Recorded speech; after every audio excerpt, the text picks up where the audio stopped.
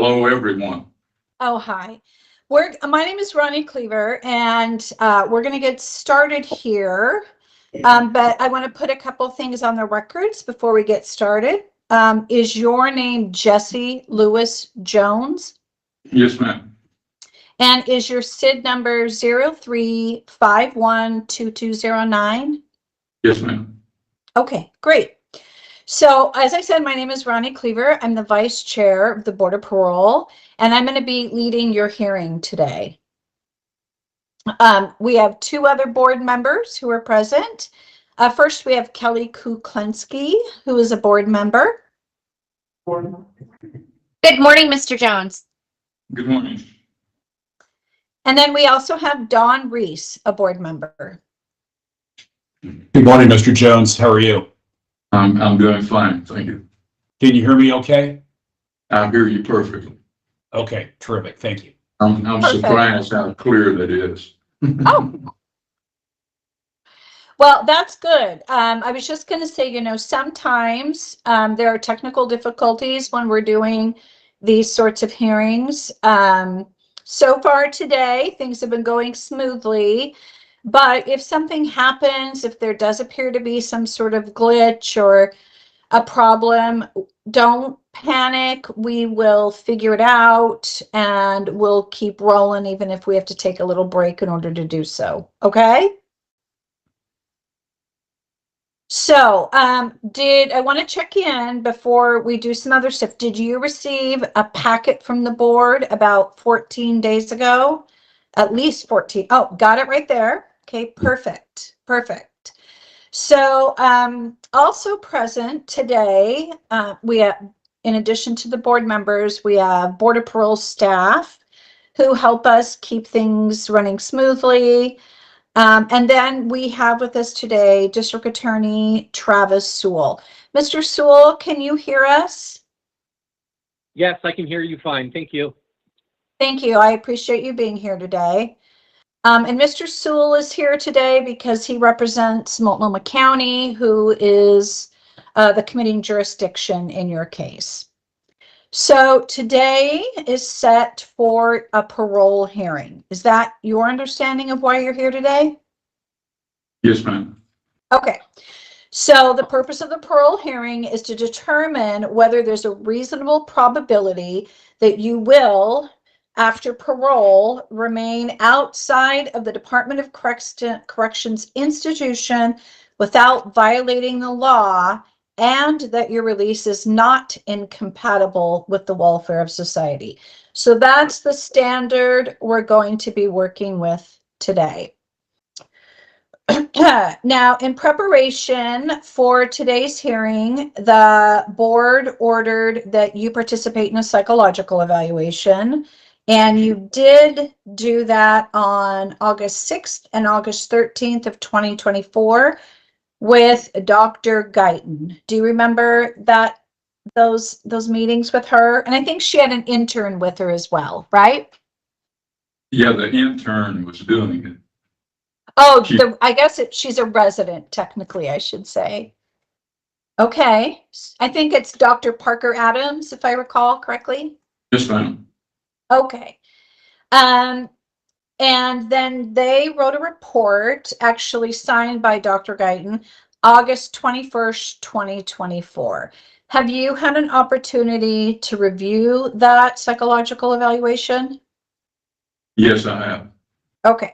And you read it in its entirety? Yes, all 36. Okay. Yeah, they're very thorough. Dr. Guyton is.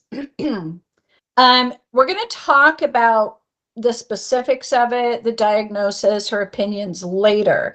But before we get to that, are there any factual errors that you noted, such as dates, names, something like that? It's complete. Dates, times, statements. It's not good at all. All those things were checkable.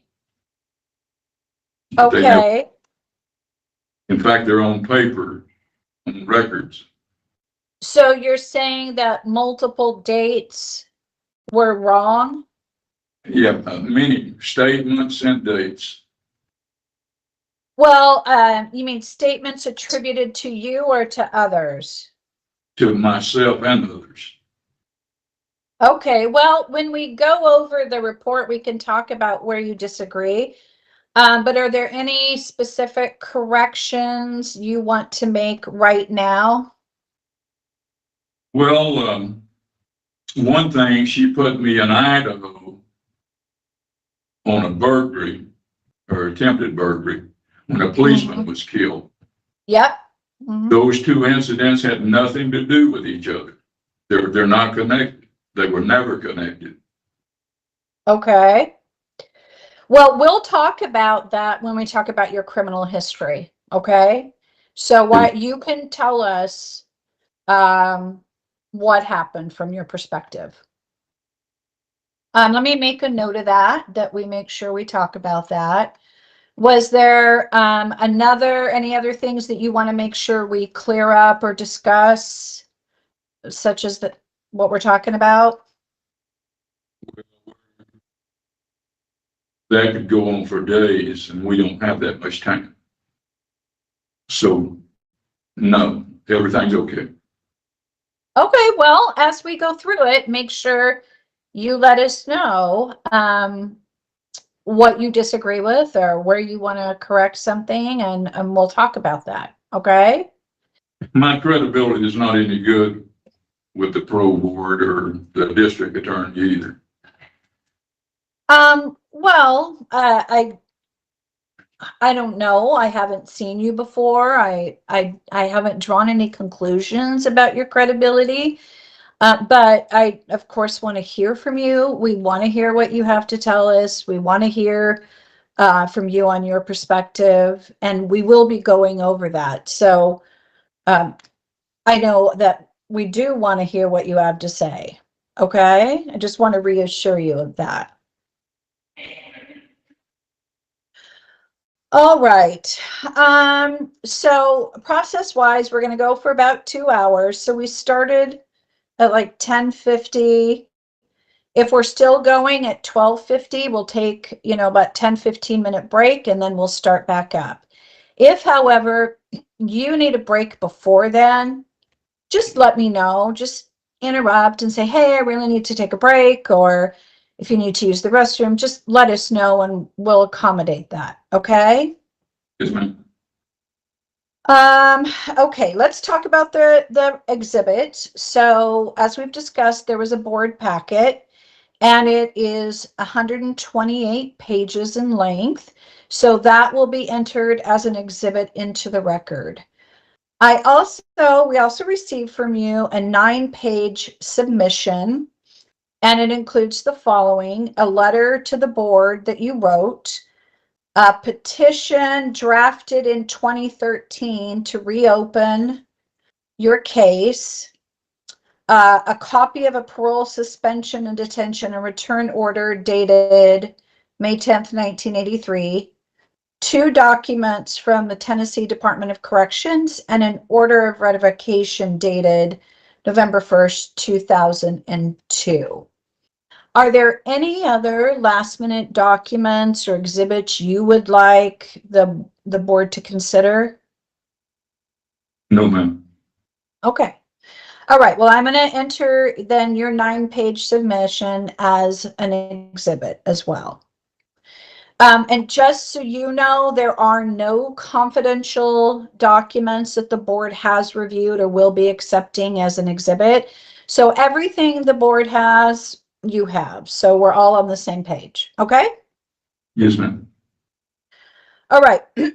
So we are gonna, this is kind of a board-led questioning. It's similar to an exit interview. So I'm going to take you through several topics that we're going to discuss, such as your institutional spending account, your medical and mental health, your employment history, your programming and reformation activities while in DOC, the psychological evaluation, of course, your criminal history, and then the crime for which you're incarcerated.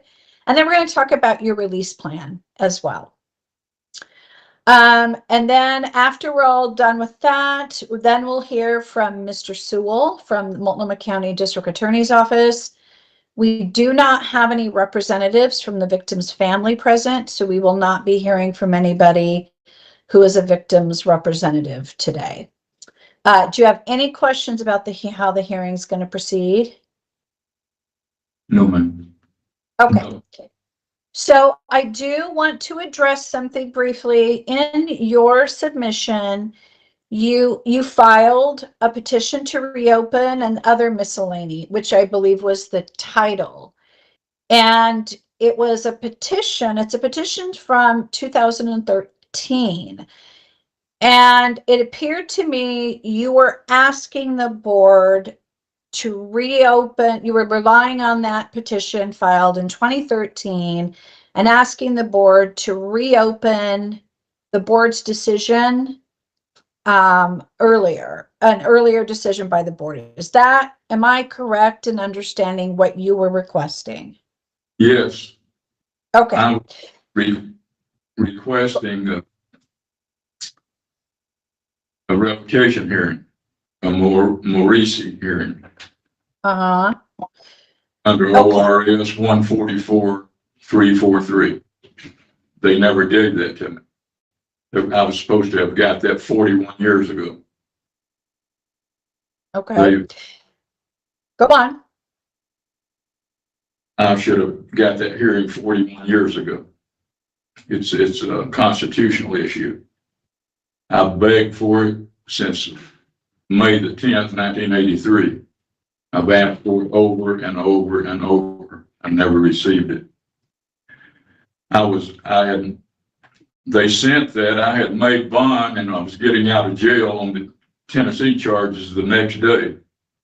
So Hazel Hayes, the board chairman, she sent that with a teletype where I couldn't make bond. I was getting out of jail. I was already dressed out when that arrived. So it's a no bond. Parole hold is no bond. So they rearrested me, put me back in jail. And I was held on nothing but the parole violation warrant until 1985. My bond was paid, but I couldn't get out of jail until I was sentenced in 1985 on Tennessee charges. So they held me that whole time. By the law, they were supposed to either within 15 days hold a hearing or let me out of jail, remove the detainer, the parole detainer. But they wouldn't remove it. So, that compromised everything there, my whole case there. So what I was doing was asking them to give me that hearing or reinstate my parole. And Miss Hanners, when I come out here in 2002, she's seen that, but she's not there to educate the other board members. She voted since she couldn't give me the hearing 20 years later, her vote was to reinstate my parole in Tennessee. The other two board members, they voted against that and set me off for 7 years. And she was outvoted, but she understood how the law works and what the courts had ordered. That's what they did in all them cases. If you can't no longer give them that hearing, the violation hearing, the full hearing, Morrissey hearing, then you're supposed to reinstate their parole. That's what the courts have always ordered. But here I am 41 years later, and I still haven't had that hearing or any action on it.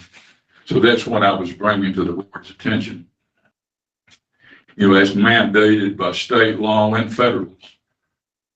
So that's what I'm standing on is the law. Okay. So I will say I saw your arguments, but this has actually already been dealt with in an administrative review back in when you filed this petition and you filed an ARR. So the board has already responded. And so we're not going to just reopen that today.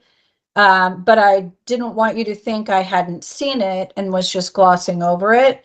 But the board has already responded to these arguments some time ago in an ARR, administrative request for a review response. So I just wanted you to know I saw it, but that we're not gonna, and I appreciate you putting your arguments on the record, but we're not going to go into that today because that's not the purpose of the hearing today, okay? But for the record, I did see that, and I wanted to give you the time to make your arguments, okay? Okay, so before we get started, you have the opportunity to make an opening statement if you wish, to tell us what you would like us to know. So would you like to make an opening statement?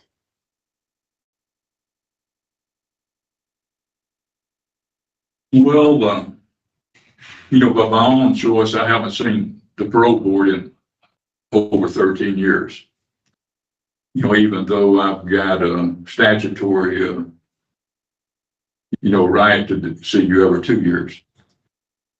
Mm-hmm. But one thing I dislike more than wasting my own time is wasting someone else's time. So I haven't told anyone that I would be seeing you today. Mm-hmm. And I didn't want into prison. No one from the outside.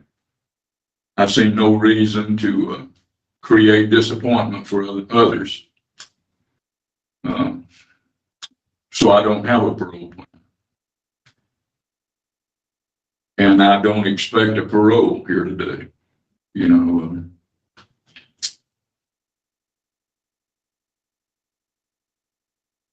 Okay, well, what do you expect to happen today? Well, if that should happen, I could have a parole plan on your desk within a couple of days. But I don't expect one. And, so here we are. Any questions you have, I'll be glad to attempt to answer them. But I know at some point during this hearing, you're going to ask me about this crime that I was convicted of. And I'm going to tell you that I'm not guilty of it. And you're going to take that as me being irresponsible. And so that's going to end the parole issues per se. My real issue, I guess, is just that I never received a hearing, when they violated my parole. That's my main issue. Okay. Well, when we get to the portion to talk about parole planning, even though you haven't submitted anything in writing, you can tell us. I mean, I would like to know what it would look like if the board were to set a release date. So we'll talk about that further on in the hearing. Okay? Yes, ma'am. So what we'll do then is I think we'll start with questioning. I'll lead the questioning. Then I'll turn it over to the other board members to see if they have questions, and we'll kind of do that by sections. Okay? Yes, ma'am. All right. So just starting with your spending account, it looks like you had, as of about end of August 22nd, you had $1,823 and some change. Is your account still about that amount, or where are we at? It's about 2,000, a little over 2,000. She even used that in the report, as my people didn't care about me because they had sent me no money. Now, what kind of beast would have his people sending him money when he's got $2,000 on the books? A lot of them do that in here. they've got unlimited funds on their books, but they're still taking money from their mother and their grandmother. But I wouldn't do that. But she used that as an indication that my people weren't close to me. You know, they would send me money anytime, but I don't need it. I hadn't needed it in many years. But you know, Okay. Okay. my account is about 2,000. Do you have any bank accounts or savings accounts or anything outside of the institution that has money available to you or resources? No, ma'am. Okay. All right. Look to me, I'm gonna ask some questions about just how your medical, like how's your physical health as we sit here today? How would you describe it? It's good. Yeah? Yes, ma'am. Okay. I noticed that it looked like maybe you had high blood pressure, but I didn't really see anything else going on. Is that right? Well, I've always run a little high on blood pressure. You know, I guess 40 years. Okay. So it's nothing that concerns you or that you're worried about? No, and I've had the nurse check that they're not too concerned about it either. Okay. All right. Well, let's talk then about your mental health. How would you describe your mental health? Well, if any person, if the rehabilitation is real and it works, then I'm your guy. I've educated myself. I've built, I have good self-esteem, what I call self-pride. I'm a true stoic. You know, I went a year at one time and didn't utter a single word, just to exercise my self-discipline. I didn't go to the commissary for over 10 years. And I haven't seen you in 13 years. But I do little exercises like that. It builds your self-discipline, something that I never had before when I was younger. But I started on that 40 years ago, and I worked nonstop for 10 solid years doing things like that. I haven't had a drink of alcohol in 55 years. I haven't smoked a cigarette in over 40 years. I even stopped drinking soft drinks because I'm convinced they're not good for you. I haven't drank one of those in 35 years. And I haven't had the ideation to even drink one. The thought never enters my mind. That's how good my self-discipline is. If I decide I'm not going to do anything, I don't do it. That's talking for a year.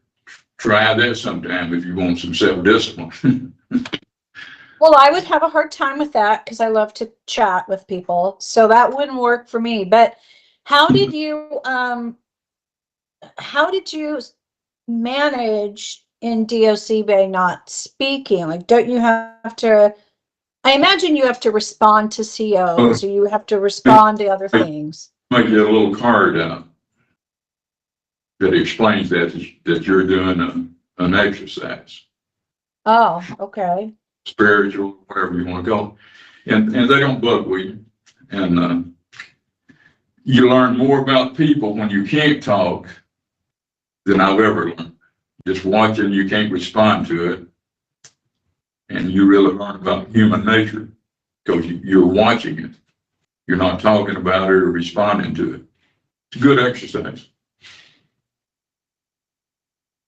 And so the deputies, the COs, the release counselors, they didn't have any issue with you communicating with them by cards? You know, whatever they say goes. All I got is shake my head up or down or no. Okay. I talk to them or respond to them. You can do that here in prison. You know, on the street, it might even be a little rougher, you know, because you're encountering strange people. You're encountering people that don't know what you might be doing, your exercise that you're doing. Right. So why did you decide not to do, I think you said you didn't go to canteen for 10 years? How long? Right. It's just an exercise in self-discipline. If you say something, so you can fool other people, but you can't fool yourself. Uh-huh. True integrity is about you. It's what you think about yourself. It's not what other people think about you. So what did you learn through these exercises in stoicism or, self-discipline? What did you learn about yourself? Well, you learn everything. You learn there's many things that you don't need that you thought you needed that you don't need. That's a gift there when you realize that. There's a difference between what you want and what you need. Mm-hmm. And when you overcome what you want, and stick with what you need, you've covered a lot of ground right there. And I've just grown up. Crime is a young man's game. You outgrow it. Even people that come to prison and never change, if they get out at my age, you never see them again. Age changes you, your experiences. That's even though you hadn't strived and applied yourself. You're just a guy that stayed in the penitentiary a long time. You never see those people come back. Now, you have statistics that I don't have, but I've been watching stuff for 55 years. I've never seen one come back. They say I'm a bank robber. Have you ever seen an 80-year-old bank robber? I would say that you haven't and you won't. That's going with the odds. I assume that if I had never changed and have never learned anything, I would do just like those people. That they're aged up. You see a guy that's 50 years old, you probably won't see him back in prison. Now you see pedophiles and different crimes that come back as elderly men. But my type of criminal, he outgrows it. Whether he's in a penitentiary or on the street, he outgrows it. And you don't see people of my type of criminal. There is different types of criminals that ever comes back to prison and he's my age or he was 50 years old. And I would suggest that you never will see that. What do you mean by can you just tell me kind of what you mean when you say my type of criminal? What does that mean? Well, you have all types of criminals. We see it on the unit. The guy walks in, you can tell by his body language, his facial expression. You can basically tell what he's in here for. Okay. I mean, see, we watch it all the time. It's just like you was to take a young kid and you was trying to show him what a bluebird is and what a redbird is. And you see a bunch of them together and you show him that these redbirds are all red and these bluebirds are all blue. So he recognizes the difference and he sees it over and over. So when you see one in your backyard and you ask that kid what kind of birds that is, he knows whether it's a bluebird or a redbird. And we do that in here. You judge people. That's your field, all three of you. You judge people, and we do too. But I am a robber. The federal says I'm a bank robber. I was convicted of bank robbery. That's the type I'm talking about. Okay. Okay. So your type of criminal is somebody who you don't believe will recidivate and will come back because of the type of crime you committed and your age. Is that what I'm understanding? Exactly, yes. I've Okay. never seen it. You may have seen it, but I have never seen it, and I've been watching for this time for 55 years. I've never seen it. So I hope I hope that is better for me, that you'll look at it that way. And you may know something that I don't know. But I wanted to put that out there. Okay, well, I appreciate that. I noted that when I was reading through the packet, and it's referenced in the psychological evaluation as well, that there, when you came back in 2002, after that, there were a couple of times where you were struggling with some anxiety and depression. They specifically note 2004 and 2006. Are you still having any of those issues dealing with anxiety or? I had hepatitis C. Everybody that dies in this whole prison system usually dies right here at this prison, because they had it set up, the lawyers fixed it, that before they would give you any help, you had to be dying of hep C. So we had them die of, one die on Wednesday, one die on Thursday. That was over and over for years. And, but now the courts have ruled that they have to treat us. So I'm cured of hep C. But that sort of let me down when they wouldn't do anything for it at that time, and they had a cure for it at that time. But since then, I have taken that cure. And the hep C is gone. I didn't know where I got it or when I got it, but it is gone now. So I just want to make sure I understand what you're saying. So is it that you were struggling with anxiety and depression because you had untreated hep C, or? Really, it wasn't really anxiety and depression. It was just, okay. I couldn't get any help for it. Okay. They helped for it for a while until the courts ruled that they had to help us, that they had to administrate this drug that would cure it. So I was bothered by that, but it wasn't I was going to jump off the tier or something over it, but it was just depressing. And I expressed that to a person, and that's how I got to PHPS. Okay.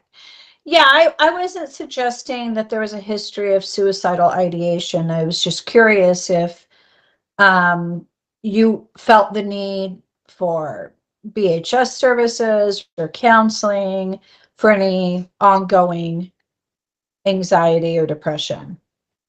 I felt the need for medical attention. Okay. Fair enough. All right, I'm going to check in with Ms. Kuklinski. Ms. Kuklinski, do you have any questions about any of the topics that I have covered thus far? I just have a couple real quick questions. Mr. Jones, do you have any money in the savings account that's in the institution, or is it just in your spending account? Well, it's in both. You see the spending account, but the other one, I think there's probably $200 in there. Okay, in the savings account? Yes, ma'am. Okay. Yeah, I know that some people max out that account at the 500 and then they just kind of keep saving in their spending account. So I wasn't sure if that was the case for you. So it sounds like you do have some funds in there as well. Yes, ma'am. And then I had seen, and maybe I just want to make sure of this, it looked to me like you had received some funding from your son.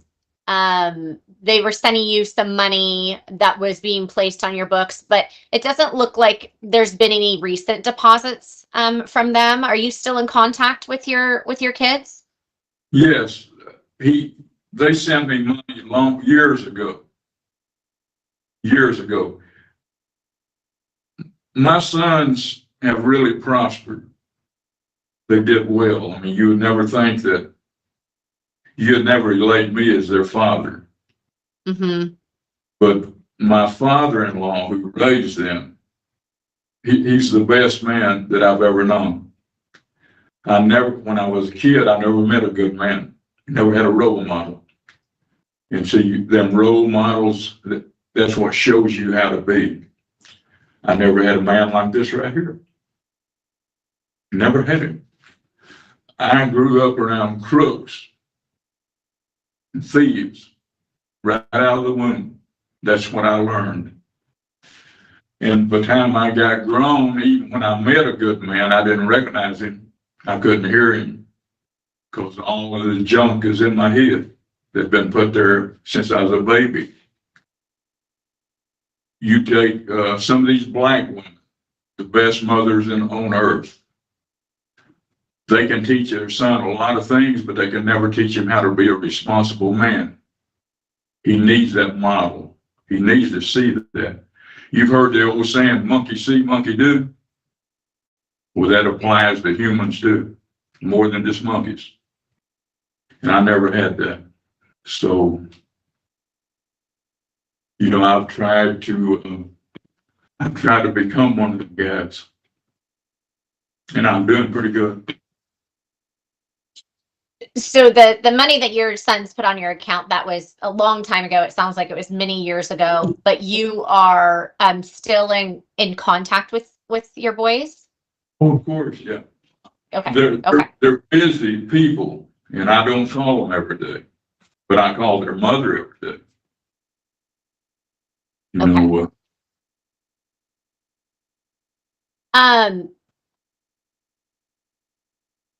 Hold on here.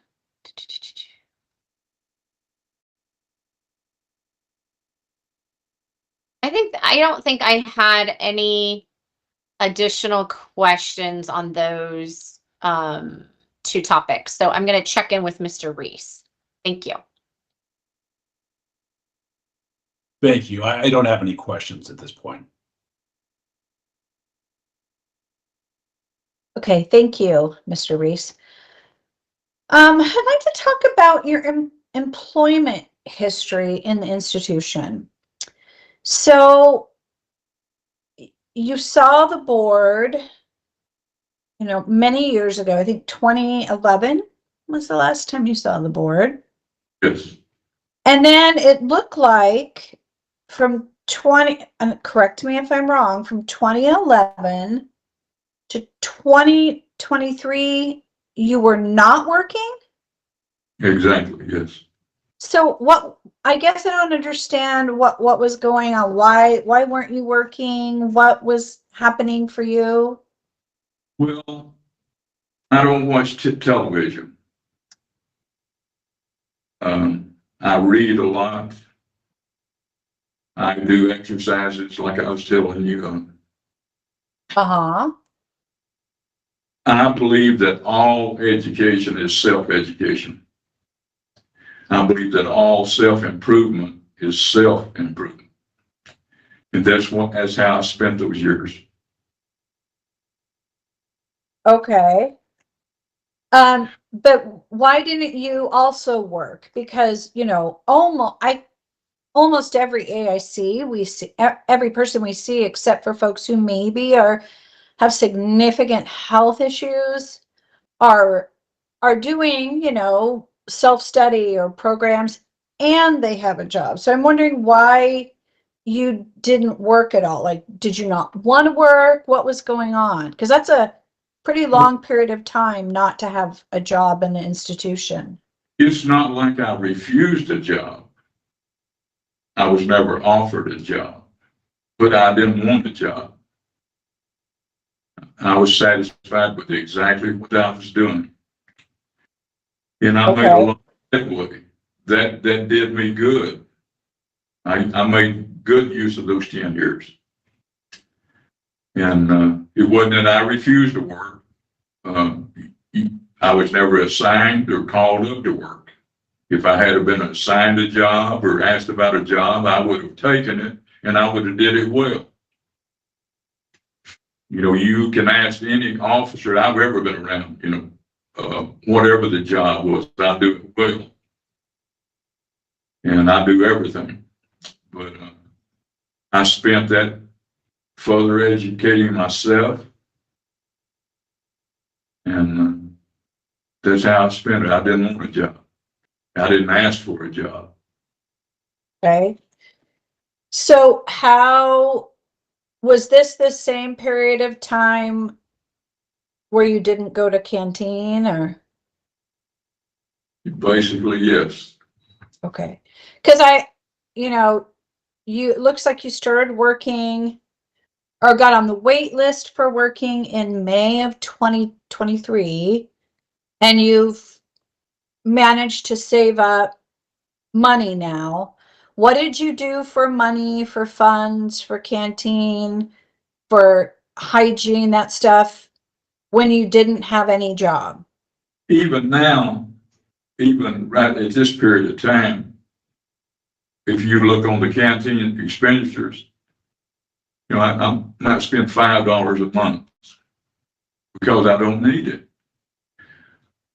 Some people go to the store every week, come back with 2 big bags every week. Say, I don't need that. And I learned that was a bright light in my life when I learned that I didn't need the junk that other people need. It was a lesson for me. But if you look on there, I spend very little money. Even when Okay. So what prompted you to get on the wait list for a job in 2023 in May? I was put on it by someone else. Oh, okay. Institution here. Who put you on the list? Well, she's the lady that assigns jobs. Okay. She put me on the list and I didn't reject the job when they assigned it. And I did it well. If you ask any officer over there, he'll tell you I'm his best orderly. I do everything I'm assigned and I do it right. And that's your job as we sit here today, orderly, correct? Scrubbing showers, washing windows, sweeping floors, cell sanitation, where you go from cell to cell to cell. Uh-huh. And yeah, it's all right. And it looks like it's about an hour and a half, maybe 2 hours a day. Is that right? Probably something like that. Some days it'll be a little more. Okay. And do you do that 5 days a week or 7 days a week? Well, they call me in on off days sometimes, but it's normally 5 days a week. Okay.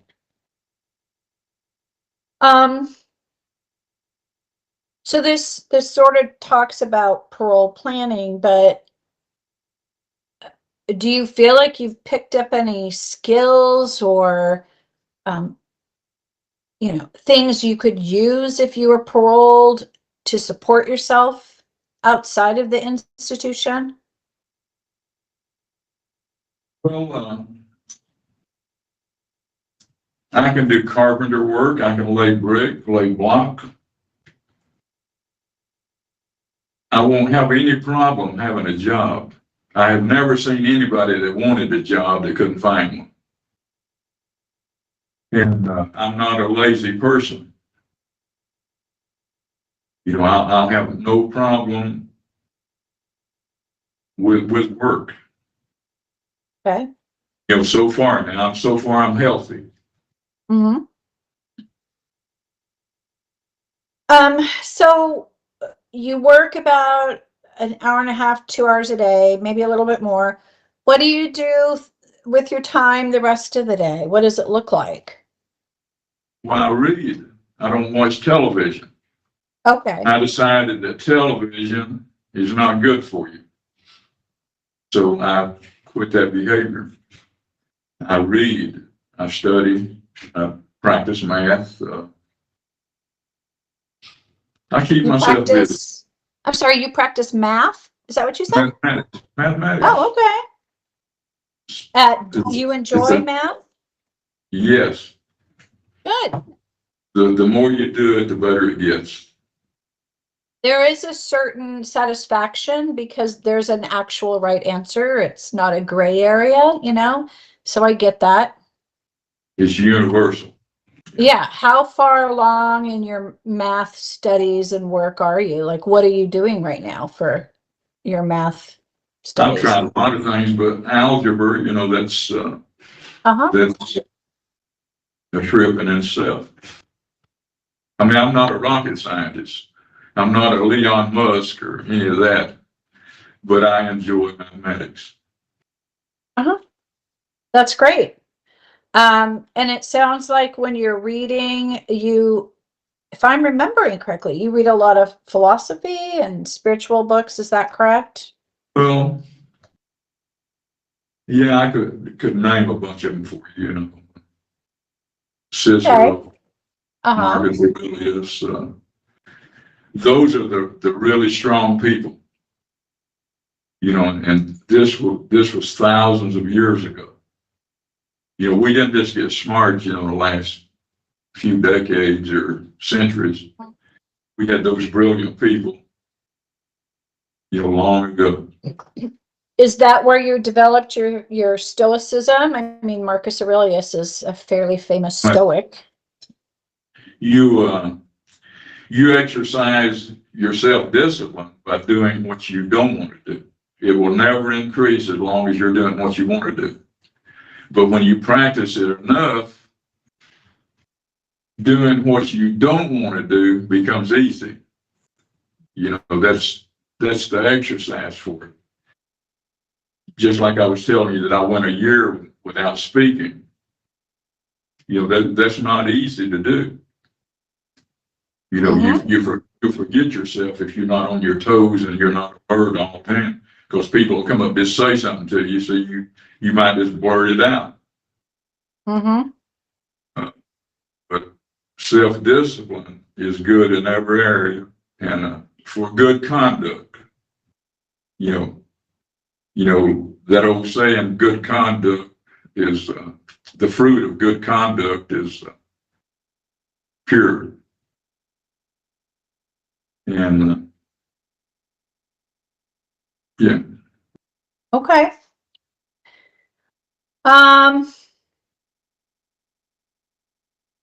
Do you intend to keep working? I mean, what are your thoughts about work in the institution if you're not released right away? Is your plan to continue working, continue employment? Do the same thing I'm doing right now. It's consistent. Okay. So I want to talk also about programming and programs that are available, rehabilitation, because that, of course, is something that we consider. So I've heard what you've been saying, which is that you feel, I'm paraphrasing, of course, you feel it's critical to do self-education, self-study. Since your last hearing in 2011, I understand you've done a lot of reading and self-education, but it looked like other than Pathfinders, I think, which you did this year, you haven't engaged in or done any other programs. Is that right? Am I seeing that correctly? I did most over the last 40 years, 40. I'll even count the first one. Let's say 55 years. I did all the programs that anybody has ever recommended in prison. Some of them I did 5 and 6 times, over and over and over.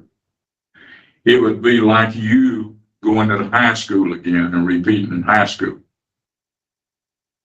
You know, that would be no fun for you. Or say college, go through college again. I'd like to go to college again. I thought it was fun. But I understand your point. I get your point. Well, I guess there are lots of programs, though, that were not in existence prior to 2011. For example, getting out by going in, or, Gogi. Have you heard people talk about that? I did. Or, I did all those courses in my cell also. Other people have gone through. okay. Thinking for a change, you can do all of them. I did all of those.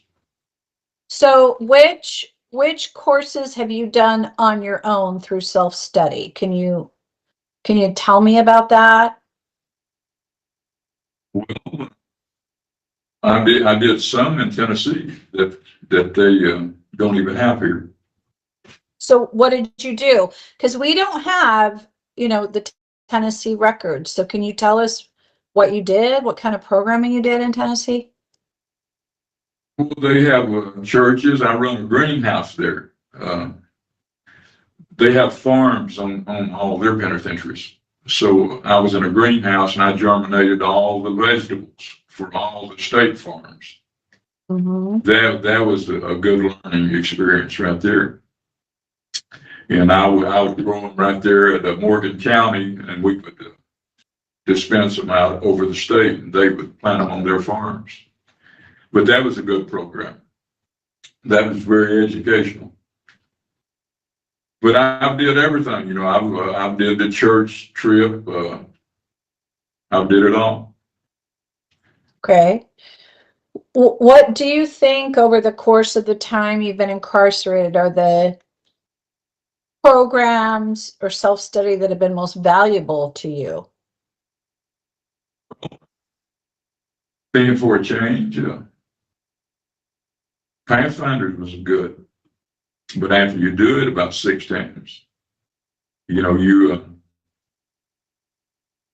here the teacher got tired of looking at me. But, Oh, go ahead. Sorry. I think I have learned more on my reading and studying.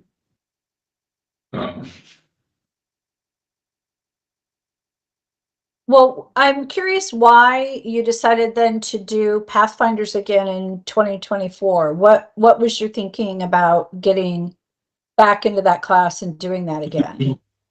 You retouch some things, Just like mathematics, if you don't do it for a while, you lose the ability to do it. But it's like a refresher course. Okay. And like you was talking about, I had a lot of time, What did you get out of Pathfinders this go round? Well, it's just a good course about life and human nature and dealing with other people, dealing in society. It's good because I got to watch other people, what they thought, how they felt, and that's always a good thing. Mm-hmm. But watching other people, it tells you where you're at. Mm-hmm. And yeah, I don't know how to answer that. Well, in watching other people and reflecting on what you heard in the course, were there any new revelations or thoughts about yourself or your own experience and how you are in the world? Of course, but if I had an hour or two to think about it, I'd probably pinpoint that down or nail it down, but right now I'm just a blank on that. Okay. Well, if you think about it as we're going along, you're welcome to remind us about that. So you did self-study of thinking for change, is that right? So you did that in your cell through reading and workbooks, or how did you do that? Well, that was a class too, thinking for change. Okay. So I know they have Edovo, which is online courses. You can order workbooks if you want to do a specific area that you want to focus on for yourself.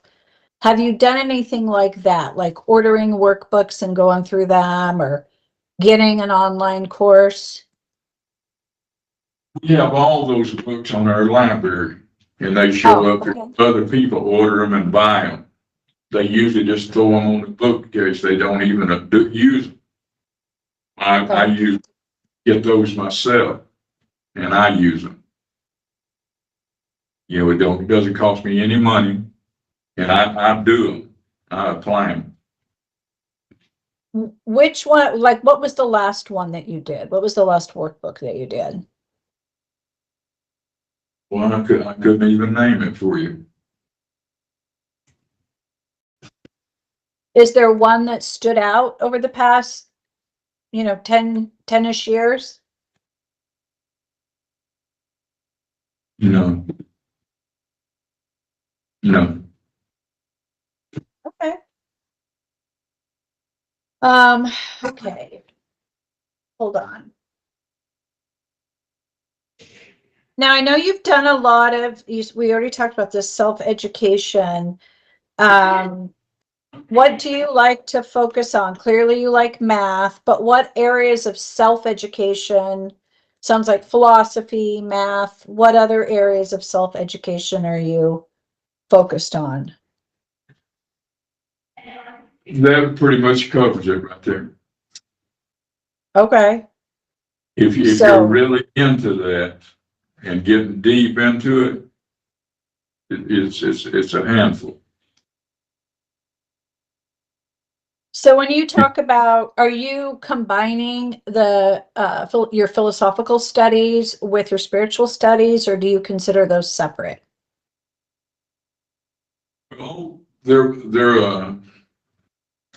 you know, when you get to Buddha, that's basically a religion. Religion is whatever you do constantly or continuously. That's a religion. So a little of both, I guess. But I got into quotations. Quotations have taught me more than anything else. What do you mean by that? Can you explain that to me? Well, you've heard of Bartlett's Familiar Quotations, Uh-huh. the book.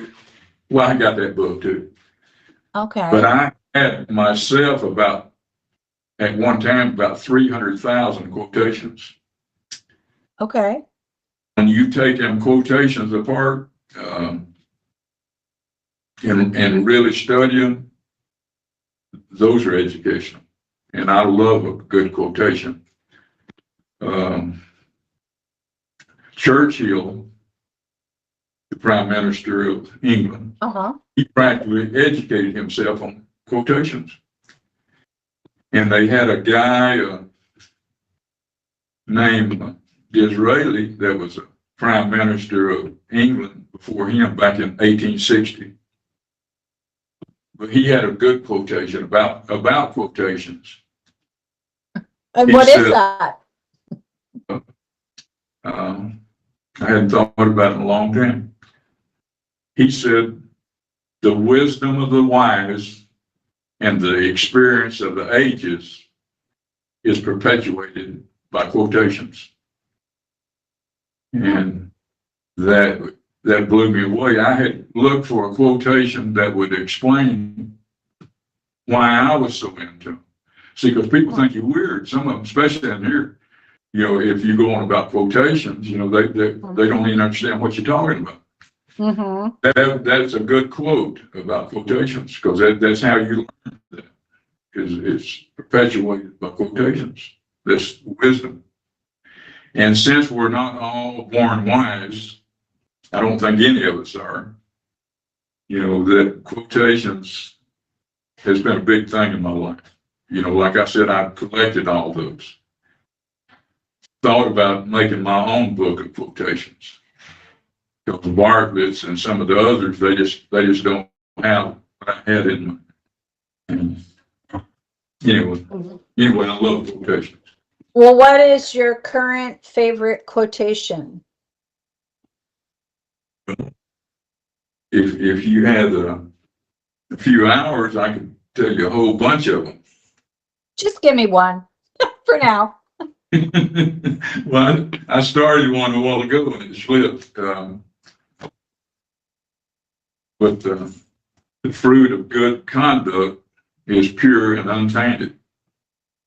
That's what I sort of live toward. Good conduct. We all know what's right and wrong if we're grown up. But the trick is to do it, to have the self-discipline to do it, to choose it.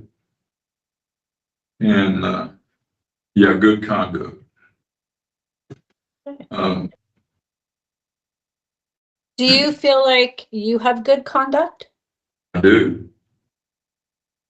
And you're going to ask me about the two incidents where I got in a fight? We're going to talk about the fights in a little bit. Yeah. Oh, okay. But before we do that, I want to give Ms. Kuklinski and Mr. Reese an opportunity to chat with you about these topics. Okay.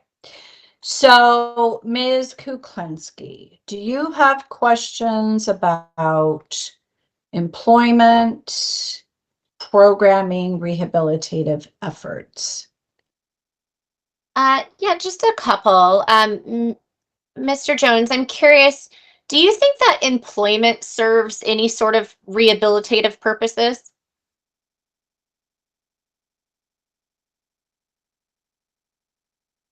I think you are what you do, you know, and how you do it. You know, yeah, employment is a good thing. It's pro-social. And the people that are doing jobs, I grew up around people that didn't have jobs, they were criminals. So that appeals to me. A person that can get up every morning and go to work. I sort of admire that. So I think employment is really important to our society as a group. And I have become, I know I was an ex-criminal, born a criminal, come out of the womb doing it. Learning to lie at the time I was 3. But I'm a community person now. Everything that we've got, even indoor plumbing in your commode, that come from community, a group of people acting together. People just like yourself, looking out for other people. And me just knowing that the history of it, see, when I use the commode or anything, see, I have gratitude for it. See, because I know how it used to be before it was there. You know, the human race, we've had a hard time coming to get where we're at now. You know, this is wonderful stuff that we're doing now. But our ancestors struggled. So I appreciate the community. And I never did when I was a kid. I thought people that were concerned about the community were actually the fools. That's what I thought. That's what I grew up thinking. That's what the people around me thought. And I'm just not that anymore. You know, I am a community person if there is one. You know, I can't run for president, but I am a community person now. I value the community. And I think I'm a wholesome guy, even virtuous, good for myself and good for the benefit of my community. And my sons and my in-laws, that's where they're at. You know, they're good citizens, productive.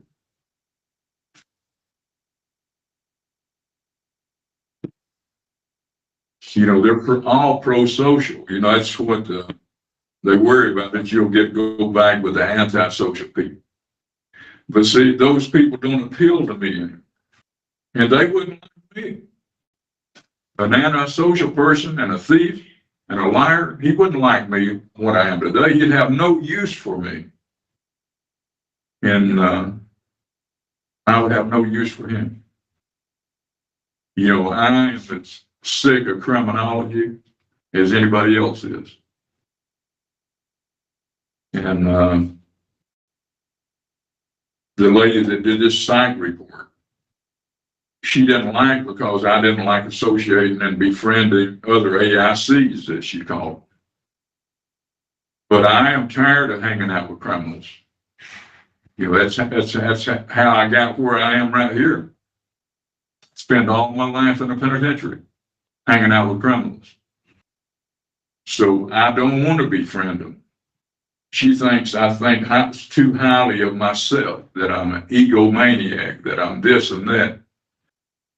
But I am tired of criminals. And no, I don't befriend most of them. And I don't run around in here expressing my opinions. I'd be in a fight every day if I did. You know, because my opinions clash with people. But anyway. Sorry, I'm kind of gonna go back to kind of what we were talking about originally. You just said that you said that people that work are generally are pro-social and that you admire that. And is that correct? That's intelligence. Oh, That's intelligence. Yeah. My change, I have thought it out. My belief system, see, in here they worry about your thoughts, what you're thinking. But your problem is your beliefs. If you change your beliefs, then your thinking automatically changes. If you change your beliefs to what's wholesome and good for you and good for your community, then your thoughts automatically change. You don't even have the ideation to do something. Just like drinking that soda pop. It never enters my mind because I'm not going to drink it. The thought never comes in here. That's from changing my beliefs. If I see that something is not good for me or not serving me well, I'll stop it. And I do that with self-discipline. So based on that, you know, what have you been able to identify, or can you articulate for the board, what was your belief system historically that kind of allowed you or contributed to your poor decision making in the community that resulted in, you know, multiple charges and convictions and incarceration? What was your belief system that you have had to work on? The whole thing. When I was a kid, I admired the crooks. Who drove the fine cars when I was a kid? It was a pimp or a crook or a bookie. It was somebody that was antisocial. So what did I do? I ended up with antisocial personality disorder. I believe that everybody that ends up in prison has an anti-personality disorder. Antisocial personality disorder. But you can cure that. Your beliefs are not, well, you can get them out of your head. You can replace them.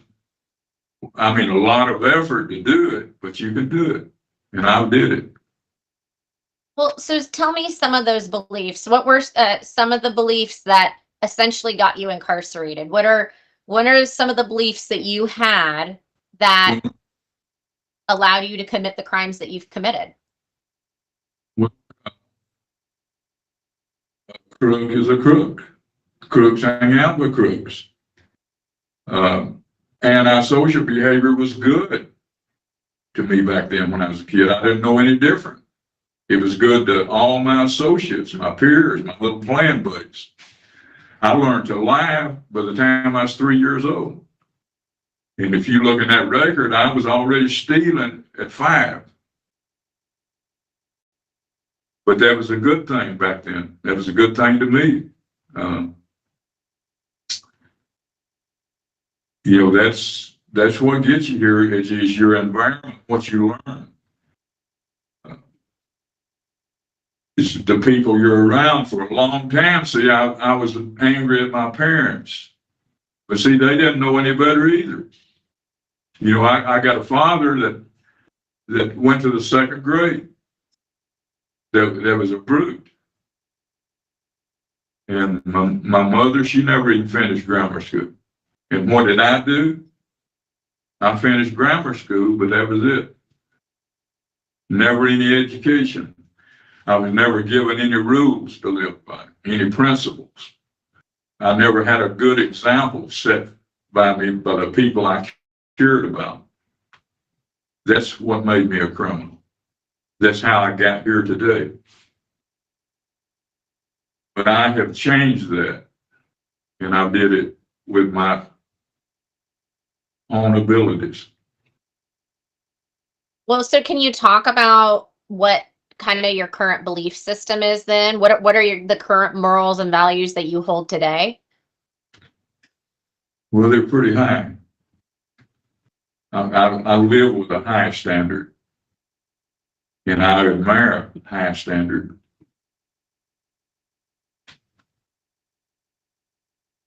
You know, education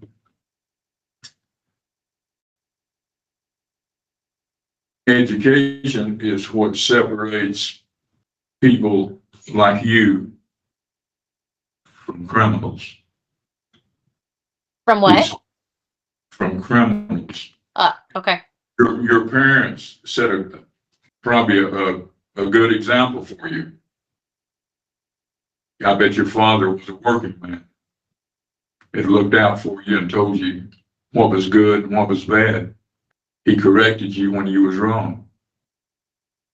And the average person here in prison didn't have that.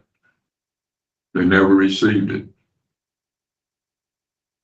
I can go out there in the prison right today and find you 50 and 60-year-old people that don't know what you knew probably at 8 years old. Or you wouldn't be sitting on this board today. You're a good citizen. I admire that about all three of you. And yeah. Well, and I guess, can I hear a little bit more about your own personal belief system, what are the morals and values that you live by each day today? I do no wrong to start with. You know, you're going to come back to that here shortly, but that's my opinion. What I know is wrong, I don't do it. And Well, and how do you know if anything that's- something's wrong, I guess? Like, how do you know if it's wrong? How do you make that decision? Because my beliefs, when you get into a dilemma about your thinking, you will do just like a word processor or a computer. You will default back to your beliefs. Your beliefs is what control your actions. You know, they'll think somebody will say it's your thinking, but it's your beliefs that control your actions, even your speech.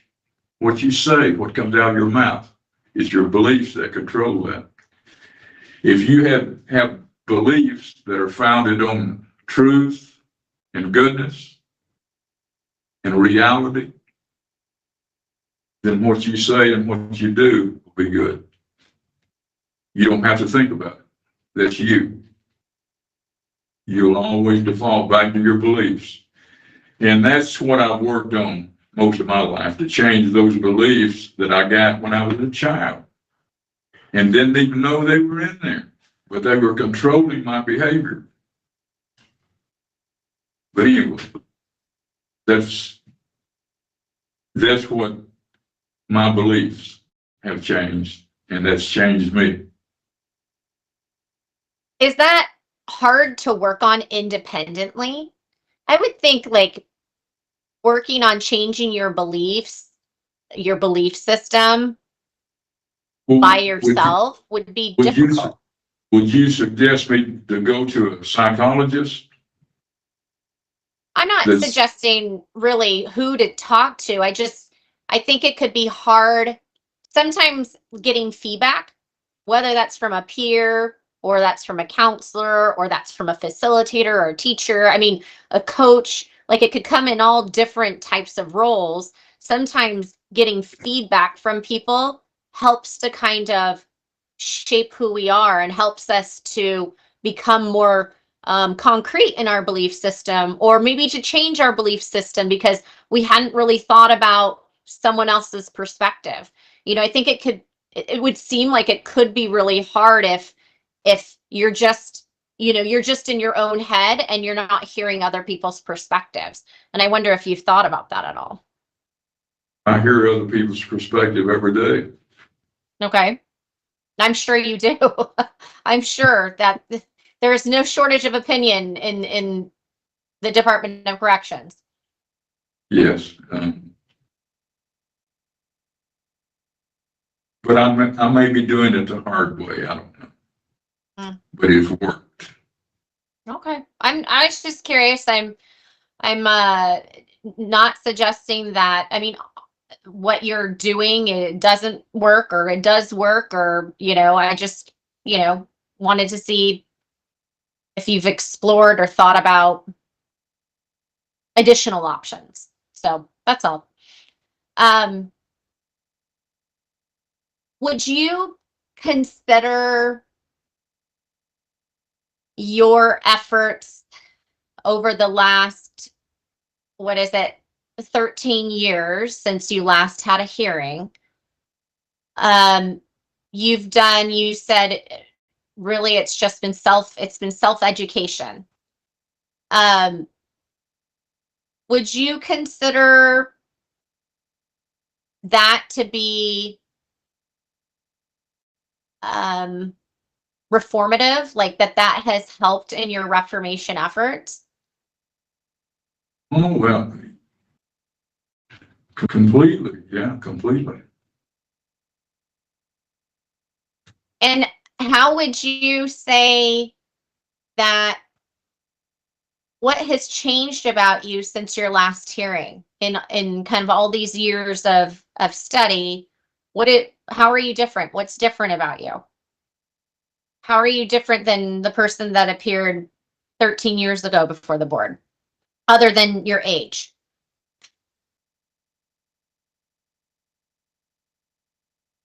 Well, I guess you would call it that I'm matured a little.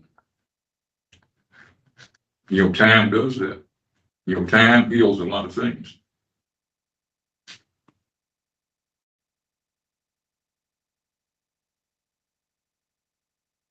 Okay. I'm going to check in with Mr. Reese to see if he has any questions.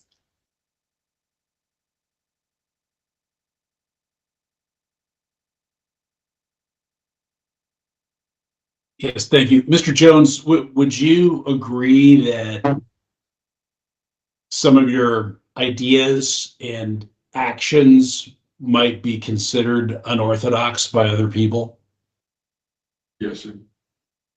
And did you ever reflect, for example, during your year of silence, of whether that was really a productive exercise?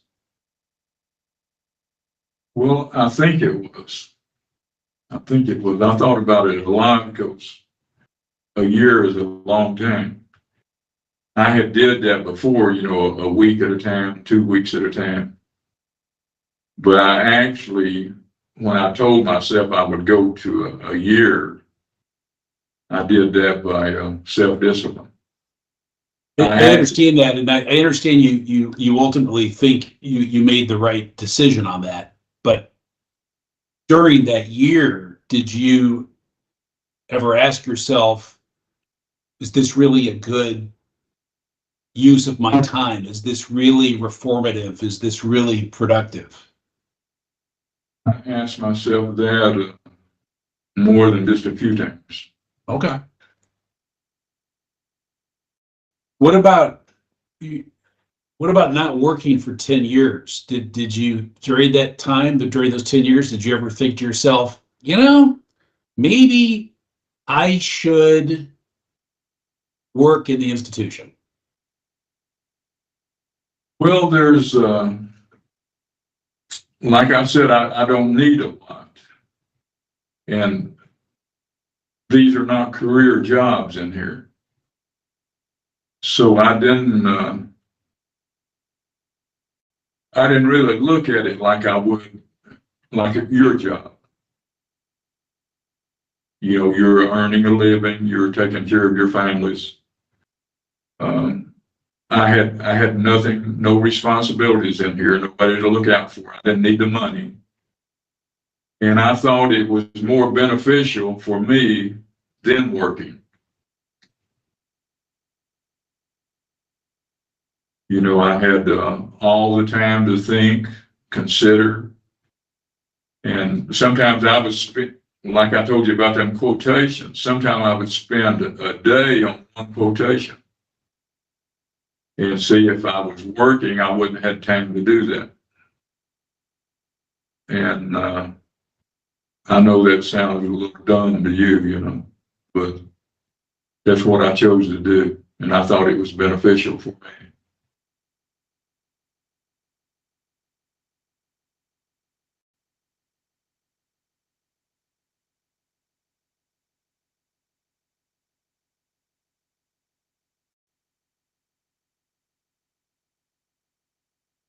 Your decision to engage in self-study, I wonder if you've ever considered how people have learned over the last 2,000 years, which largely was not by self-study, but was by, as I'm sure you know from your reading, in going back to ancient Rome and ancient Greece.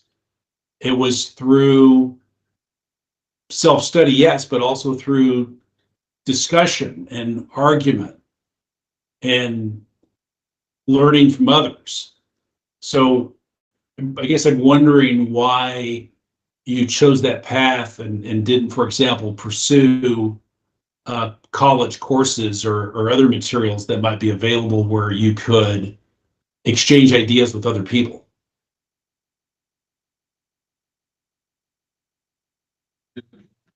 Consider that all of that. But I didn't do it. I didn't feel it was better for me. But you're correct. It's true history right there. Discussion, argument.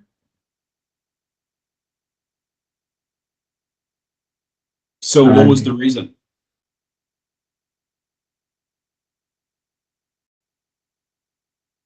I couldn't give you one that made any sense. I don't think. Did you ever consider looking into taking some college coursework, for example? Well, there's several people in here that do take that, and see, I used to do that right along with them. But you know, their study, their books, their workbooks, their material, I would do that with them. I've had Sallys that were doing it, and we did it together. But I just never didn't do it. But you're absolutely correct about the arguments and the opinions and sharing them with each other. It's a good thing.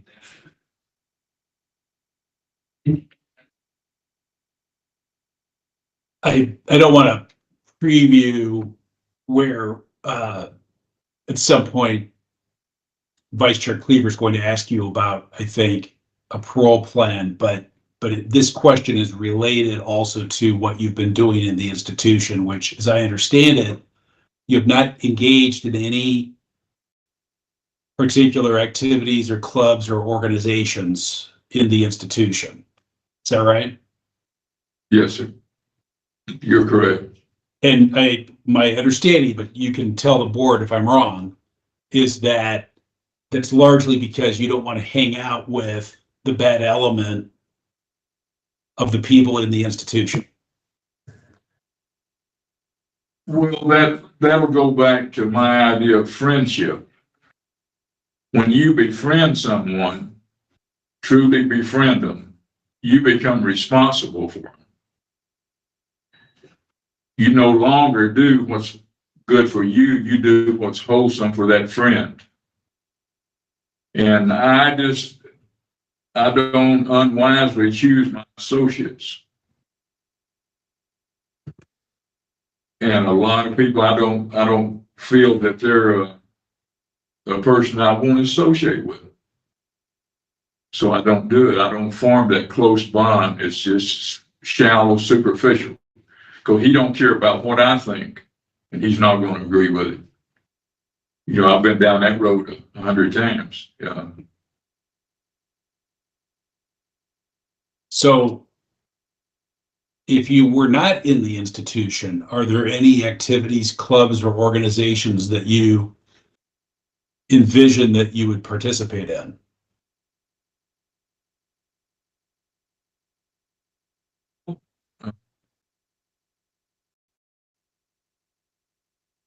There probably is, because of my sons and my in-laws. That's what they do on the street. They're active in their community. So I would follow that.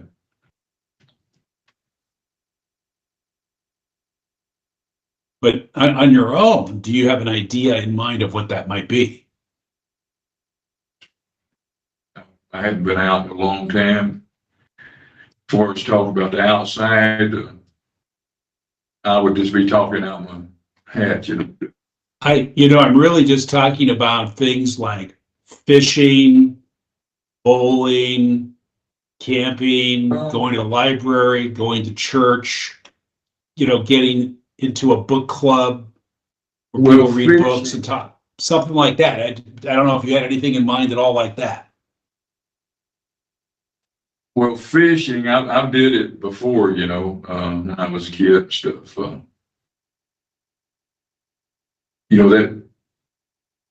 That's a good wholesome activity. But I'd rather go to the supermarket and get my fish than do that. Just that example. But I don't know. I guess we're speaking about hobbies.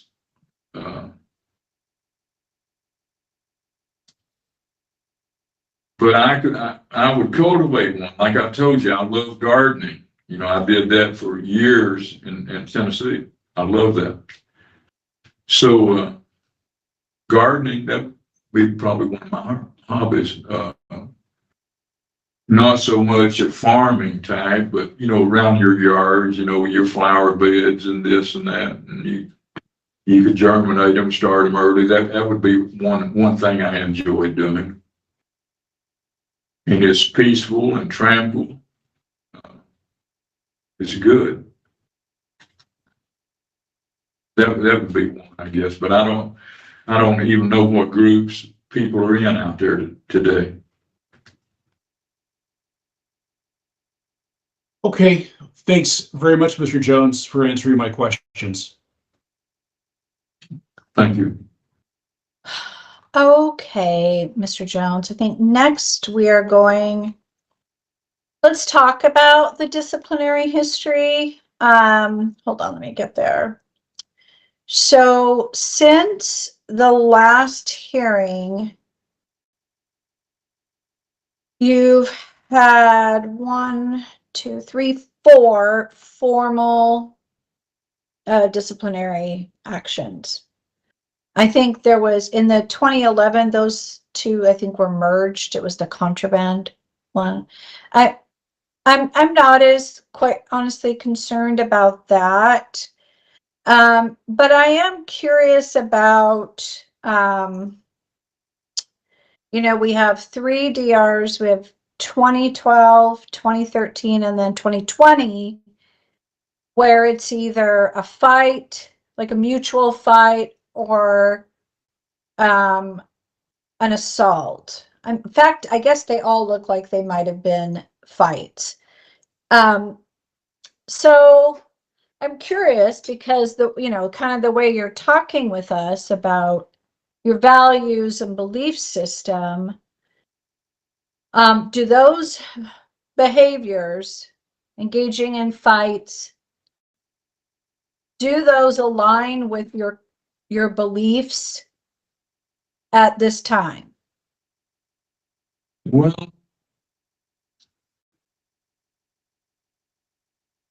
let's go to the 2020. That was my cell partner.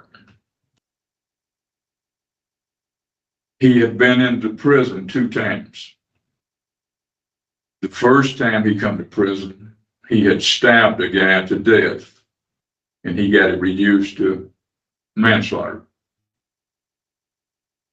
He served that time and he went back to the street. The second time he come to prison was for stabbing another man to death. And that's what he was in here for this time, stabbing the second guy to death. That morning, he tried to stab me in the eye. Do you do any painting, or you know about artist brushes, paint brushes? Yeah. Mm-hmm. Well, he had one about this long with a pointed end on it, which is just as dangerous as a metal one. He tried to stab me in the eye, I suppose, or in the face. And he tried it the second time, and I punched him out. That's what that was about. The officer that wrote that up, see, was brand new. And he didn't even catch what the guy was doing. He thought the guy had pushed me. But he tried to stab me, and the force of it knocked me against the wall. He thought the guy pushed me. And he never did understand what was going on. He just says that the guy pushed me and I hit him 3 times. And that's how that happened. The guy tried to stab me. Uh-huh. Okay. I would do that today. I'm not going to let a person stab me without resisting.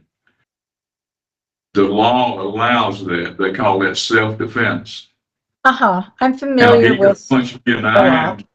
He could kill me. This long went into my brain. So. Did they find that weapon? I guess I'm trying to remember. The orderlies swept it out. They finished self-sanitation after they took us out, and the orderlies that were on that unit swept it out. They thought they might be helping me. They didn't know who had it. So they swept it out and put it in the garbage. Okay. And did any of those people testify on your behalf that, yeah, we found an implement? She said it would not matter. See, I was always asking for witnesses. I did that on that tape player. They called me contraband. They accused me of stealing that. Yeah. But the tape player I had was a different model than what he had stolen. So the one I had couldn't have been stolen. It was a different model. So it became a contraband issue. They wrote that up 3 times. And me and the hearing officer watched that whole video and didn't know what that woman guard was talking about. We could never see what she had on the write-up.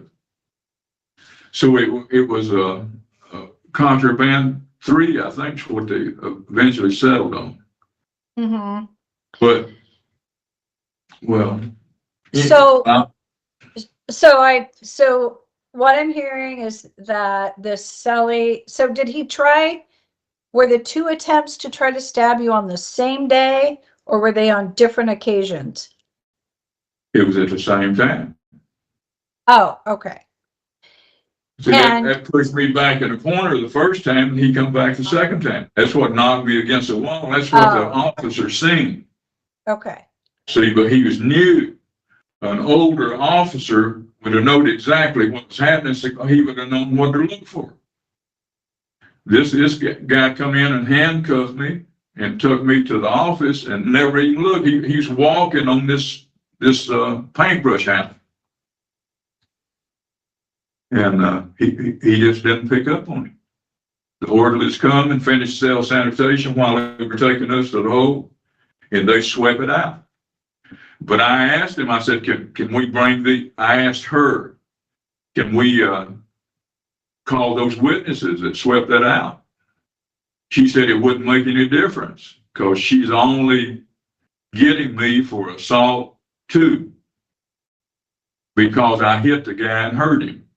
She said it wouldn't make any difference, the witnesses. So she didn't call them.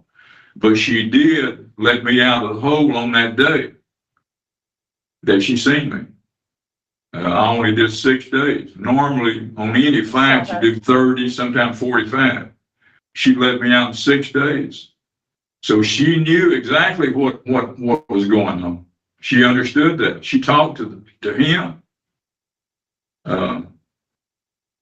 She believed he tried to stab me. And She did? yes, she let me out in 6 days. She let me out in 30 minutes later. So what, okay, so that was a situation of self-defense. In my opinion. Okay. So what about in 2013? In 2013, it said there was sort of maybe a verbal dispute or words exchanged at a table near the recreation yard. And then when you went out into the yard, the two of you squared up and it was a physical, like a mutual fight. Is that an accurate description of what happened? Yes, he swung on me. So I am not going to let nobody just beat me up. I'm not going to do it. I won't do it now. And I know that hurts you. Hurts me, you looking at me. But I'm not going to let somebody just beat me up without resisting. So what was the disagreement about? What started this whole situation It was off? bad because we were sitting at his table. And here, see, different groups sit at different tables.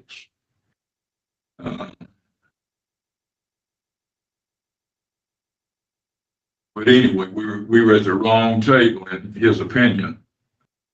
Okay. So he offered me to go outside in front of the day room, and I went out there. Okay, so you went out. So when he offers you to go outside, Yeah, I shouldn't have went. you know it's going to be a fight, don't you? Well, they might be. They might be or they might be. But there was. So that's Mhm. I shouldn't have went outside. That's going to be your opinion. That is probably my opinion too. Okay. I would probably just blow it off nowadays.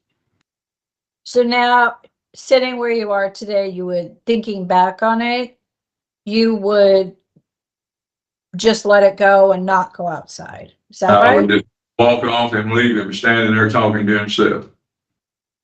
Okay. You know, that what happened then, that would run off of my back like water off of a duck. You know, it wouldn't, what he was thinking and saying wouldn't provoke my actions.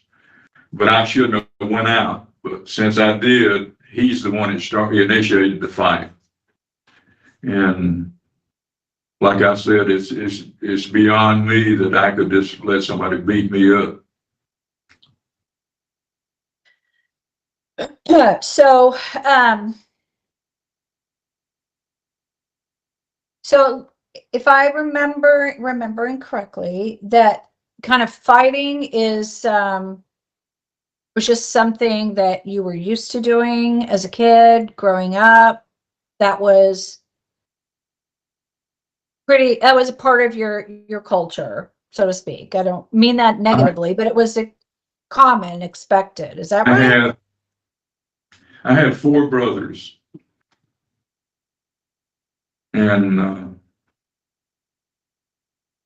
me and one of them, we got very good at physical altercations. We were good at it. We were stronger than other kids. but we got good at it, and now all four of them are dead. Two of them shot in fights. One OD. I'm sorry. But they never had a chance, no more than I did. Mhm. Do you need a minute? No, I'm good. Well, I'm sorry that you've lost those people. I'm sure that's really hard.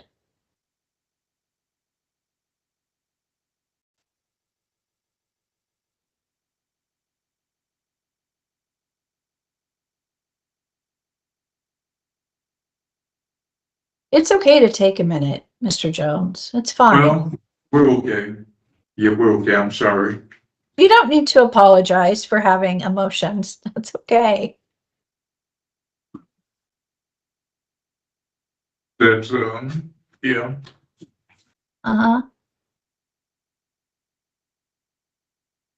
Do you want, I mean, we're kind of close to taking an actual break.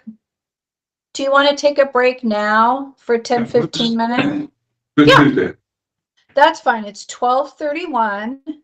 Why don't we take our break now and we'll come back at 12:42. Okay? Is that enough? Yes, fine. Okay. Okay, well, we'll go off the record then for the next 10, 11 minutes.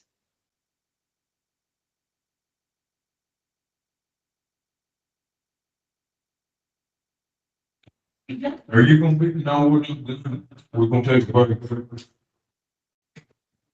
Can I close?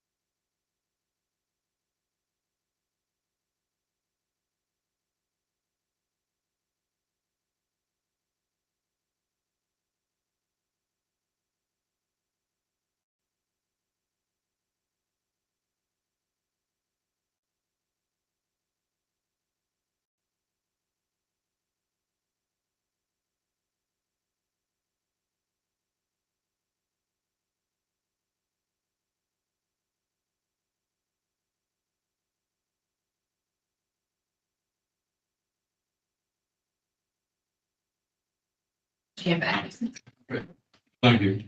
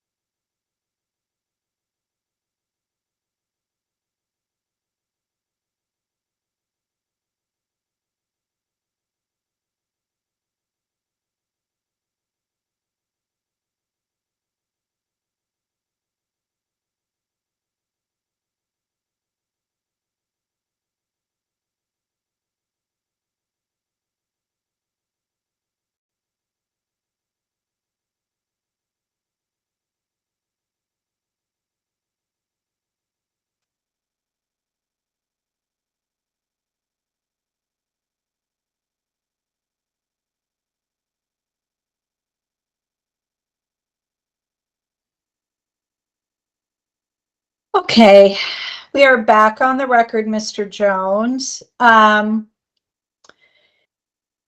So I guess my question is, when you think back to these DRs, let's exclude the one where you've talked about your cellmate trying to stab you. When you think back to the other disciplinary actions where it was a mutual fight, what is your thinking on that now? Do you think you would do things differently? How would you handle it? How does it fit within your belief system at this point? I think that I would leave him standing there talking to himself. I would just avoid it. That's what I think I would do now. It's Okay. not- Have there been circumstances since the 2020 disciplinary referral that have could have become fights, or where there was disagreements? If so, how did you handle those? I left him people standing there talking to themselves. Okay. That was a good learning experience. This mutual fight that you're talking about. That was a good learning experience for me. I had nothing to gain. I could have left that guy standing there. Mm-hmm. So one of the concerns, and we're going to talk about this more fully, one of the concerns, though, raised in the psychological evaluation is empathy. And I'm wondering, when you think back to any of these fights that you've had while, in custody, how do you think it was for the other person? How do you think it was for the guy? Let's take the 2013, where you guys, somebody's at his table and he's upset. What do you think about that? What do you think about him and what he might have been going through or thinking or feeling? Well, he was on an ego trip, the same thing that caused me to go outside. That was his ego. He was a known bully. He was a known tough guy. Mm-hmm. And, and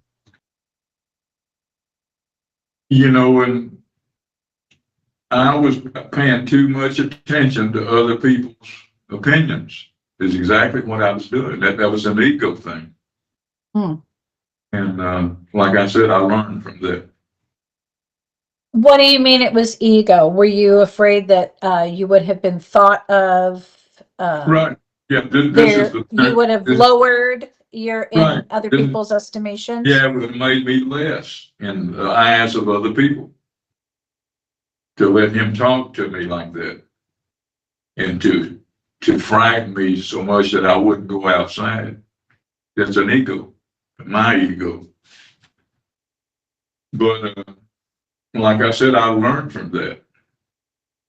Your ego gets in trouble. I've known that all my life, but I hadn't known how to deflect it. Was he injured? No, I lost that fight. Huh? Okay. First end of that. Okay. And that's one of the first times in my life that happened. That's rough on the ego too. But, I lost that. And it's probably a good thing because I learned from it. Mm-hmm.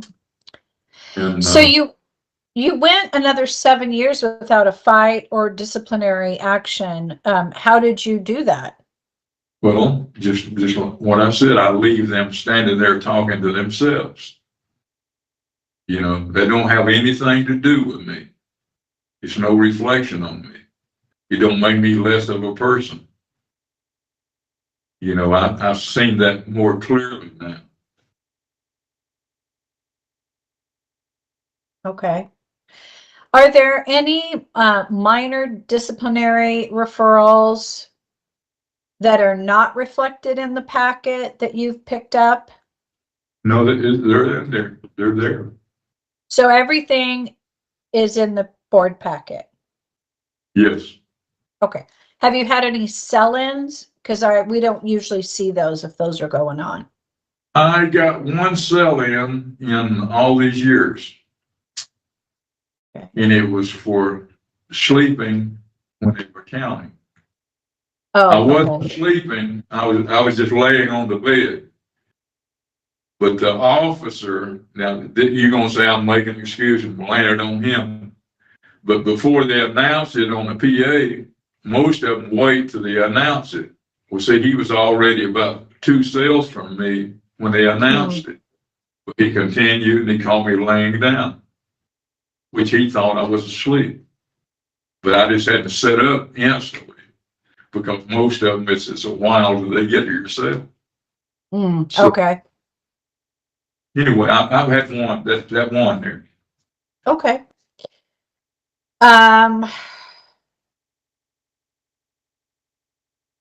Okay. I'm going to check in with Ms. Kuklinski. Ms. Kuklinski, do you have any questions about the disciplinary history? Not really. I just, Mr. Jones, I'm curious why you think the board would be concerned with you participating in any kind of fights or violence. Because of my record of violence. Yeah. So many incidents, and I'm not guilty of all of them, but they're still on there, and you people have to look at that. Yeah.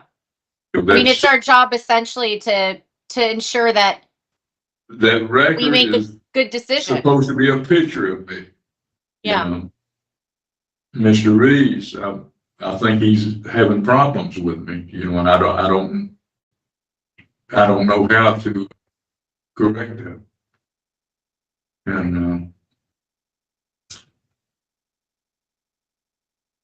And you have a right to do that, but all of this isn't correct,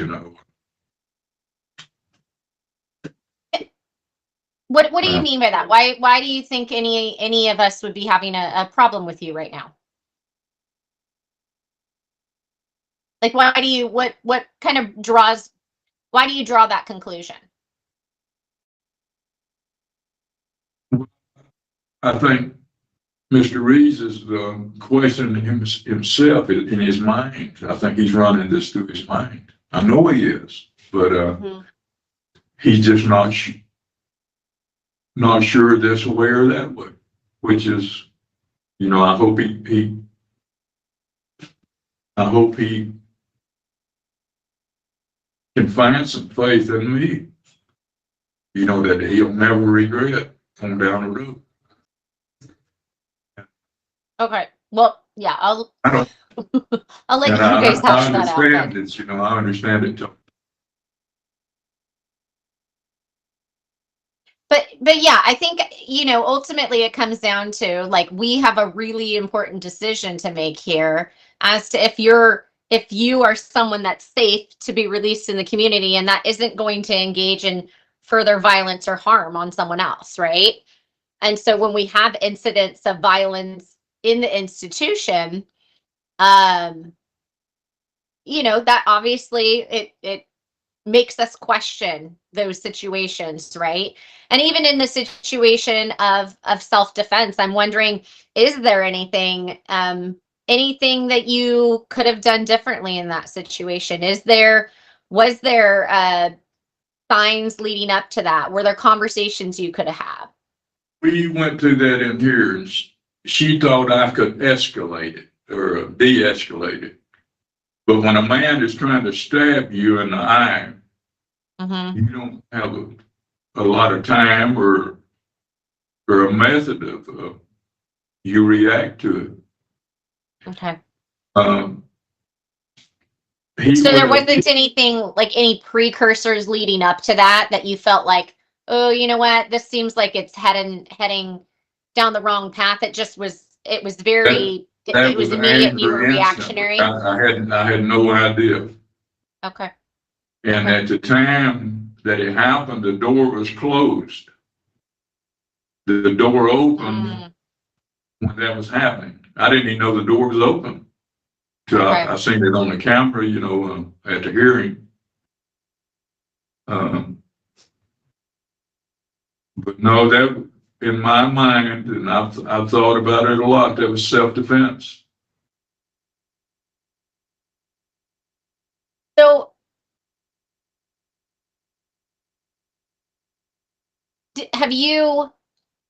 are there certain things that you've identified that really trigger anger or violence in you?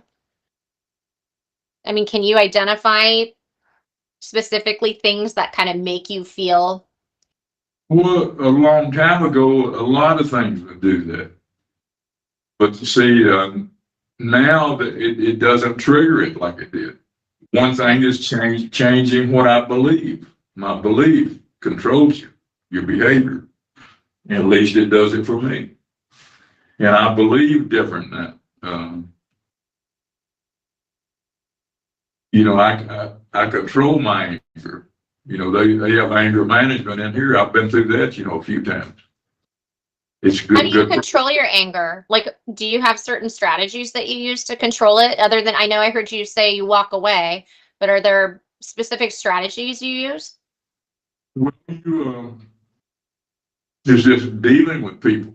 You know, you can, a lot of times you can stop it, avoid it, de-escalate it. You can do a lot of things, but I'm just different than what I used to be. See, used to, I could get angry over anything. You know, that's the one that's what makes a good fighter, I guess, is he can get angry over the least little thing. You know, that pumps you up. That's your adrenaline. Anger brings on adrenaline. Then you're really stupid then. You know, the anger will make you stupid, but a dose of that adrenaline will really make you dumb. But I sort of, you have to stop it before it gets there. It's what you do. You mentally stop it before you get into the red zone. You know, a human is no more than a pit bull fighting dog. Once he gets into that red zone, it's too late. A human, and I'm sure Mr. Reese can verify that, you have to stop your anger before it gets into the red zone. That's what separates a reasonable person from an idiot. So how do you personally do that? What are your strategies for personally making sure that you don't enter the red zone? What are, other than walking away? You stop it before it gets there. You have to be aware. What does that mean? You have to be aware of yourself. If you're aware of what brings it on, then you know how to curtail it. You know, I've been through that thousands of times. Where I get in the red zone, it's too late. And see, that's what I've learned. I stop it before it gets there.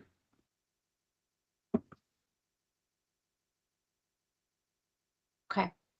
All right, I don't think I have any additional questions on this topic. I'm going to check in with Mr. Reese. Thanks. No, my questions on this topic have been answered. Okay, thank you, Mr. Reese. I do want to ask a follow-up question because Ms. Kluklenski asked you about how you know when you're getting to the red zone, and you said you have to be aware of yourself and what brings it on. Have you identified physical things that you feel before you get to the red zone, or thoughts that you notice before you hit that red zone? Is that how you know you're getting close? And what are those? Well, you know, you have certain physical reactions prior to going into a combat, any kind of combat. And you can feel that, but you can sense it on the people. It's expressed in their face. You know, you see it. It's got them. Don't let it get you. And That's usually how I do it. I sense it in other people. Mhm. But your hair will stand up on the back of your neck just like a dog, a fighting dog. That's adrenaline. You catch it before it gets any further. Mhm. And the human mind is one powerful thing. So if you start to get to that red zone, like in your anger management classes, that sort of thing, what strategies have you learned? Is it like sometimes we hear people say, I do deep breathing, or I interrupt my thoughts, or I count to 10. Do you have any strategies like that you use? I did the count to 10, I did that a whole slew of times. Okay. I can do it just being aware of the present moment. You feel that in your body, but it's just awareness. It takes a lot of practice to recognize that. But once you recognize it, it's like your conscience. If you don't listen to your conscience, it gets lower and lower. But the more you listen to it, it gets louder and louder. And that same thing, a good conscience. A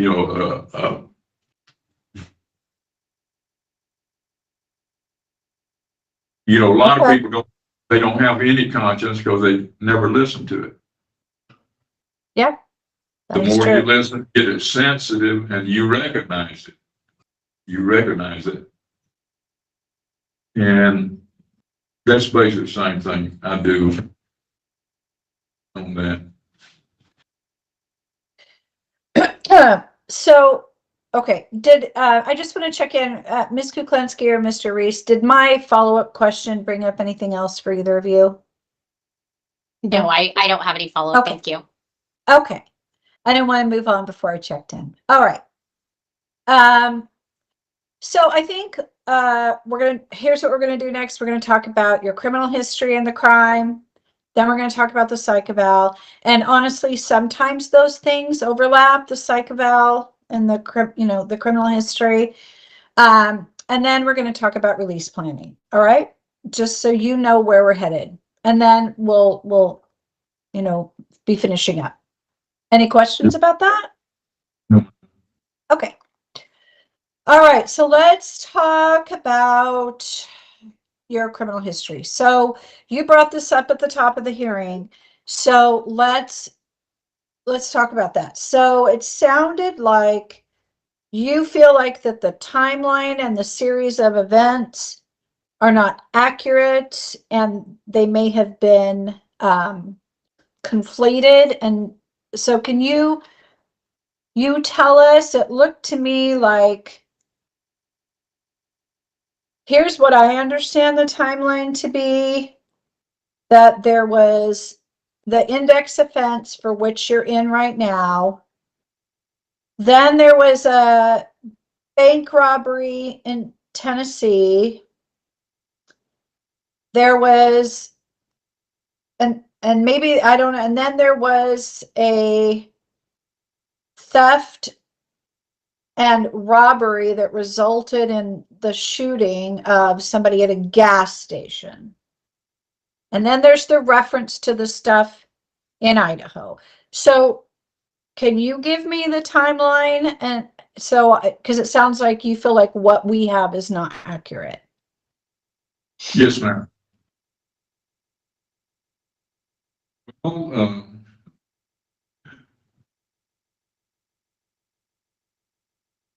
the timeline is,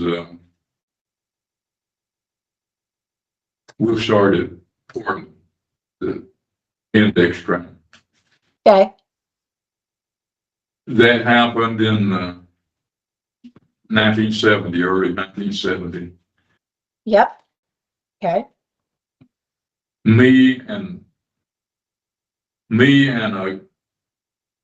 would you like their names? Well, I know Melvin Cox was involved in this, correct? Right. Right. That's the shooter. Yes. I have never did a crime with Melvin Cox. we thought he was a lunatic. Even my brother said, don't ever be around that guy. He's a lunatic. He had been in prison all his life. He was on escape at this time. But his brother, Eddie Cox, and I come to Portland. We rented a hotel room together. We stayed in that room. Melvin Cox was never in that room. But wherever we went, if Eddie called it home, they would tell Melvin where we were at, and he ended up in Portland. He didn't stay at like they said at court. You know, they put us in a room together, renting the room together, staying there together, always being together. Did the same thing in Idaho, but we were never together. We were in that bar shooting pool. Eddie Cox, the brother, and me. Melvin had been in there, and the young bartender run him out for being obnoxious and cussing, foul language, and this and that. He run him out. So he went to another bar down the street, and this waitress waited on him for a couple hours. Then she got off work and went to the bar where the shooting took place. And here come Melvin back in. Pulled the gun on the bartender. He told me just to scare him, to make him weak, to scare him. But the young bartender grabbed the pistol and pulled it, and he shot him in the chest.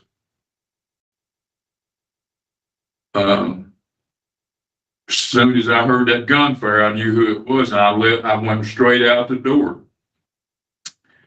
I left my jacket hanging by the pool table. The bartender that got shot, his father found my leather coat the next day. I had some coins in the pocket, some expensive coins, collector's coins. But anyway, I left. But when he shot the bartender, he decided just to rob the place. See, there was no robbery ever announced after he shot the guy. They never said nothing about a robbery. And that's what all the witnesses said at trial. But he had that woman that had served him at his other bar, he had her open the cash register. You know, she knew him. She's the one I identified. She waited on him for 2 hours before they went back. She got off work and went there.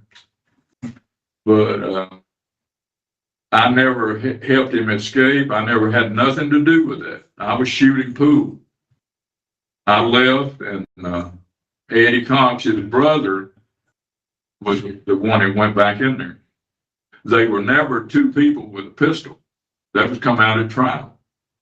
It was one guy with a pistol. But they seen him at this area, and they seen him at the front door. So that they thought that was two people, but they were dressed different. Melvin had this coat on, and Eddie had no coat. I left my coat in there. When I left, I forgot about it when that gun went off. But this woman stood there and gave Eddie her car keys. And they got it in there that she identified me, but she didn't. She talked to Eddie Cox and gave her the keys and told him where her car was, what kind it was. That wasn't me, but they say it was. But the woman that talked to him and gave him her keys, see, she never identified me. And they never showed her his picture because, see, we kept that quiet. They never knew that Eddie was with us. But anyway, after that shooting, I went back to the hotel and got some clothes, and I left. And I went to Idaho. And me and Eddie went to Idaho. And we rented a hotel room over there. Well, see, just a few days, Melvin showed up over there. That's where that policeman got killed.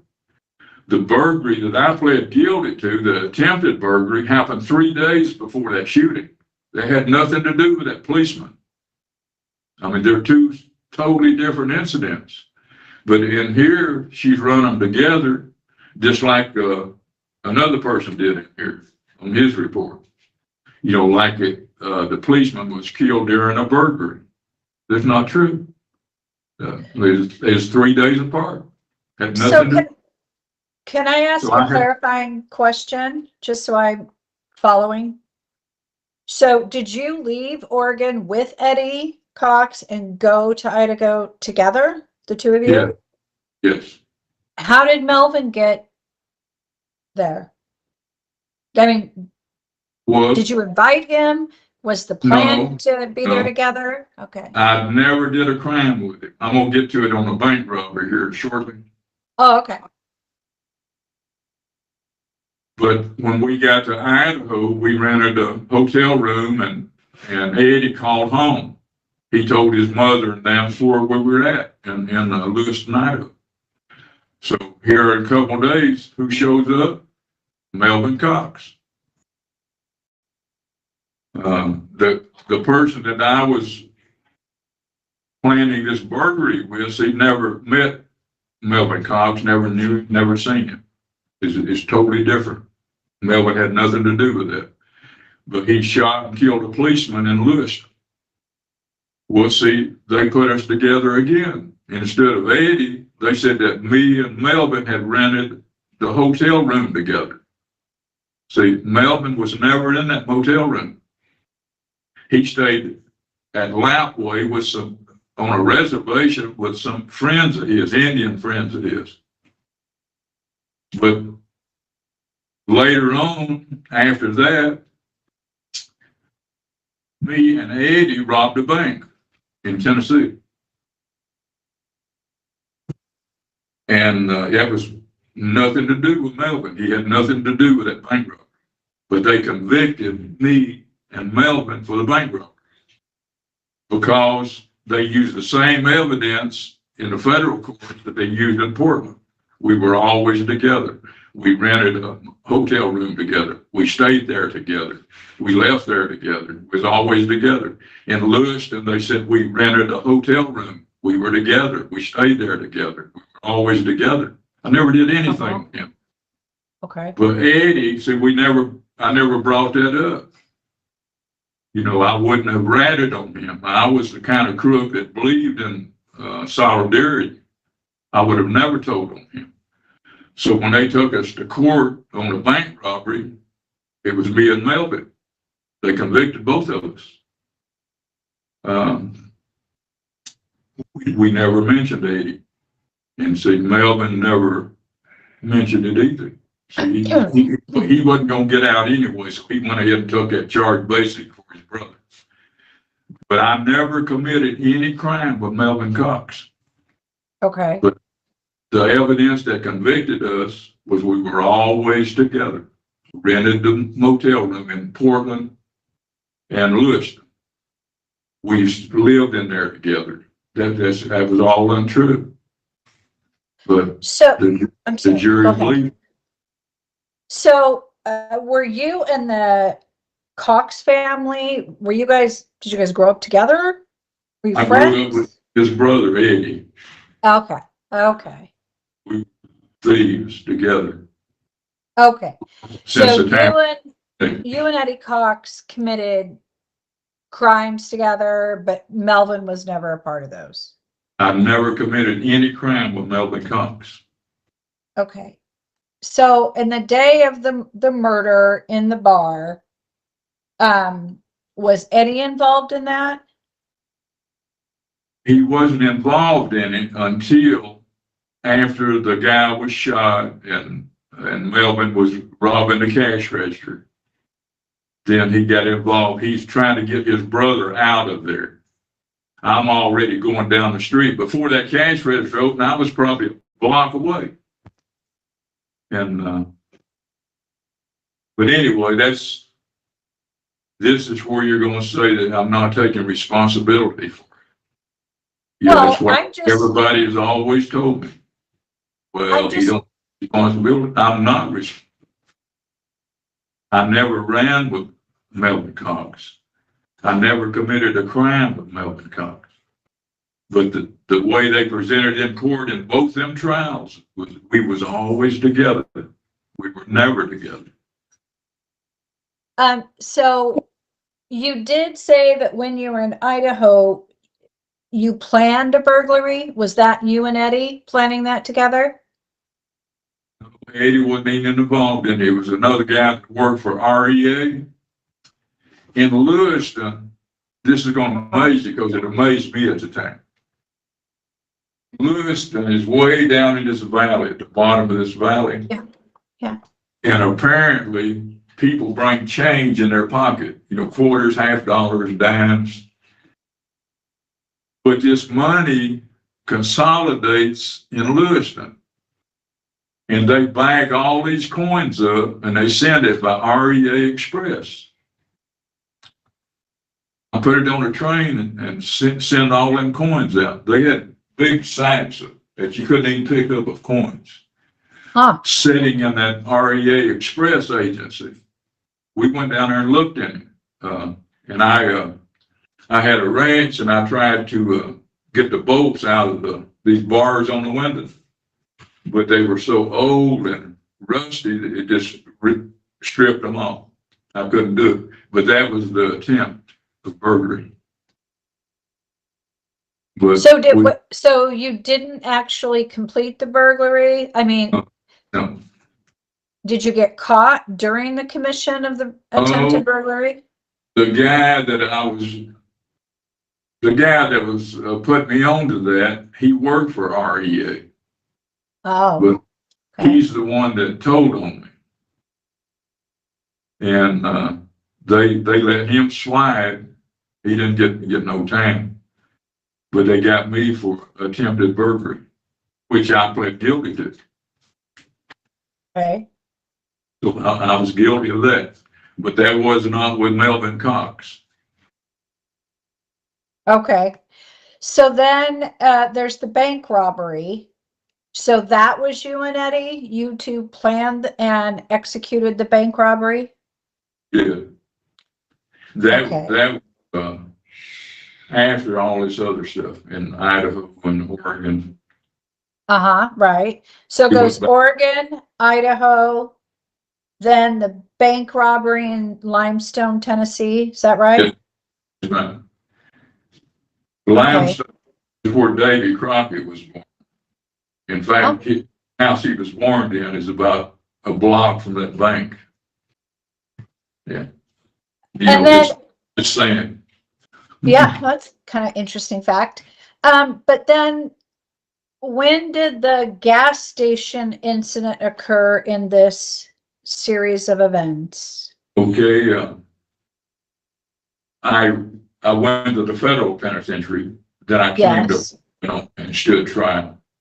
Well, since I had a life sentence and the federal was trying to reduce their population, they let the Oregon and run. I got a 10-year A case. It meant that you could get paroled after 6 months. The judge in here, they got the people roughed up and all that. It wasn't, they were bragging how good nice we were to them. Some of them said, well, he didn't even take our money. They were on the stand telling us what nice bank robbery. But anyway, I went to the federal penitentiary at McNeil Island, and they let me come to Oregon to start this life sentence. I got paroled early. I mean, I'm almost ashamed of that. They didn't even make me do a 10-year minimum. That's what it was back then under 69 law. I only did 8 years there. I was poster child. But anyway, they paroled me early, and I went to Tennessee, to my hometown.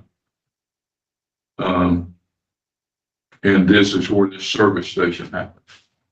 At that time, I was paroled. So that looks terrible on me there. Can I ask a question about the bank robbery? It says that there was a dangerous weapon involved. Was there a firearm? Was there a knife? Yes. What did, It Firearm? wasn't me. See, they found me guilty of the same thing they did him. But Judge Sure. Neese said this guy never had a pistol. I never had a pistol. but Eddie did, Yes, or, but they convicted Melvin, but it was Eddie, had a firearm, right. and you committed it together. Yes, Okay. So then you paroled, you go to Tennessee, and there's this incident in the crime, in the gas station where you try to take the money, the owner shows up.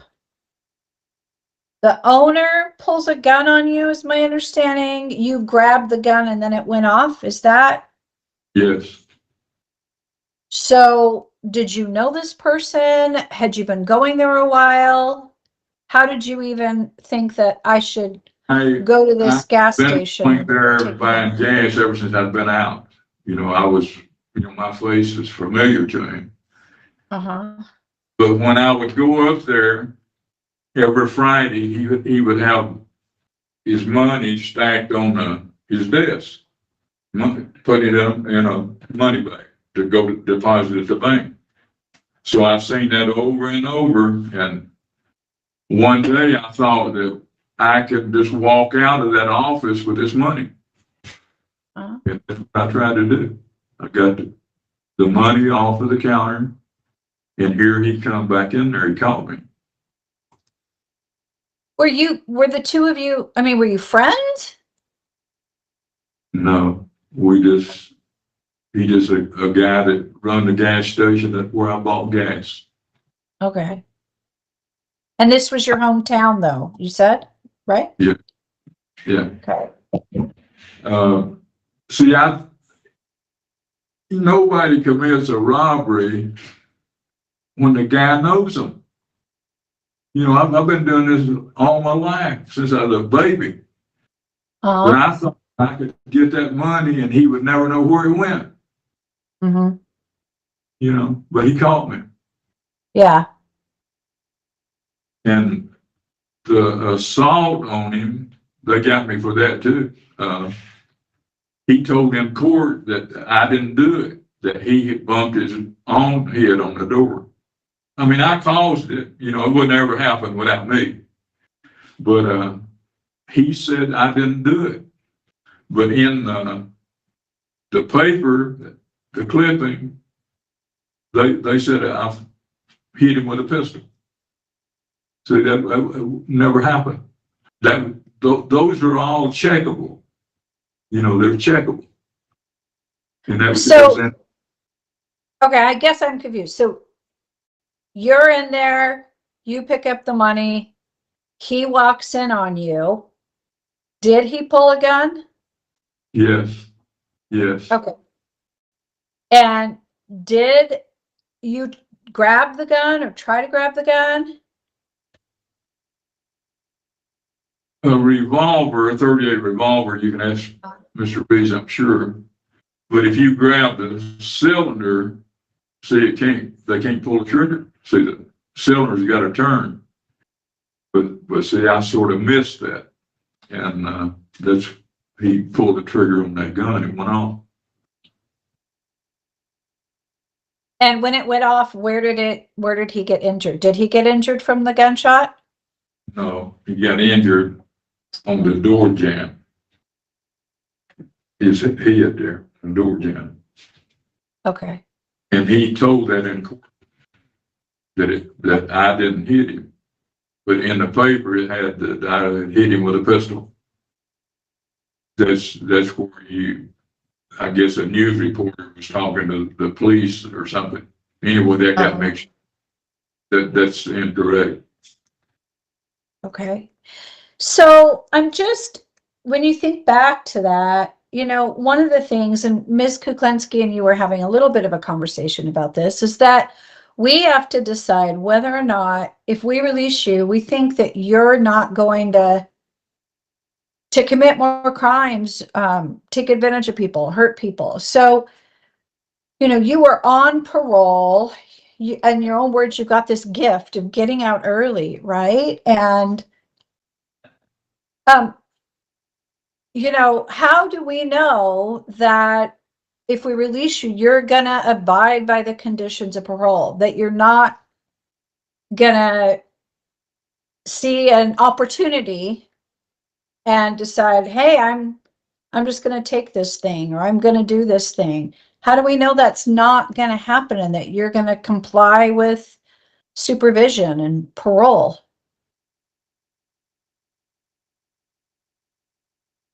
I understand that that's your duty to do that, make the best decision that you can. Mm-hmm. You're the gatekeeper. But how can I convince you or make you think or believe that I won't reoffend? Well, I would like for you to consider my age. That crime is a young man's thing, maturity. And I won't ever be around the people that I grew up with.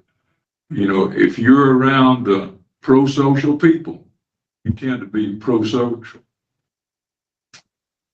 And I think I can do that. Like I say, I am a community person. I'm grateful for the community. I mean, that's where everything good comes from. And you're here to look out for it. So I don't know how I could convince you. I don't know what I could say. But I'm sure you'll do whatever you think believes best. So Well, I'm not even going to worry about that. That's on you three. so at the time that you committed this last offense, you're on parole, you decide to take the money. Did you need money? Were you working? Why did you, did it just look easy? So you thought, why not? I mean, what was your thinking process? Have you gone back and looked at that? It looked so easy to start with. It looked easy. It was tempting. And I didn't have the self-discipline to not do it. You know, I have that now. You know, I can see way down the road now, where before I couldn't. And when I first come to the prison in Oregon, I was glad I came to prison. Hoyt Cub was a warden at that time. And I told him that. Because before I got there, I'd never read a book. I never even had a dictionary in our house when I was a child. But I got there and I went to school. I went through the programs. I went through all the clubs.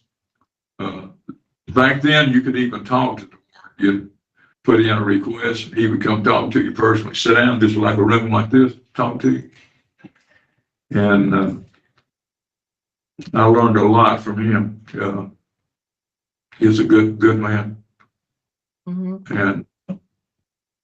But I was glad I got to prison. I got educated.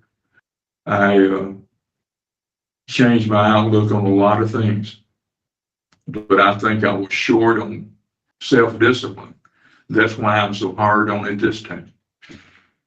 And I did everything. I went to vocationals. I was in all the lifers clubs, the athletic clubs, even the Native American clubs. I'm not Native American, but I went to their club.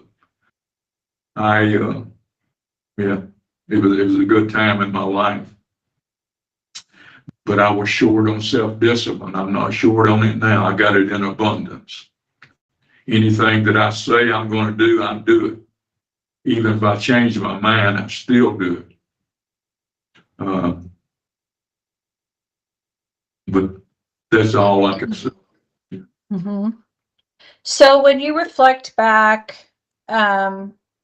let's just talk about the bank robbery. When you reflect back, how do you think it impacted the people who were working there to have two people come in, one with a gun, and hold them up? What do you think the impact on those people was? It's just like any time you pull a gun on a person, it terrorizes. These are working class citizens. that's never even been in a fist fight. And here come two people in the bank, one waving a pistol. They were terrorized. Then we put them in a vault. They had a big walk-in vault. We put them in there. You know, yeah, they were terrorized. I mean, I understand that now. I didn't even think about it then. I never gave it a thought. But the people, when they come to court, they talked about us not being too harsh on them. One woman come in after we had them in the vault. She come in with her husband. They parked in front of the bank. She comes in with her money, and she's bragging on us because we didn't take her money. So that's why that judge gave me a 10-year A sentence. You know, I could be paroled in 6 months. Was anybody injured or hurt during that bank robbery? None, not even a scrape. They all complied, and like I said, they were on the stand telling this Judge Neese, how almost like we were courteous to them, you know. But nobody was hurt. But they was waving a gun, a weapon. I had no weapon. They testified that I didn't have one. But I mean, it's the same thing. I was in on it. I'm just as guilty as he was. Yep. But that's how I got that short little sentence, you know. But nobody was abused or hurt, other than, like I said, they were terrorized. Nothing physical. Okay. I don't have any other questions about the crime or criminal history. Ms. Kuklinski, I'm going to see if you have questions. I do. Just a follow-up question. You talked about the people that you associated with in Tennessee, and just kind of how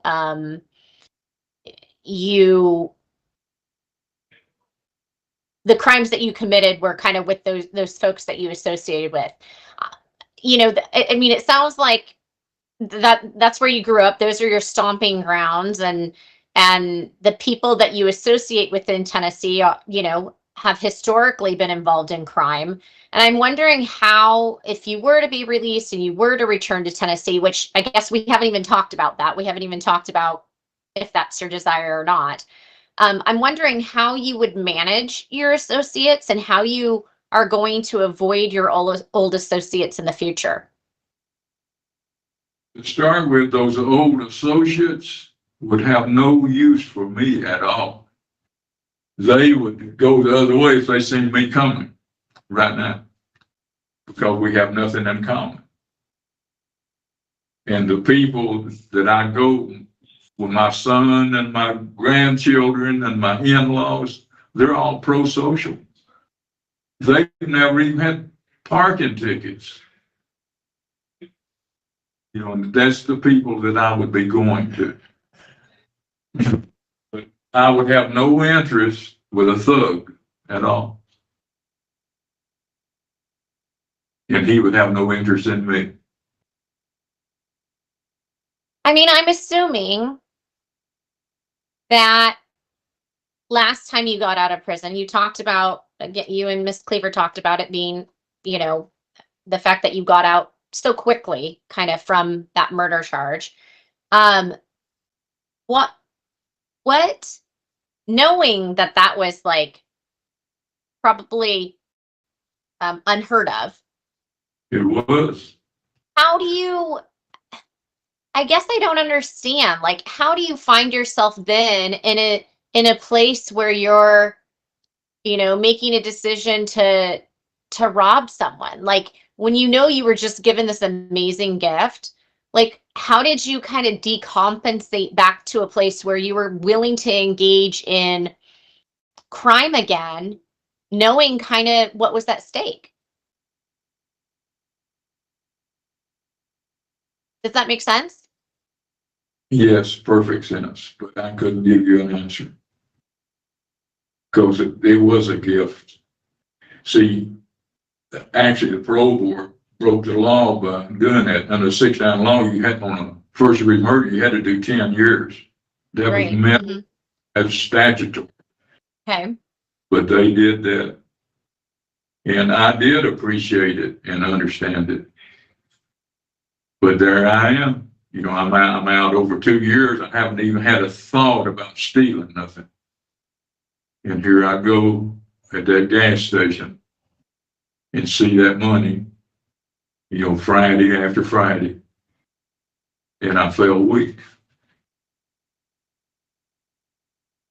And nobody could be more ashamed of themselves than I am right now over that.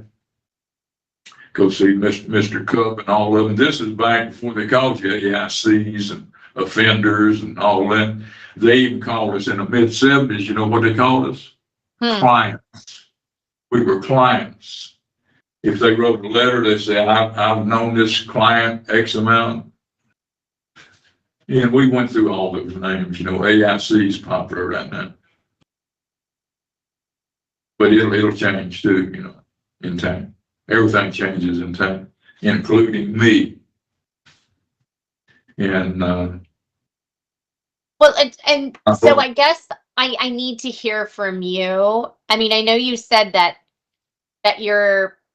you felt weak and that you're ashamed, but I need to know that you can identify how you got to a place that allowed you to engage in, you know, robbing that man at the gas station, because I need you to be able to identify what led you there, so that I know that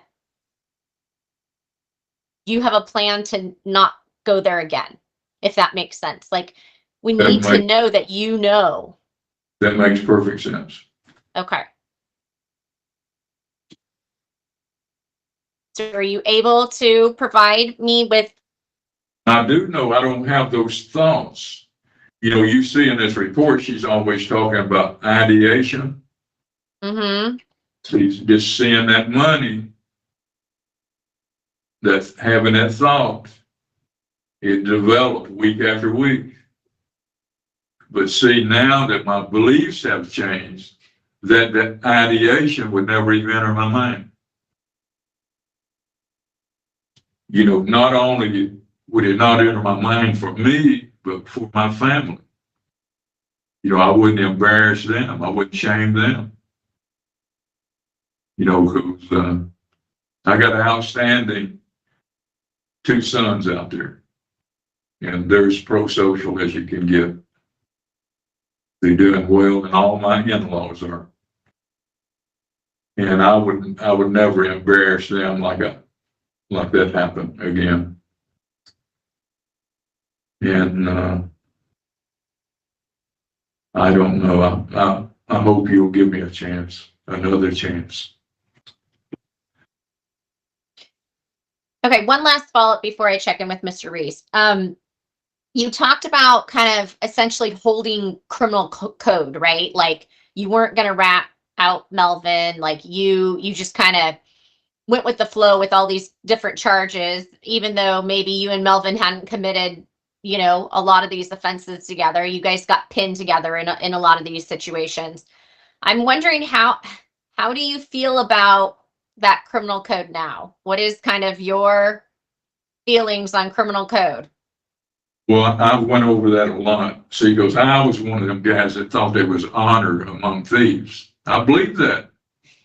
Most criminals don't. They'll rip their buddy off. They'll do anything.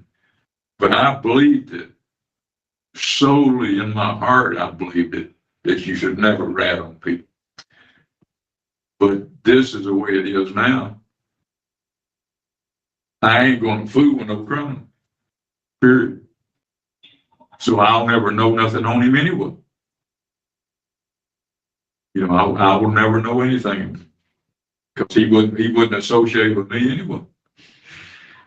You know, people group together. They're just like everything else. They, you know, one old quote from about 8,000 years ago.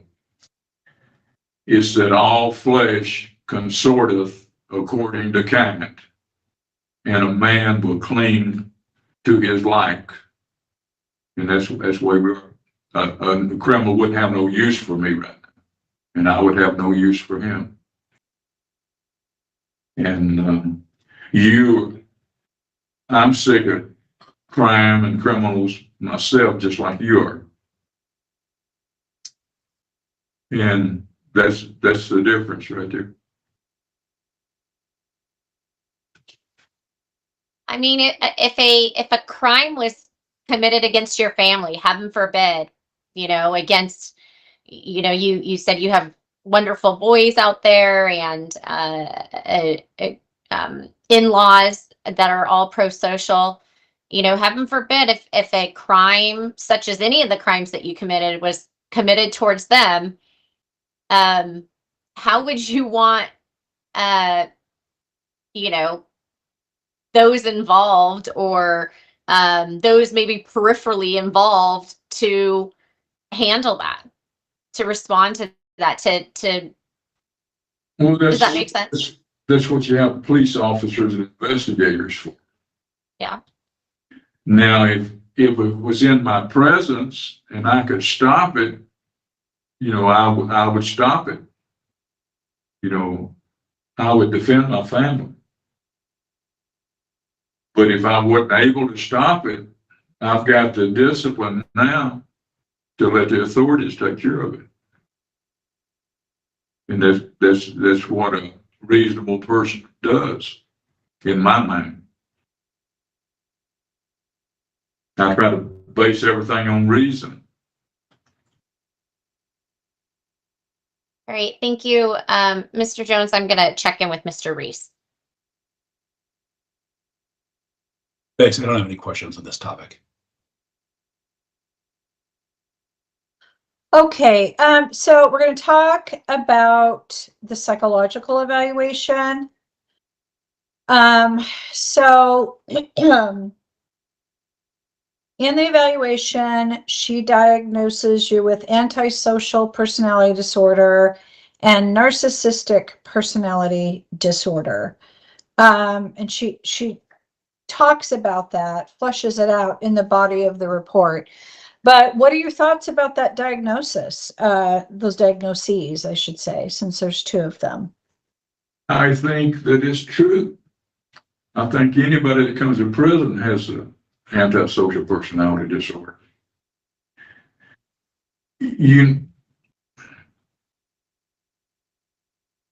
But I think I have worked with that.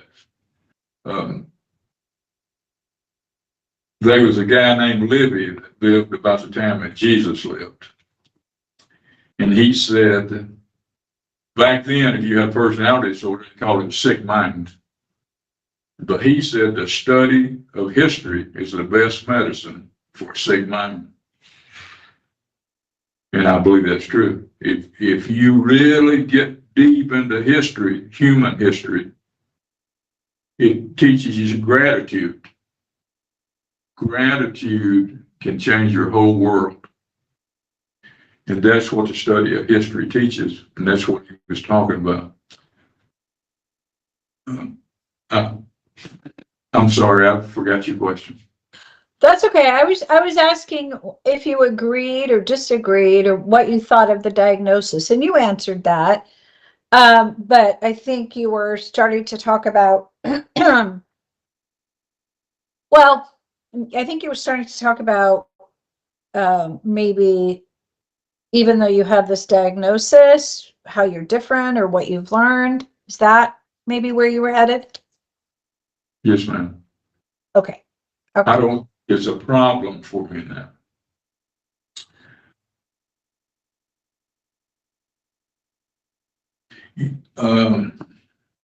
Before they were psychiatrists and psychologists, they called people that wondered about other people that were antisocial, they called them alienists.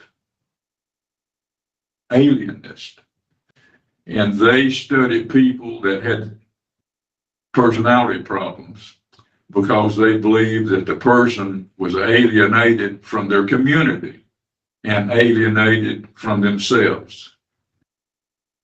And that was long, psychology and psychiatry, that's a new thing. I'm talking about thousands of years ago. But I'm no longer alienated from my community, and I'm no longer alienated from myself. And I just wished I could somehow express how far I have come, but I don't have the words. So when you talk about community, your community, are you talking about your wife, your children, the in-laws? Is that when you're talking, is that who you're referencing, or do you think the broader community? I'm talking about you. I'm talking about people in this world. Okay. We're not on this planet very long to start with, but I'm talking about you. And I would have disliked you when I was younger. Oh. Fair enough. But because people told me who was good and who was bad. Uh-huh.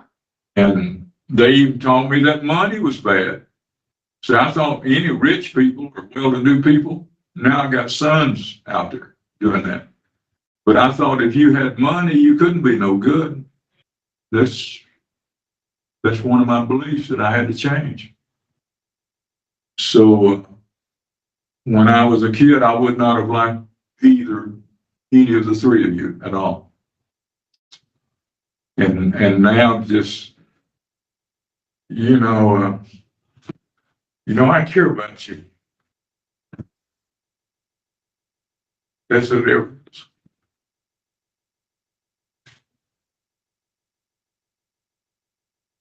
And It's okay.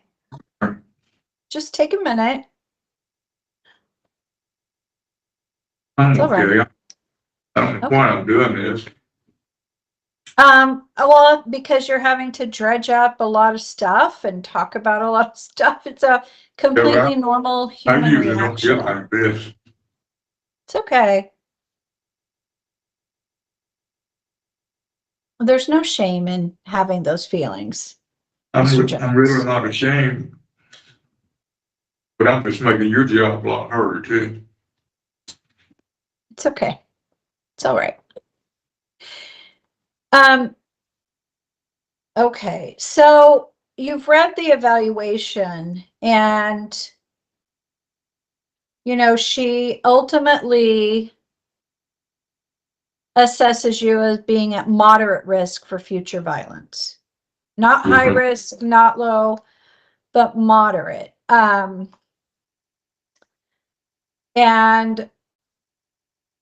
some of the things that she raises as concerns are your history of irresponsibility, impulsivity, not ever really having a stable lifestyle, those sorts of things. Do you agree that those are concerns that the board should consider, or do you feel like those are addressed and that those are no longer concerns the board should have if you were to be released?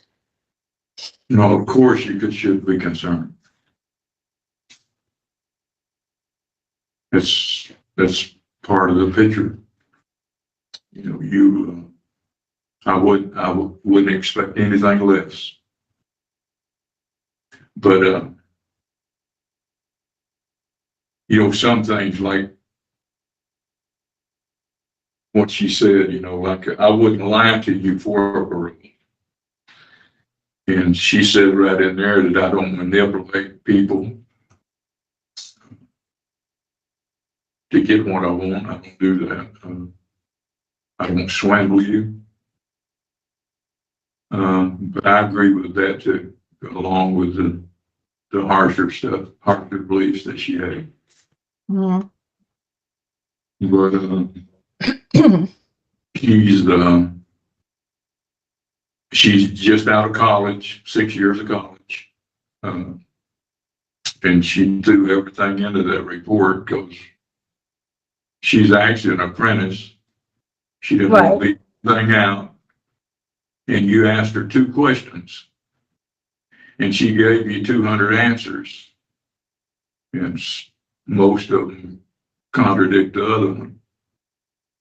But she just doesn't have the experience and the knowledge about people. She will get it. She will get it. You know, you give her 10 years and she will, this is cringeworthy. This will be cringeworthy for her. Give her 10 years of working with people. She will cringe if she sees this. But she's just not a good judge of character, really, on people. You know, but I don't criticize her. I mean, it's who she is, and she'll get better. Well, I mean, I will say the evaluation does kind of fall in line with, you know, prior evaluation regarding concerns. You know, it's not completely out of left field, right? Right. You've got an evaluation from 2011 here, Judge Dr. Templeton. Yep. He did these for decades for the Department of Corrections, for the parole board. Yes, he did. See, he used the MMPI. Do you know what that is? The Minnesota Police Person. I'm very familiar with it. Well, see, this woman here will eventually go back to that. That's the truest thing I've ever read. I've read 15 of my own, and I've read hundreds from other people. If you know that person fairly well and you read that report, you'll recognize the person. It's that accurate. And they have trouble with it. Here, go back here.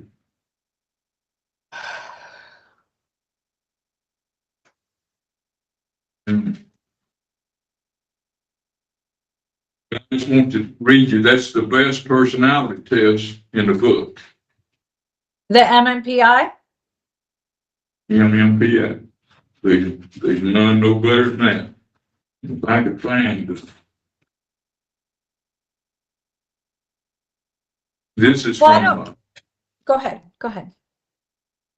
This is from Dr. Templeman. This personality thing is a good thing. That's why he uses it. When these people get more experience, they'll go back to this. The one they use is 344 questions. This is 498. But it is excellent. They've been working on it and adjusting it since 1943, 80 years. The smartest people on the planet have adjusted and tweaked it just good. But mine is always good. Mine have been good for the last 25 years. But see, these people don't catch it. This is what Dr. Templeman says. Mr. Jones's MMPI profile code is as follows, and it's a barcode, just like you'd get on potato chips in the store. He says this is generally a valid profile, indicating that Mr. Jones responded to all items in a straightforward manner. He did not appear to downplay or endorse symptomology. The profile is unusual for prison inmates. It's unusual for prison inmates with a whack. He said that he usually describes a rather passive, socially sensitive, and perceptive individual with a wide range of aesthetic and social interests. Well, mine has did that. In the beginning, it didn't. When I was young, this was harsh on me. But now it tells you it's unusual, it's odd. Well, the last few that I've had, they've all said that. Said one guy that gave me this in Tennessee, he said, this is a mistake. So he gave it to me again, and it come back with the same profile. That it was, he said, this is odd. But get that, this is unusual for prison inmates. You know why that is? Because people such as myself, with my personality now, they seldom come to prison. He'd never even seen this. This is Mr. Templeman. Did it for 20 years for this parole. It's unusual.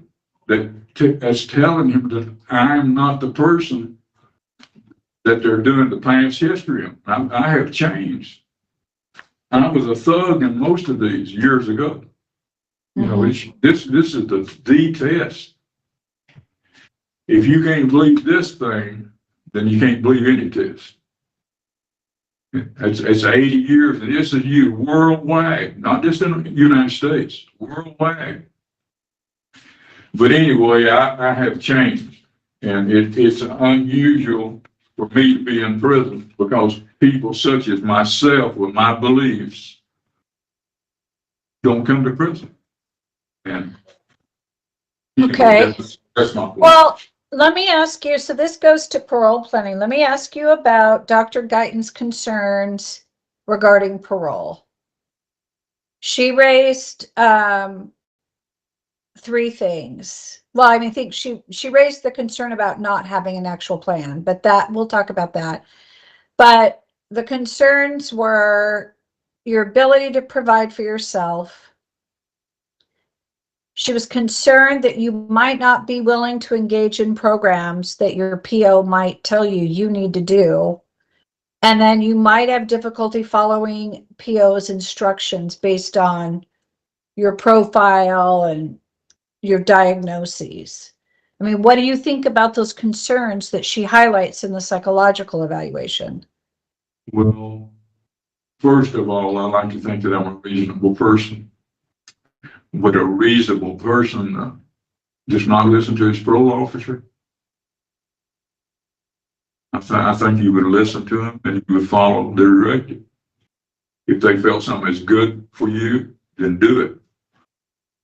You know, that's your parole officer. They're trying to make you succeed. By you succeeding, they have succeeded. So that's my answer to that. I would do whatever they wanted me to do. If they just inferred something to do, I would do it. Well, what if you didn't agree with it? What if you thought, I don't need to do that. It doesn't apply to me, or I already know that, or this is repetitive. I mean, what if they tell you to do something, you're just like, I don't want to do that. Are you still going to do it, or? You have to self-discipline to do it. That would be reasonable. What about providing for yourself? That was a concern she had because you haven't really, other than criminal means, provided for yourself in the community. Have a home to go to. If I needed anything, I got access to it. Now she acted like I was a bum, but my in-laws have gave me money over and over, loaned me money. And I've always paid it back. I've never freeloaded. But I was irresponsible when I was young.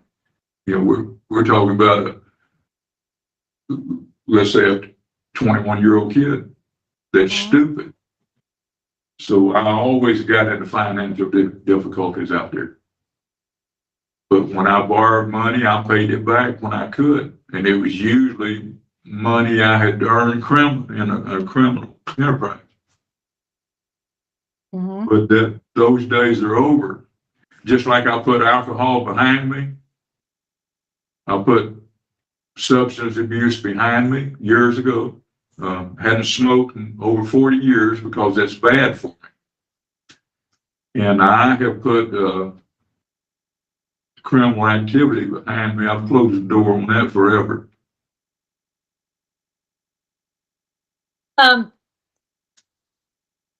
let me ask you another question. So one of the things she raises is that based, whether we agree or disagree about the PAI versus MMPI, one of her concerns was that you didn't really see, I think she said that you feel generally satisfied with yourself and see little need for changes, major changes.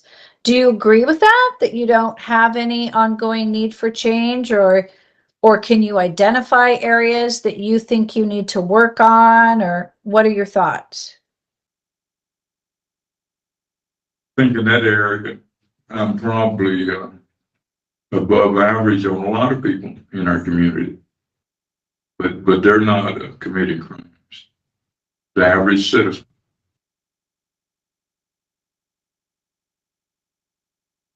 I think I'm all right the way I am. You know, she even,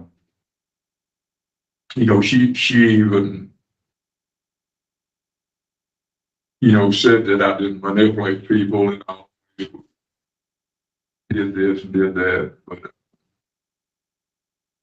let's see what I say. But I don't mislead people.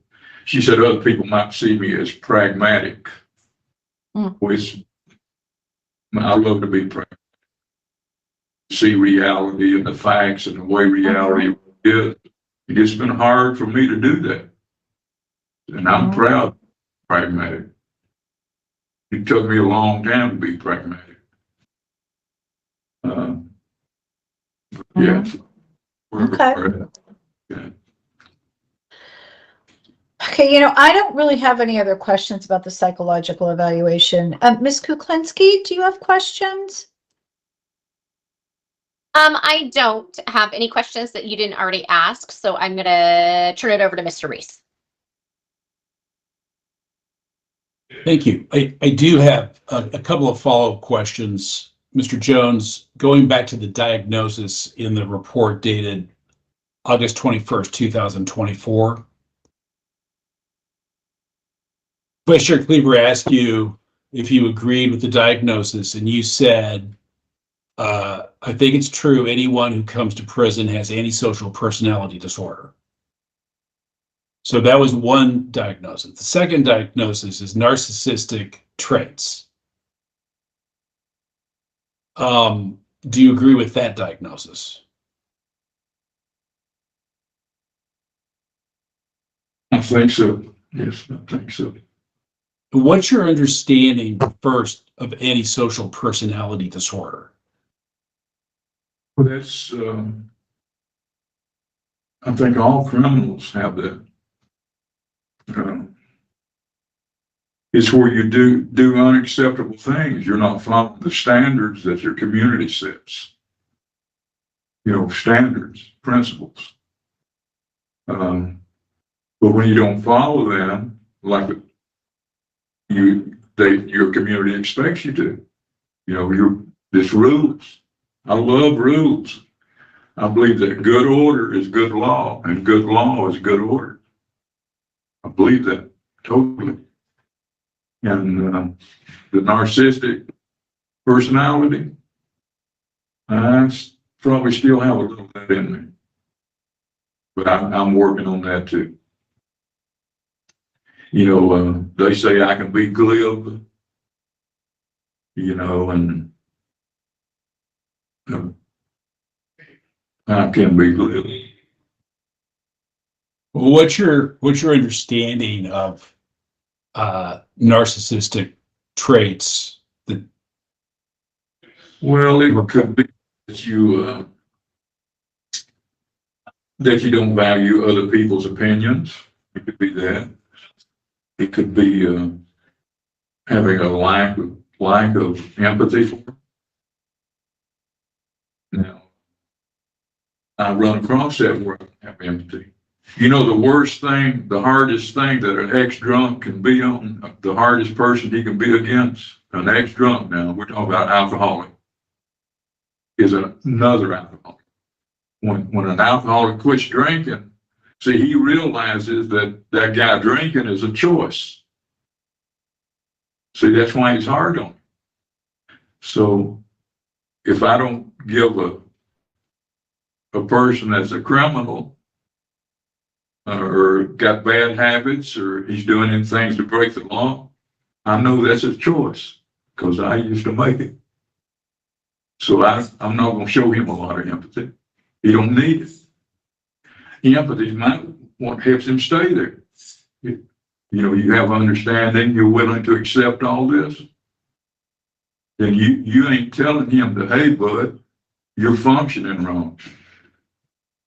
So that's why that can appear as a narcissistic personality, a trait of it. And that's what I think I probably have.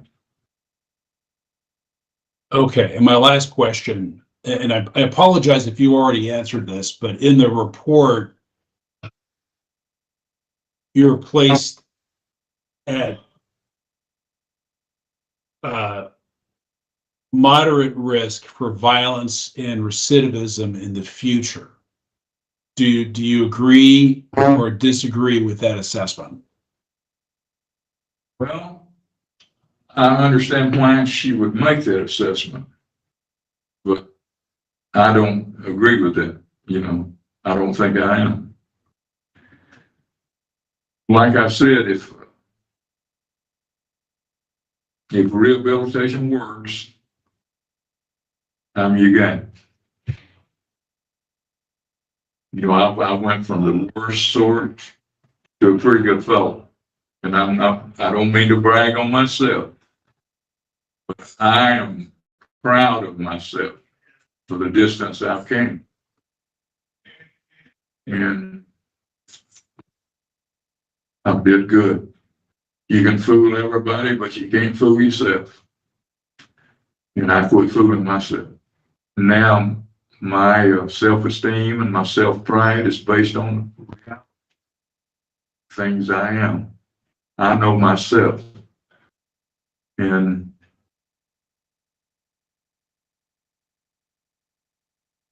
if you vote to release me, you'll never regret it. Okay, thank you, Mr. Jones. Thank you. Okay, Mr. Jones, we're getting to the end here. Let's talk about release planning. So I know you didn't write anything up and there was a conversation about that, but my understanding is you would like to be able to go back to Tennessee if you were released, reside with your, I guess, are you still married or are you? I'm saying this, but I never married her. Oh, okay. Okay. So, but she was your longtime partner. All of our life, ever. But, you know, she's raised both them kids and she did a fantastic job. Uh-huh. They remind me of my father-in-law, her father. Good man. He's not no longer with us. Good man. Best man I've ever known. Kindest man. But I'm on parole in Tennessee now. You know, they paroled me to come back out here. Yeah.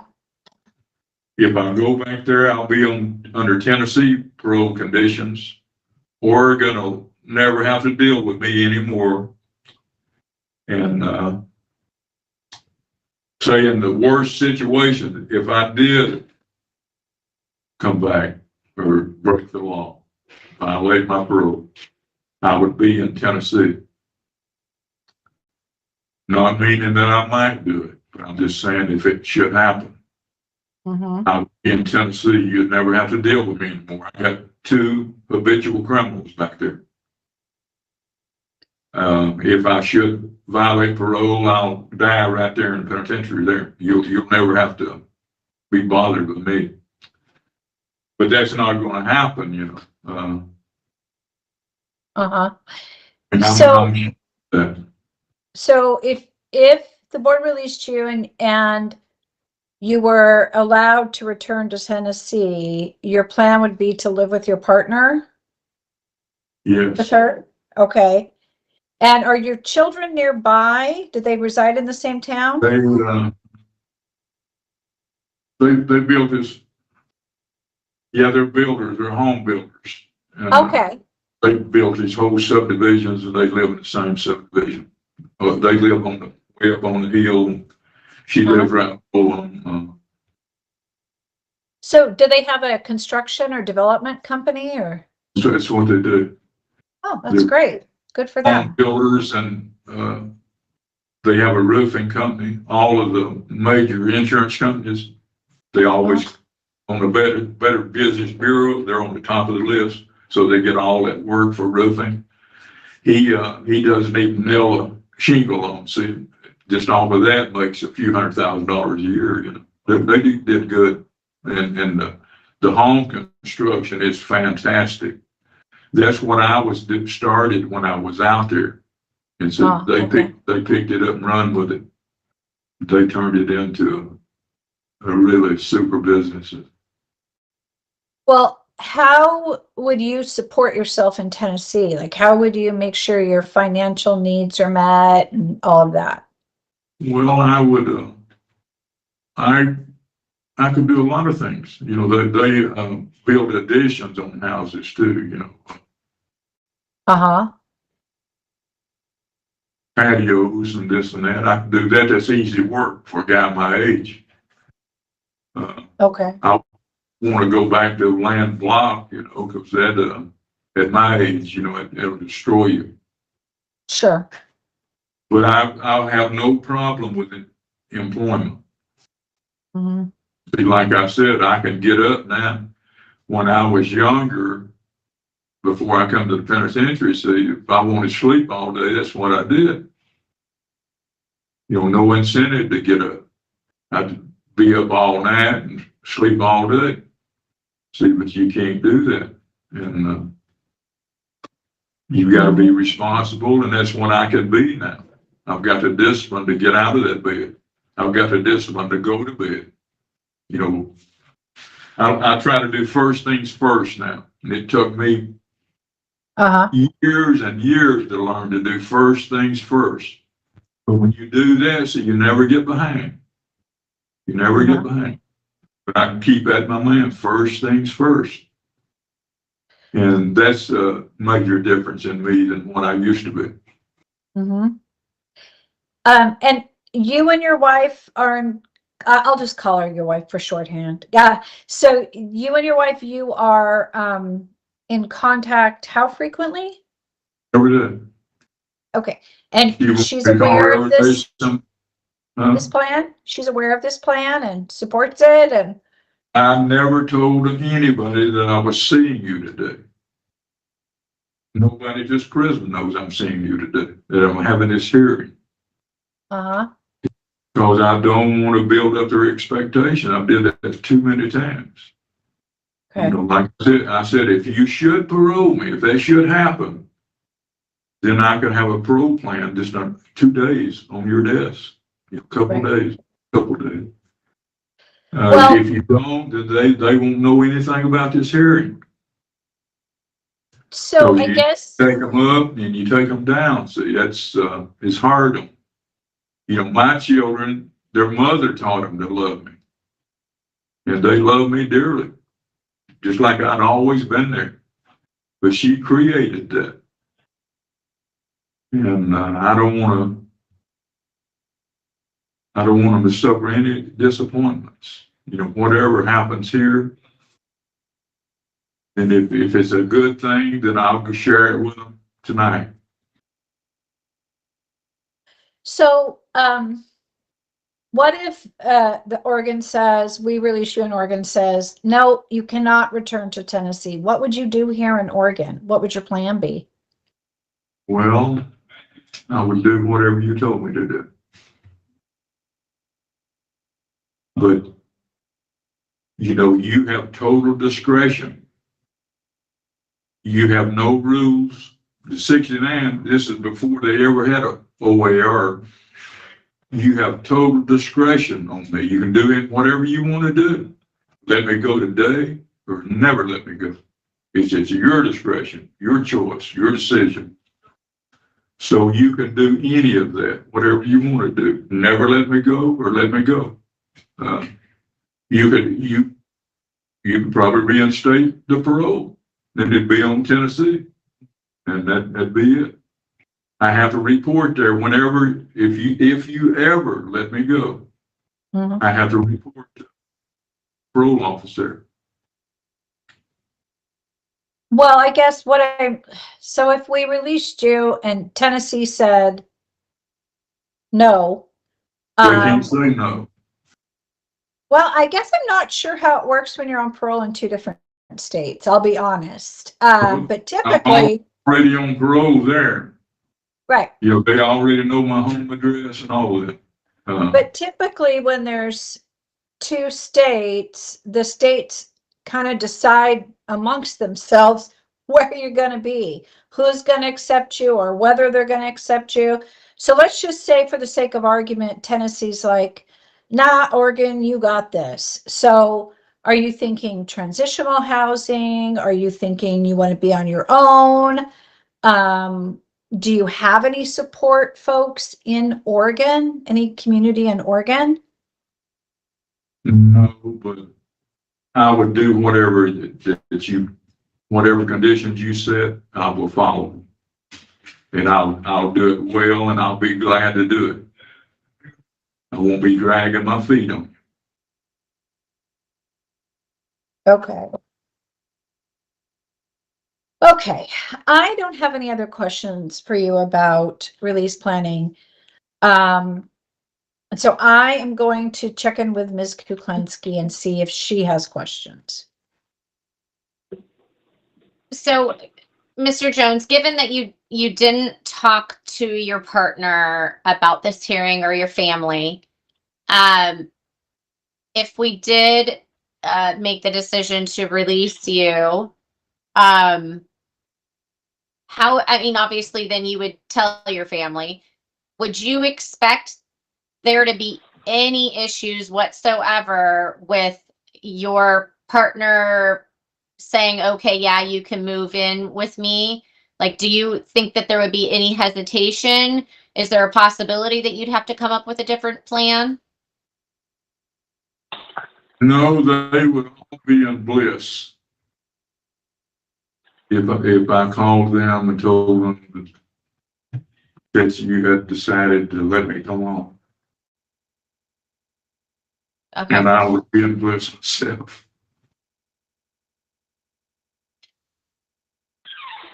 There would be no issue. I do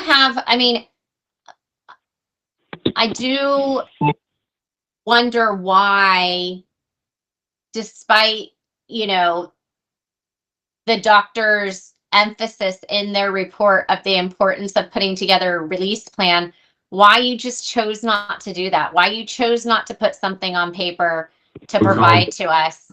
You have to. Is that there's hold on. There's someone on the call that's not on mute. Can you everybody make sure that your microphones are muted?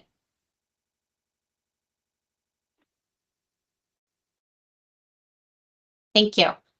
Go ahead, Mr. Jones.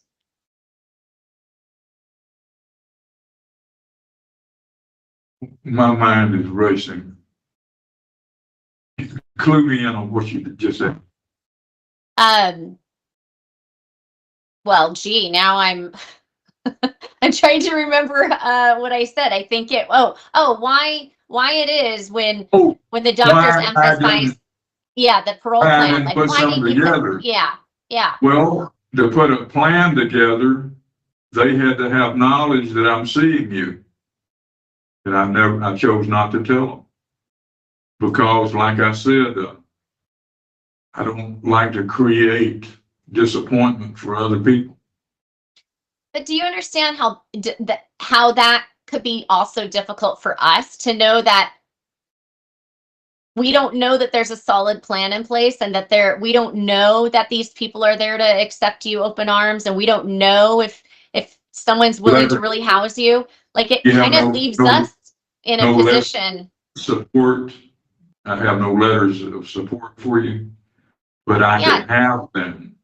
I could have them on your desk within a couple of days.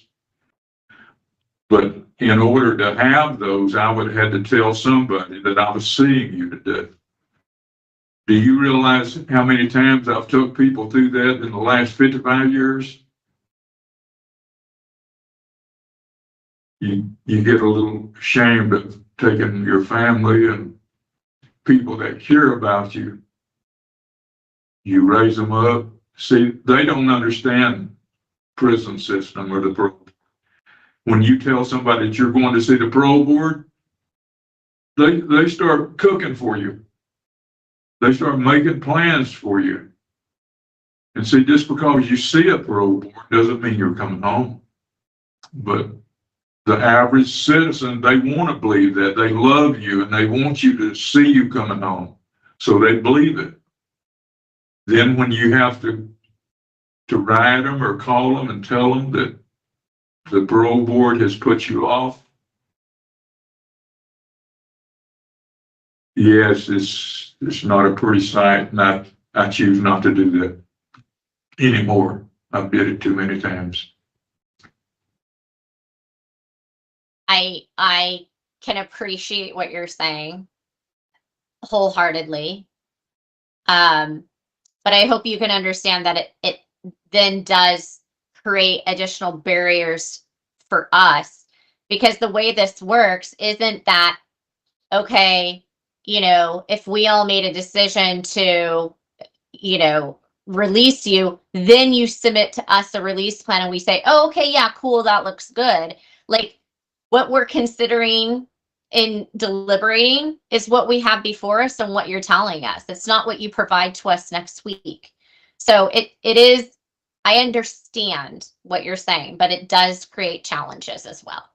So I just want you to understand that it does create challenges. So In fact, I told on the exam, I told her that she probably thought I was the stupidest person she'd ever met, because I knew it was going to be a problem. well, and I don't think anybody thinks you're the stupidest person they ever met. I don't think anybody's thinking that. I like I said, I do understand, because it's not like this is the first time you've gone through this. So I understand, you know, from a human perspective, but I just wanted to put that out there, that does create a little bit of a challenge for us.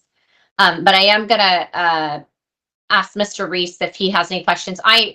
Miss Cleaver, I don't have any questions remaining on any topics. So, Okay, Mr. Reese. thank you.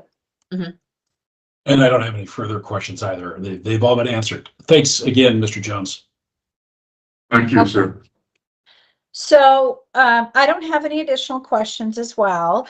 So right now I'm going to check in with Mr. Sewell to see if he would like to make a statement to the board. Mr. Sewell, are you still with us, and do you want to make a statement?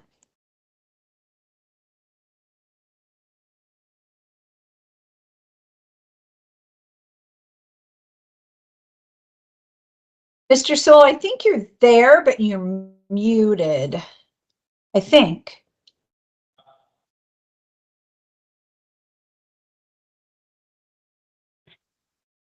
Mr. Sewell, I believe you need to disconnect and call back, since I had to mute your microphone earlier.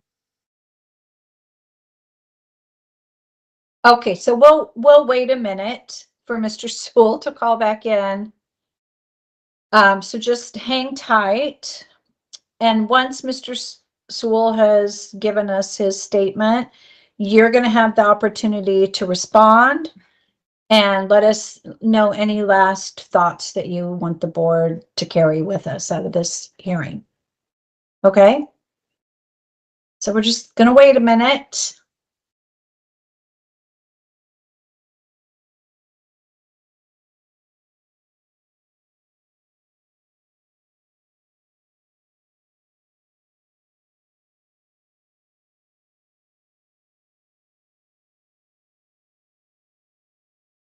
And while we're waiting for Mr. Sewell, something I usually say at the top of the hearing and at the bottom, but I didn't say at the top.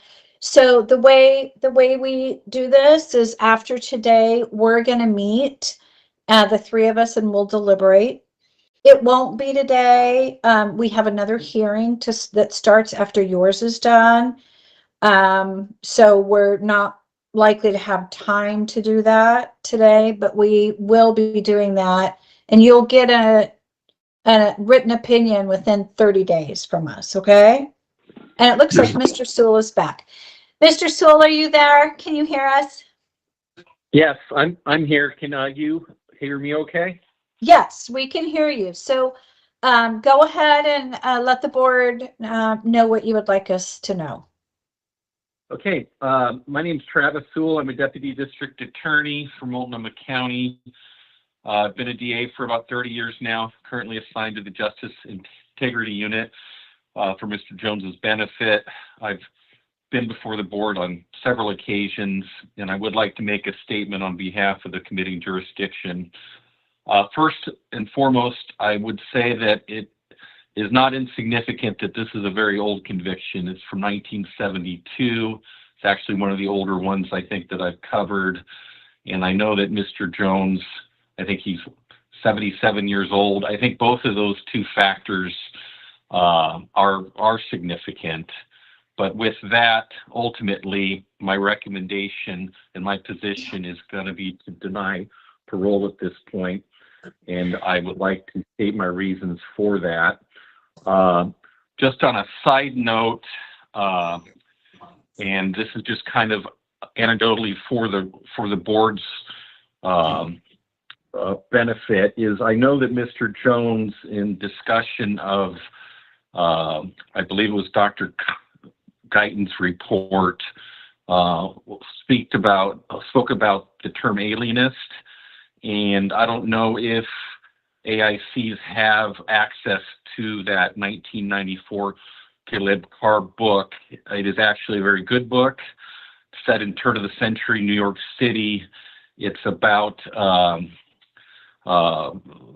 essentially an alienist and his group investigating a serial killer who was murdering street children. And I only bring this up because I don't know if AICs have access to that book. I don't know if Mr. Jones has read that book, but he was correct in that the term alienist was indeed a now obsolete 20th century term for the modern term of psychologist or psychiatrist. But that is just kind of a side note. I just wanted the board to know that for their own benefit, since AICs might have access to that particular book. But in any event, I am against parole at this point. I would like to point out a number of points. The first point is that he has been paroled before. He's committed very serious crimes while on parole before. He almost immediately upon release from this crime, I think actually way back in the early 80s, committed those very serious crimes back in Tennessee that netted him 2 life consecutive sentences that he served, and he ultimately was paroled back to us, I believe, in 2002 or so, after we had placed a detainer. I also find it significant that he has done very little programming, very little work while in the institution. Also of significance is that he's presented no release plan. I am concerned that if released, he would probably go back to Tennessee. I do have some experience with extradition matters, not necessarily in the context of parole, when they're on parole for these types of crimes in 2 different jurisdictions. But I do know there is a strong presumption that the person should be supervised and stay where they are. So I'm doubting that Tennessee would want to supervise him, since he's now our prisoner. I think that that's corroborated in the parole packet that the parole received at the very beginning of it, or I should say the end of it. There were some emails between various extradition officers in the state, I think primarily within the governor's office, And it seemed that there was some push and pull even back at the very beginning of this parole process about which jurisdiction should supervise him. And reading between the lines, I don't think that Tennessee would be interested in supervising him. So I do think if paroled, he's got to be prepared to stay here and be released here and have a plan that's going to ensure public safety in our jurisdiction. The DRs are also of concern. They were fairly consistent between 2006 and 2020. The assault in 2013 was very concerning. Also, the incident referenced in the materials about the 220 assault that resulted in him going to disciplinary segregation was concerning. Again, I mentioned before, he's been revoked. His parole's been revoked before, so I always want to take a close look at folks that have committed serious crimes while on release. I also find it significant that when he was discussing his criminal history and the facts of this case, I found his admission of culpability to be lacking. I don't think he's truly taking accountability for all of his actions. And of particular concern is the recent psychological examination by Dr. Guyton in August. And I would like to, I think the board had mentioned this, this wasn't just Dr. Guyton making this diagnosis. I believe Dr. Templeton made a similar diagnosis long ago, which almost had the same exact diagnosis, that being both antisocial and narcissistic personality disorder. I would like to draw the board's attention to, it's page 29 of the parole packet, page 2 of the actual examination, and would just like to quote from the examination. According to Dr. Guyton, in sum, Mr. Jones presents with personality pathology, including antisocial and narcissistic traits, while some of the negative attitudes and behaviors associated with his antisocial personality disorder seem to have been decreased over the years. He continues to exhibit an inflated sense of self-importance, callousness, and lack of empathy for others, and limited accountability for his actions. His risk for violence and recidivism in the future is estimated to be moderate. Mr. Jones is at risk for difficulties under community supervision due to his grandiosity and resulting difficulty relating to others' limited insight, failure to take initiative to improve his functioning, and poor planning. I think when you look at that, you take a look at that diagnosis, what he has done in the community when not under close supervision or incapacitated in institution, as well as his lack of taking advantage of programming and educational opportunities. I do think that he would be a risk to reoffend and would pose a danger in the community if released. I think that he himself, when he described a human being a pit bull, just a red zone away from the fighting zone, I think he has some self-realization into that. And I think he needs to take advantage of the tools that DOC has to offer him to make sure that that pit bull is not released in the community without the appropriate tools to control that innate fighting instinct. So at this point, I, on behalf of our office, would ask that you deny the parole at this point. Thank you very much for your time. Thank you, Mr. Sewell. I appreciate you hanging in with us and calling back in. I do have a question, Mr. Jones. Do you know if you owe any extradition fees? I'm sure that I do. Okay. Because it's my understanding if you owe extradition fees, that would get in the way of make your chances of being able to go to Tennessee much. I mean, it would lessen them quite dramatically. may not even make it possible. So maybe you should connect after this hearing with your counselor or somebody who can talk with you about that, so you know what's at play. Just go ahead. Tennessee, I get a letter from them every year or two. Okay. And they tell me when Oregon releases me, I'm to report to Debbie Grimes, I think is her name, in Chattanooga, Tennessee. They've accepted me. They paroled me to my home. So that wouldn't be an issue at all. Okay. They tell me to report and who to report to when Oregon releases me. Okay. So that's not an issue, but Okay.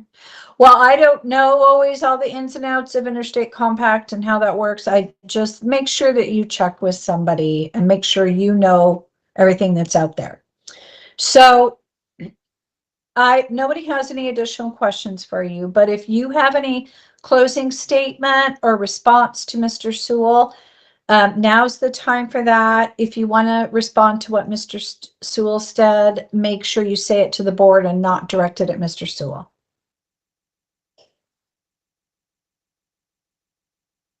I have nothing. He's Okay. a prosecutor. He's still prosecuting. You know, he's just like they prosecuted me 55 years ago. So I don't agree with it, but I have no argument. It's, you know, that's what he's saying. I think that's maybe his position, what he should say. You know, Okay. I've been through trial out here. I've been through trial other places, and I know what their job is. That's to, to shift your opinion, just like they shift a jury's opinion. So anyway, I don't agree with his summation, but I'm not arguing with it. Would you like to make a closing statement or leave us with any final thoughts? Well, you had such a thorough hearing. It's probably the most thorough hearing I've ever had, and it's a good one. But I hope that something in you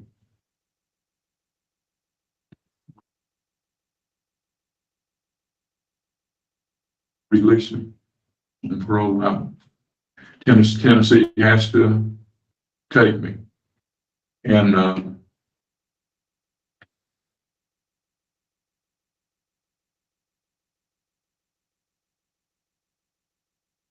you know anything about football? Some, yeah. They just had one of the greatest quarterbacks of all time. There'll never be another like it. He's retired. He went to Super Bowl 10 times and he won 7. They'll never repeat that, anybody. But when he went to the Patriots, asking for a job, he said, if you will hire me, this is when he was right out of college. He said, if you will hire me, it'll be the best decision you've ever made. And it turned out that that's true. And I hope that the three of you will make the decision that you'll never regret. And I hope you'll give me another opportunity. And I know that you'll never have to look at me again. Okay. Well, Thank thank you very much, Mr. Jones. I really appreciate you, answering our questions, talking about hard stuff with us. And as I said, we'll deliberate at a later date and we'll get an opinion to you in written form once we've done that. And with that, we will close the hearing. Thank you so much. Thank you. Have a good day. Thank you. Thank you.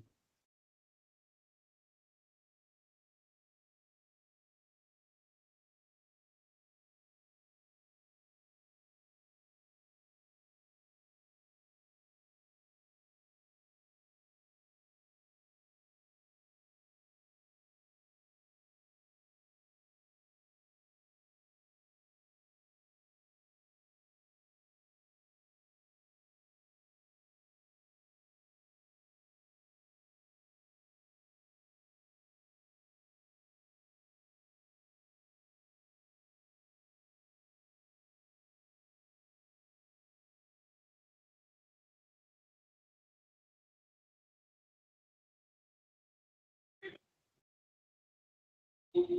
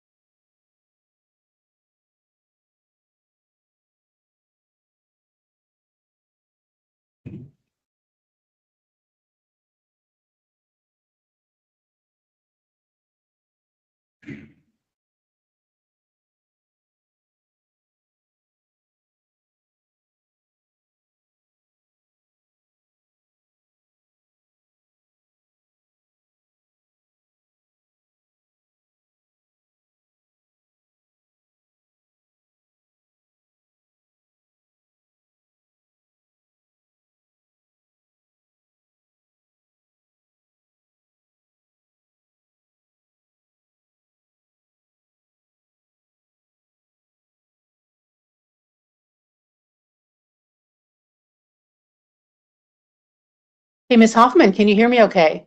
I know you're on mute. You can go off mute for a second. Yes, I can hear you. Great, great. Like I said, we'll be starting at 2:55, so go ahead and just remute yourself and we'll get started then. Thank you. Do I put the mute back on once it starts? I would put the mute back on now Okay. and then just stay on mute until the board addresses you and make sure that everybody can hear everybody. Thanks.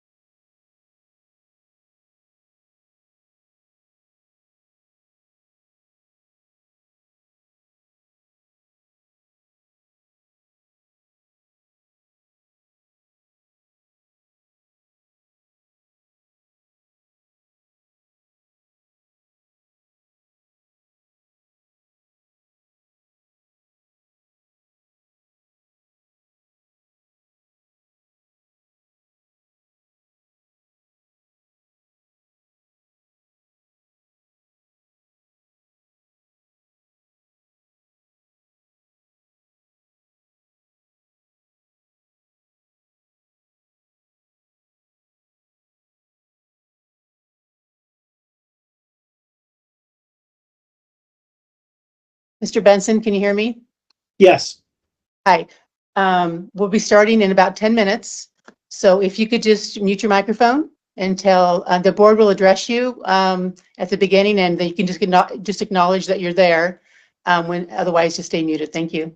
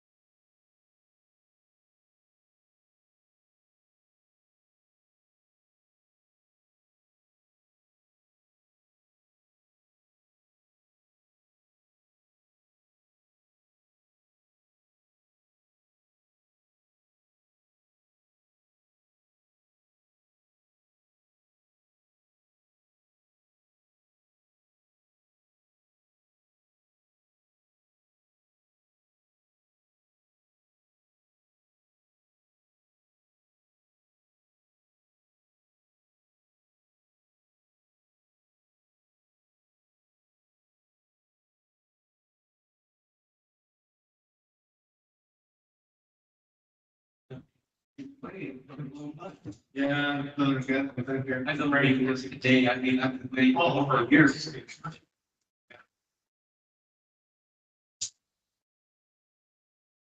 That's that.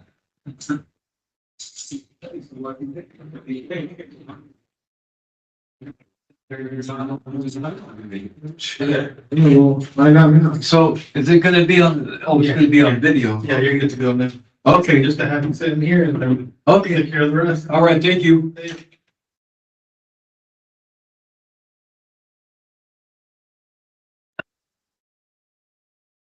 Mr. Kittson, can you hear me? I can hear you. Yes, this is Kim with the parole board. I just apologize for the delay. We had a hearing that went longer than expected. I So we're see. about an hour later than we expected, but your attorney, Mr. Benson, he's on the call, and Ms. Hoffman's there, and I believe Ms. Maines, and then another friend of yours, Ms. Owens, are also going to connect, okay? Okay, We should be Thank- starting in about 9 minutes or so. So just hold tight, just hold tight. The board member leading your case, Mr. Reeves, will come on the video and get the hearing started right about 2:55, okay? okay, Thank you. you're welcome, thank you. I think Ms. Manus is having some trouble joining the meeting. Oh, I see that, Mike? She attempted to join earlier without a problem. Do you know what the issue could be? She says she's all alone. I'm just wondering if she's waiting in the lobby. or No, there's however. nobody in the lobby. If you have access to messaging her, can you let her know just to, if she thinks she's in the lobby, she's not, but maybe she can just try again.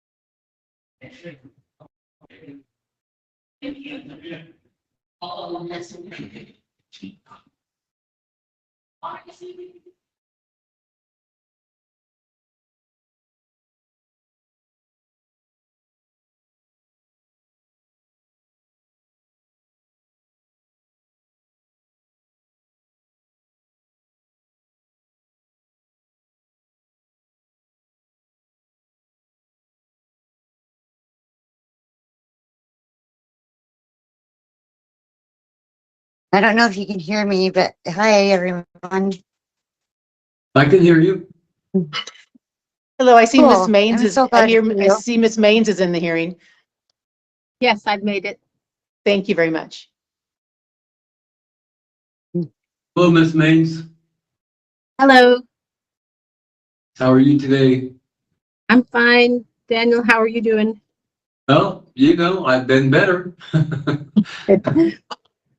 Yeah, I just want to let everybody know that everybody can hear everybody, okay? There's not any privacy in the conversation right now, so just want to let you know that. Okay.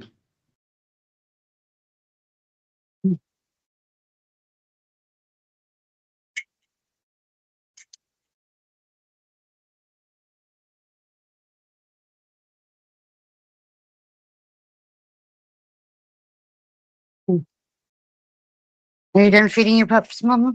Come on, sit down.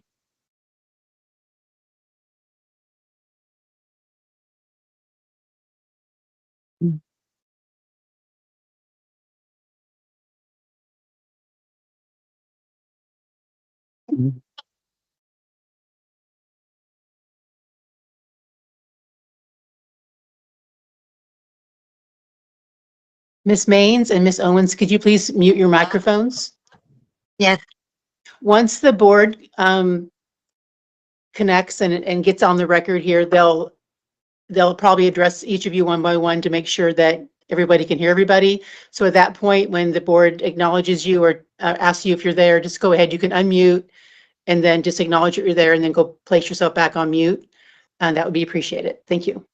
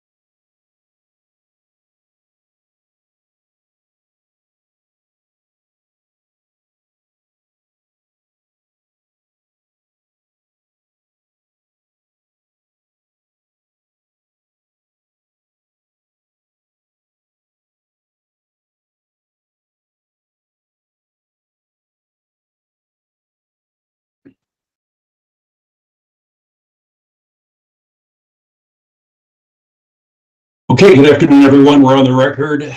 Thank you for your patience. As you may know, we've been in hearings all day since 8:30, so we appreciate your patience. My name's Don Reese, and I'll be the presiding board member in this hearing today. Are you Mr. Daniel Kittson? Yes, sir. And is your SID number 04941783? That's correct, sir. Right. With us today also at the hearing is Vice Chair Ronnie Cleaver. Good afternoon, Mr. Kittson. Nice to see you today. It's nice to see you too, Ms. Kluwer. And board member Kelly Kuklinski. Good afternoon, Mr. Kittson. Good afternoon, Ms. Kulinski. Mr. Kittson, did you receive your packet of material from the board that contained your notice of rights at least 14 days ago, which is 839 pages? I believe I did, yes. All right. And present also for the hearing is your attorney, Michael Benson, Assistant Federal Public Defender, and Assistant Federal Public Defender Renee Maines. Hello, counsel, and thank you for being here. Thank you. Thank you.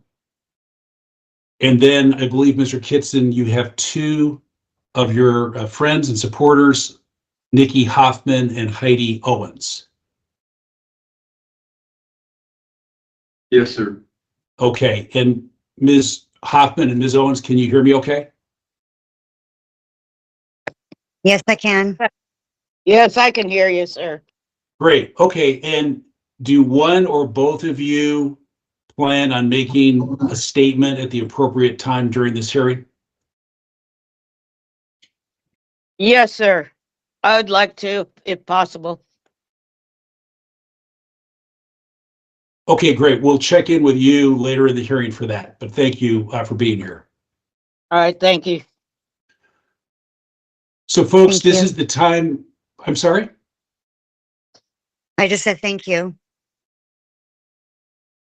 So folks, this is the time set for a future disposition hearing, which is a hearing to decide whether Mr. Kittson should be re-released onto parole or should serve a further term of imprisonment.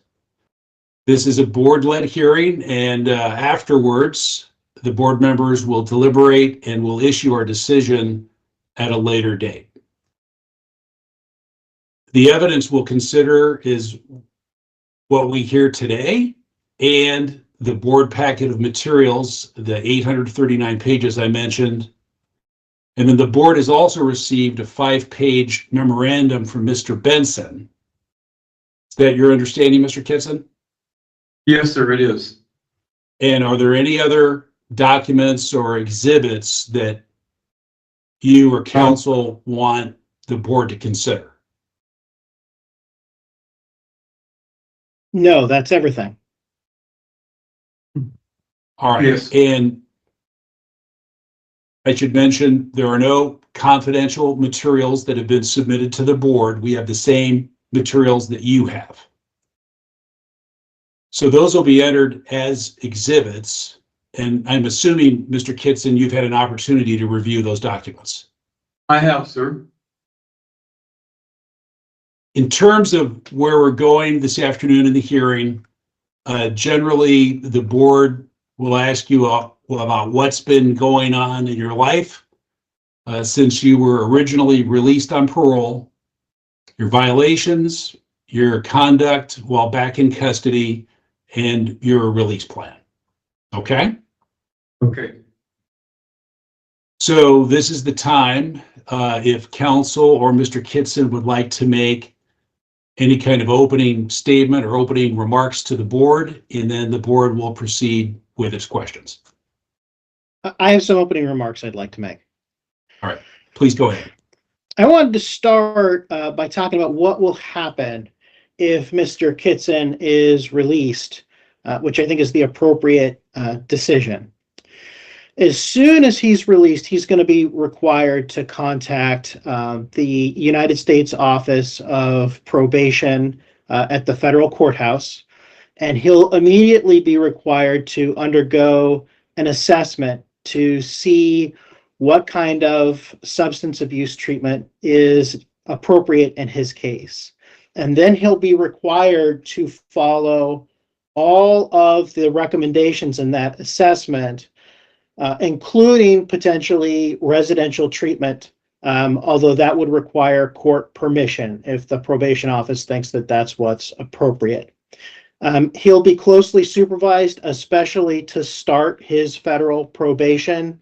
He will be required to check in with his probation officer frequently. He also has, as many of my clients don't have, he has a place to reside. His home has not been foreclosed on yet, at least, and I think that he's going to be able to save it based on my conversations with him. So he has a place to go that he's been living at for decades now.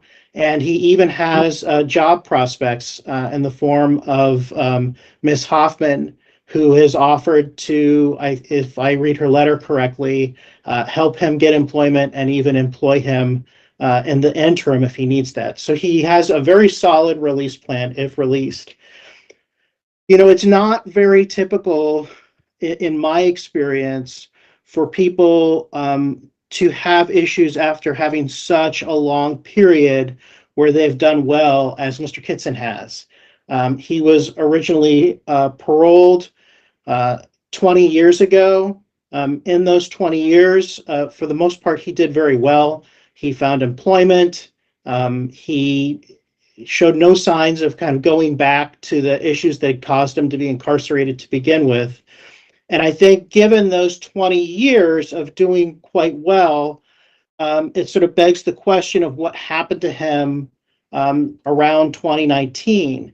And I think that what he went through in 2019 are a series of issues in his personal life that aren't likely to repeat if he gets re-released. He lost his employment and he was unable to get a job again. And that put financial stress on him to the point where he was worried that he was going to lose his home. And in dealing with that incredibly stressful situation, he also started to develop some substance abuse issues.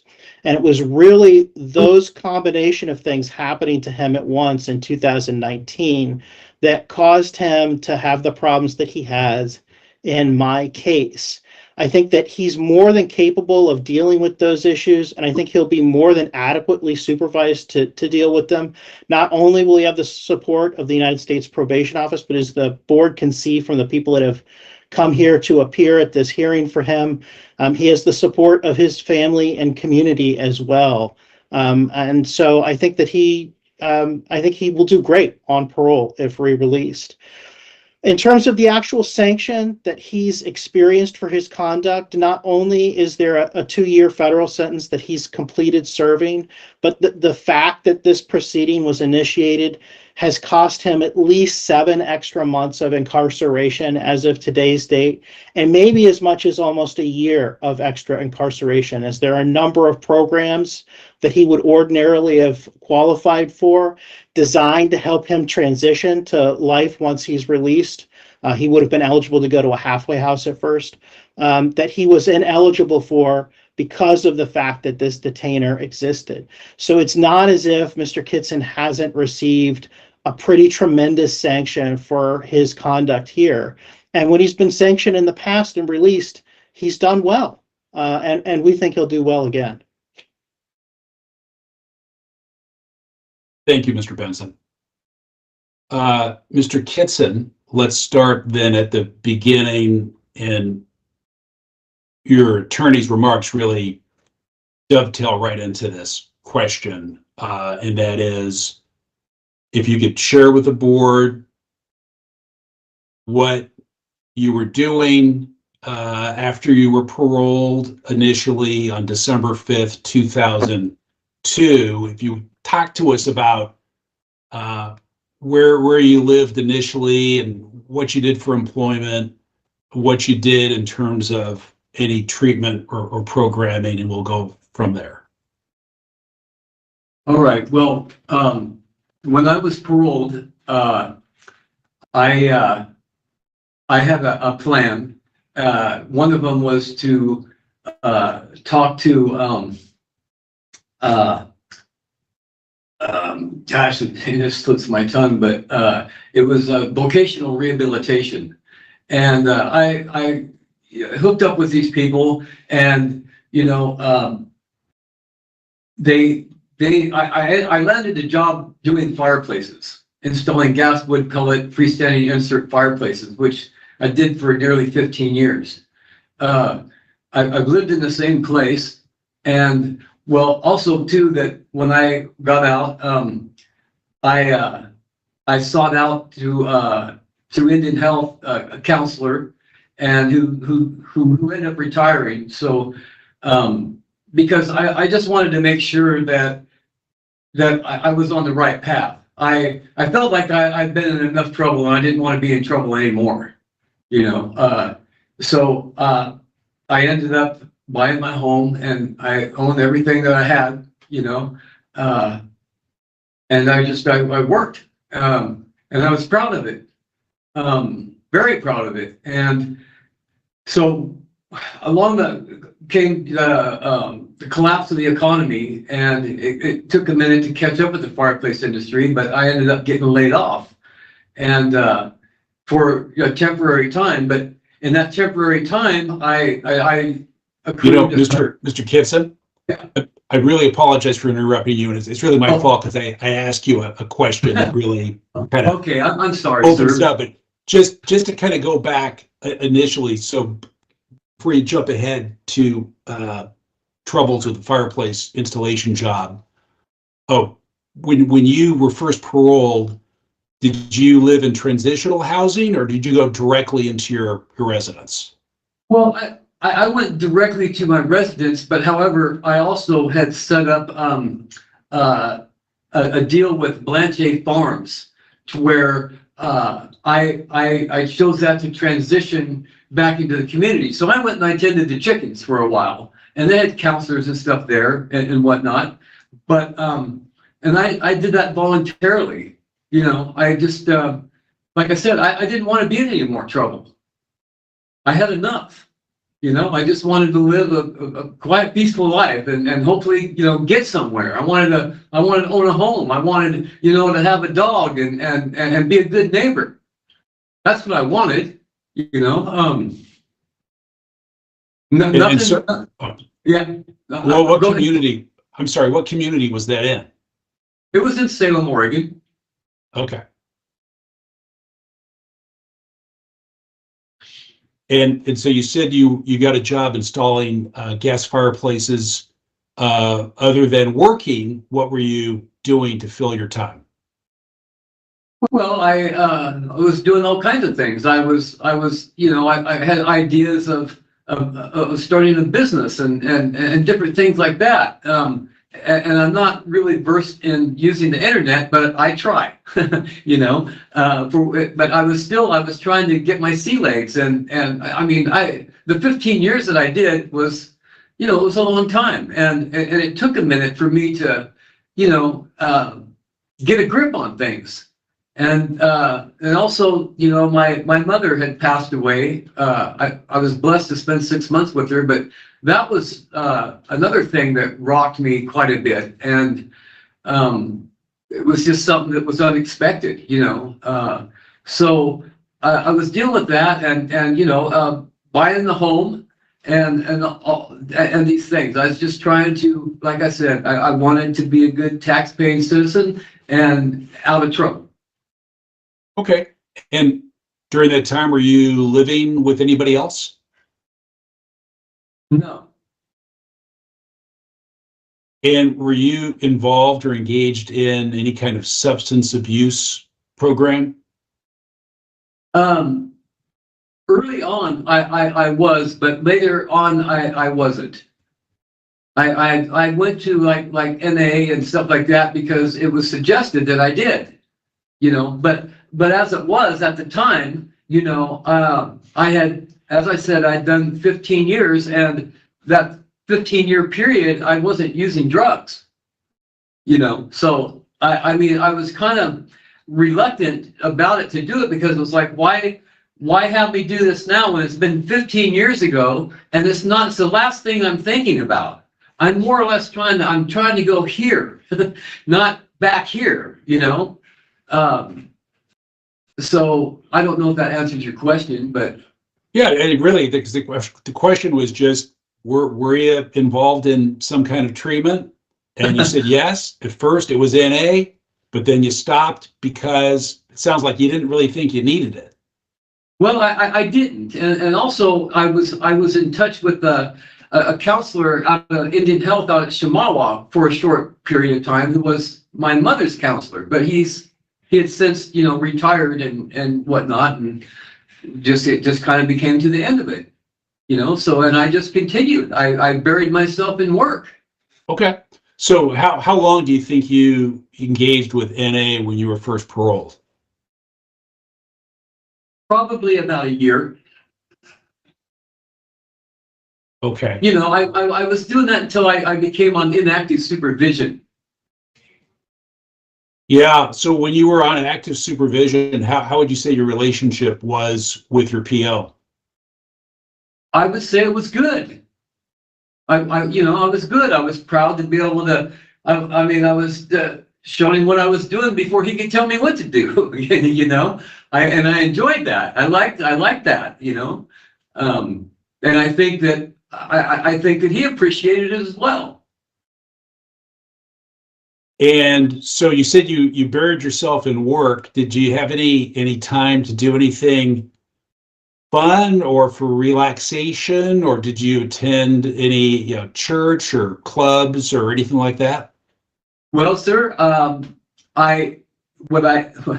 thing I ended up doing that I very much enjoyed was that I acquired a motorcycle, and I rode that motorcycle a lot. And and before the question comes, is that I'm not a gang member or anything like that. I didn't ride with clubs, and then I did my own thing. I rid the back roads and all this stuff, and I felt it was quite an accomplishment, because at one point in my life, I had sustained extremely serious injuries from a motorcycle accident that I was never supposed to recover from.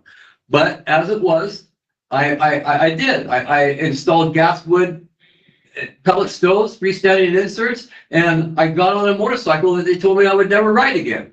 And I was proud of that. And, you know, it's something that just brings personal enjoyment. It's not for everybody, but it's something that helped me, you know. And yes, I have kind of looked at churches, and probably not so much as I would like now, because of just some of the things that happened. I have literally, this is the worst nightmare that I could have gone through. I would have rather burned in fire than have done this, you know. And I'm sorry. I'm sorry for my actions that lead to this. It's just that I was worried about my home and my dog and stuff, and you know, I didn't think that was a dishonorable thing, and I didn't think necessarily that I was doing anything wrong. But apparently I was, because I was found guilty of a crime in court. And I can't stand true to my faith, my beliefs, and all that stuff, and oppose the law. I don't want to be in trouble anymore, and I'm sorry that we're here. I wish we could have been meeting somewhere else besides here. But here we are. What kind of bike did you have? Well, hopefully I still have it, but it's a 2003 Heritage Softail. It's a 100-year anniversary collector's edition Harley Davidson. Wow. Well, it's a rolling memorial to my mother. Well, you know, I just read that Harley Davidson's a little worried about their business, because all these guys who are 50 and 60 years old are deciding they need to get on a bike. Some of them for the first time. So I hope you're careful. Well, sir, as I said, I believe I paid my dues on motorcycles. My back has been broken in 3 places, and it was when I was a lot younger man. But I don't mess around. I mean, it's like you got to be on it and safe and aware of everything, or you're not going to be on it. And that's another thing I'd like to point out that's good about motorcycles. motorcycles and drugs do not mix, you know? So it's my therapist as well as a rolling memorial to my mother. And I don't know if that makes sense, but I appreciate you asking that. Well, so when I interrupted you, you started to say that after about 15 years in the fireplace business, things went south with that. And did I hear you say that you got laid off at some point? Yes, sir. It wasn't that the things went south with the fireplaces. It went south with the economy. The economy collapsed. And so, you know, in the fireplace business, you're from the very lowest part of the home to the very apex. You've got to be in very good shape. It's extremely dangerous work. But after laying off 6 months, I acquired dual hernias working in my backyard. And that made me come to realize is that, you know, as much as I come to love the fireplaces and stuff and what I was doing and giving people, it's a younger man's job. And then soon after that, the pandemic hit, okay? And that's when, you know, I started working with Miss Hoffman and stuff, and she became a good friend. She helped me in a time of dire need, you know, and I was able to help her. And so it was a good exchange of a relationship, you know? And that was doing that with Ms. Hoffman, that was doing the landscaping work? Yes, sir. Yeah. And I look for more relationships like that, you know? I mean, when two people walk away happy, that's good business, right? and that's all I want. I mean, I made some type of a misstep here, and I feel like that I'm dearly paying for it, and I'm very sorry. So just to kind of mark a stopping point for my fellow board members, Okay. When was the point then where, as Mr. Benson said, you fell on hard times, essentially, were very worried, started using drugs? What year was that? Well, let's see. I would have to say like maybe 2020. And I think what he's referring to is that, see, I felt like out of desperation. I'm looking for some way to, you know, stabilize my situation. And although I appreciated like odd jobs and stuff that I had, it didn't give me a W-2 form. So one of the things that I did do, which I was reluctant to do, was I rented a room out of my house. And by doing so, you know, well, I didn't realize, but a whole other plethora of things are involved here. You know, I mean, another person, and they have their associates or their friends or their family or whatnot, and this whole influx of things going on. And it was very much of a challenge to me. That person that I rented the room to, they, you know, I wasn't aware of it at first. I also want to say, include this here, is that at some point, it was like 5 years from that time, I had a mild stroke. And I was very lucky with it because my face was half paralyzed for like a week, and then I came out of it, and I was extremely fortunate. But it kind of changed some things for me. I don't think I was aware of some things as I normally would have been. And I had some people I thought looking out after me. But anyway, this person, she had people coming over that I had problems with. And one of them, as it turned out to be, was a CI for the federal government. And that person, that's who introduced drugs into my house. And that's how drugs came into my house. And I don't know, I was at my wit's end. And I like I said, there's things in some of that federal paperwork where I say to her so-called boss that, look, I feel like I'm being pressured into this, and I point out the fact that I have an old truck that maybe he could help me sell, you know, which I didn't want to sell, but he could. So some of this stuff that's there's some things missing in this evidence that they gave you. like where it said that about me counting money, it didn't say about how that I gave it back to them. I mean, this wasn't something that, that I was doing for a living, I guess you could say. It was something that someone told me that they'd make it worth my while. And unfortunately, I wasn't thinking clearly enough, and I made that mistake. Oh, okay. May I just make a short statement? Actually, at the end of the hearing, you'll have an opportunity to make a closing statement to the board. So if you could just wait, make a note of where we are, and then you'll have an opportunity at the conclusion of the hearing. And Mr. Kittson, Yes, sir. let's stop right there. And I want to check in with the board vice chair, Ronnie Cleaver, to see if she has any additional questions about how you were doing after you were paroled up until this point. We've stopped at where you started having some problems. Okay. Thank you, Mr. Reese. I do have some questions. So I'm a little curious because something just doesn't sound like it fits for me. Your lawyer said that you started having trouble, you started using, I think was because there was a lot of stress, you lost your job. When did you lose your job? What year was that? It was approximately 2015. 2015? 2015, 16, yeah, somewhere in there. Okay.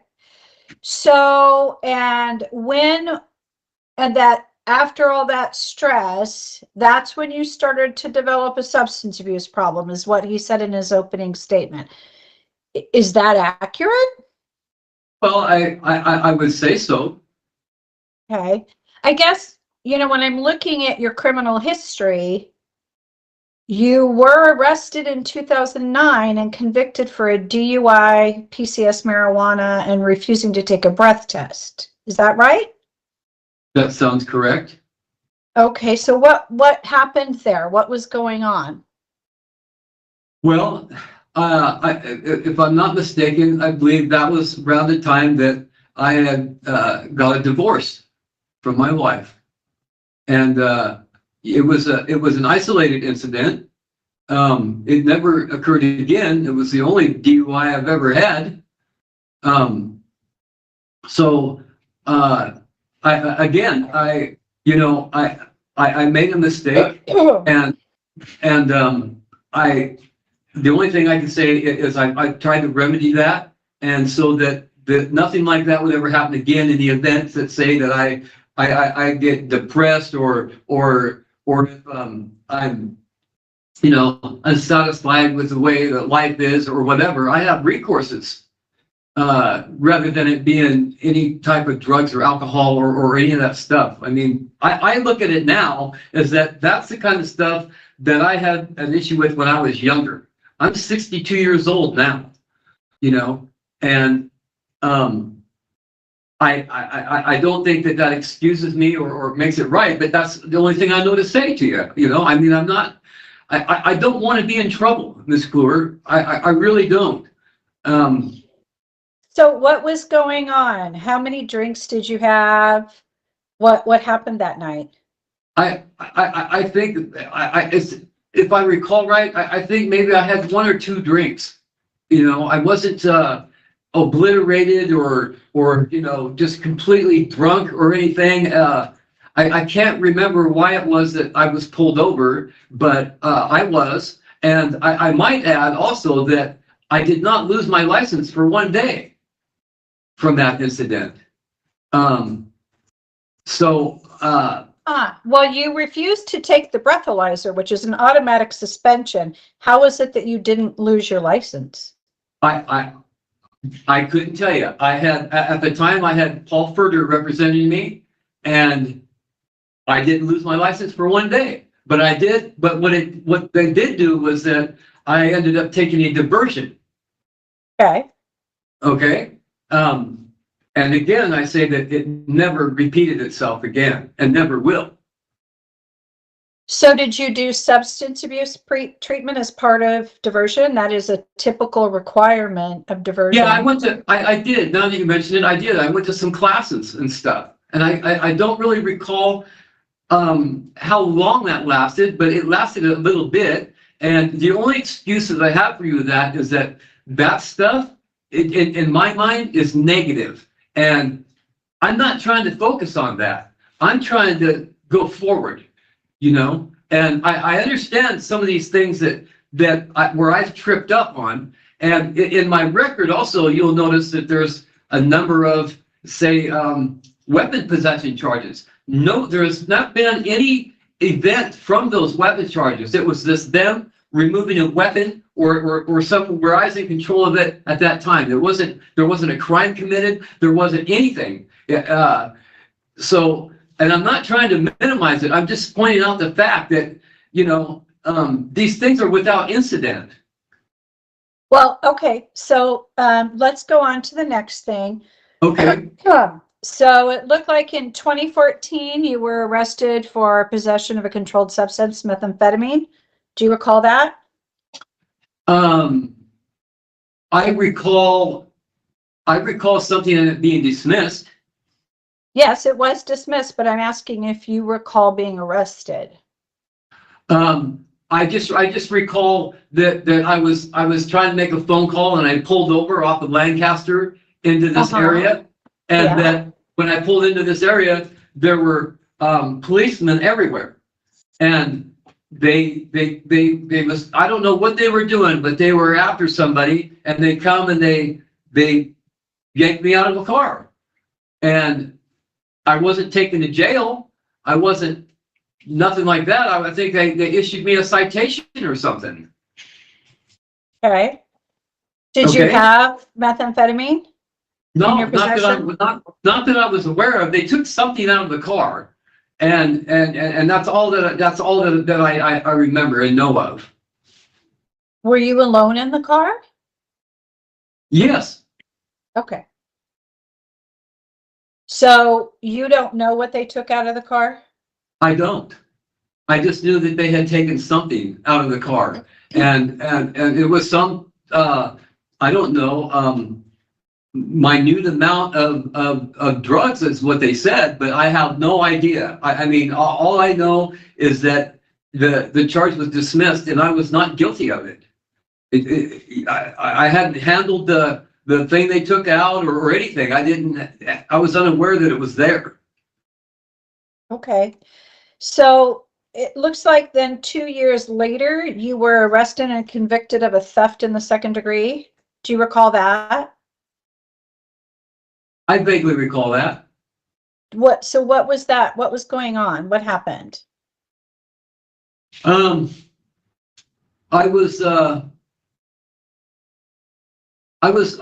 depressed or something, you know. I was just not feeling myself, and thought that, you know, I was just, I guess, awfulizing about things and thinking that, man, I just need to be, you know, somewhere that maybe I shouldn't even be out here or something. And I don't know, it was just some foolishness that from depression I was talking to myself, I guess, and it was another mistake, an embarrassing mistake that I made.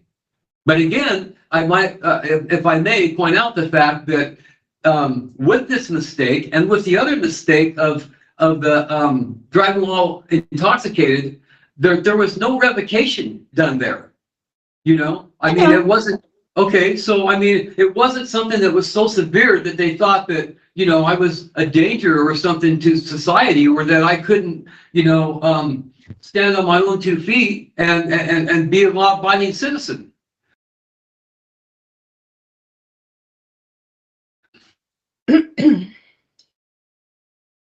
And again, if I may also point out, Ms. Kluwer, that again, that since that time, no incident like that has repeated itself. You mean, no, there's been no more thefts? No, there's not been any more anything. Yeah. I like I said, Ms. Kluwer, I really do not want to be in trouble. I'm not 32 years old, and not that when I was 32 years old, I wanted to be in trouble. I didn't want to be in trouble then, but I really don't now, because I'm 62. I just want to live a quiet, peaceful life, and hopefully pet my dog again.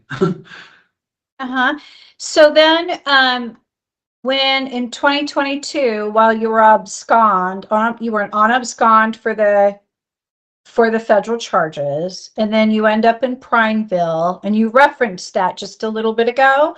You said you didn't do anything with the firearm. It was just there, I think, something like that. What was your mental state at that time? Well, I actually was referring to other charges before. I wasn't referring to that one, but yeah, but however, I will address that and let you know that okay, so at that time, I mean, I was upset. I was disheveled and distraught. I had just lost my friend, which was actually Miss Owen's husband. He died in a hospital, and he died from multiple heart attacks, and I believe it was from drug use. And it was the most devastating thing I have ever seen. And so at the time that they had a trailer that I co-signed them for a truck to take to Utah. And 3 days after the truck was taken off the lot, it broke down and it ended up in John Day, Oregon. So all of their possessions are in this trailer. Her soulmate dies. And she is totally distraught. She's like, she doesn't know what she's going to do, this or that. So I had responsibilities, but it struck me so much in the heart that I set aside whatever myself, and I put her before me because she was in such a state. And I went to help her clean up this trailer so she had a place to stay and a place to live. Okay. After 2 days, I told her I got to get back to Salem and address these issues, because I know that you said that I absconded, but I didn't really abscond, and I had turned myself in on the charge, so I didn't turn myself in order to abscond. It was a misunderstanding. But however, so when we're driving back to Salem from John Day, it's in a small Audi vehicle. There's 10 dogs in the car. They take up the whole back end. There's 2 adult dogs and 8 puppies. And like I said, worked our butts off, man. And I'm driving and heading back. It's nighttime. And, well, I'm exhausted. And I sort of nod out at the wheel. And I go off the road and I hit a rock. And, the car does this a little bit. And then and stop. And I look over at her and I kind of half smile and I'm like, I guess it's your time to drive, huh? And one of the dogs is trying to get from the back seat to the front seat, the male dog, and I'm pushing it back. And as I push it back, she starts screaming at me and yelling at me. And this upset me to just, I was just ballistic, right? It's like you care more about the damn dogs than you do me, right? And so I snatched the keys. I got out of the car. And by the way, I didn't have any glasses, and I went back to the trunk and I opened up the trunk and there was no trunk light, but I grabbed what I thought was my bag out of her trunk and slammed the lid and threw the keys out of her, kicked the door shut and said, leave. Just get the hell out of here.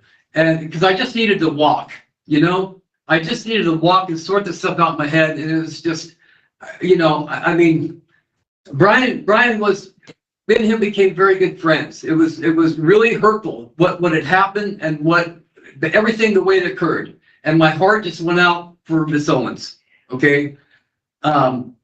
So I'm in a canyon and I come up out of this canyon and it's a high desert. So it's really cold at night and I'm freezing.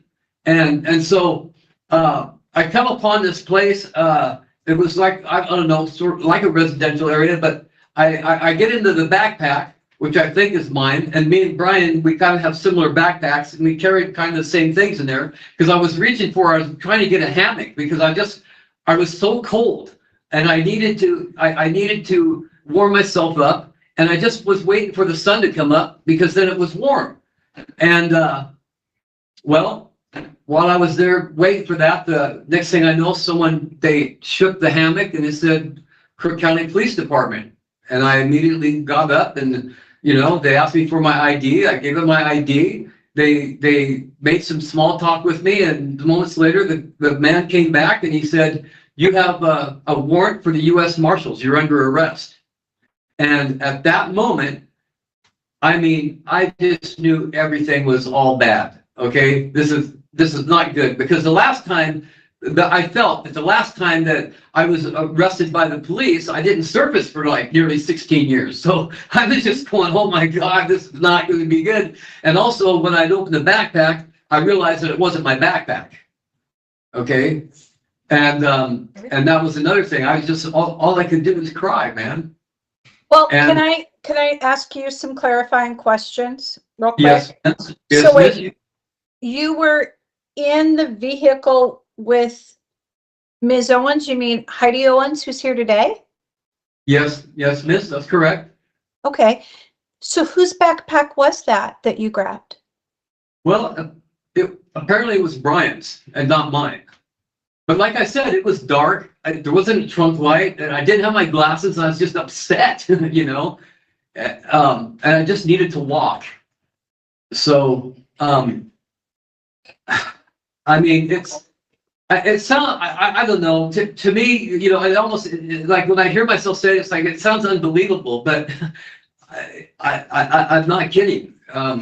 It's a very unfortunate. And the other unfortunate thing is that I would have had this issue taken care of, but just before I was to go to trial with it, the girl that I rented the room out embezzled my accounts and posted my bail. And at that moment, the feds came and got me. So now it's been like this case that's been out here, and and they tell me that not to worry and all this stuff, but it's been used against me this whole time. When I was 3 days, I waited 6 months and I waited 3 days to go in there, and it's like I would not have instructed anybody to post my bail, nor would I have authorized it. So I'm thinking, well, what can you do? If someone posts your bail, there's no recourse. You can't say, oh, I'm not going to do that, and which really, it troubled me. It's like, man, I can't believe that these people, I guess, were so smart that they figured all this stuff out. And it's like, I'm the sacrificial lamb going on here. Wait, I'm sorry. Are you talking now still about the incident where you're found sleeping in the hammock, or are you talking about your federal case? Well, I was talking about both. I'm sorry that you Okay. confused. It's a very emotional thing for me, and Sure. and excuse me too, but I must say that I'm a little nervous here. That's okay. Take a breath. It's understandable. It's understandable. Okay, but it very much concerns me, Ms. Kluwer. Like I said, this has absolutely been my worst nightmare. Okay, I don't. All I wanted to be was normal. I just want to be a normal person, a citizen, paying my taxes and getting along and being a good neighbor. That's all I wanted. So can I just can I ask something in addition? So I'm just going to make a statement and then ask a question, okay? Okay. Yes. So just take a breath. We're just having a conversation, all right? Okay. All right. It's okay. We can take a breath together. So here's what I'm noticing, all right? I'm noticing that in each of these incidents, you describe being depressed, stressed out, under pressure. And are you seeing the connection that when you get this way, when your depression hits, when you're stressed, you make these really, these decisions that are just not good, and you revert to substance use or you engage in criminal behavior? Do you see that pattern? Because it kind of looks like a pattern to me. What are your thoughts about that? Well, my thoughts are, I absolutely do. And I'm reluctant to say some things because I feel like if I say certain things that then I'll be viewed as minimizing this or this or that, you know, and that's not what I'm trying to do. But I used to be a smoker. Okay. And so, and I don't know if you've been around smokers or not, but a lot of times a smoker will go, man, I need to relax and have a cigarette. Well, tobacco is a stimulant. You're not going to relax from it. Right. Okay. So I've been down this road enough to it's like, look, I know that for me, the first warning signs is depression and stuff. And that anything that I've ever done out of anger or depression, nothing really good has ever come from it. But I can change that, and I know it. And that's why, you know, I mean, one of the things, the first thing that I will do if I'm allowed to be back out on parole is I am going to seek a mental health counselor through Shimalo and reestablish that connection. Okay. And I just, like I said, I'm not somebody sitting here wanting to be in trouble. I don't want to be in any trouble. And as far as supervision goes, I have no problem with that. I will do anything that you ask me to do, whether I think I need it or not. I mean, as far as the drug program or stuff like that goes, I feel like, well, maybe I'm a good candidate because I will ace it. You know, there's not a problem there. I'm wondering, well, I think we'll talk about this later. I guess I just wanted to talk, I mean, because there's this presentation that, you know, parole, you did really, really well while you're on parole. And there's just, you know, there's some really concerning things that happen while you're on parole. I don't know why the parole board didn't address it at the time. But I also just want to highlight that pattern I see, and maybe we'll talk about that later when we talk about, you know, what your plans are, you know, to address some of the things. So I'm going to turn it over to Ms. Kuklinski right now to see what questions she might have. Okay. Okay. You know, Ms. Cleaver asked the bulk of the questions I was going to ask, specifically about all the crime commissions that from 2009 to current. But I did want to kind of get a better understanding of specifically what in the last 5 years, what your drug use on the day-to-day kind of looked like. What were you using? How often? That sort of thing. Well, like I said, there was this girl that ended up coming to my house. She was apparently a CI, and she was getting marijuana from me at first, and then she introduced what she said that was opium, and I not anybody that I know probably even knows this. I kept it was really just something I did by myself, and it kind of took away, or it seemed, some of the pain sometimes, or some of the confusion and all this stuff, which is, you know, I know it's an illusion, but I smoked it. I didn't do it every day. It was a hit and miss thing. I don't know else how to explain it. Because I'm not really familiar with it that much. I just know that, you know, in hindsight, it killed my friend. And it's not something that I'm proud of or look forward to or any of this stuff. I mean, I don't ever see that being in my life ever again. I don't know if that answers your question, but that's not really. I mean, okay. Partially. I mean, you said you use opium, but I'm wondering, there's mention of heroin, there's mention of methamphetamine. There's indications that you were using while on federal pretrial. So I'm trying to get a sense daily, like at the time prior to incarceration, what were your using habits? I was smoking marijuana, and I smoked it at nighttime before I went to bed. You know, I dabbled with what I thought was opium, but you know, I mean, heroin is derived from opium. And that's, so you thought it was opium, but it was actually what? Was it something else? Heroin.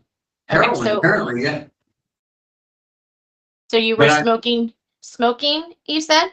Yes. Okay. And how often were you doing that? A couple times a week. I don't know very many casual couple time a week heroin users. So a couple times a week, that's it? You weren't nothing beyond that. You were just Well- smoking pot in the evenings and a couple times a week using heroin? Well, yeah. I mean, I wasn't, as you would picture it, and I would picture it as like an intravenous drug user that's laying on the sidewalk, skipping meals so I can get heroin. You know, that's not who I am. Okay. And I that's think not- just and that- maybe the way it was portrayed was that you started to, I mean, it made me think that you started to have a serious drug problem in 2019, but the way you're explaining it is kind of like it was this casual thing that wasn't really that big of a deal. So I'm trying to understand exactly what we're talking about here. Ms. Kuklinski, I speak from hindsight, I guess, is that I believe that I was being groomed, okay, by this person in order, they had on a number of occasions tried to get me to handle weapons, and I would not do it. And I think that because they said that it's like, well, when you see how easy this is and how much money is involved, then you'll get over all that, you know? And it's not something, I mean, it's not anything that I wanted, but I believe that that's what was happening. I was being groomed for this and this topic, you know, I mean, it influences your decision makings, I think. And it clouds your mind, you know? And I think that that's what their intentions were, but it never came to reality. So so if I'm understanding correctly, you lost your fireplace job in 2015-16. Yeah. And you picked up the federal charge in 2020. So that's 4 or 5 years. Are you saying that you were unemployed that entire 4 or 5 years? Well, I'm saying that I was unemployed as far as gaining a W-2 form. Okay. Okay, but I had a number of odd jobs and stuff like that, and also Ms. Hoffman we did work, you know, but it wasn't with a W-2 form. Okay, so I mean it helps, it counts for me, but I don't think it helps my my credit and credibility. It just helped me survive, you know. And also, I also had cashed in a 401k that I had reluctantly, which also helped me, you know, get through some of the time.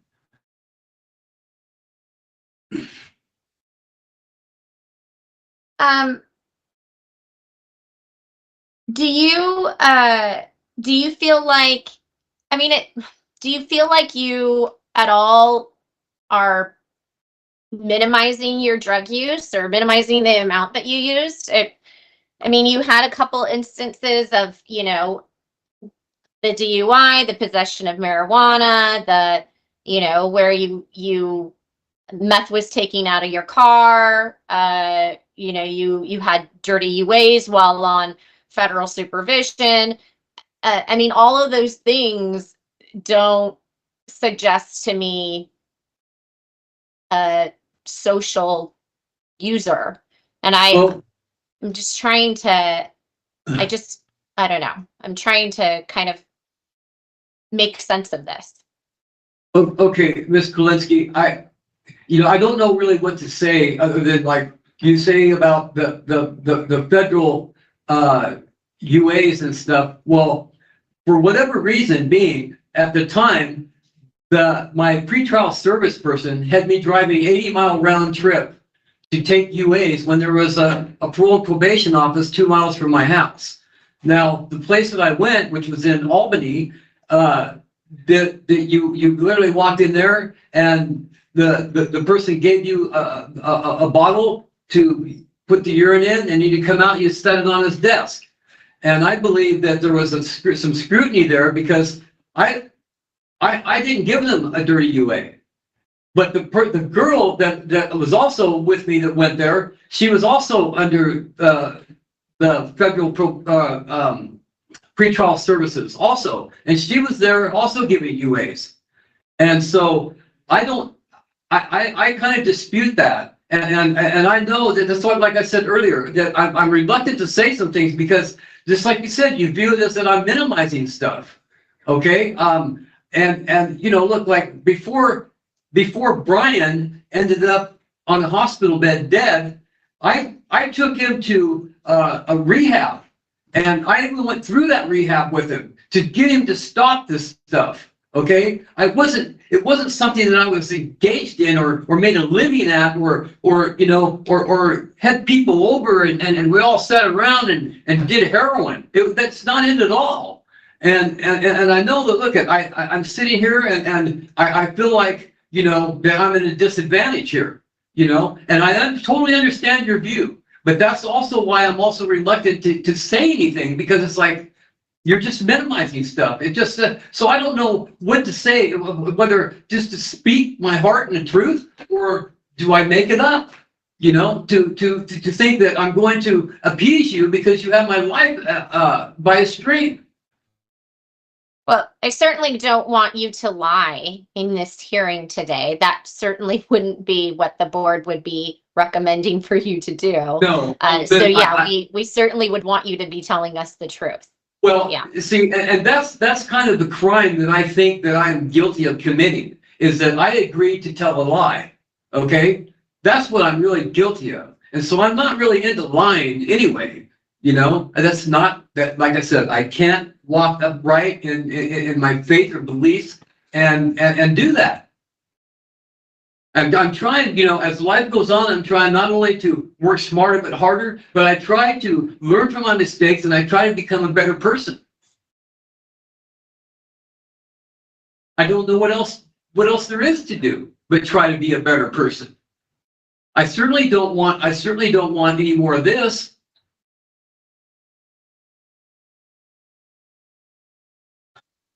I don't have any more questions about kind of leading up to your incarceration, your compliance on parole previously. So I'm going to turn it back over to Mr. Reese. Okay. Okay, so we've sort of plunged into this area that led to a federal charge and then subsequently an indictment in Crook County, and so you really got into that, and you're still under indictment in Crook County, correct? That's correct. Okay, and so there was an assertion,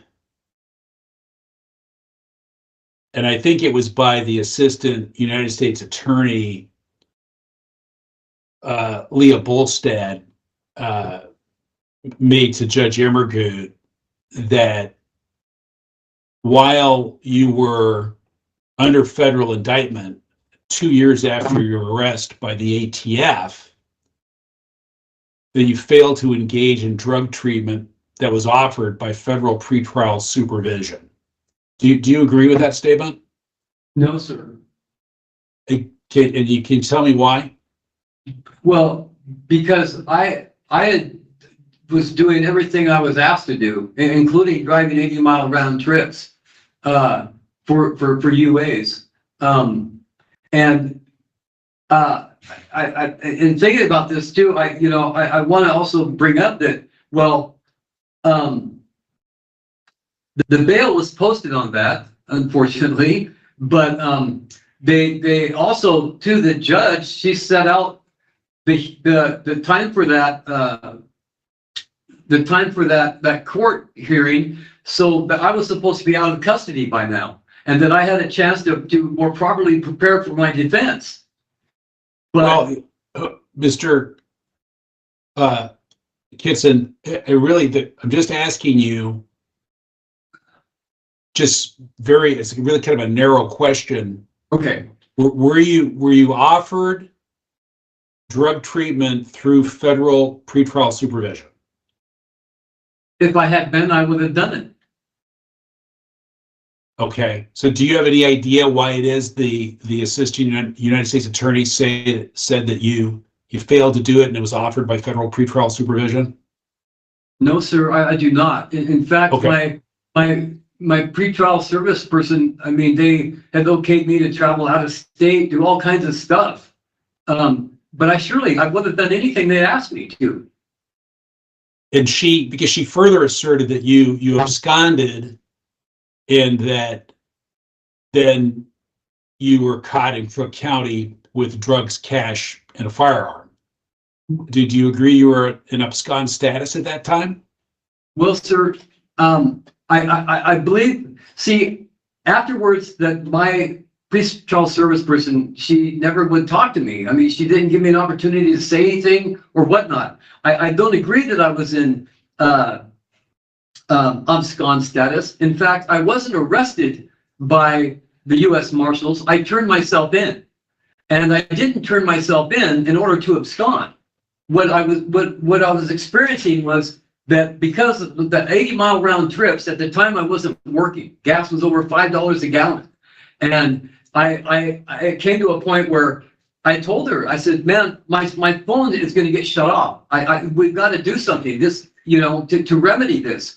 And so a cousin of mine had appeared like a miracle, and he did wildland firefighting for 17 years, was an instructor, and told me that if I was willing to shadow him, the next year he would get me on a job that drove a water truck for $500 a day. And I just thought, well, this is a blessing.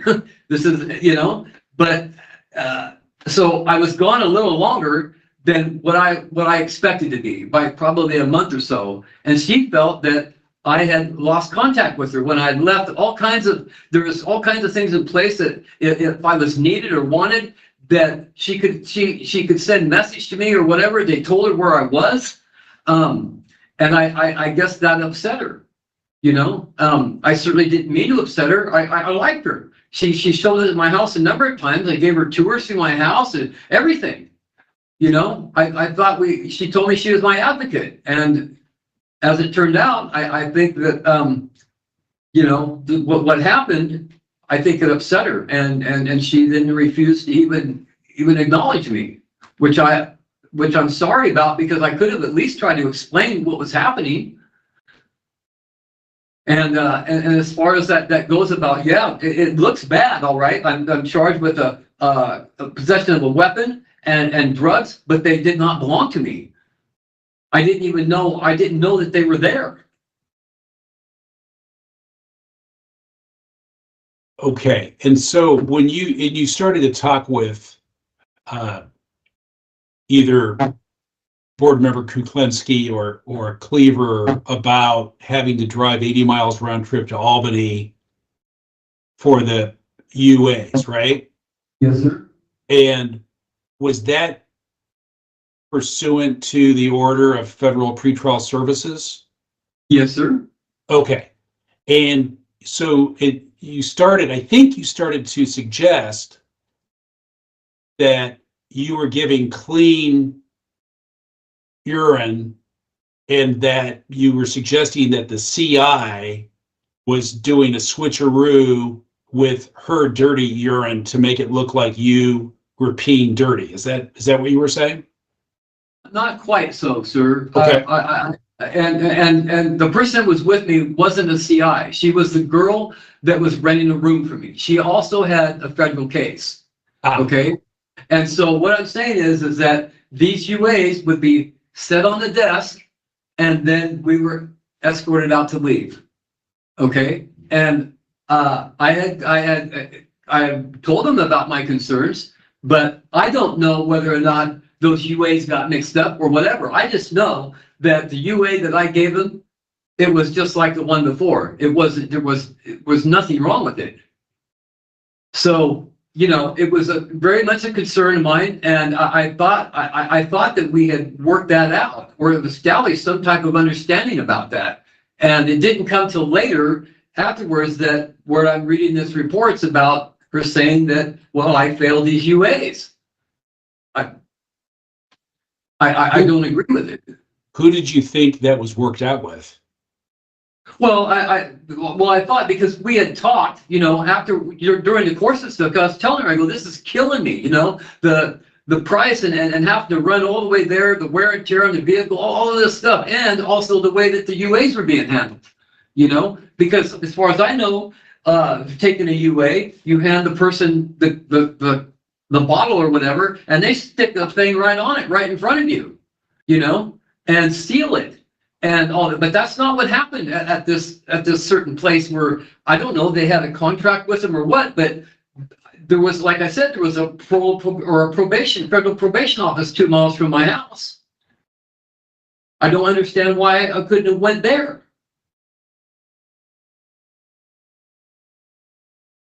Okay. But I tried my damnedest to do everything and everything that at will that they asked me. Like I said, I turned myself in, sir. I wasn't trying to run or anything. So all this abscond stuff, it just gives me so much mental anguish because I know what it looks like, but that ain't how it is. But I feel like I don't have a voice, and that's why Mr. Benson is to represent me, because I don't know how to present this stuff where it looks like, oh, but you're just minimizing this. I was told that years ago when I did that, the time when I was a younger man, that, oh, well, you're minimizing this or that. And it's like, oh my God, man.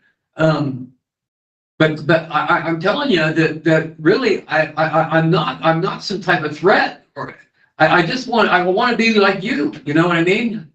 A decent, honest person that's a good neighbor. Supposing that you're a good neighbor, but that's all. That's all there is to it. It's simple as that. Okay. So let me ask you a little bit about the federal offense and the events leading up to that charge. And I'm not going to ask you a lot of questions because we had the benefit of reading the entire transcript of the trial. But part of the information that was presented during the investigation from the ATF is that you showed the CI a handgun and that the CI took a photo of it, which was transmitted to the agent from ATF. Do you agree that that happened, or do you disagree? I disagree, sir. Okay. And we all saw the picture of a handgun that was reportedly taken by the CI and sent to the ATF agent. So where did that gun come from? Sir, I have no idea. I have no idea whatsoever where that gun. I mean, that's not something I was charged with. I've never seen it before. I don't have any idea what the heck that she's talking about. Okay. They would not, this same CI, they would not produce in court because she was so unreliable. I don't know. I'm just appalled and shocked that's, I mean, I guess the preponderance evidence is much lower in a parole hearing than in a court, but I don't know what to say. No, that's not true. Okay. So earlier in this hearing, I think you started to say, but you tell me, that you didn't think you were doing anything wrong. And I assume when you were saying that, you were talking about acting as a broker or a middleman in what you believe to be the sale of a machine gun to another person. Well, sir, I understood that I was not to own or possess firearms. Okay. And I did not own or possess any firearms. And basically, I introduced one person to another. And that's all that I did. And so, I mean, I didn't feel that there was anything that could come to me or that I was doing something wrong, because I did not possess or own anything. I just introduced these two people who, in all actuality, the CI introduced me to both of them. So I'm just amazed that, well, I stand here convicted of illegal transfer, in which as far as my understanding goes, it is now under appeal, and that more than likely that case is going to be overturned, but that hasn't happened yet, and I hope so, because I don't want to be I don't want another criminal offense on my record. All right. Well, help the board understand your thinking on this. You have a very, very skilled lawyer, and he made many excellent arguments in federal court. And I understand you're not a lawyer, but you're a guy who is on parole, right? You've been to prison, you've had a PO, you're telling us you want to just be a good guy and a good neighbor, right? Which is great. But did you have even kind of a spidey sense that maybe there would be something illegal about getting involved with someone who's selling a machine gun on the street, and where it's a cash deal, no paperwork, in somebody's house, and you're getting half the cut for the sale? Well, sir, let me make clear that I didn't receive anything. I didn't receive half a cut of them, nothing. And as far as I was concerned, that her boss, or Mr. J, whoever you want to call him, as far as I was concerned, he may have been a police officer, but it wasn't a concern to me, because I wasn't there doing, it wasn't me doing the transaction. I just introduced him. That's what I thought. And yes, I did think that, this is something that I just didn't feel good about, didn't feel right about. But most of my focus and concern was about my house and my dog. Well, you just said you didn't receive any money. No. So how does it benefit your house and your dog? It didn't. Well, why'd you do it? Well, because I was told that it would be made worth my while. I just assumed that because that girl, she knew that where I was at, the position I was at, was behind on my mortgage, and that's what she meant. But it never occurred. And and these people, they kept calling me, and it was like, I'm not doing this again, ever. I didn't like it. I didn't like it to begin with. It was like you said, I kind of felt like, man, this is just too, I don't know. It's just not right for me, So the report says that after the transaction or the deal was made, that you were given 2 stacks of $2,000 in cash, or $4,000. That's correct? Are you saying that didn't happen? Well, I'm saying that if you look at the report also, that just after that, there's pages missing. It doesn't go on to tell you that the money I counted was handed back to the person. And which troubles me too, because it's like, well, okay, so they come up to a point, but they're not telling you everything. You don't see everything there, because that's exactly what happened. Why did it become inaudible or whatever? I don't know. But also too, in that report, somewhere it said that it was marked ATF funds, which was never recovered.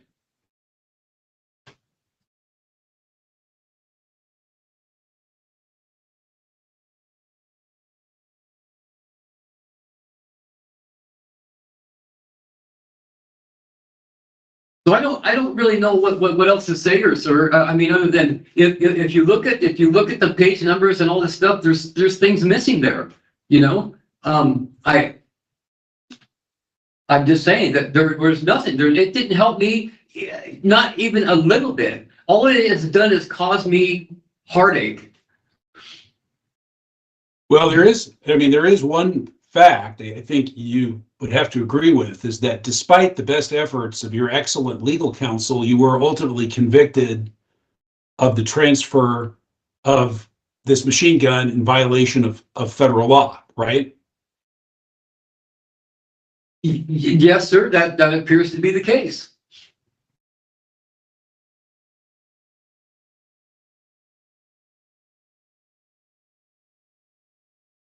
Okay, so I'm going to move off of this topic and move on to how you've been doing since all that.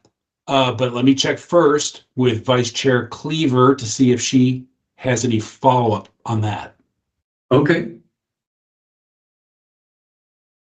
I do not. I don't have any questions. Thank you.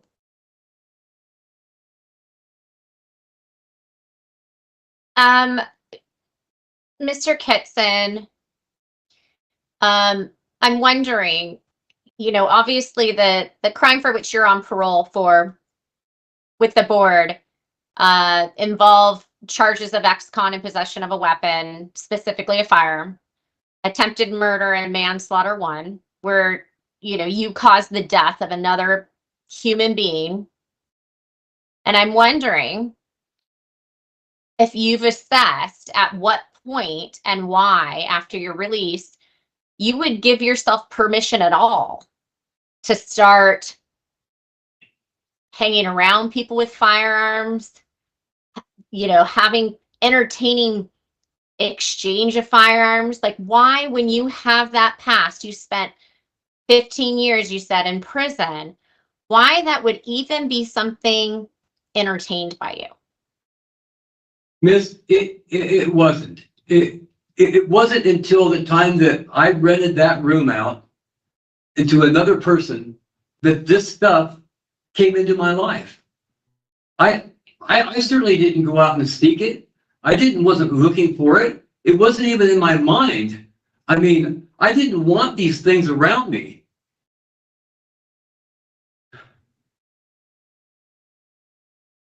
Well, when did you start hanging out with Mr. Bohannon? I didn't start hanging out with him. He was someone that I was introduced to through the CI. That was someone that she knew, and so was what she called as her boss, Jay Webb, which was the ATF agent. They both. I mean, that's how we both came into contact, was through her. Well, so how long did you know Mr. Bohannon? Well, I knew of it for probably, I don't know, like maybe a year. But when I first met him, it was to install a fireplace, and I didn't have any interaction with him. I didn't really know him. He wasn't my friend. So I'm curious, between these two charges, is there anything that you do think that you're accountable for? Oh, absolutely. I told you. Yes.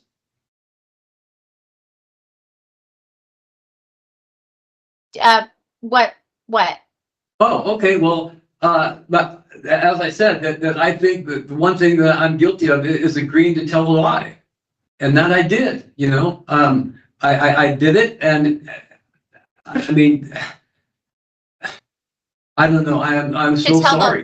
I'm sorry, to tell the lie. The lie was that I agreed to say that and make it appear that I owned that weapon, so that this person, I believe that she was getting paid on both ends of it. Right, because she apparently got paid by her boss for bringing guns to him or whatever, and then she got paid on the other end of it because, you know, it was to look like that I owned this weapon. And that's what I agreed to do. And I am, I am very much, suffering for it. So, I mean, how it sounds like, you know, there were all these people in your life that you feel like, had they not come into your life, then none of this would have ever happened. And I'm curious what responsibility you have in making decisions of who stays in your life and who, you know, isn't a part of your life. Well, I guess that in some ways I am too kind-hearted. Okay, I should have, you know, upon having differences with the girl that I rented the room to, I should have just kicked her out of there. I should have gotten rid of her then. But as far as I know, she would have been on the street. It was a safe place for her grandkids to come see her, all of this stuff. And I just, you know, I had other people like Heidi and her husband trying to tell me that this girl is no good, that she's up to doing things that you don't want. And I just wouldn't have, I mean, I didn't have proof. I didn't have everything that I needed. I just didn't want to go off the cuff. I needed to be absolutely sure. And that I think was a mistake. I should have listened to the people around me. And when you say, I get a little bit confused when you say all these people, because there wasn't all these people. It was basically that girl that I rented the room to and her friend, which turned out to be the CI. And then the other people were friends of hers. These weren't people of mine. I didn't hang around them. I didn't know them, you know. And again, I just want to, you know, make sure that it's understood that my focus here was on my house and my dog. That house where I live at, it was the only place my dog has ever known. I've had him since he was 5 weeks old. And he's now 16. And I don't know. I think that in focusing, I focused on more of what I didn't want to happen, and what I didn't want to happen happened, rather than focusing on what I wanted to happen down the road, which would have been, you know, I would have started a business. I would have made a jump to another place. I would have had that place cleaned up and rented out, and you know, and made progress. But and I'm here to tell you, it's my decisions. It's why I'm here. It's nobody else's fault. It's not your fault. It's not anybody's fault but mine, and I'm aware of it. And I tell you, I had no idea that this would mushroom out into the magnitude that it has. And I am stunned and shocked, and anywhere that I can get advice or help or someone to help me be that person I want to be, that's what I want. I'm not, and as far as being in here goes, I'm not here making connections. I don't even talk to people here. I don't even relate to them in here, you know. And that's what bothers me about being in here. It isn't the concrete and steel. It's a mentality here. You know, I don't have anything in common with these people here. And I'm upset. Of course I'm upset. I'd be lying if I said I wasn't. I try to, you know, every day I've come to work. I've prayed. It took me 62 years to find the Bible. And so I read that and it helps me, you know, and I have these visions and stuff that I still haven't lost sight of, my dreams, my hopes, my goals. And trying to, maybe this is minimizing this, but it's like I'm trying to view this as a minor setback, and that I'm going to get through this, and life is going to be good. The best is yet to come. Well, and when I say all these people, you identified who specifically I was talking about, and you know, whether the I can't remember the undercover agent's name. You know, you didn't know he was an undercover agent, and you're communicating with him with an understanding that he's running meth and cocaine up and down the, you know, I-5 corridor, and that is, you know, he's purchasing this machine gun, you know, with definitely questionable purposes, and you're continuing to associate with him despite these admissions to you? Ms. Kolensky, he could have told me anything. It didn't necessarily mean that I believed him. In fact, I at one point mentioned to, what's his name, Bohannon, that I think he's a cop. And he said, well, let's check him out.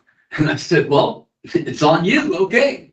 You know, I mean, because he used some language and stuff that I wasn't familiar with. He could have been anybody. He could have told me he was anybody. And it just was like, well, it's kind of like in one ear and out the other, because I'm not responsible for this here. That's how I felt. It's not on me. I don't have possession or of anything. All I have is some promise that somebody's going to make it worth my while to have introduced these two people. That's all. How would you feel if that had been a legitimate deal and, you know, the undercover agent wasn't an undercover agent and that firearm was used to hurt someone and you facilitated in that process?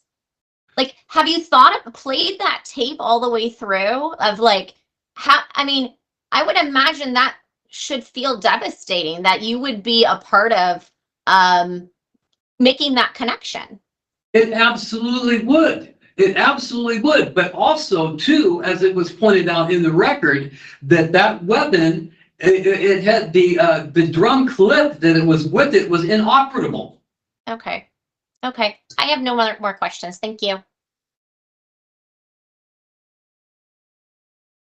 Did you know it was inoperable at the time of the transaction? No, I didn't know. I've never touched it. The closest I came to that weapon, besides that one day, was I seen it on the internet. You could pull it right up. Right, but board member Kuklinski just asked, how would you feel if someone was hurt with a gun? And you said, well, but the drum was inoperable, but you didn't know that. So what difference does that make? Well, I guess it doesn't make any, but at the same point is that I would be devastated if something would have happened with that weapon.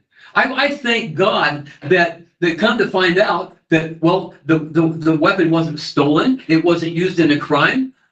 I mean, you know, I mean, it's like, what, where was my brain? I mean, I don't know. I mean, it's just that I think about this stuff, and of course it matters to me. I mean, sir, I made this mistake. It could have been a lot worse. I agree than it turned out to be, but it didn't. And so I can guarantee you that nothing like this will ever occur again in my life. I'm not into taking risks, you know. I'm just not. Different topic. Okay. And the topic is whether you've had any disciplinary issues since you've been in custody this time. Yes, sir. I have. What are they? Well, I was charged for a Class C felony with a $15,000 bail for introducing dangerous contraband for a chicken bone they gave me for dinner in the Crook County Jail. I was the only person charged with it, and I was the only person that was a non-local there. They seemed to think it was quite humorous. I didn't think so. They told me I was in a 4-man cell. They told me that they found it. I was in a church service, and they told me that they found this chicken bone at the end of my bed, and that since I didn't have any teeth, I must have meant harm to one of their officers. And I told them it's a piece of garbage. I don't have no, you know what I mean? So they put me in the hole for 13 days, and I thought that was the end of it. But like 3 days later, I was taken to court, and they charged me with the criminal offense of introducing dangerous contraband. And the only way that I know of that could be introduction of dangerous contraband, it would have had to been altered.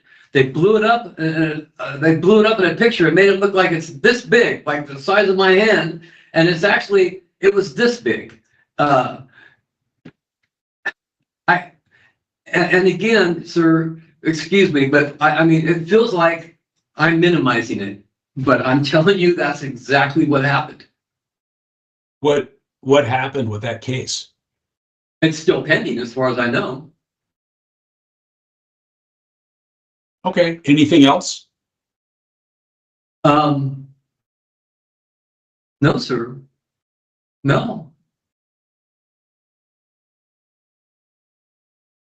Okay. And just in terms of your mental and physical health, do you currently have any physical or mental health issues or conditions that you're in treatment for or taking medication for? Well, I am taking some medication for depression and anxiety.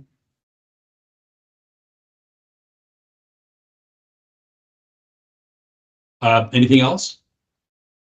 No, sir. I mean, I feel like that, you know, my health or whatever, my physical self isn't where it needs to be because I've been in cells for the last couple of years, haven't been necessarily allowed to work because I've been in different like detention centers. And so every time I go to one, I start out, you know, like being on lockdown. So I weigh more than I ever have in my entire life. I'm a 175-pound guy and I weigh like 205 pounds right now. and I just feel like I'm lethargic, you know, and on top of it, I think that it has something to do with depression and whatnot. But I've also, in this course of this time, I've definitely learned a little bit better how to deal with depression and all this stuff. I don't think there's anything abnormal about it. I think someone in my predicament should be a little depressed. But the medicine that I'm taking is just a temporary thing because I've come to realize I made a habit out of awfulizing, which I'm trying to break. And I don't want to focus on the stuff that I don't want to happen rather than what I want to happen. How long have you been on those medications for depression? About a year. And are they helping? Well, they seem to be. I mean, I'm not crying every night, you know. I've come to, you know, have a little bit, I think, a better understanding in myself of my mental well-being, if that makes any sense. That like I said, it doesn't change the fact that this is my worst nightmare. But however, you know, I'm not recluse, totally recluse to myself, and you know, avoiding anything and everything, and just, you know, sleeping 20 hours a day. You know, so I mean, yeah, the medicine scares me, and I guess you could say because of my past. And when you look, they say, well, you've had drug problems, you know, and it's like, well, I don't want that in my life, you know. So, and I let them know too that, hey, this is a temporary thing. It's not something I'm willing to continue. And they assured me that no, this is fine. This is what this is for, you know. And so I've given it I've given it an opportunity to work its course.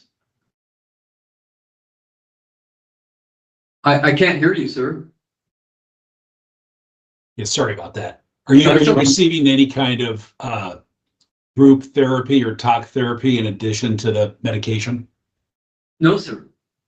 No, there has nothing been available that I know of because of the status that and like here, when I came here, I don't know, I'm put in some type of like lockdown unit or whatever, and not a lot is offered, you know, through this unit. I guess you do have to, there's steps that you have to take, and like people talk about an honor dorm, that you have to be 6 months clear conduct or whatever, any of that stuff.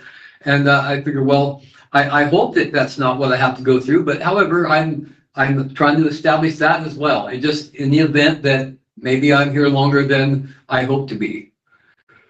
Well, are you able to reach out to BHU with a kite to request that or discuss that with whoever prescribed those medications? Well, I talked to a Dr. Oni here, and who that I very much enjoyed our conversation. He seemed like a decent person. I feel like I can trust him. He said that every couple weeks that him and I are going to have a conversation, and I said, okay, that sounds good to me, because I've been kind of worried, and I explained to him too that look, I'm a little bit reluctant or feel like I got PTSD to talk to you, because the last time I talked to a psychiatrist, well, I ended up with 30 more years, you know, and told him this whole thing, and well, him and we had an excellent conversation, and so, you know, I was really glad about that, you know, praise the Lord. I think that was a good thing to come in contact with him. So I'll be in more contact with him while I'm here, for sure. Well, you said that Dr. Oni said you talk every couple of weeks. Have you ever talked to him again? No, I just seen him last week. Oh. Okay.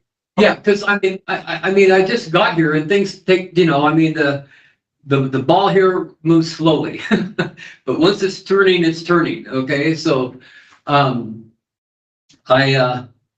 that's all I can do. You know, I can't orchestrate it. I have to put requests in, which I do. And then, you know, it happens like that. Okay.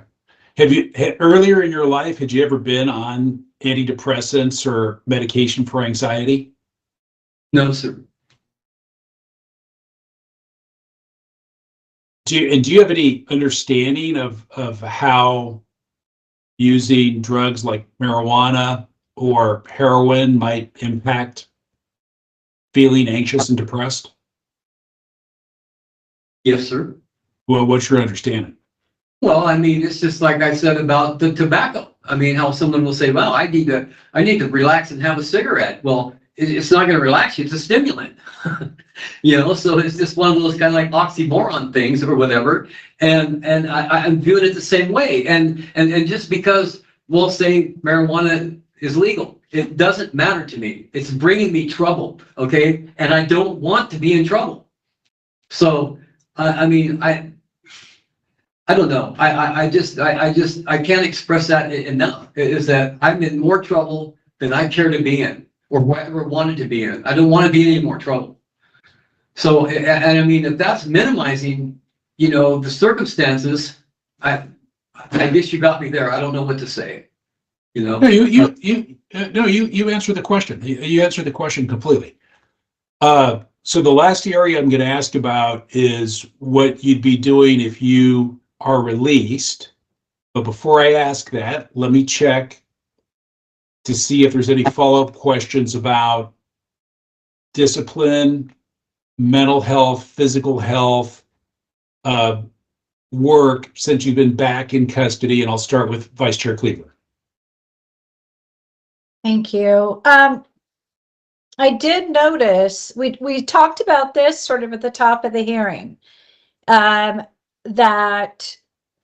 it appears, you have a history of depression and anxiety, and per your own conversation with me earlier, when you are feeling depressed, anxious, stressed out, you tend to gravitate towards things that are not good for you, using, committing new violations of the law. And now you're on medication. And I'm wondering, you know, if you're finding it helpful. And while I understand perhaps your reluctance to do medication long-term, I'm also concerned that your history of depression has caused significant disruption in your life. And so are you open to talking about use of medications to help you manage that, or talk therapy, or how do you feel about it? I'm absolutely open to it. I mean, I think there's nothing better that I can think of than being open conversation, reaching out for help. I mean, if that's what I need, I mean, it's the hardest thing. One of the hardest things for me to have overcome is to ask for help. Okay, but I am there, you know. I know I must be boring you by saying I don't want to be in any more trouble. I don't. And, you know, I hope that answers your question. But I am absolutely, oh, of course I'd discuss anything. Well, I mean, if medication is helping, and if it stabilizes your anxiety and your depression, knowing what you know about your past and what happens when you get depressed, do you think it would be a good idea to continue medication? I would be willing to do that on a closely monitored, if it was closely monitored. And yes, I'd be willing to do that. What are your fears about medication? What is your concern about medication? Well, I mean, you know, my fears about it are that, well, it isn't that maybe it's dumbing me down or something, you know, that it's not making me, it's somehow affecting my awareness, you know. I don't want to be dependent on medications. I don't want to be, you know, I don't want them to have dominion in my life in any way. You know, I'm supposed to have dominion over things, even my emotions. So, but if it can help me, well, I'm open to it. Well, as long as I have someone that I can talk to, that I feel good about talking to, and that'll be open and honest with me, I'll be absolutely open and honest with them. And I'm certainly, you know, thinking that I like the fact that I can sit here and I'm talking to you now, even though I'm telling you, I've been under a lot of mental anguish over this ordeal. And it's like, I think maybe otherwise, if I didn't have some of this medication, I might be sitting here with tears in my eyes, you know? So I'm really giving it an honest, open, you know, opinion rather than unbiased, and trying to be truthful to myself about, hey, is this benefiting me, you know? And also too, I want to know that after taking it for a while, well, now how about let's bring me off of it and let's see how that goes, you know? Well, how long have you actually been taking it? I think about a year. Okay. Do you notice a difference? Well, I've noticed that there's been times where, like, I've kind of like gotten a tolerance to it, and it needed to be adjusted. And so it's pretty typical routine. Okay. Yeah. Okay. Yeah. So, but you know, it's like it's kind of difficult in here because I've been moved around so much that, like, I'll mention it to somebody and talk to them about it, and they're going to do something about it, but then I get transferred, you know, and then it's like that. So the other place that I was at, I had a medication, citrulline, which was for anxiety, and they give it to me in the morning. Well, I needed that changed to the afternoon, but there was some big thing to do with the afternoon that only serious people needed the afternoon. So because they were giving me the other medication, which helps me sleep, at 5 o'clock, at 5 o'clock in the afternoon, when in the beds they gave it to me as a in-cell carry. But here it's you know, I mean, it's strictly controlled. And so, Yes. right? Okay, so then they give me at 5 o'clock, and it was too early. So by the time I got to sleep, it was around the time I was supposed to take the medication in the morning. you see what I mean? So it's been that juggle. There's been that juggle, and I think that I've gotten a handle on it. And with Dr. Oni, I believe that, you know, we're going to get a little bit more stabilization going on here.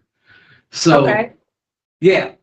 So, so since you've been back in DOC, have you engaged in any programs?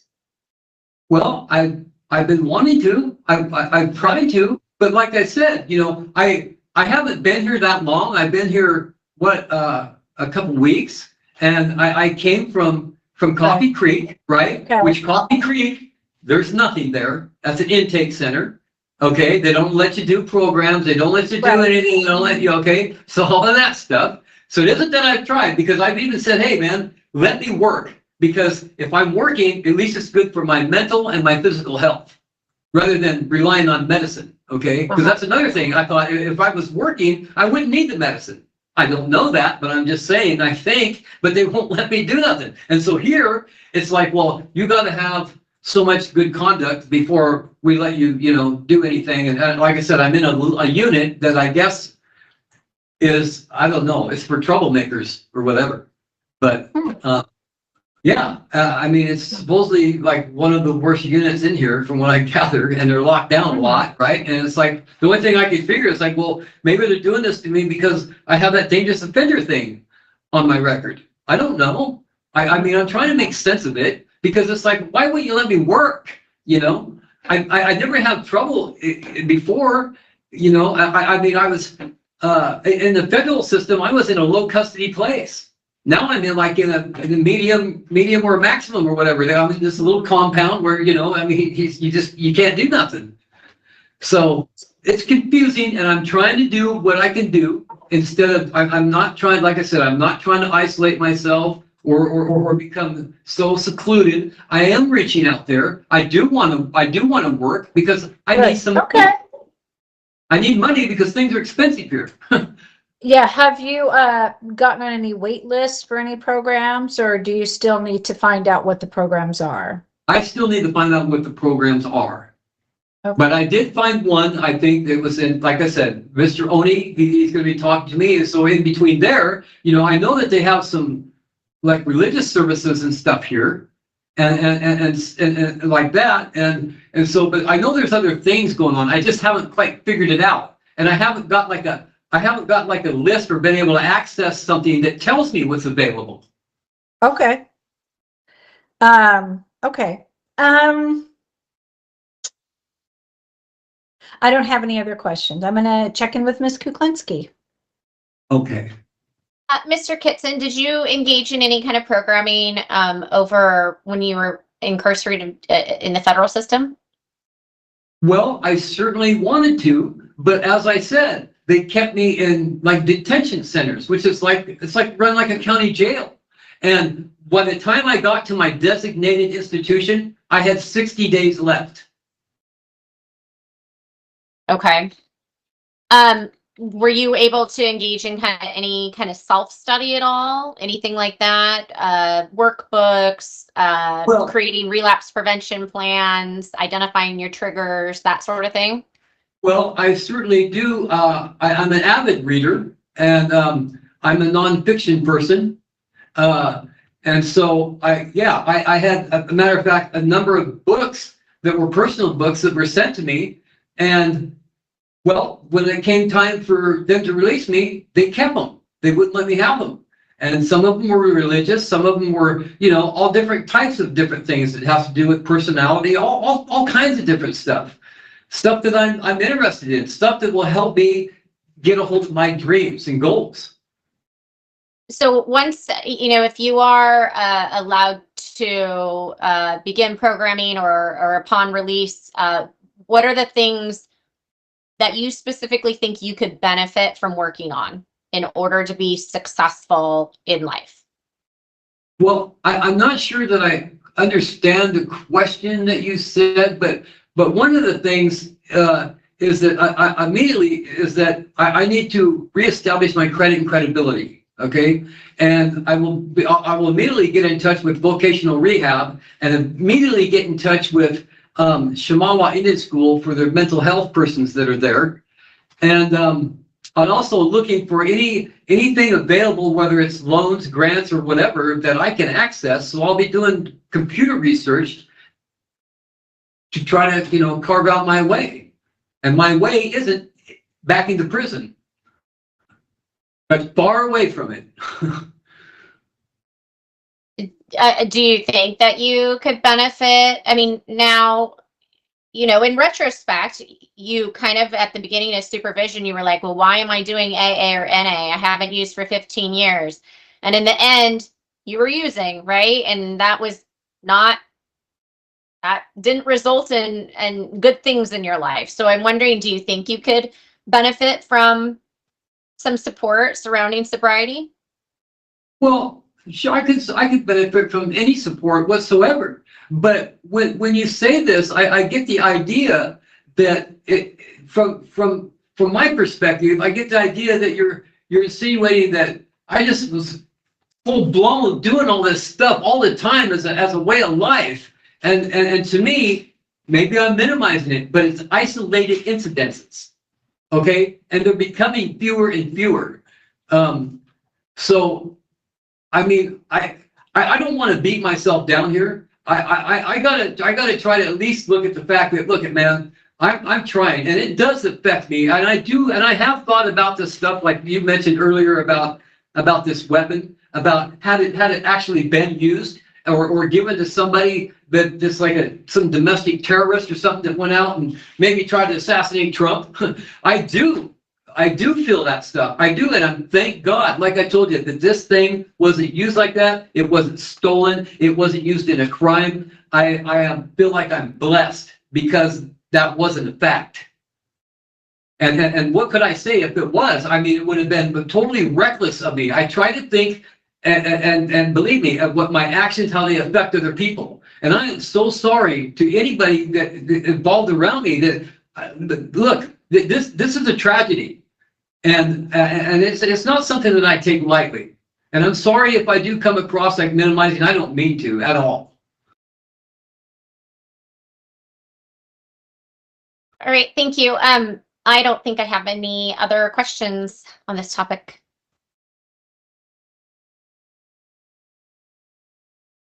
Mr. Kittson, let me ask you a couple of questions about your thoughts about what you'd be doing in the community if released, and just to start with, you've described for us problems with your federal pretrial supervision. So I'm wondering first, what's your thought on how that would go if once again you're under federal supervision if released? Oh, I think it's going to go absolutely fine. I've certainly, and I have a different avenue too of voicing concerns that I have. I mean, my number one advocate is right here, Mr. Benson. When it comes to that stuff, I mean, it's drilled into my head. You know, if I got anything that I have a concern about, a question about, I can contact him or Miss Mays, and they will be there for me. They're not going to lead me. I mean, they're also handling my appeal. So, you know, I totally expect it to be smooth running. I have no question about it whatsoever. And they say that I have a 3-year probationary time, and if I do well, that I could possibly get that terminated in 18 months. That's my goal.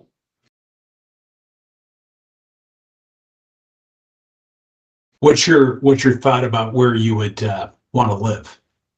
Where I want to live? Well, I have a place to live, but however, that place is, my intention is to clean it up and to rent it out, and to, you know, like I said, the first things I need to do is reestablish my credit and credibility, because I'll be looking at acquiring another property and living there, because there's, you know, I mean, it just made me feel like I was starting afresh, and that I would have, you know, more control over, you know, people that say knew where I lived or this or that, or I'm not going to make the mistake again of renting a room out to somebody, you know, especially that I don't really know, because I could be inviting anything, you know. It's just like, I don't know, I look at it as the weapon. It could be anything, you know, and I don't want to go through this again. And I think, you know, I mean, I've gotten,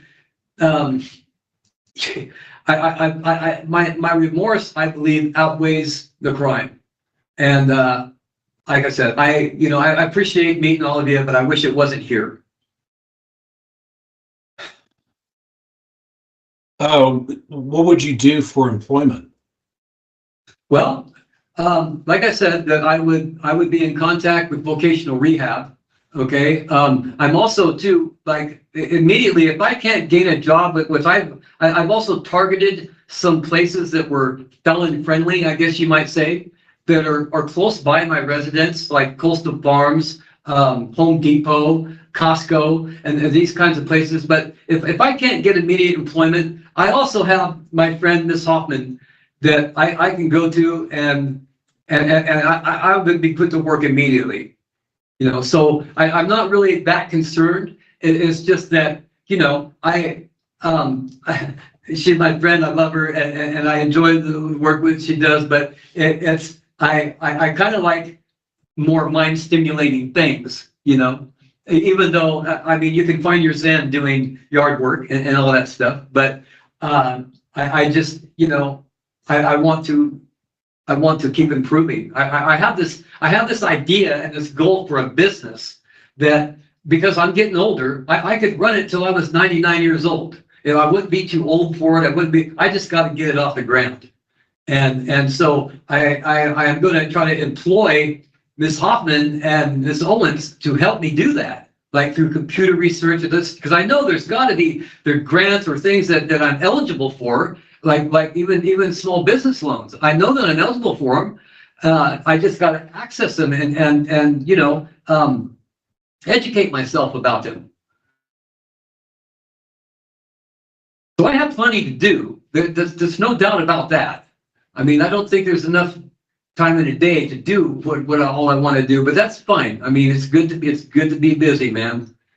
And so, you know, that's my plan. Okay, let me just check in with Vice Chair Cleaver. Do you have any questions about release? I don't have any questions. Thank you. Thank you, Mr. Kittson. Thank you, Ms. Cleaver. And Board Member Kuklinski. No, I don't have any remaining questions. Thank you. Okay, thank you both. I think because really a lot of those topics we kind of covered along the way. So I didn't really ask, but I'm assuming for my fellow board members, you don't have any other questions on any other topics. Is that correct? Okay. I'm seeing people nodding their heads. Yeah. So, Mr. Kittson, this would be the time under law that the district attorney from the committing jurisdiction would have the opportunity to make a statement to the board, as well as a representative of the victim. They both have a right to appear at the hearing, but no one from the committing jurisdiction is here today, and no one, excuse me, is here on behalf of the victim.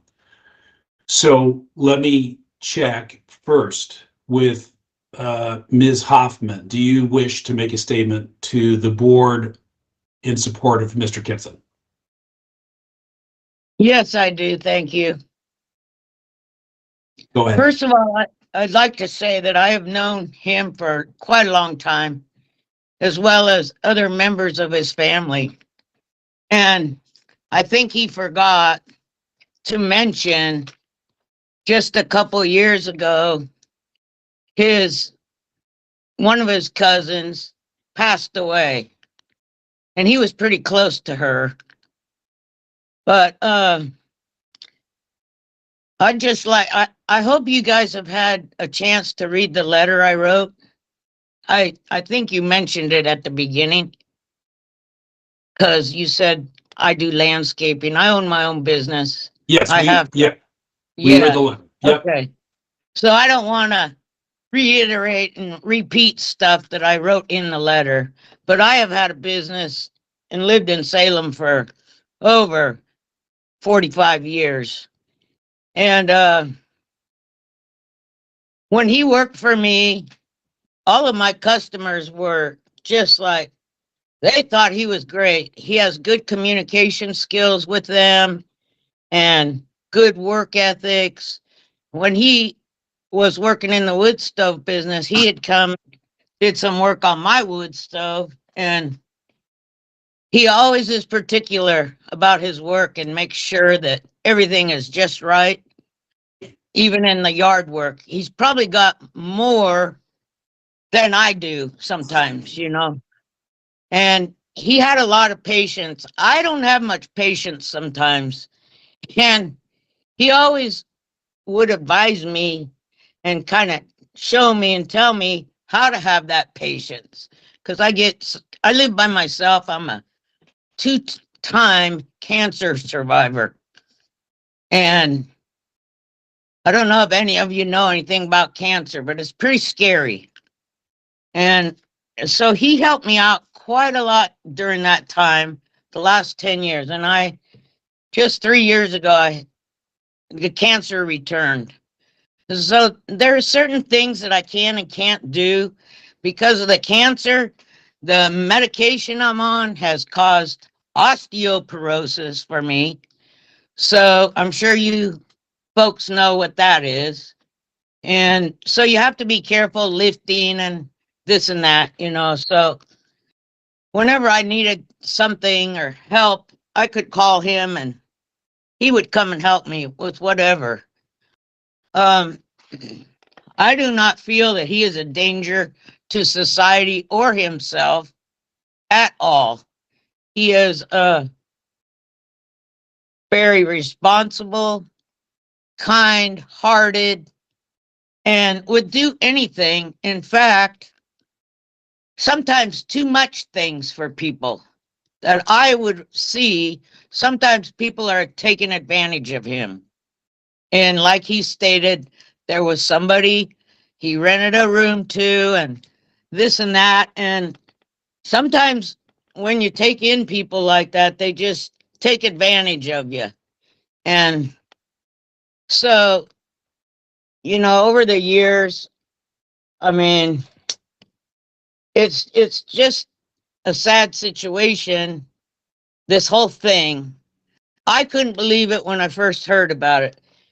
Before his cousin passed away, she had mentioned a few things to me because he was in touch with her and he wanted her to take care of his things, because he had just got arrested.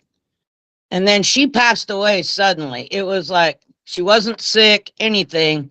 It was just a weird thing. And I had spoke to her the day of, and she had complained of a headache. And before that, she had asked me, could you help me with Dan's things, like getting things situated for him, because he was in that jail over in Prineville. So I told her I'd do whatever I could, to help. And then that night, it was a Sunday, and then that night she passed away. They took her to the hospital and she passed away of an aneurysm. So it was kind of a big shock to everybody in the family. And of course to him as well. He got the news through the jail over there. So it's been quite a struggle, and I can understand, this situation of you're trying to engage and do the right things when you're incarcerated. But it's like he said, as soon as you get to started on a program to do something, then they decide they're going to move people over somewhere else, And, I've read a lot of stuff in this handbook from the DOJ, DOC, whichever. And I noticed something that kind of caught my eye on the very first page. And it was like, okay, they want to help people to go back into society, a better person, and they think that it's good for interactions with family, friends, visiting, conversations, this and that. But yet, when it actually comes down to it, from what I have observed, these institutions do not do that, what they say in their handbook. It's just kind of a mystery to me, if they want people to come out of prisons and jails and get back in society, but yet sometimes a lot of people that have been in there for a long, long time don't know how to do that when they come back into the community. You know what I mean? So I just feel that maybe something should be changed. I don't know. You're probably not the right people to talk to about it, but if they want people to readjust to society, they should be given the opportunity to have visitors and communication with family and friends.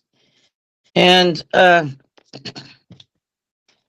you know, when they move somebody that's 300 miles away from the people that are involved in their life, it makes it kind of hard to go and visit 300 miles away.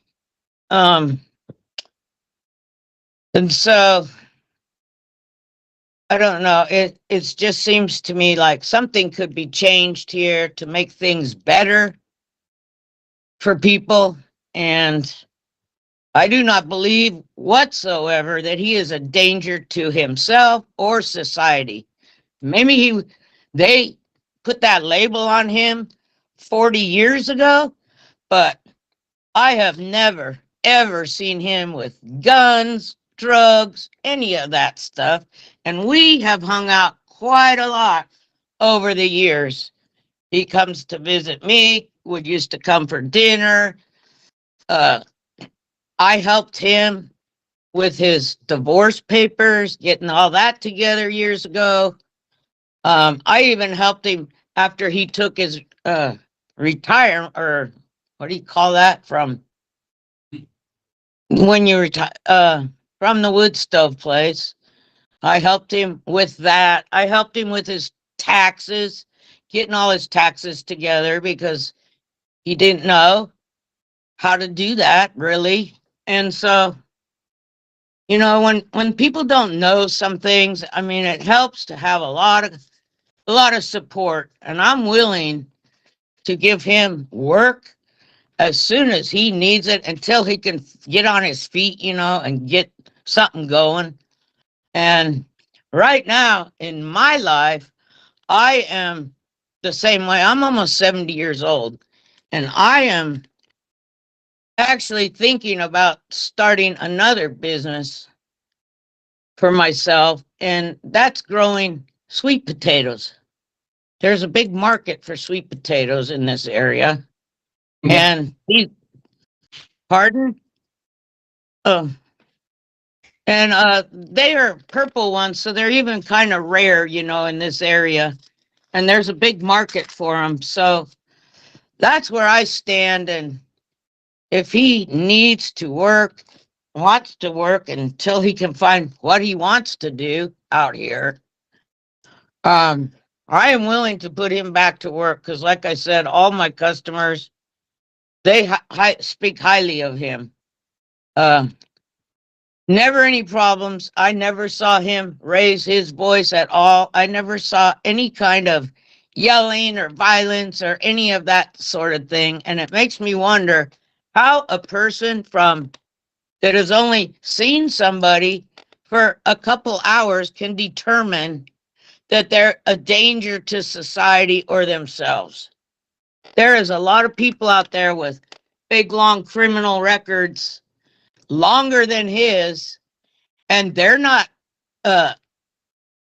with that over their head of a dangerous offender. They're called criminal offenders, a total different thing.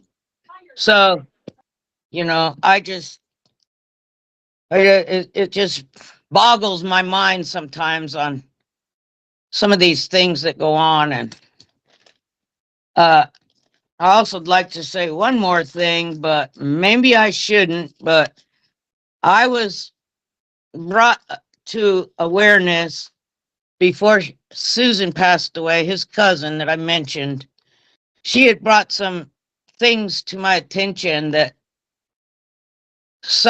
one of those people that he mentioned was, and I don't think he knows this because, like I said, he was already in jail and Susan had passed away. It's kind of, you know, one thing happened after another, and I could see why he would be depressed. But at the same time, I was informed that this person was trying to get him in trouble and stuff, and so that they could take over his house.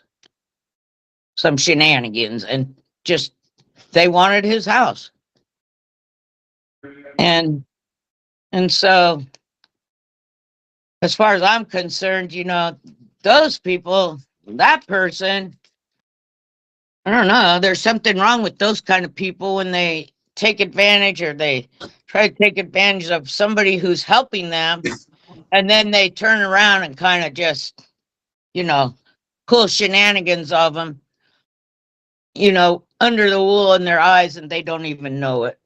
So, I mean, maybe I shouldn't be mentioning that, but I just had to say that. And I just hope that, yeah, from my letter when I wrote to you guys, that all of this, take this into consideration. And because as far as I know, from talking to him over the years, when he was depressed, or I was depressed when I had cancer, and I still get depressed because you don't know, that cancer could be back tomorrow.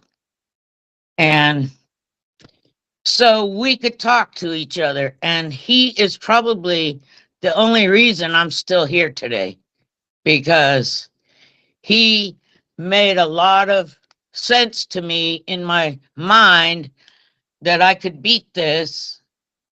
And, you know, so I think he is totally remorseful on the things that he has done in his past. Like he said, he's way older now than he was in his 20s. And I don't care what people say. They say that boys take longer to grow up sometimes than women or girls. And, you know, sometimes when you take into consideration other things that have affected their lifestyle, their life, that affects them as well. I didn't know his mom, but from what I hear, she was a really good person, because I know his cousin really well. He was my neighbor here, and I still communicate with them all. And also his cousin's mom and dad had just passed away probably a month apart from his cousin. And I went to the funeral, and it was just like the whole family was there but him, because he couldn't go, of course. But the whole family is very supportive, I believe. And so I just hope that all of this provides a strong foundation for him to move forward and succeed, because he has all my support and encouragement so that he can live a healthy and happy life outside of prison. Because if somebody is locked up in there with four walls for years and years and years, they are not going to get anywhere in life. So that's about all I think I had to say. And I hope Thank it you. helped. Thank you, Ms. Hoppin. It is helpful, and the board certainly appreciates your input. And I know that Mr. Kittson greatly appreciates your support. Ms. Owens, do you have anything additional that you want to say in support of Mr. Kittson? I do. Do I go ahead now? Yes, please. Okay, I want to say that Nikki Hoffman, she was pretty accurate on what she said on everything. Dan has been a great friend to mine and Brian's, but there were some things that were brought up when you were interviewing Dan, what I wanted to clarify. My husband died 2 years ago.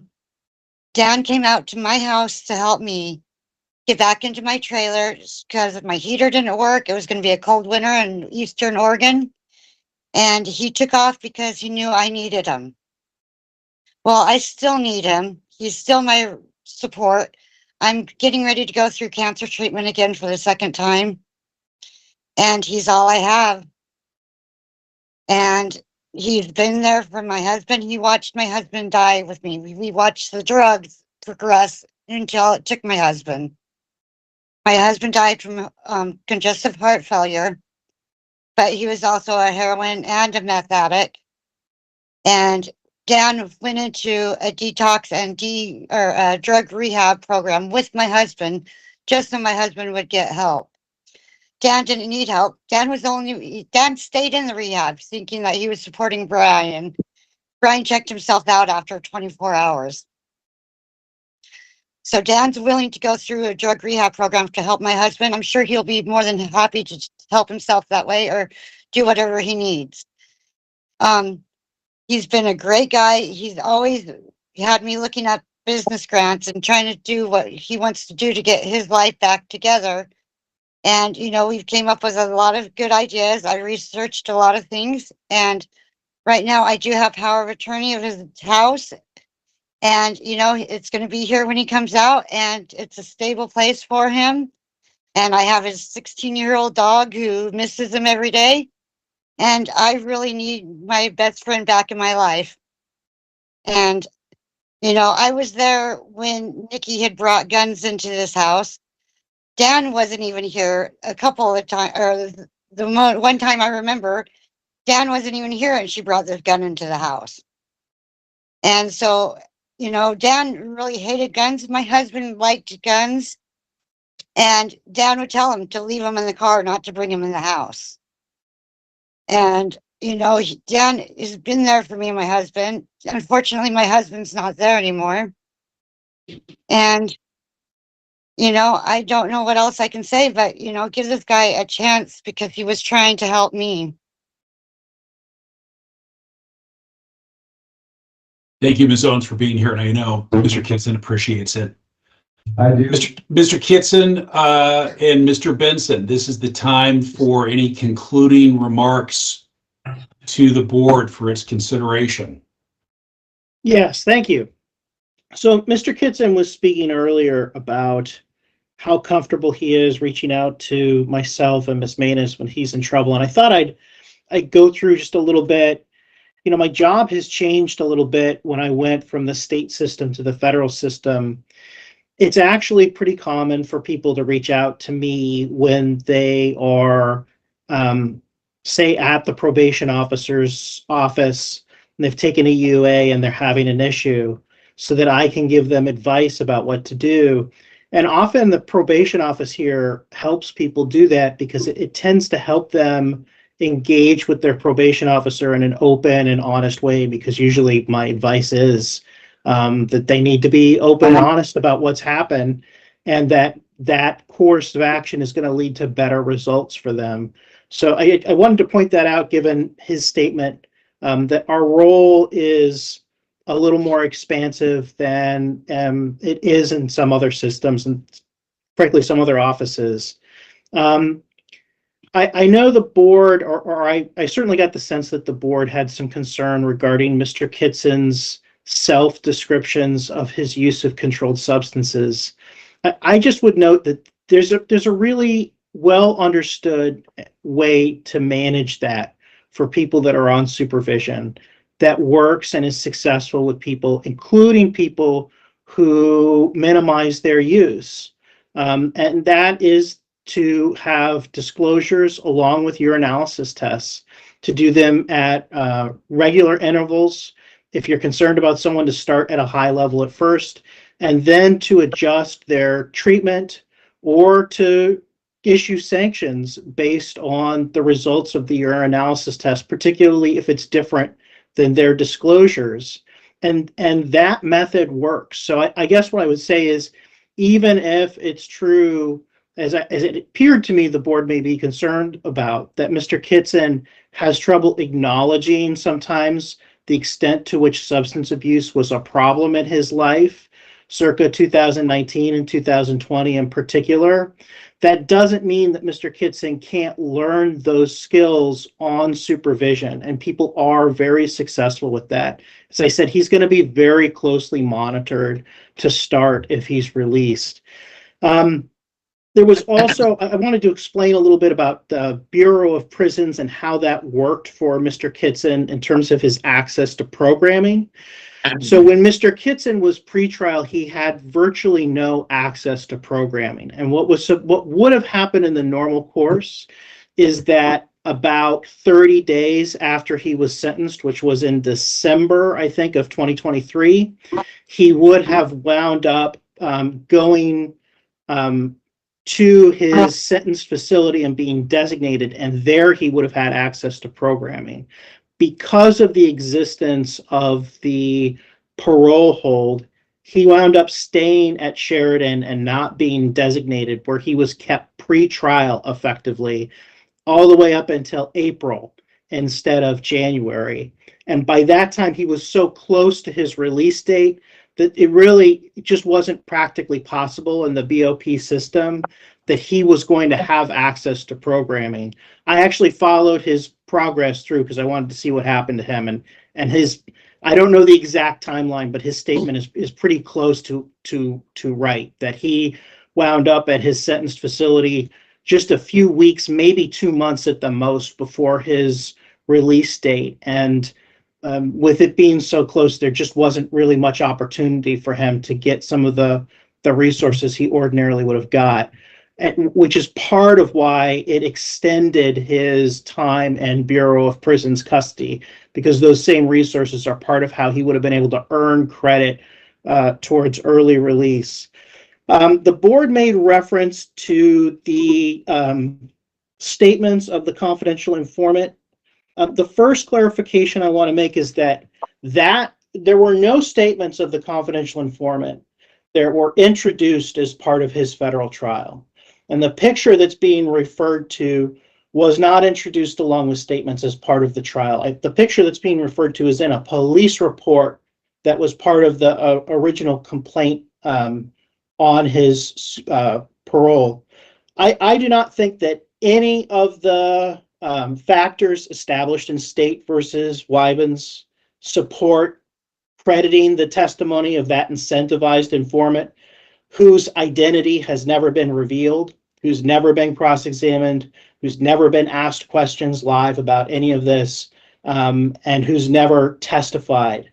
So in terms of that picture, I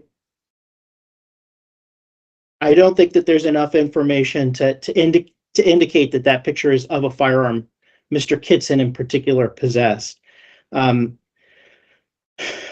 With respect to the issue Mr. Kittson was talking about, I just want to clarify what the testimony was at trial. So there was $8,000 that was paid for the weapon. Mr. Kittson was given half of that $8,000 to count.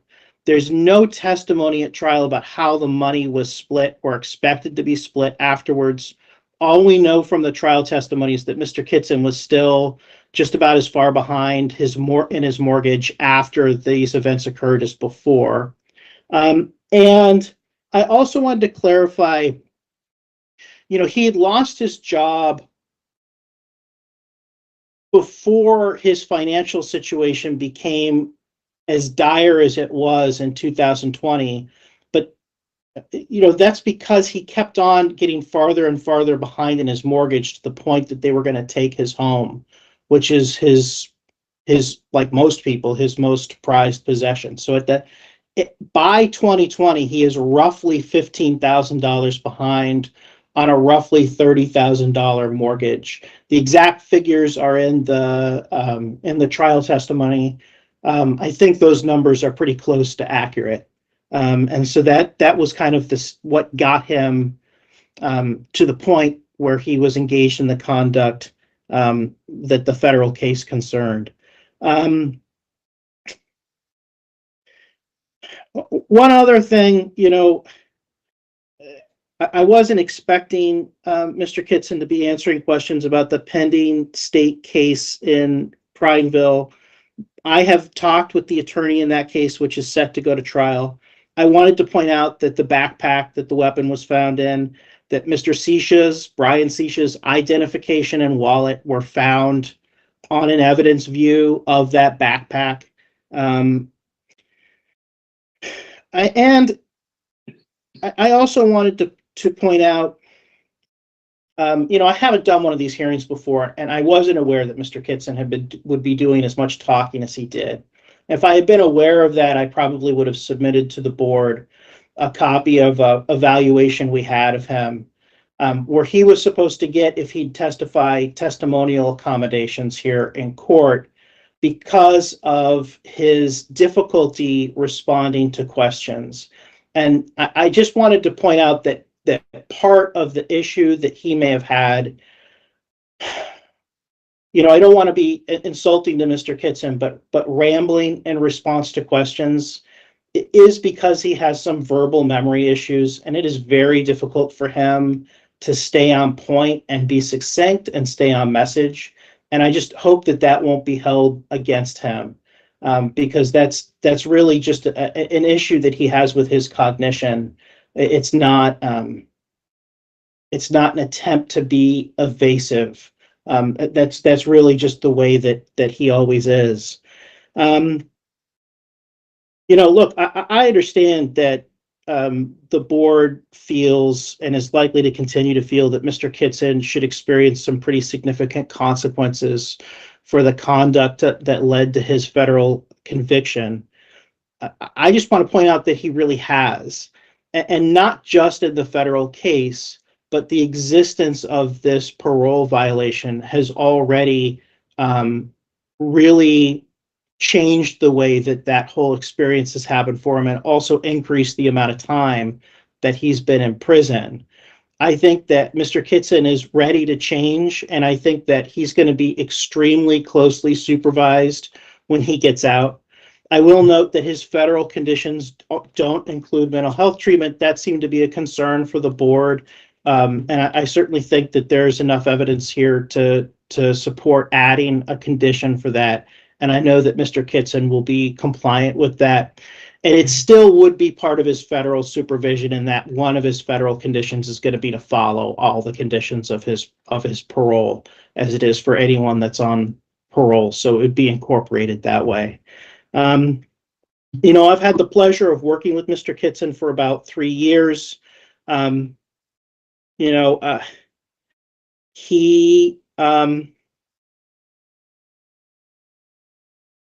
It is true in his federal case, as his witnesses testified, that he had poor judgment in the people that he let into his life, in part related to the financial problems that he had because he was trying to get rent in order to help try to pay the mortgage on the house. And part of that is because he genuinely is, as the board heard, someone who wants to be helpful and does go out of his way to try to be helpful for the people in his life. He's certainly shown some poor judgment, but I also think that he's someone that will be cooperative with his parole officer, will want to develop a good working relationship with them, and will be cooperative with his federal supervised release. And will be closely monitored. Thank you. Thank you, Mr. Benson, for your work on the case and for your presentation today on behalf of Mr. Kittson. Mr. Kittson, you have a chance to have the final word in this hearing. Is there anything further you want to tell the board? I just want to express that I'm sorry. I'm sorry that, I brought us here today. And I just don't want to seem like I'm minimizing anything, Please have mercy on me. You won't make a mistake by giving me another chance.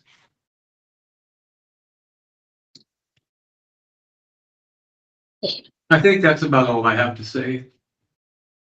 All right, Mr. Kittson. Best of luck to you. We're going to go off the record. This concludes the hearing. And as I mentioned, the board will deliberate and issue its decision at a later date. Thanks to all of you, and good night. Thank you. Thank you.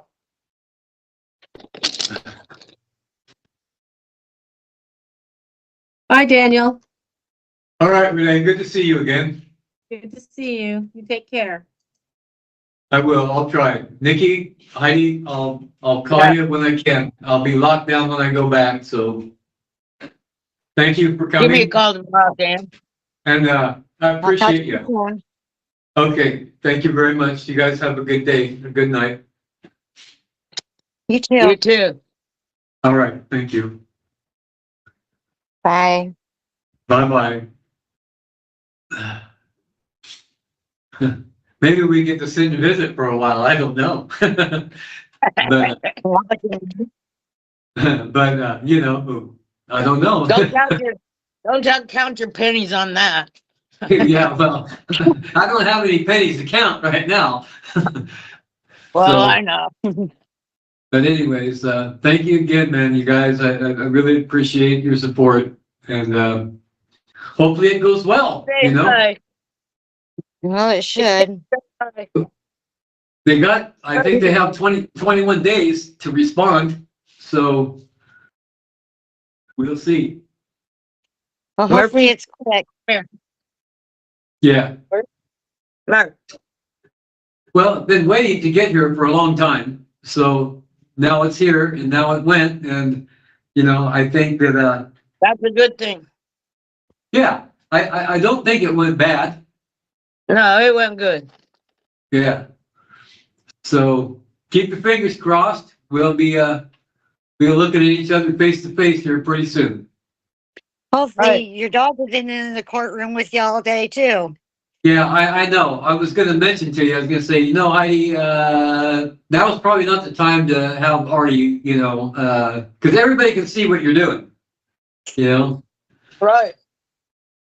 So, I got mouthy dogs and they kept bothering. yeah. You Yeah. know how Oh, they yeah. are. Yeah. They ran off, so I don't know where they went now. They're pissed Yeah. off. Yeah. It won't be the first time, I guess, you know? No, not even. Here he comes, Mr. Mouth. You sit your butt down, Murphy. What kind is he? He's a boxer. She's got two of them. Can you say Okay. Oh, my Lord. I can remember what she said she had. Ah, Yeah. There she goes. She's dancing. Two big boxers. Yeah. Pretty. Yeah. Oh, they just can't wait to see me. Oh, look at them. They're fighting already. Mr. Bossy Pants.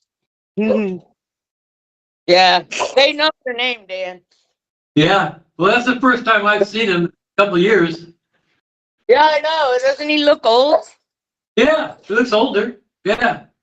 Well, he's got a lot of gray for only 6 years old. Yeah. I would say so. But, I mean, he's healthy. So Yeah. that's the main thing. Yeah. Yeah. Of course. And he's the boss, you know? Yeah. He's the boss. And then you got Miss Pants here that wants to be the boss, but she's too little. Yeah. Yeah. Well, it looks like he's gonna talk to you. your house still looks the same. Huh? I said your house still looks the same. It hasn't changed. Yeah. Not much. Oh, maybe you should have seen the outside because I painted. Oh, yeah. Um, Right. And tore up this rug in here. Huh. You hear them? They are noisy. No, I can't. Huh? Yeah, I can't hear him now. Oh, he's gonna talk. Look at him. Don't talk back. You know better. Look at her Oh, mouth. Ah, Yeah, they're usually really talkative. They are. Sometimes I just have to tell them to shut up. No talking back. No. Oh, now you talk, huh? Yeah, they think it's time to eat or something. I don't know. Be an ass. Oh, Well, you said, that old outdated fireplace. huh? There's that old outdated fireplace. Yeah, you know what? I built a What? fire the other night for the first time. Oh, Yeah, because it was cold, but I haven't had one since. yeah. I don't know. The weather's pretty crazy. Yeah. You know, it's supposed to be 80 degrees on Saturday. Oh, I didn't know that. No. Yeah. I'm What are pretty we well even- insulated. I'm pretty well insulated. You know, I get to go outside for a minute every other day in this little compound, and you know, you can see a little tiny square of the sky, and that's about it. But Yeah, I'm Jerry very- was talking to me the other day about some of that stuff. oh, has he been here? No, he was in Oh. Powder Creek. Oh, yeah. Well, this is the place that they made for all the gangbangers and troublemakers and stuff. Yeah, I know. Somebody else told me that they remember when they were building that. Yeah. Yeah, but you know, I told you he's got a bad liver, so Yeah. hopefully I don't know. I saw him yesterday, but and he looked old too. We're all getting old. I don't know. Yeah. I'm really surprised that they left us on here to visit. That's interesting. Shocking. I know, to it's a me. bonus. And it ain't cutting out either, which is kind of interesting too, you know? Yeah, well, I had problems yesterday. The link she sent me wasn't working, and I tried to call her. In fact, I said, "Hey, I don't live too far from you people." I said, "I'll just come down there and you could show me in person." "Oh, no, you can't come in here." I said, "What?" No, they wouldn't let me go in. Yeah. It's not great. open to the public. No, I don't imagine it is. I Well, don't it's like Jared said, there's too much conflict of interest, you know? Yeah. Yeah. Yeah. Well, I finally I made it to the law library, and so that Oh, was kind of good. interesting. I need to go back down there, and I talked to a fellow that he was convicted of a dangerous offender also, but he had his charges overturned, and also he was talking to me about, well, your dangerous offender, the 30 years was up in 2017, so you know. That's another thing that he's saying about, well, that I probably have some action with, I guess, I don't know.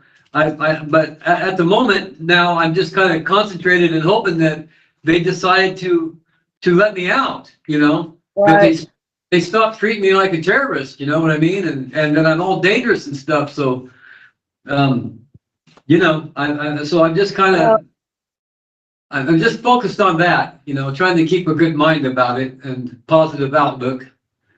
Right. So- Well, Mr. Benson was pretty good in his talking to him. Yeah, he was. Yeah, he was. I gotta hand it to him. He certainly was. And I told Heidi, talking to her the other day about what you said, that Mr. Benson told you was that I was a good person, and that's why that they were doing this, you know, because Right. they certainly don't have to, you know, they weren't obligated to. I try to keep that in my mind, and I keep hearing it echo, because it's a good thing, because, you know, I mean, the way that things are, I just feel like I'm the biggest piece of crap on the earth, you know, that I'm so terrible, but it's like, well, that ain't necessarily true. Not everybody thinks that way, you know, so I'm like, Well, that guy made it a point to tell them about their little booklet. Did you hear me? Well, sure, yeah. That's I get false it. information. Well, I get it, and you're right. I mean, it's like, not everybody in Salem there can say that they were born in Memorial Hospital and have a house there and friends and family there. So why do they have me all the way out here? It's like a form of punishment, But you know? like I said, if they move them, they do that on purpose. I already talked to a couple of people about this, like Yeah. Jared. They do Well- that on purpose. Well, you know, I mean, it creates an extreme hardship for, like, say, yourself and Heidi. You know, you guys can't, you know, come all the way out here, and it's just, I'm so sorry. I'm so sorry about that, because, you know, no matter what, like, say, let's just hypothetically say I was the most innocent person in prison. Well, I still have some culpability and some responsibility for it, because it simply couldn't happen without me. Okay? Right. So I want you to know that I'm sorry, to both of you for putting you through this stuff. I mean, I've got nothing else better to do except drive Uber around, so you know how that is. Oh, yeah, sure, right. Well, I'm very sorry about it, and it's in my And I awareness. hope you're not mad that I didn't mention the names, but you know who I'm talking about. Yeah, Or I was talking did. about. No, I did. It's fine. Okay. You did great. Both of you did. I mean, Because I can't hold my tongue sometimes. And when it comes well, to that situation and that person, yeah. I could Well, have said no, but I didn't want to. Well, it's all right. You Right. did well, I think, and so did you, Heidi. I think you did well, and I really truly appreciate it, man. It matters, and I just, like I said, hopefully that your efforts will be for naught, and that they'll let me come out and come home. Well, and that's interesting. You said that somebody got off that dangerous, they reversed the thing. Yeah. Yep. So he's no longer a dangerous offender, right? Well, apparently not, but he still has 2 30-year back-to-back sentences to do. Because wow. because this is the thing. Like he was telling me, he goes, well, what he did is he shot a police officer in the face with a .45. Okay, and Right. it's like I mean, nothing has ever happened like that in my life. I would never ever. I never had weapons for law enforcement. It wasn't because of that. It was because of some other incident that happened that were, my girlfriend and I's life were threatened, and they wouldn't help us. They wouldn't do anything. And it's like, Yeah, here's this crazy person that's notorious running around Salem and already like made an attempt on our lives, and they won't do nothing. And I think it was because, well, I had a record or something, and they just kind of viewed it like, well, it's just, huh? And they just kind of viewed it like, well, it's just one scumbag getting rid of another. It's really bad. I mean, a 2-year-old little girl was traumatized in that incident. But well, I remember that. But I don't know if they took it offensively that I said to them about, well, if you research the other like weapons possessions, there was no incidents involved there. That was without incident. Dan, because you know as I do, when boys are in their teenage years, what were you, 17, 18 years old? Yeah, I was young, Yeah. man. And, all of them make mistakes, Yeah. To this day, I don't even kill flies. I'll catch them and let them go somewhere else. You know what I mean? I don't kill nothing. Right. It's like I was saying, like Jared and Adam, I could see where they would put Jared as a dangerous offender.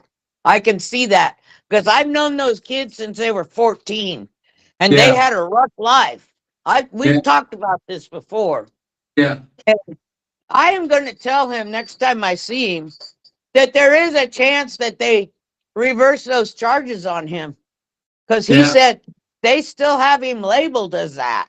Yeah, right. Well, I dare not say or mention the fact that, because in their reports and stuff, they say that way back when this happened, that there was no evidence of an altercation. Well, geez, I took a bullet through my hand and don't have a knuckle in there anymore, but I dare not say that because I just felt like they'd say, oh, well, you're just minimizing this and you're a vicious killer and all this, because that's how they made me out, is that, oh, I just called these people outside of the bar and shot them for no reason, and but I don't have a voice here, and anyway, I don't want to concentrate on that because that was 45 years ago. That's why I said what I said. That's 40 years ago. People change, people make mistakes in their lives. You know. And granted, and it's still to this day, I pray for those people in that family, it just, I don't know how to say to them, or it seemed like the record somewhat would speak for itself. I mean, I wasn't so criminal minded that I got away with all these things for 20 some years and all this stuff. It's like, come on, man. I mean, There's people that are out there that are, I mean, they really can't live outside of a controlled environment, but they're not dangerous offenders, you know? No, they're criminal offenders, they say. Like Charles Manson. That's who I would consider a dangerous offender. Yeah, right. You know? Yeah. Well, 'Cause I see, remember what happened. since 9/11 happened, I think that, well, our thought, maybe I'm not mistaken, but it's like they only reserve that for domestic terrorists now. So that's another little crack I fell into, because people today, they're like, wow, geez, you're like domestic terrorists. It's like, oh my God, no, man. So anyway, so what I need to do is I need to do much more in my trajectory of just trying to be a normal person. You know what I mean? And it may take me the rest of my life, and that's fine. You know, but because no matter what, I don't know. I've thought about a number of things. Like there's some things that I could do that I haven't done, like maybe even missionary stuff or something, which I wouldn't mind that, you know. But I think you're too old for that. I don't know. You know, I don't know. You're only as old as your mind is, I think. You know what I mean? So. Saying they take young people into that thing. Yeah, you're right. You can always go back to school, Dan, and get a grant and do something you want to do. Yeah, well, I'm going to do something. I'm telling you, I'm not just going to sit around. Well, I know that. You know? But it's like I said to them, you know, they want to put a label on people. And the people that are running these institutions are totally different. Now, I don't know if you noticed, maybe Heidi did, I don't know, but I sure thought these people were really nice. I don't know. Yeah. That's my opinion. Yeah, they were. You know, I thought that man, what is he, the head guy of the parole thing? Yeah, I thought they were. I thought they were nice and polite, and I understood their concerns. You know, I don't think that, you know, it isn't without cause. It's just that, you know, there was something I seen where they had these aggravating factors marked, and it's like, there ain't nothing similar in this about what happened years ago, other than the fact that what happened years ago involved a firearm, and this happens to involve a firearm. I wasn't carrying it. I didn't own it. I didn't nothing, you know. So hopefully that, you know, I just hope that they give me a fair shake. And I think they will, you know. I think they will. That's just my gut feeling. Yeah. But who knows? I could be wrong. I think Vincent did a good job of showing it. I've been wrong in past. What was that, Heidi? I said, I think Vincent did a good job at showing who you are. Oh, well, I think I do think he did a commendable job, and I thank God for him too. You know, him and Renee Maines both. You know, I was very fortunate to have them both as attorneys. You know, I really am. I feel that way anyway. I'm so thankful. You know, and like I said, you know, I try to keep my mind in the right frame, because, you know, in some ways it's like, well, geez, I was so lucky to have them, but I didn't deserve them, right? Well, I must have deserved them, otherwise I wouldn't have had them, you know? Exactly. And, you know, so I try to keep that, you know, in my mind. I've been changing my mind frame and stuff, like I told you, that I discovered that I awfulized and made a habit out of it. And it took me 60-some years to figure that out, you know? So so since I've been incarcerated, you know, I have a lot of time to myself. And so I've been really concentrating pinpointedly on changing that, you know, because I think that our thoughts they're more than just thoughts. You know, I mean, that's how things are manifested and whatnot. You know, so I want to be, if I leave this earth, I want to be known or seen as a good person. You know, not some wreck of society or some, you know, troubled youth that became an adult and was never more troubled.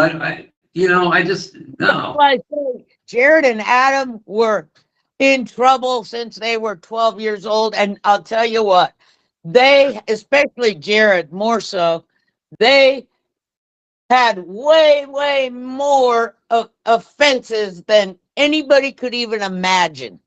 Yeah. You'd be surprised. I mean, yeah. I kind of felt sorry for them when they were that age. We almost adopted them even. because they're both really, really smart. When I was Yeah. talking to him about a few things yesterday, it's like he said, "Yep, you're right," and then he'd blabble off something, and I didn't even know what he was talking about, you know. Yeah. And I didn't know that he was considered a dangerous offender until yesterday. All these years, I never knew that. And I Yeah. looked at him and I said, "What?" He says, "Yeah." He said, "When they pull me over, they're with their guns. Get on the ground," Yeah. because they know him. And then I got to thinking, yeah, he's right, because I remember an incident. They were in my car at the gas station 10 years ago, and something happened. And here comes all the cops within 2 seconds. "Get on the ground. Don't get out of your car." And I'm thinking, holy Yeah. moly. It's because Jared and Adam. It's like, wow. Well, they're twins, you know. Yeah. Well, I'll tell you this, in the future, I won't be loaning my car to anybody or anything. I can tell you that. Well, no, You know? I wouldn't be doing that No, or any of that stuff. no, no way. I'm not gonna do it. So, but anyways, I plan on, like I said, I plan on, probably moving, and well, not probably, I'm going to, but into a different place where, none of these people, they're not gonna know where I'm at anyway. And if they come around, I'm just gonna tell them, look, I don't know you, you're not my friend, goodbye.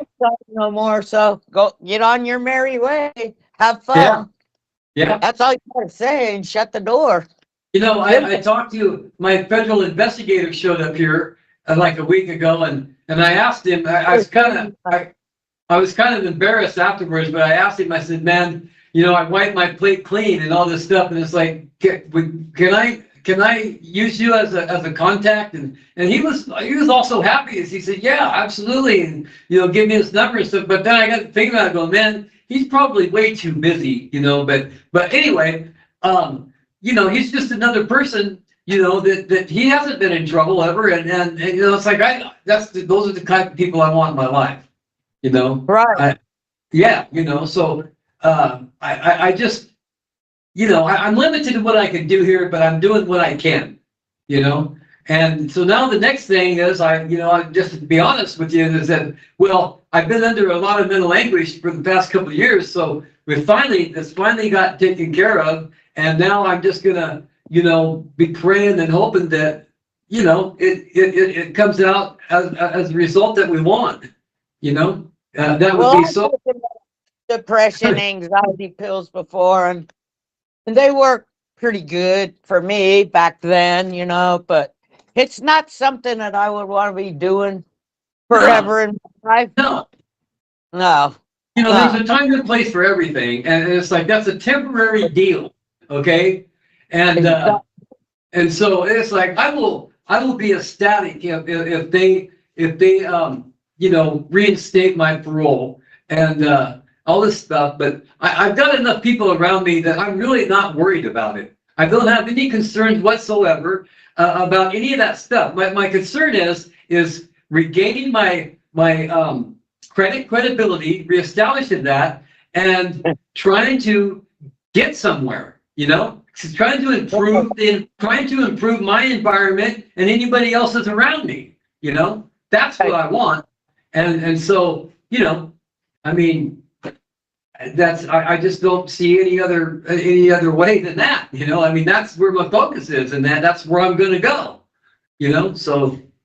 Well, and that question, that if somebody's on parole, after they're out of the institution, whatever it may be, they're still on parole, and that still counts towards the parole. Yeah. Well, yeah, I would think so. But like I just told you, that one guy was saying, well, geez, if you were convicted in 1988 or whatever, then that 30 years for that dangerous offender ran out in 2017. And I told him, I said, well, that dangerous offender made all my charges were consecutive. So they say now that I'm doing the attempted murder part of it. And that doesn't run out till 2039.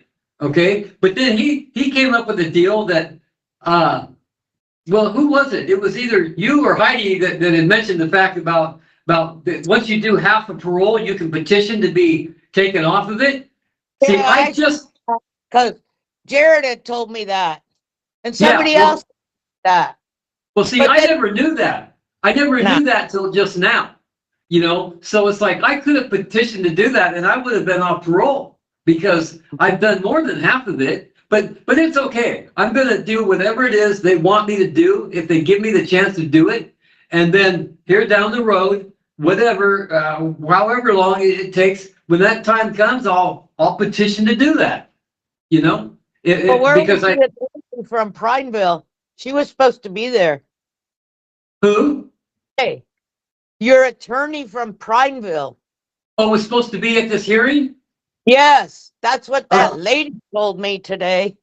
Oh, well, I sure wish she would have been. But however, She told me well, that she had your other attorney. Well, she said Yeah. 2 attorneys. Maybe she meant Renee.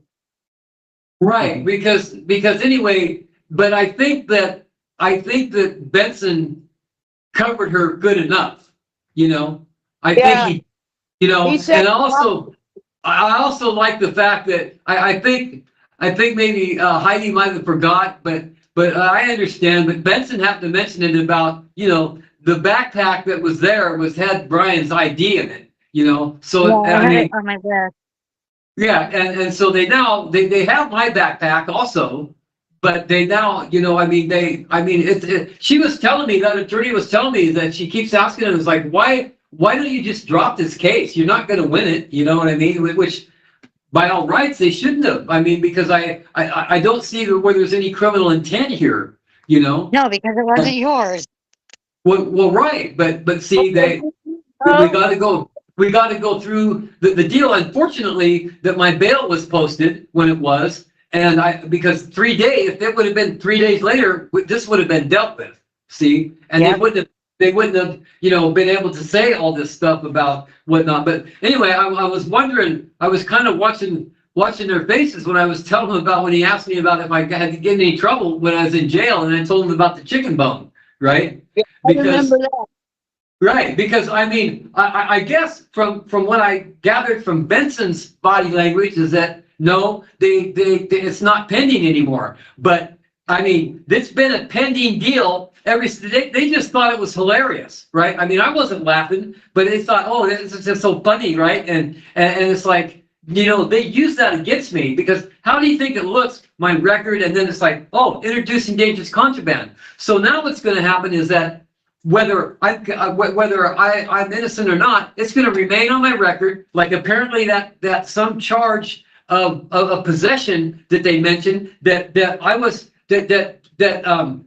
was dismissed, but they still acted like, you know, I was charged with it. It was mine. She kept asking me about meth and stuff, and it's like I don't know. I didn't know what to say, you know, because I mean it wasn't something that was mine or I was guilty of.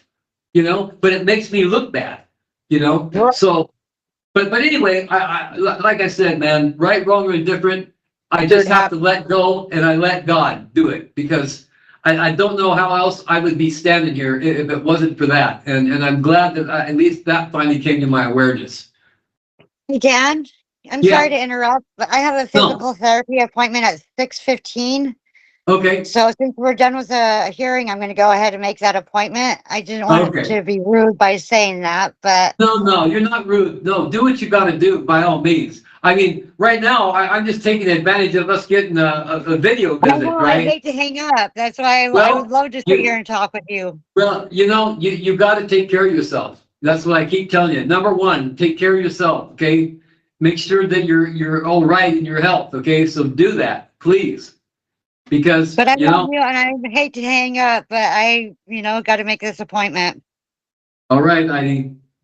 Okay, Thank I love very you guys. much. I love you too, man. Thank you Give very me a much call for as soon as being. you can. I will. I certainly Okay, will. bye. Okay, All right. bye. Bye bye. Bye bye.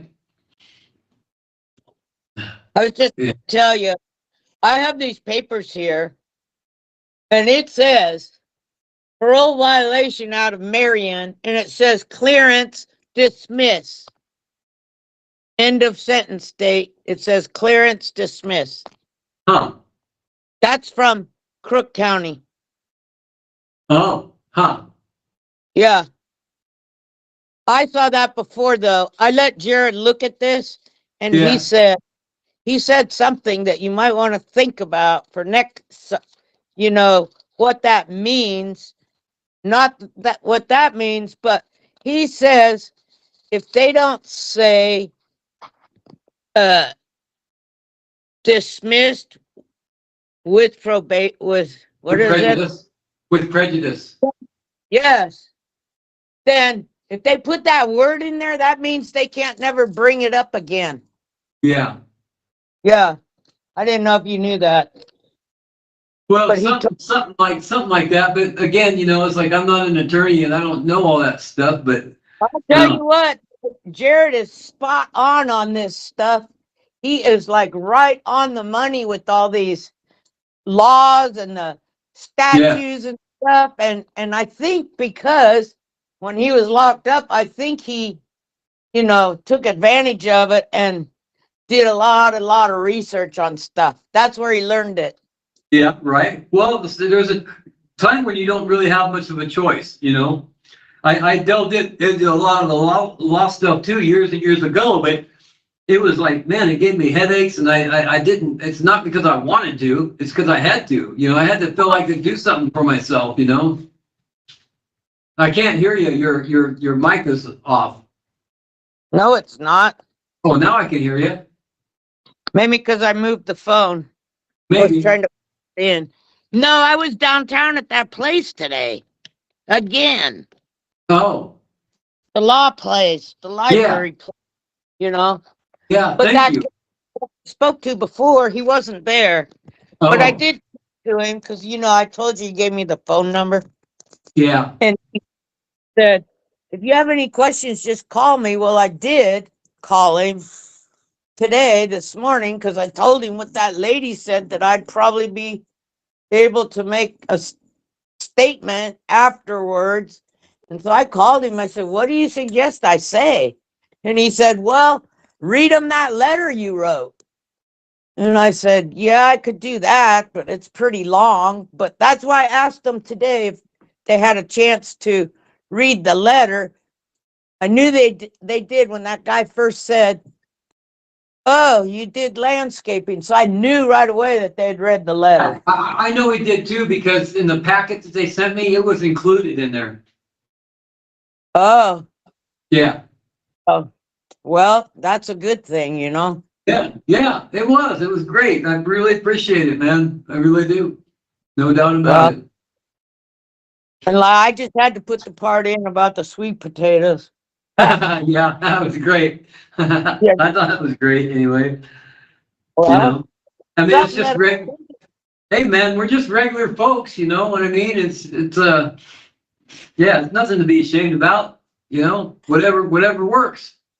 Well, somebody once told me you're resourceful and you can always find a way to make some money somehow. Yeah. You know, so I try to, you know. Yeah, within the confines of the law.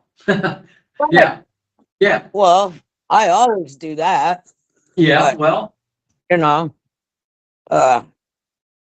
I don't, that guy, I guess he's homeless because he told me that he's diabetic, he was saying. And he sleeps, gets a room at the Motel 6. Huh. And he was over there at the one on Hawthorne, you know, I guess, I don't know when, but he said they kind of told him, well, you can't come back here because we found he said he dropped his thing in the trash. It's his diabetic thing, syringe for his diabetes insulin. Yeah. And they accused him of doing drugs in there. So he's no longer allowed to go there. I don't know. Wow. Yeah. Yeah. So he says he goes there so he can get a shower and a good night's sleep, you know. And then he spends time down at the law library the rest of the time. And so I said, well, you got to do what you got to do, you know. That's the way it is. And I don't know what else to tell them. I mean, Yeah, right. it's the same old thing everywhere, you know. Yeah.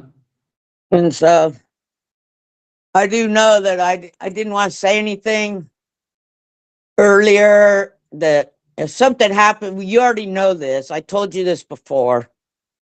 Something happens with your house and shit. You have a place to go.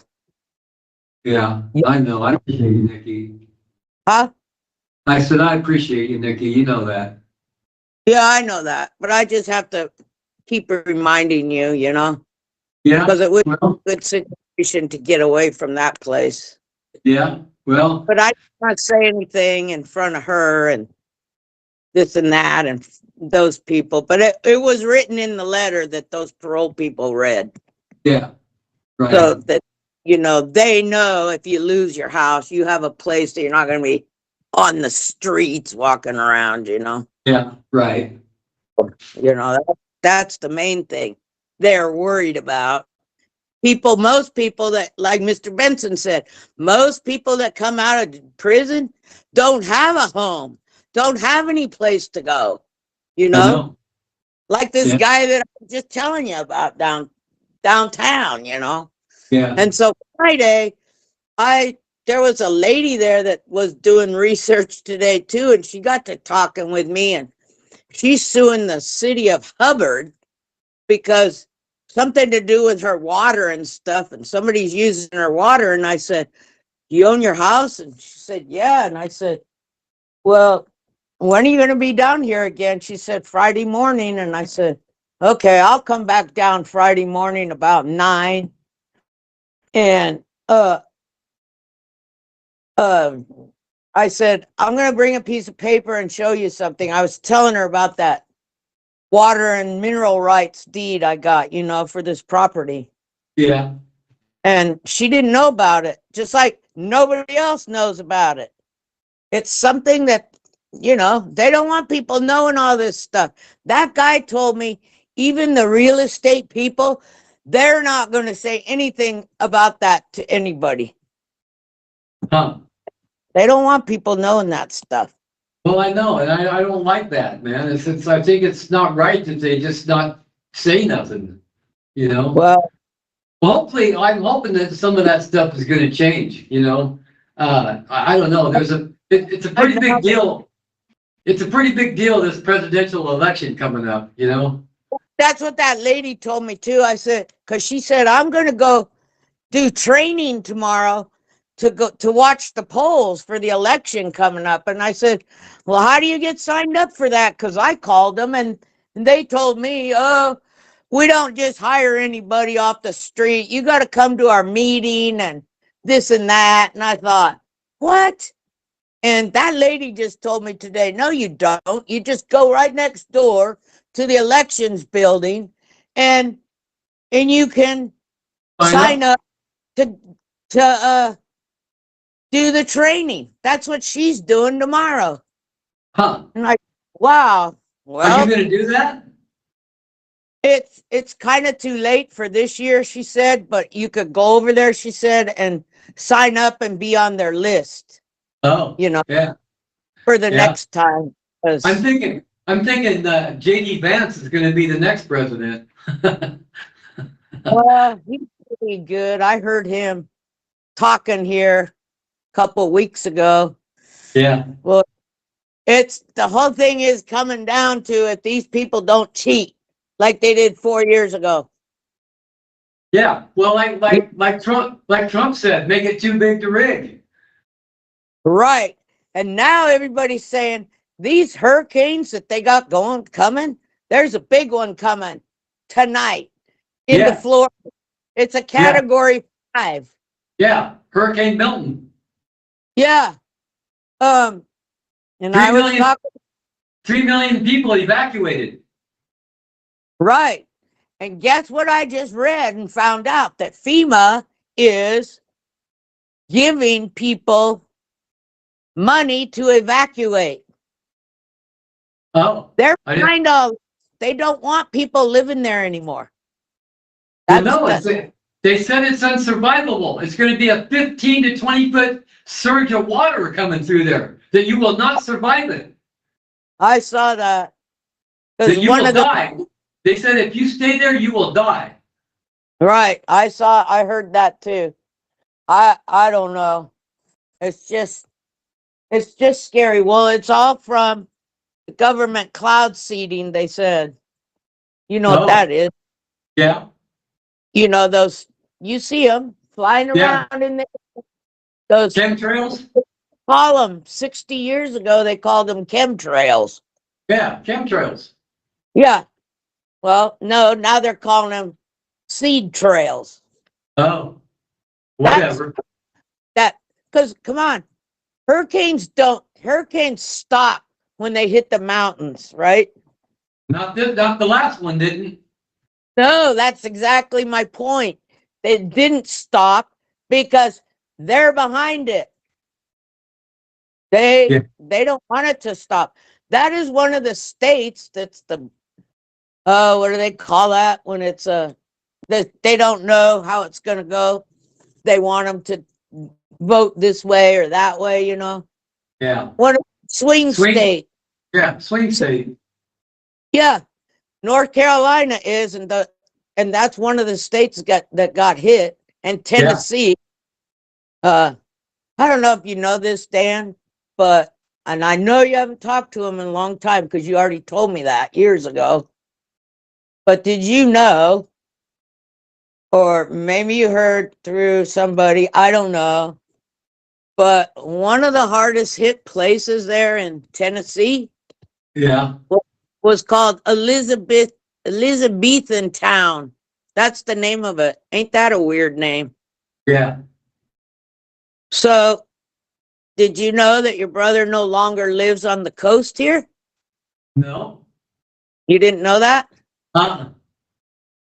Well, I found out through somebody, I forget who. And that's the place he moved to. Tennessee. Oh, really? Yeah, he was right in the middle of that hurricane because it was all over YouTube and the online, and they were showing that was one of the places where, and it showed water going up into people's houses, but it was also one of the places where all the, people came to drop off supplies and stuff. Yeah. Was that town. So that's where he lives at, huh? What's that? That's where he lives at now, or did live at. That's where he lives at now. How long has he been living there? I don't know. I think about a year, maybe. Oh, wow. Yeah. I wonder what provoked him to move there. From what I gathered from heard was he just wanted to get out of here, and he wanted to go over there for a change. It sounded like he retired or something. Yeah, he's retired law enforcement. Well, yeah, he retired, and the way it said, he just moved over there. The reason I heard about it was because he's friends on Facebook with John. With John Weigel? Yes. Oh. And John had told me, I said, who's that person on your Facebook thing? Because it pops up and says, this is somebody you might know. And I'm like, I don't know that person. So I asked John one time, it was a while back, and he said, that's Dan's brother. And I said, oh, I didn't know. Yeah. And I didn't know if you knew that he had moved, but. No, I didn't know.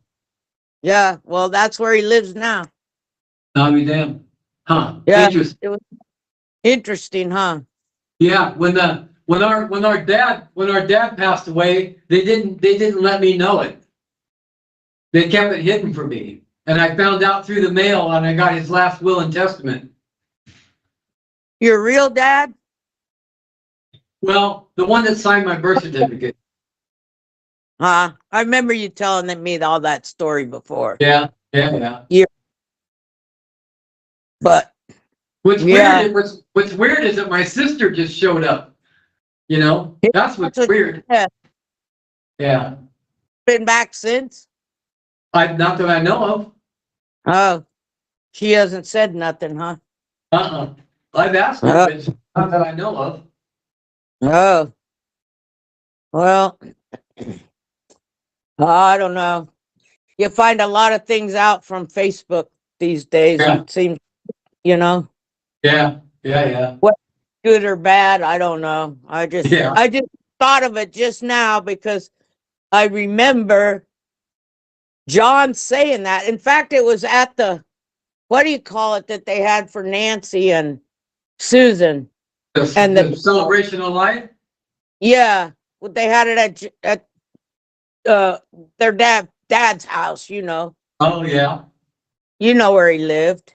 Yeah. Well, Yeah, they copied that from my mom because that's what we had for my mom. And it was awesome because instead of people crying and all that stuff, they went away happy and laughing and all kinds of stuff, man. It was like, that's the way to do it. You know? Right. Well, I've been to a few of those, and that's where I met Becky, your ex.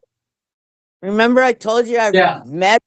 Yeah. Well, she kind of came up to me and introduced herself. John was standing there, and I forget who else was standing around there. It might have been Terry or something. Yeah. Or Terry's daughter, you know? Yeah. And she just came up to me and said, "Hi, I'm Becky." And I said, "Hi, I'm Nikki."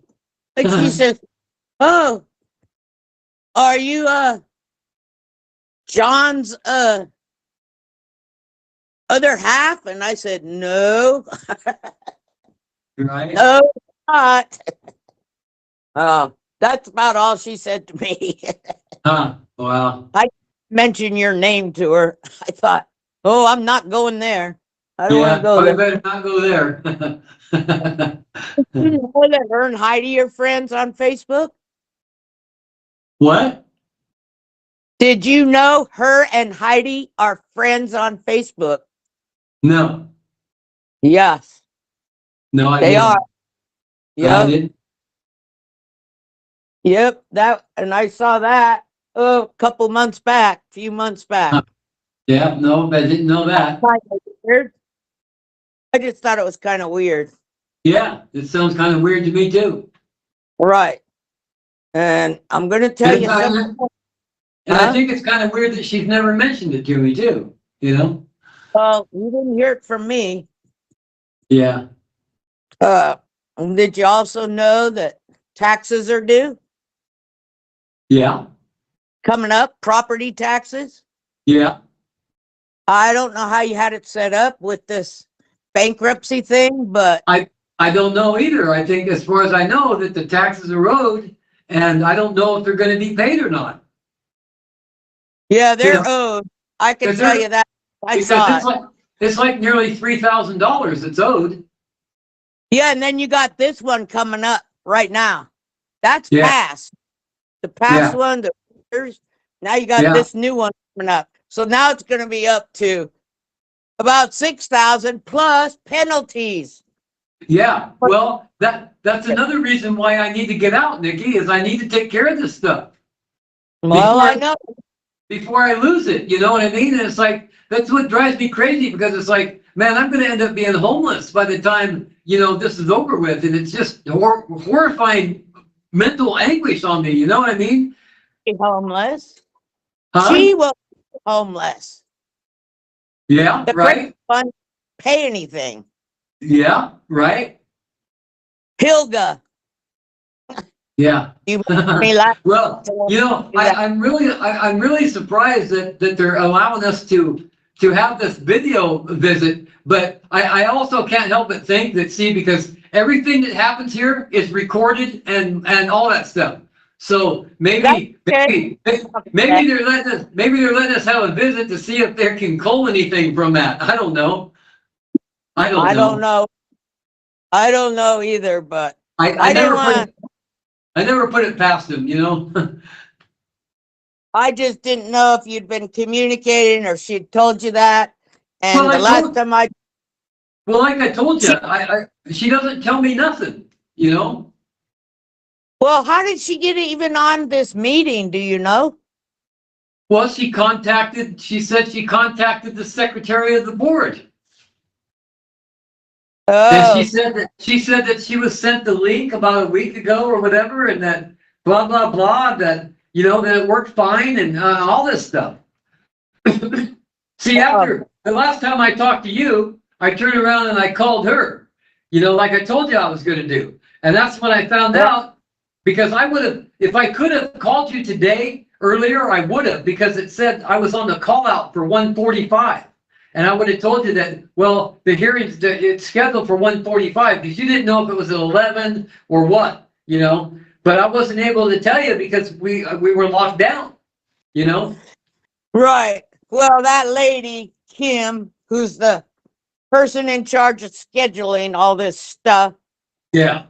I remember I told you she was supposed to call me and she didn't. Yeah. Okay, when I was downtown today, they told me that could be a violation of your rights to have a public hearing. Because she was like, how come you didn't call me back yesterday? This is what she was telling me today. And I said, I wasn't supposed to call you back. You told me that you were going to have the technical support guy get a hold of me through email. And nobody ever did. And then she tried to tell me that I didn't even send her the screenshot of my phone. I said, yes, I did. And I have it on my phone to prove it to you. She got kind of mad. And I was just getting a little bit. I thought, no, I'm not going for this. Yeah. I was getting a little bit. And she accused me of being aggressive to her. I said, wait a minute. I said, I'm not being aggressive. I said, right now, you're almost yelling at me. So who's being aggressive here? And then she kind of toned her tune down. And she says, okay, let's just stop the conversation. And I said, that's fine. That's all right. Because yesterday I told you I had to go to Jen's to get that link to open and stuff. Yeah. And then asking me, well, how did your friend do it? And I'm just like, I don't know. I don't know all this computer stuff, you know? And then she kind of toned her stuff down and said, well, I don't either. And I'm almost 60 years old. And I said, you know what? I said, I'm almost 70. So I got you beat, lady. And then she didn't say a word to me.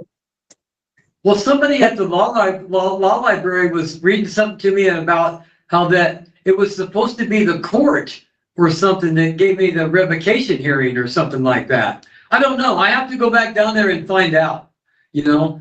I looked that up today when I was down there and they had all this information of all these different laws. I did see where it said, because I asked the guy, I said, John, can I get all this information off Google? Because there was a lot of pages and I was running out of time to get them copied off while I was there because the time was running. And he said, yeah. And I said, okay. But what I did read was, oh, somebody told me, that guy told me, they have 14 days that once they give you that notice, they have 14 days to have that hearing. Oh, you mean talking about the revocation hearing? Yes. Oh, that's interesting. And on the computer, when I was reading all of it, and I needed to read more, but I didn't have time because it was going on 1:45. I thought, oh, I better get going. And I read there that it said, when you are in there, incarcerated, and they will give you a revocation hearing every 2 years to see if you can be released.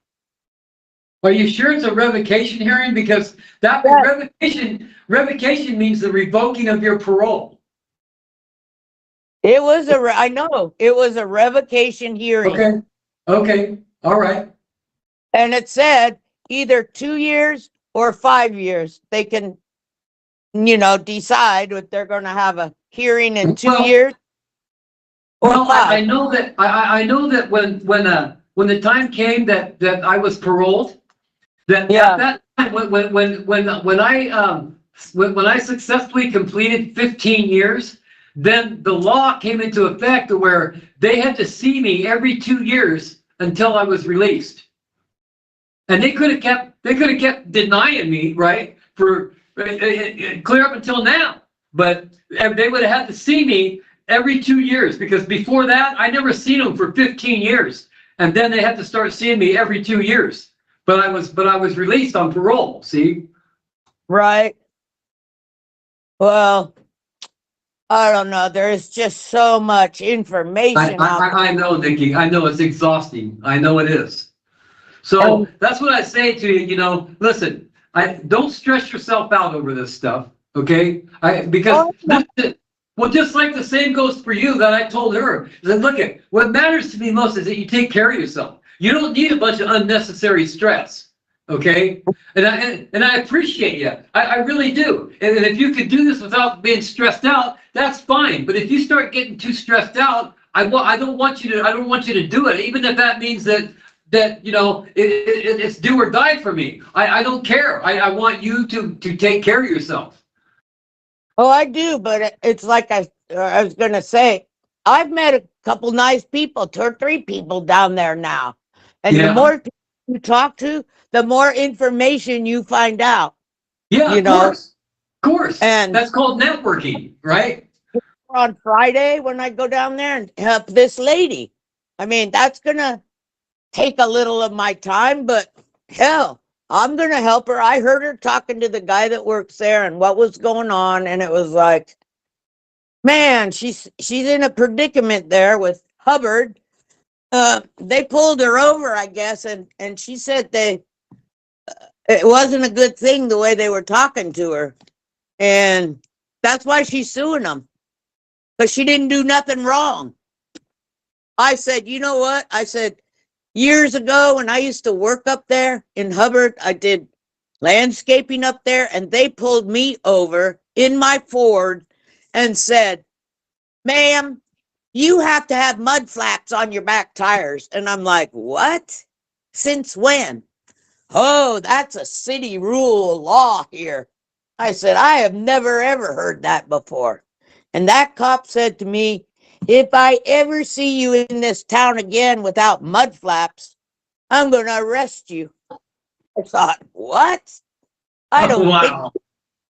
Yeah. Well, So I went and got mud flaps put on the damn truck just because I was doing ongoing work up there. It was at Andy's shop. well, you And- didn't want to be labeled a dangerous offender. Well, no. You know, and I almost said that today to those people. A dangerous offender, if you look up the meaning of it online, it states it's mostly for sex offenders. Oh my God, that I didn't know that. So that's just wonderful, Nikki. I mean, oh my God. Yes. Next time you get to go to that library, you Yeah. Google it, you can, and just Google, what is the meaning? What's the definition of this? And you'll see it. It says, somebody is a danger to another person, but it also said sex offenders. It's like it's a predator. Huh? It's a predator. Right. Well, that's who they determine is a dangerous offender. Well, if that's the case, they better get on that because they keep finding more and more of these people. And as far as I'm concerned, anybody that does any of that shit to a kid ought to be locked up for life. Yeah. I don't Yeah, care. well, you know that the Biden and Harris administration just pumped in a couple million people that are criminals from other, like Venezuela and Haiti and all this other thing, Yeah, I know. They're harming children too. So Right. And I seen some of those Haitian people walking down River Road over here, and they're carrying stuff on their head, trying to balance, and I thought, oh my God, this is what's happening. It's Yeah. already taken over Colorado. Now Yeah, they're gonna try to come in here. yeah, Well, we'll see. yeah. I hope we get some better people in here in Oregon, because otherwise we Well, are in big trouble. well, Trump said if he gets elected, he's going to start the most massive deportation exercise that has ever been seen in the States Yeah, I heard since, that since, too. since, since Roosevelt. I don't know how he's gonna accomplish that, but we'll see, He said he's sending them all back. Well, but how's he gonna do that? How's he gonna find them? You know what I mean? Yeah, I don't know, sister. I don't know. All I know is he said that they're saying we're going to send them all back.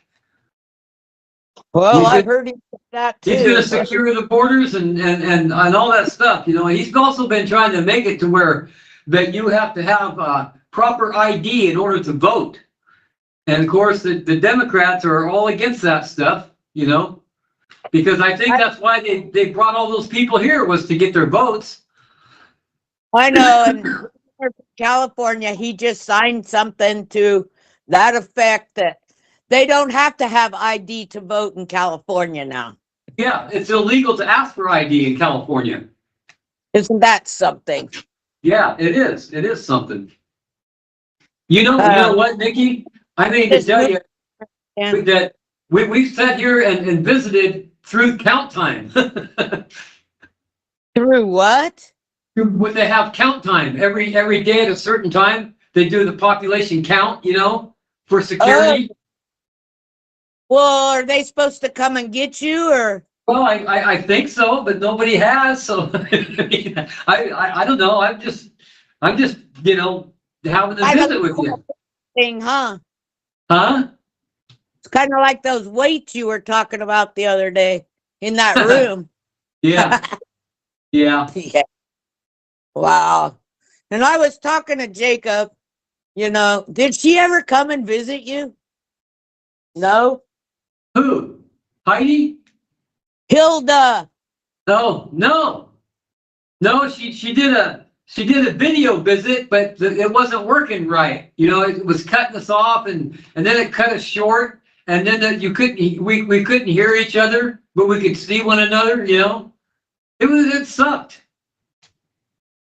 Well, I don't know how you got to do that through that thing like the phone business, the phone calls, you know? Yeah, it's like $8 for a visit, for a video visit. I don't know how much it is. I never found that part out. Yeah, but it didn't seem worth it because it wasn't working right.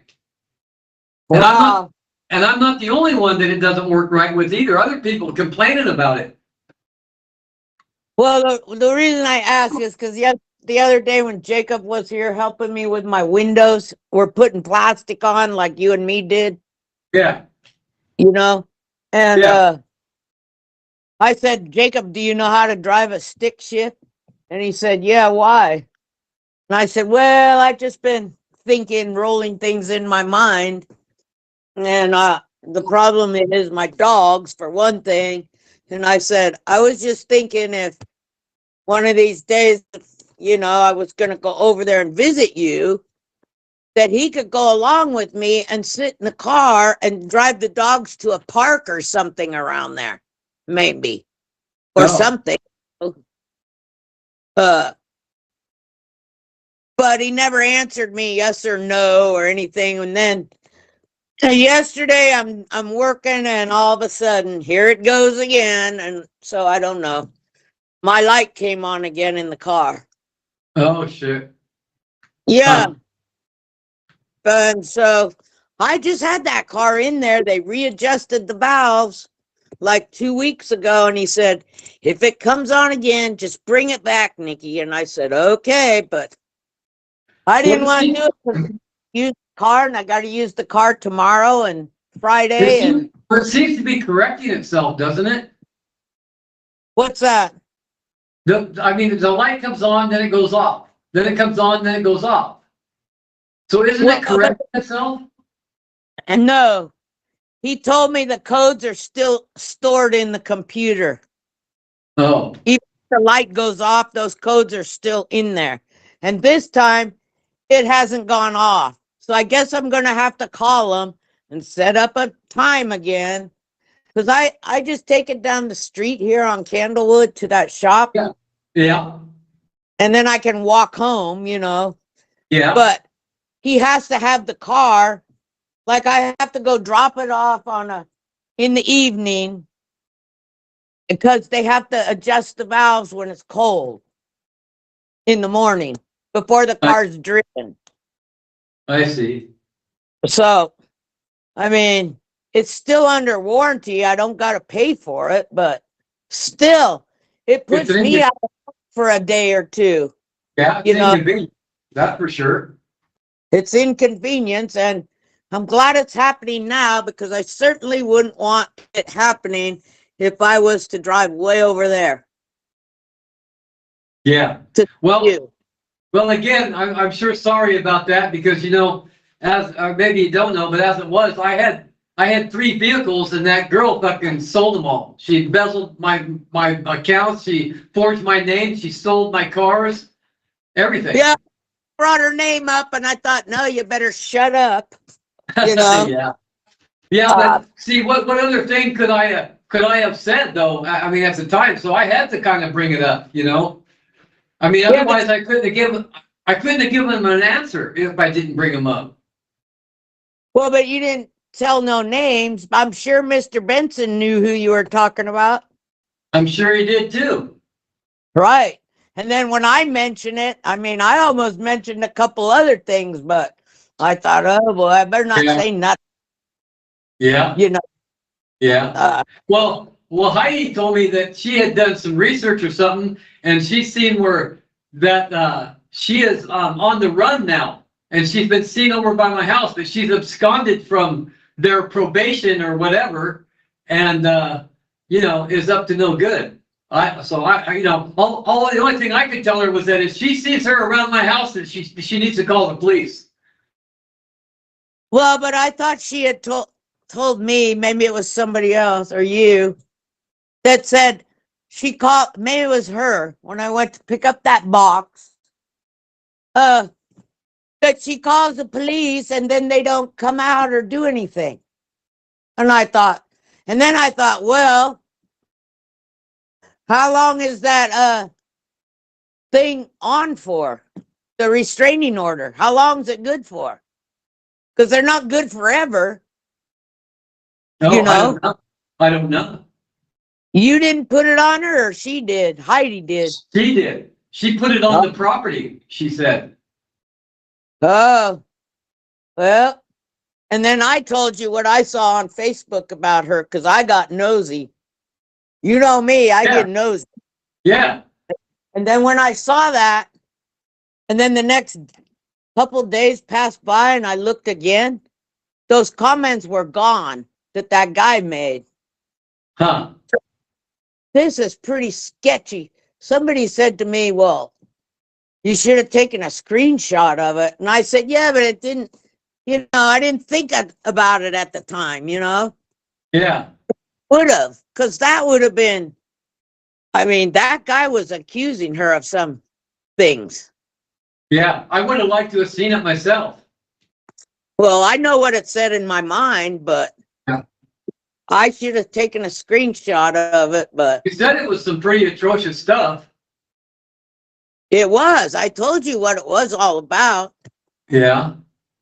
She had a mom, a real mom in Portland or something or another, and that guy accused her of killing her or something. And wow. And they accused her of, how come you got fired from your job? And he said, she didn't respond. He just said, oh, I know.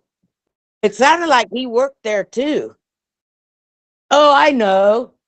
They found you in the bathroom, almost dead or whatever.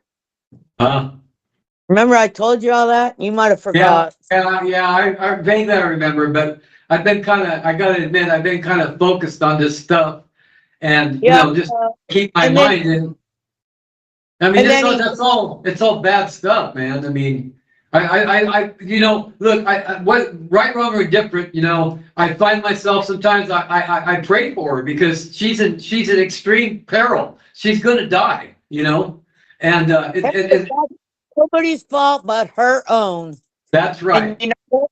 She deserves it as far as I'm concerned from what Well- she was doing years ago that I found out.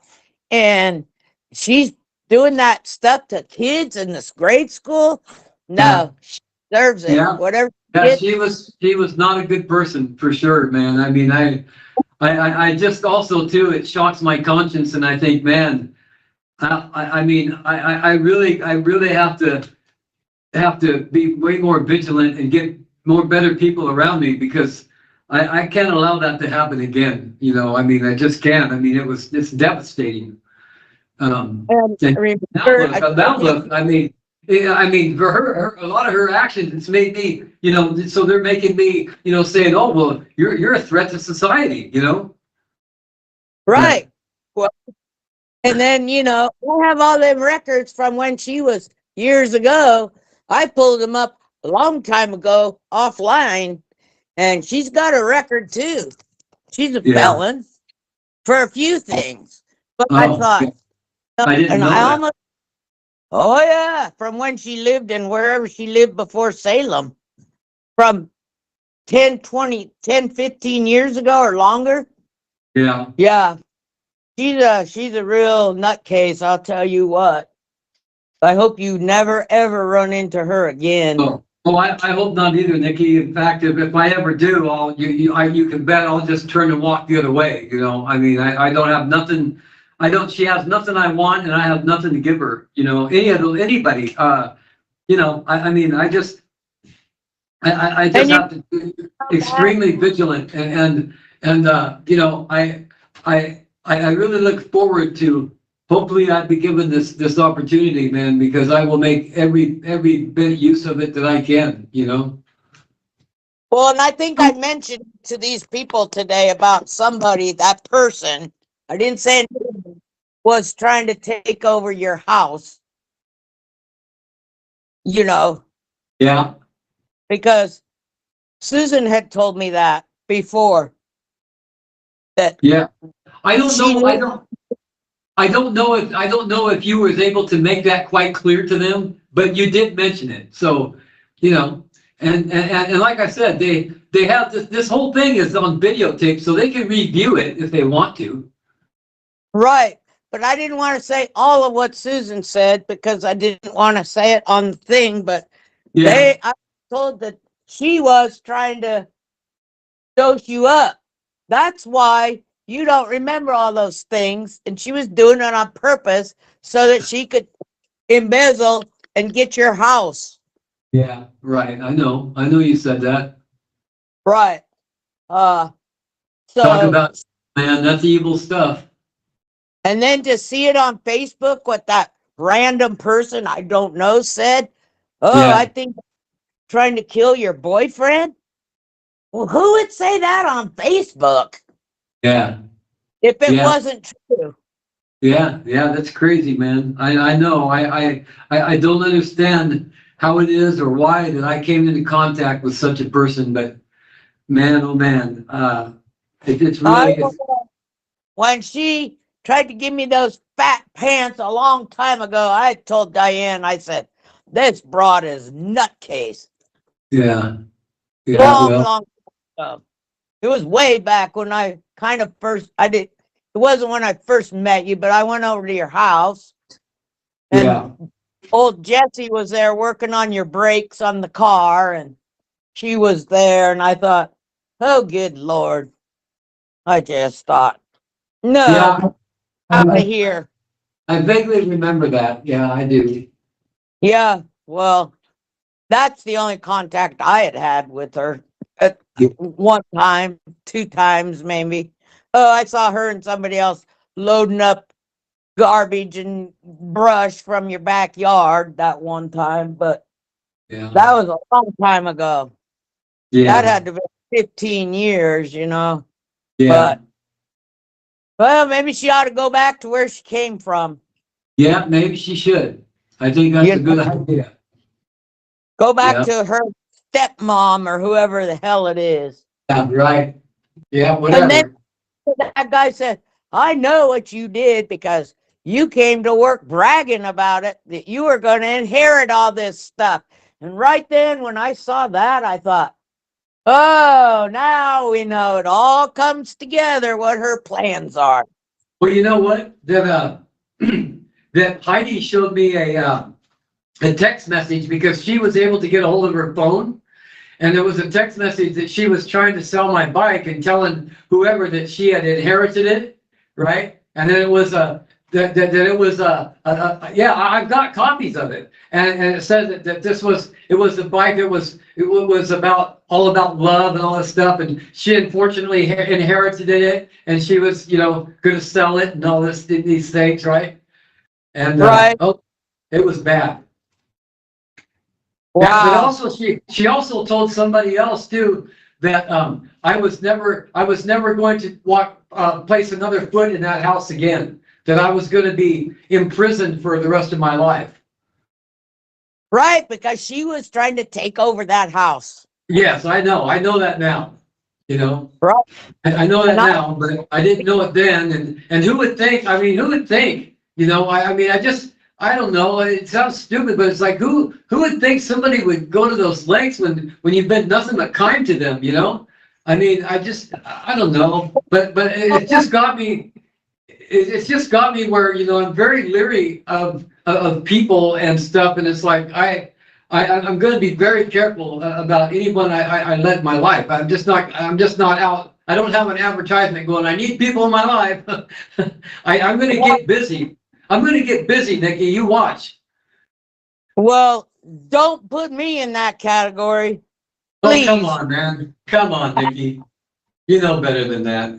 Remember a while back, a couple years ago, you had told me that because I went to your house and she was there and I kind of was pissed off. And you had told me, oh, you were letting her stay there for a while because somebody hit her in the head with a gun. Remember that? And I said, that. No. You don't remember that? I do. No. I remember everything. And then it dawned on me when I just saw this other crap, and I thought, wow, she's a nutcase, complete nutcase. Right, right. And like I told you, I heard her son died. Guess what day he died on? I don't know. Oh, really? Yep. Yeah. Well, I do know what he died of.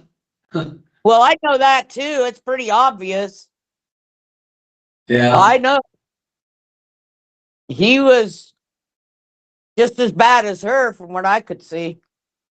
Yeah. Well, he lost his life as a young man, and he had, he doesn't. I mean, there's nobody to blame but her.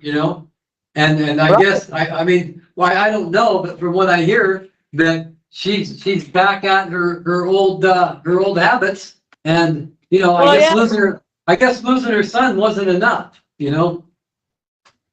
Well, she's beyond any reasonable thinking right now, I would imagine. Yeah, even right. for her son, right? Huh? She's beyond any reasonable cognitive thinking. She doesn't know. Yeah, I would think that she's an extreme antisocial person that is in service to nothing but self. Well, and you know what happens to those type of people? Somebody's going to get pissed off at her and she'll be gone.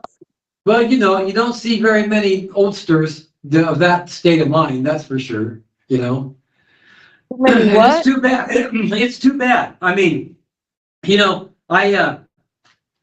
I guess you could say that I pretty much I almost gave my life trying to help her, and it wasn't good enough. I'm sorry that that I did that. But I just thought that that the good of the love and good and all that stuff would have its influence, but that person's pretty dark. Pretty dark. She's evil walking. You Yeah, know, those group of people, you can't help them. They're beyond no, help. I know that now, and that's certainly obvious, you know, I mean, there's just, I've never really ran into anybody like that before in my life, you know, so, but I'll tell you what, I got slapped up pretty good. And so Right. hopefully I mean, this will be overcome, I hope, you know, Well, I hope so too, because otherwise I don't know where we go from here. well, you know, but the only place we can go from here, Nikki, is hope for the best. And so we're not going to know now well, I think they have 21 days to give me that board action form of their decision, you know? Well, I like the man, the way he talked and stuff. Yeah, I did too. I think they were gonna ask me some questions, but they didn't, you know? Yeah. But I remember you know, it's like, come on, Dan. I used to say, come on, Dan, to myself. Wake up. Wake Yeah. up. I would slap you in the head, you know? Yeah. 'Cause I love you too, Nick. all that time. Yeah. And those people are just, yeah, and I hate to say it, but I'm going to say it again. Watch out for the one there now. I hope. Yeah. I didn't Well- like what she said today. Some of the things she said, I didn't think that was appropriate for her to be saying that to these people. Yeah. I guess she's not all there either. I don't know. At least Well- she didn't have red hair on. I didn't notice today. Yeah. Right. Well, it was a little red, but anyways, she's dealing with some pretty bad complications, I think, but, you know, with her heart and all that stuff. And then she, you know, like I said, I told you that she said that they found a 6 millimeter, lump in her breast, and but she hasn't got a biopsy yet. Minute. You But- told me a couple of weeks ago that she had told you she was going for the biopsy the next day, Yeah, and that she well, wanted a surgery. yeah, well, anyways, I don't think that happened, but one thing I pointed out to her I said, well, pardon me for saying so, but you told me before that I asked you a question if you want to live or die, and you said live, and here it is that you say that they found a 6 millimeter lump in your chest and you're smoking cigarettes, you know? That's So- what I told her when I went over there a year ago, when I went over there. When all the cops were at the neighbors down the road for that guy that was causing trouble, and I Yeah. pulled in and I thought, oh, I'm going to go in and see what's going on. And I walked down the street, and then I asked whoever was there if she was there. I thought, well, I'm going to go talk to this person. But I don't know. There's still some shifty things I think about her, and Well, Nikki, what needs to happen is I need to be released from here so I can take care of my property. Okay, I need to take possession of my property, and I need to get it out of bankruptcy. I need to catch the property taxes up. I need to restore my credit and credibility. You know, and you and just take her off of the whatever she's on. yeah, well, whatever. I mean, if she needs medical attention, she needs it. Okay, so, but probably now's not the time to talk about this. But Well, yeah. you know, but however, Listen to me real quick. Did you put my name on as emergency contact at that place where you're at? well, I haven't had a chance to, but I'm going to. I'm going to have you as my emergency contact. Okay, do that. Don't put her down because you don't know what's going to happen No, there. I won't. I will. I already made my mind up with that. So don't. And You know, also, I was going to say, if you're worried about your bike and all, and you mentioned the other day that, and I know you don't want to do this, but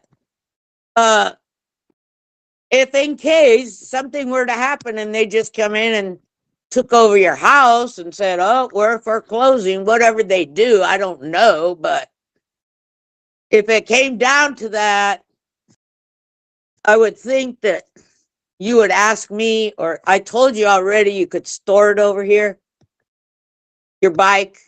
Yeah.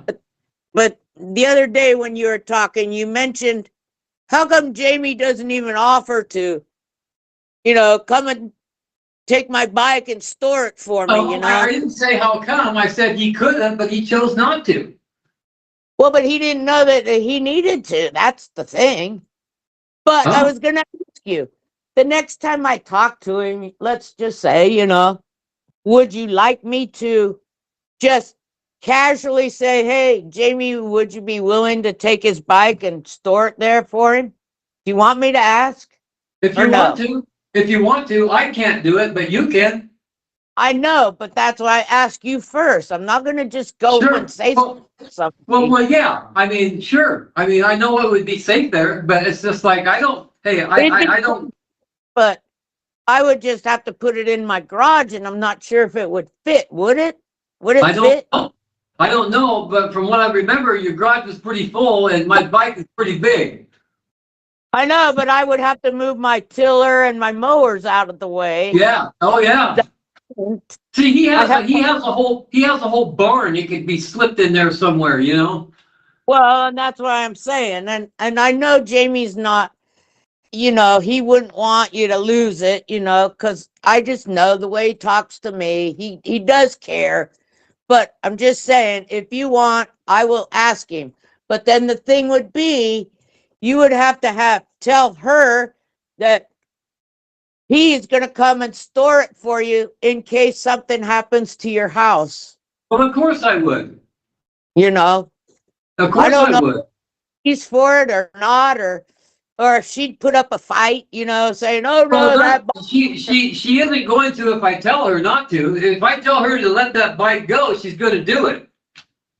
Well, I wouldn't go over there by myself. I'd have to find somebody to go with me. Well, yeah. Well, keep in mind that bike weighs over 900 pounds. Well, I know that, but that's why I'm saying it would have to be a couple guys, and it would have to be somebody I trusted to go with me, like either Jamie and maybe Jared or Adam or something, or Jacob. Yeah. All three of those people. Yeah. I mean, it has to be secured in a certain way. You can't just roll it up on a trailer and then put it on its kickstand and go. It has to be secured.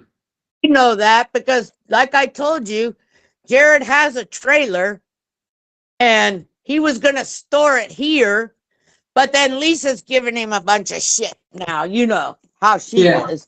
So it's still at her mom's house in Turner, but if I need to use it, he would go and get it and just say, "Oh, I got to go do something for somebody," and he could go and that way, and because he used that trailer for his bike. He's got a Harley. Remember I told you? Yeah. You told me it was a pretty good size one. So I mean, there's only a certain amount of touring models and then sport models and all this stuff. So if it's the size of mine, then it's a touring model, right? I don't know if it's the size. I think yours is bigger. Yeah, well, it might be. He just got this like a couple years ago, 2 or 3 years ago. Yeah. When he was in Arizona. Yeah, you said it was a newer one. Yeah. Because it doesn't have that thing on the back, like yours. Like if somebody's riding on the back. Oh, yeah. Yeah, the sissy bar and all that stuff. He don't have none of that on there. And I'm thinking, geez. How? And he puts on Facebook, does anybody want to go for a ride here? I'm looking for a fat chick. I'm like, Jesus, Jared. How would a woman get on? They'd be falling off. I thought it was fun. But that's all he's got right now. Well, but I mean, not everybody rides motorcycles the same. I think that you enjoyed it when we went for rides, but that that doesn't necessarily mean you would enjoy riding with Jared, you know? Oh, I wouldn't even get on that bike. I'd be scared because there's no sissy bar on it. Yeah, Adam's the same way. All of those guys, that little group, Jared, Adam, Matt, all of them, they got the same newer bikes, and there is no.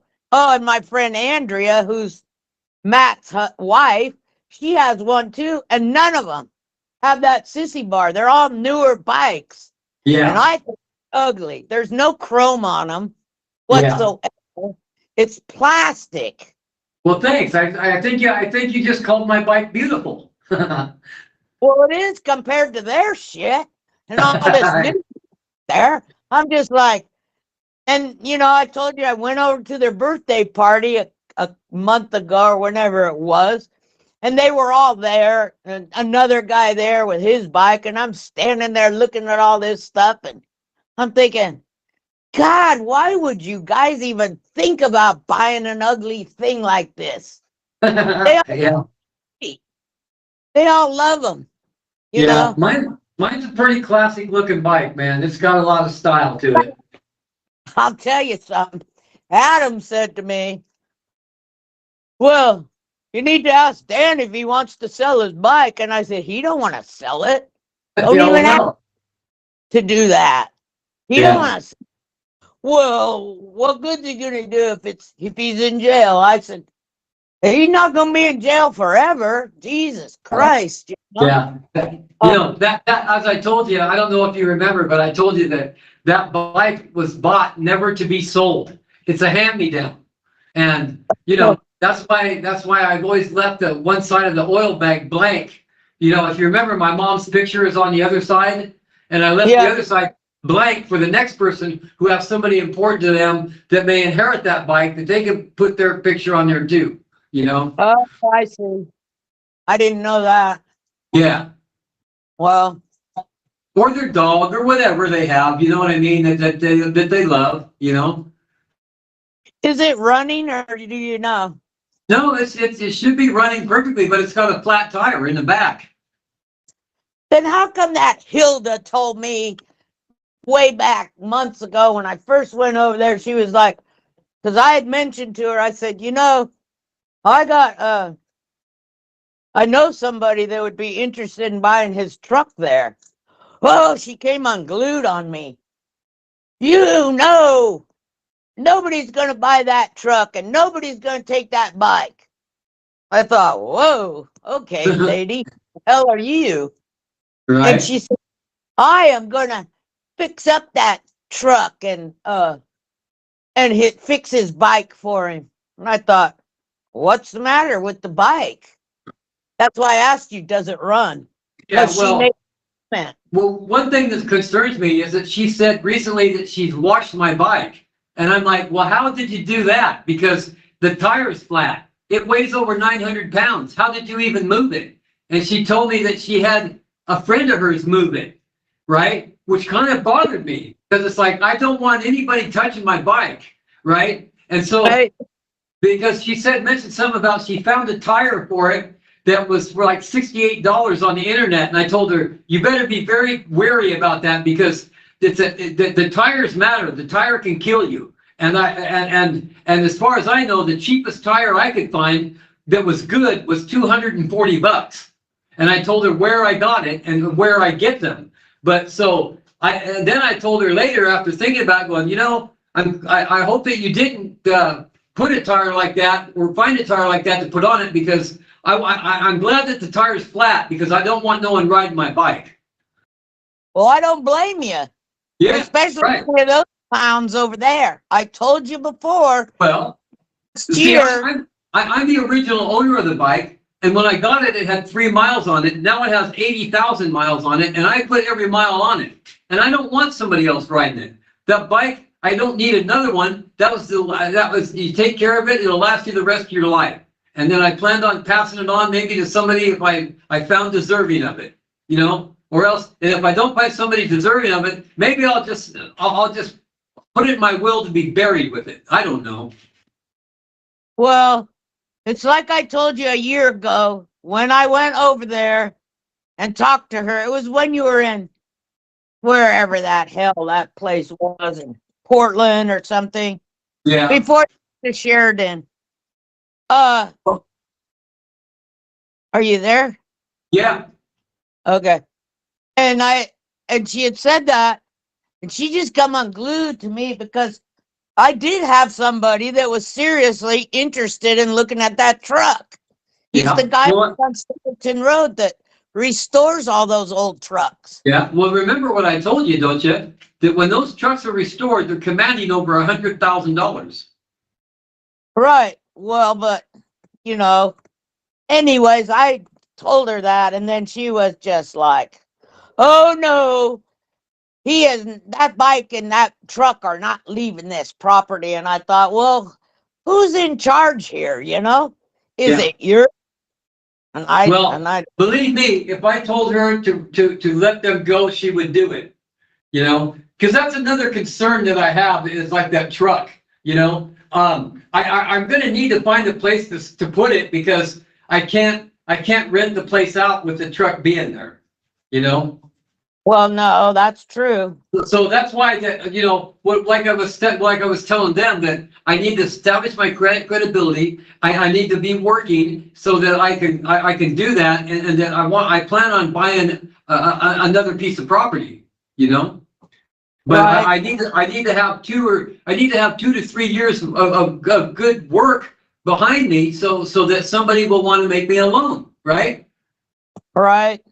Yeah. Well, like I told you, you probably don't remember, but I might be able to help you further down the road because when something happens to my mom, Yeah. I've got to come there and deal with all of that. And you know, I got somebody here that told me they will help me to sell her house, and that house is worth $9 million Okay. that she has Well, down there. hopefully, Nikki, I mean, if something like that happens, I hope that maybe that I can be outside there to be supported for you, you know? Because I know that's not an easy deal, okay? It's not, I know, but I'm just saying, you know, I don't want to live in that place. So Okay. that's what I have to deal with. And I got two people, well, a man and wife, it's Andy's kids. They deal in real estate. Okay. They're realtors. And they Okay. told if something ever happens and you need something, we can help you to sell that Yeah. house down. You need They- representation, they're there for you. Huh? Then if you need representation, they're there for you. Right. And they can Yeah. help me sell it. You Yeah. know, because I will not live down there. No way. Where is it? Where is it? In south of San Francisco, Oh, Like- okay, California? Yeah. 20 miles south is where she lives. Oh, I see, yeah. She's getting up there. I keep telling her, you need to sell that house now and get out. Go get a smaller one, you know, because she's getting too old. And she's always complaining that she has to fix this and fix that. And I said, just sell it, but she won't. And we get in big Yeah. arguments and she hangs up on me. Well, So I that's because that's where she's used to, you know? Well, yeah, but But I mean, if Yeah. somebody came along and told you that, hey, listen, Nikki, just sell your house and move to an apartment, you wouldn't like it. hey, she already told me that. Yeah, but One I mean, you did. I'm sure you Yeah. didn't like it. You didn't like it either because that's where your roots are, right there. Guess what I said? I said, well, why don't you do that? Her and I go round and round. Yeah. You know, my dad and I got along, but her and I, not so much. Yeah. But Are you the only child? Yes.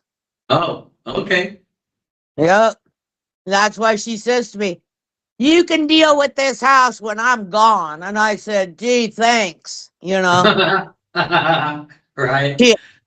as if I want to go down there and try to deal with something like that, selling a house and everything that's in it. But I got a friend who lives down there and she told me, look, these days down there in that area, her brother just did this too. They're selling houses down there with all the furnishings in it already. Yeah, of the house with everything in it to whoever. yeah, And the realtors take care of it.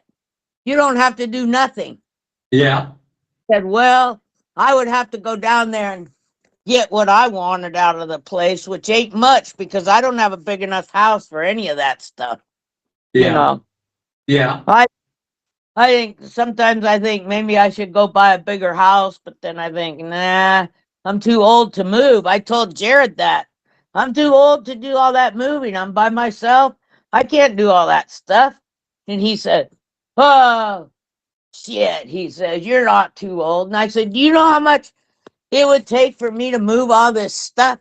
It would take 4 big old semi loads of trucks to come and haul this stuff out of here.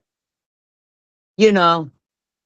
yeah. So, Well, if you wanted to move, you'd have help. But you know, who knows? That's not something that you have to look at right now. But if you knew if there was a place that would make life easier for you, you might consider it.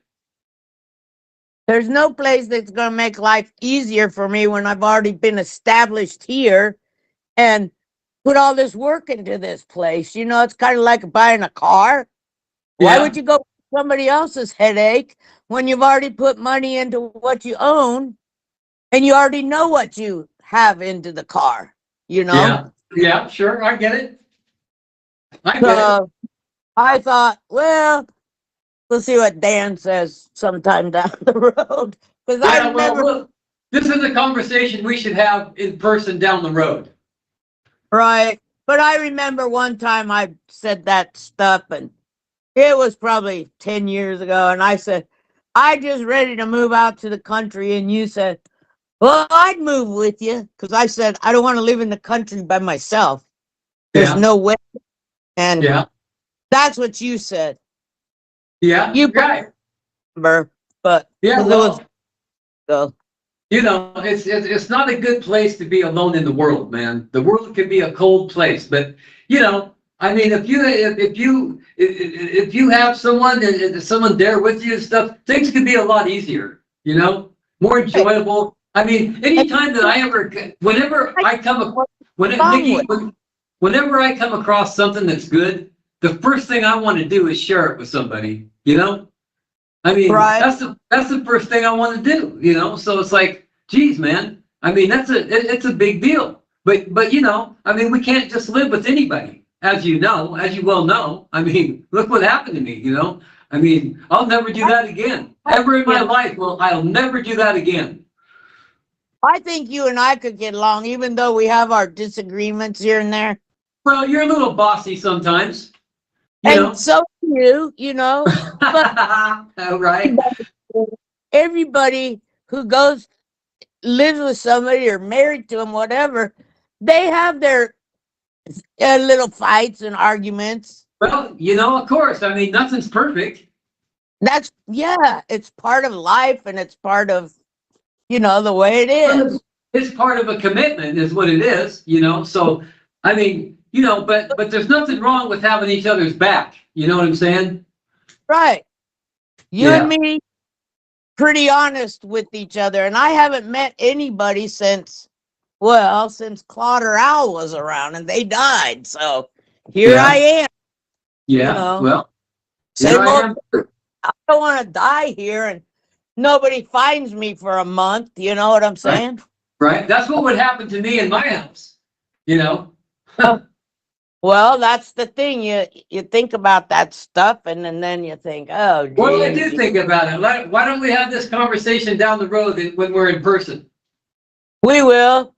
Because I want a Okay. big hug. Yeah. Right. I get it. Yeah. Well, hopefully it'll happen soon. Well, hopefully you're right. So let's just kind of focus on that and try to manifest it.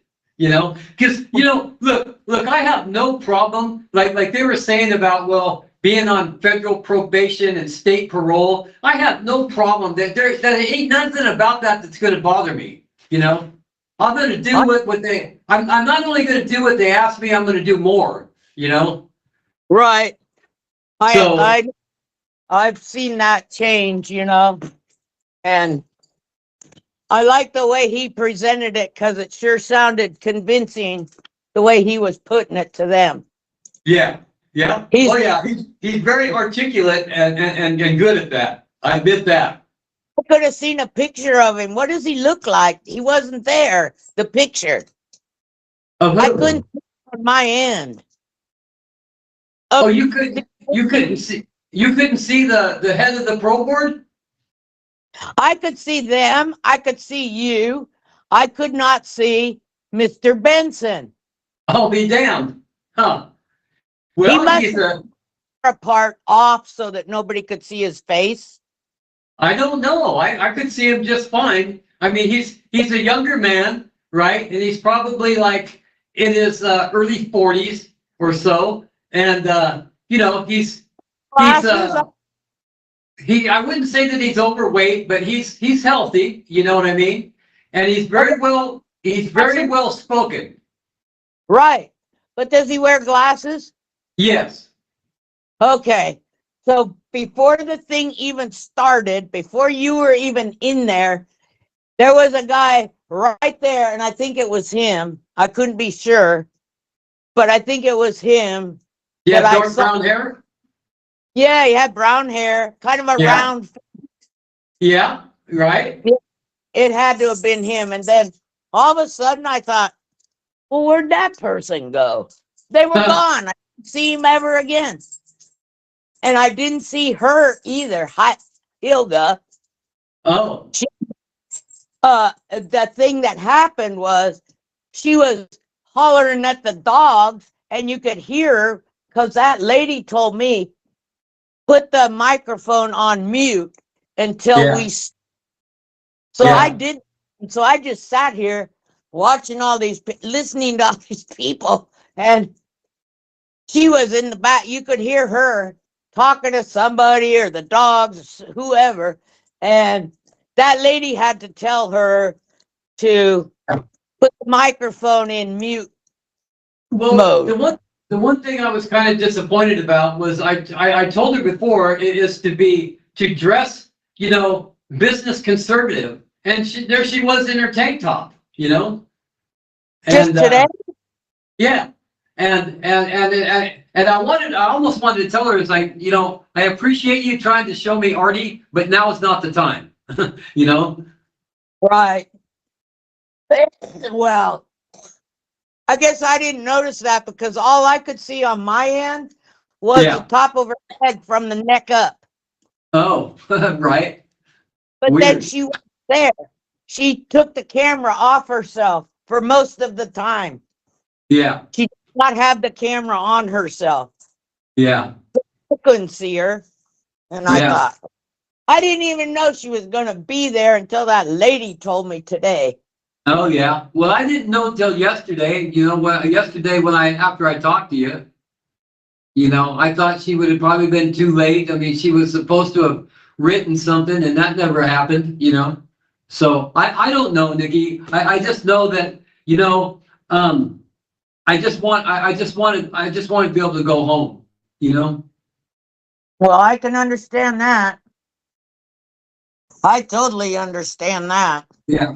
Yeah. And like I said, I need to take back possession of my property and all of this stuff and you know, and move forward. So, you know, and I mentioned to her, you know, too, that, you know, I need my house and she needs her own house, you know, and all that stuff. She's got some property in Utah, you know, but that her and Brian apparently had, and you know, so she did save my house from being foreclosed on. I do gotta recognize that. But anyways, you know, I'm not gonna go through what I just went through by any means. And so, you know, we'll get it straightened out.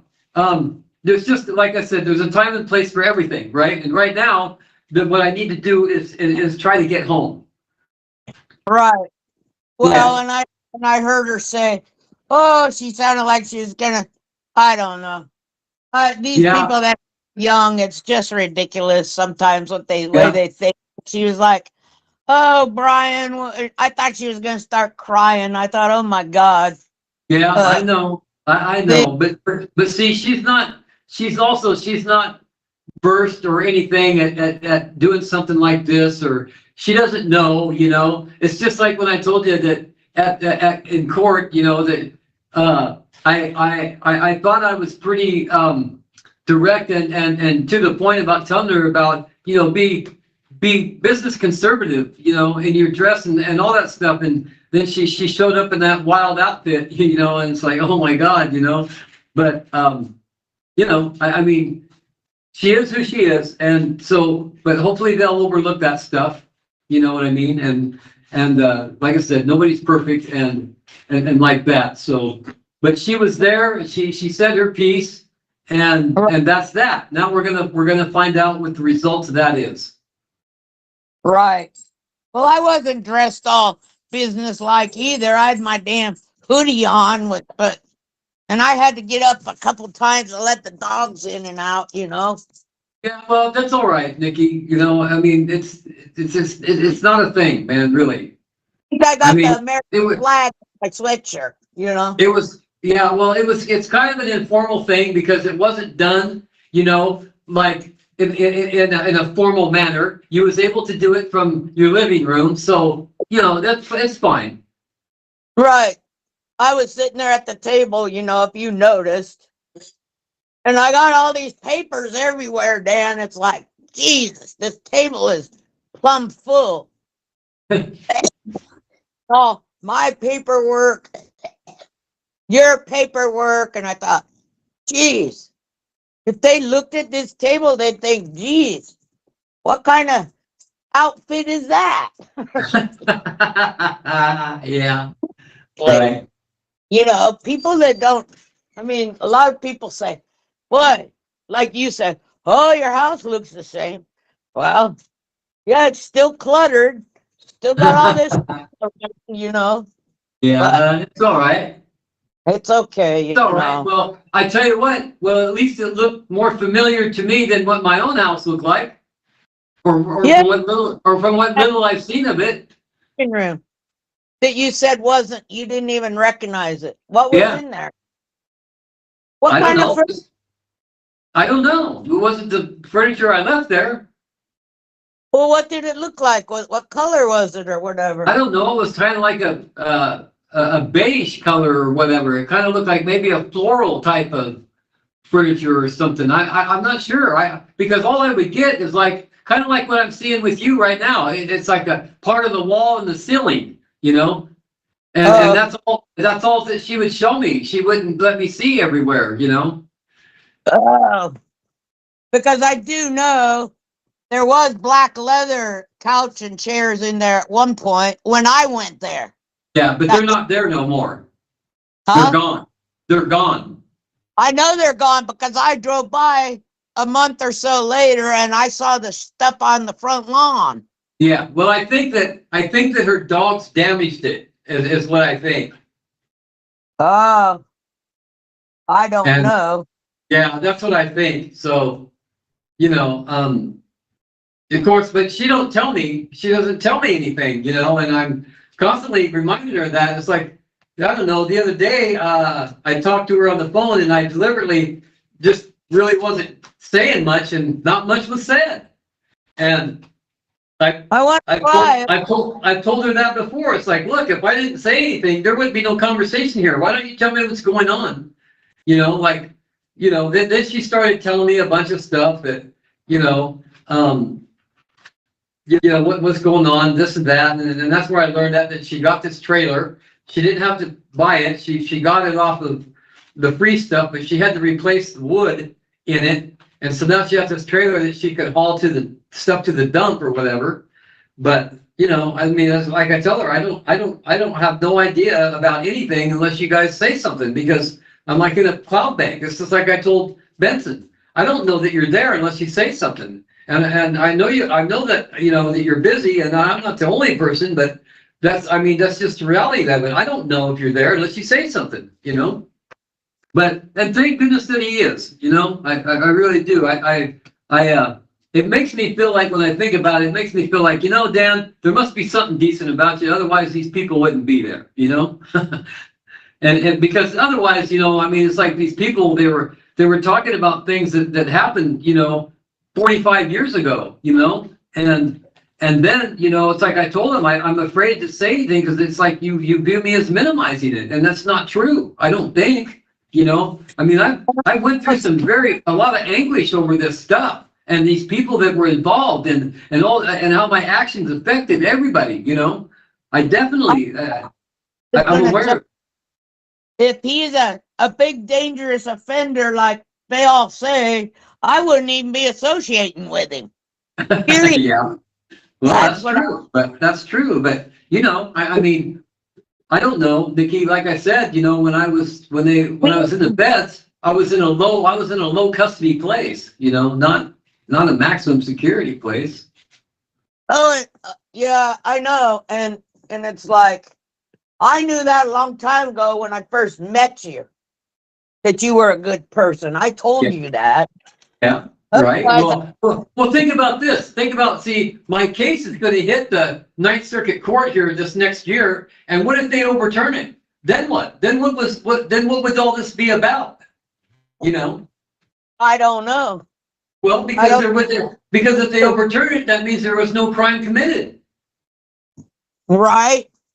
So, I mean, so then what? I mean, this is all for naught, But so nonetheless, even if they overturn it, even if they made guns legal for me to own, I'm not having none of it.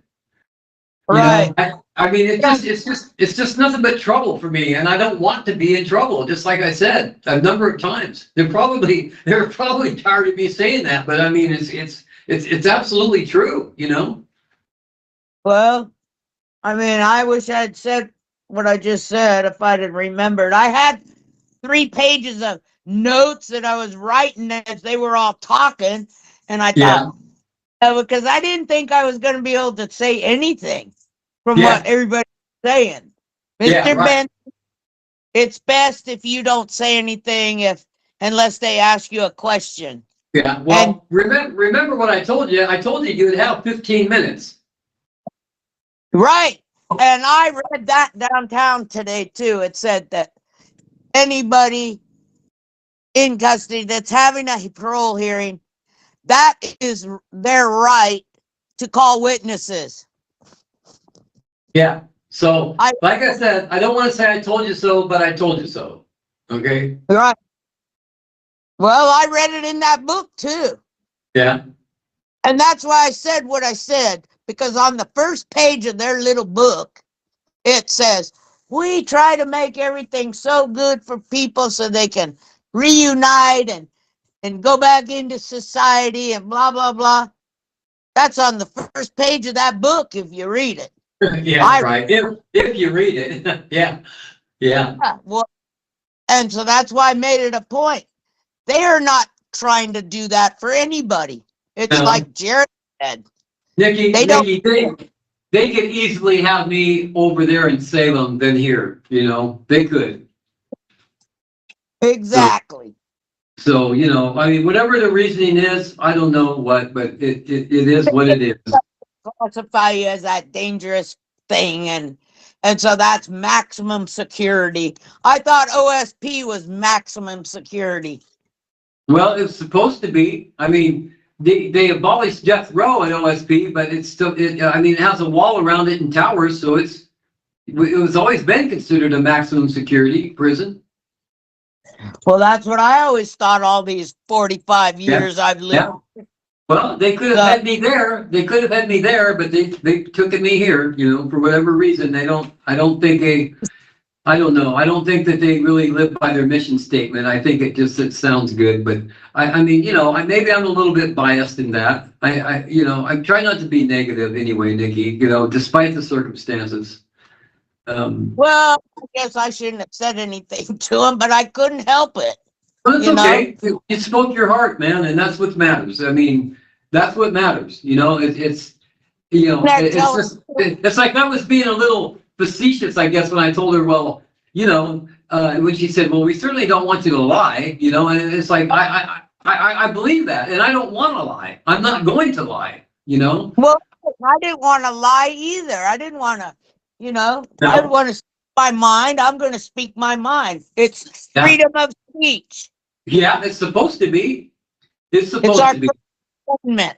But we don't Constitution. know, hey, we don't know whether or not they're Democrats or Republicans either. You know? I mean, because it seems like things have switched quite a bit because it's almost like the Democrats, it's almost like they're trying to suppress free speech, you know? They It's are, cra- because I It's, watched it's crazy. It's crazy. in Congress, they were trying to argue that about Yeah, taking freedom of speech away from the people. yeah. And I forget who it was, one of those congressmen, and it's like, geez, are we still on this subject? Why don't you guys get on the subject of what you're doing, allowing all these people into the country? Yeah, yeah. You know. But they're avoiding those type of questions. So, but I think I know who's probably going to win that presidency. But we just have to wait and see. I hope so, because if you watch the regular news channels, 2, 6, or 8, or 12, I've been able to see Fox News a little bit. well, all those channels, they're on the Democrat side. You know that, right? Yeah, I do. Yeah. Yeah. But see, my fortunately, my cell partner has a TV, but unfortunately, he's a youngster and he doesn't watch news very much. He'd rather watch cartoons. So I don't get to see the news much, but I just get whatever I can get, and I appreciate it because he doesn't have to share it with me at all, you know. But we're just two different people. You know what I mean? I'm interested in like this historical landmark events that happen, and he's interested in watching, these adult cartoons or whatever, and we'll laugh and giggle and all this stuff for hours, and I'm just going, oh my God, man, really, So I kind of wish, I mean, he's an all right self partner, but he's respectful and stuff. But I kind of wish that I was in there with some older gentleman, like I was at first. But my first cell partner, he was 77 years old, and we got along just great. And he had a TV and he watched the news, But it was young gang people in that place, from where I was told. Yeah, that's true too. That's true. So is he one of those or no? What? He's huh? Well, the unit that I'm in, they call it a dropout unit. So it's like people that are dropping out from gangs and stuff and don't want no more to do with it, or people that have, they have issues with other people or something like that. It's kind of a weird unit that I'm in. But however, there's supposedly no politics like there is in the other units. So I don't really complain. I just want to, I just want to go home. I'm not looking to be in trouble. I'm not looking to be somebody else's judge or executioner. I'm not into any of that stuff. I just want to do my number, and I want someone else to do their number. Don't try to involve me in anything I don't want to be involved in. And, just let me be me, and I'll let you be you, and we'll get along just fine. And that's about it. So I got my hands on a Bible. So I've been reading that, because it's helping me keep my mind sane, because they took all my books. They took everything from me when I was transferred from the feds to the state. And so, I'm very limited in things that I can utilize. Yeah. So I'm just trying to keep my mind about me, Do you have any paper or stamps? Do they give you that like the other place did? They gave me 12 envelopes and said that that's all that I'm going to get. And they gave me that at the intake center, and I still have them. I just the other day got some paper. Okay, so stamps. Well, the envelopes have a stamp on them. And it looked like to me that if you was to buy envelopes here, I think they charge you like $1 a piece for them. Well, that's not bad, because the stamp itself costs over 60 cents nowadays. Yeah, I think they're 68 cents or whatever, But I was gonna say, if you get bored, you could write me a letter. Yeah, sure. Right. I'll write you a letter. I gotta find the address. I don't know the address over at that place. Oh, well, I can give it to you next time I call you. Yeah, then I could write it down and have it You know- here, because when I'm not busy at nighttime, and I'm sitting here Yeah. watching TV and, I don't have a million things going on, I don't mind writing somebody a letter. Yeah, mean- right. Because I'm used to writing letters. Used to write letters all the time when I was younger. But then Yeah, everybody quit writing letters. Like, yeah. my mom doesn't even write a letter anymore. Well, everybody emails these days, My mom doesn't do that. She don't know how to do all that. Yeah. She's in her 90s, Dan. She's what? In her 90s. I think she's Oh. like 93, 94. Oh, wow. Awesome. Yeah. Yeah. What? I said Yeah, awesome. She's getting up there. Yeah, she is. Has that disease in her eye where the eye goes blind, degenerative eye disease. You've heard of that? No. It's where your eye just starts going, you can't see out of your eye. Yeah. You start It getting can- tunnel vision. You start getting tunnel vision or whatever, and it goes black. You're blind. Yeah. Her grandma had it. It's Yeah. hereditary, I guess. So she's always on my ass. You better make sure that you take care of your eyes. And I'm just like, yeah, Mom, I already know that. Yeah. In fact, I got to call them and get an appointment for next month because I'll go get an eye exam. And Yeah. I can't afford the glasses they want. I got readers now that are prescription, Oh, because I'm going to say that the readers, all they do is magnify your screwed up vision. You need corrective lenses.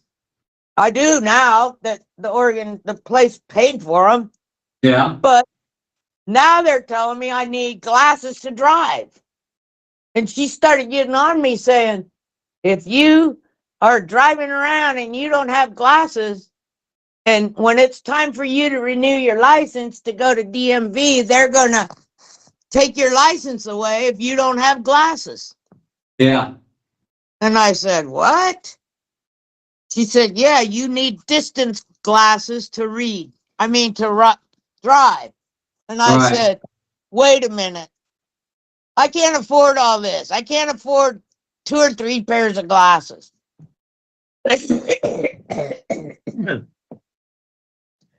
So I would rather, I told her I don't drive at nighttime anymore anyway, Yeah. because it's too crazy. I won't go out there anymore at night. They're too nuts out there. Shooting everybody and this and that, it's just getting Yeah. worse. Yeah. And it's so, true. I told her, I said, I'll get the prescription sunglasses. I said, I can use those the most. So that's what I got, is prescription sunglasses, and they work good.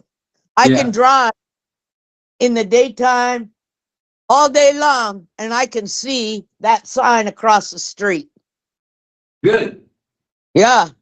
And she said, oh, last time I was there, oh, you like those glasses, huh? And I said, yeah.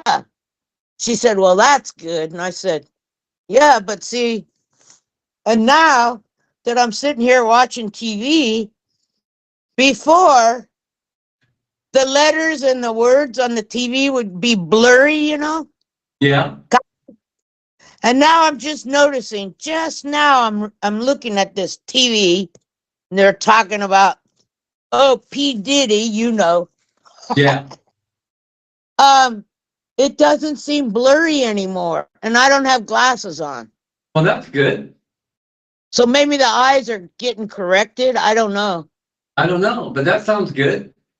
I'm going Yeah, to tell her. They're supposed to come out with this list of people that he had. The what?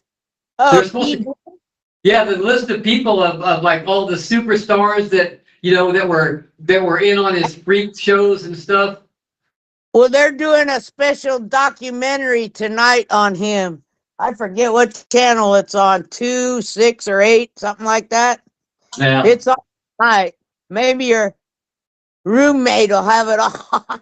You I know, doubt it. I doubt it. He'd probably be watching cartoons, man. Well, hey, say to him, hey, don't you want to hear P. Diddy's story? Yeah, I have before. I said, hey man, don't you know there's some historic stuff, and he'll just be like, yeah, okay, whatever, and then he's back to watching cartoons, But you said he's young. Yeah, So, he's young. He's young. he's young. He's Young probably late 20s or early 30s.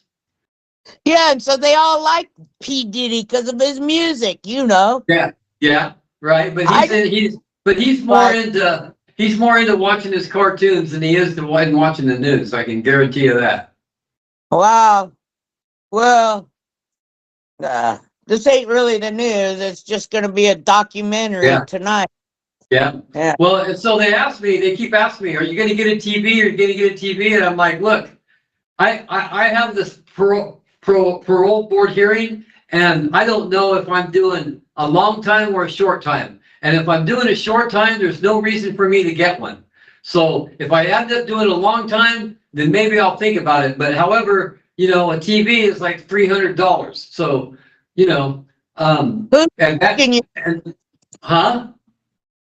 Who was asking you that?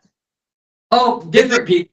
Different people that are in the pod that I'm in, they'll ask me, well, you got a TV or this or that, or or am I going to buy shoes or stuff that, just being nosy, I guess. But it's like, no, I'm not. I'm not looking at any of that stuff. I'm looking at hopefully going home. But if I end up having to be here for a long time, then I'll start maybe trying to look at that stuff and seeing what I could do to get it, because it makes time go by easier, Don't you have tennis shoes on right now? Yeah, but they're these tennis shoes that are given to me, they're kind of like old Converse shoes, and they're not bent right to the foot, so your foot rubs extremely in them. They're extremely uncomfortable, Yeah. And they do that on purpose because, see, they sell like Nikes and Reeboks and all that stuff, and they want you to buy them. And I had a nice pair of shoes that my attorney got me in Prineville, but they took them.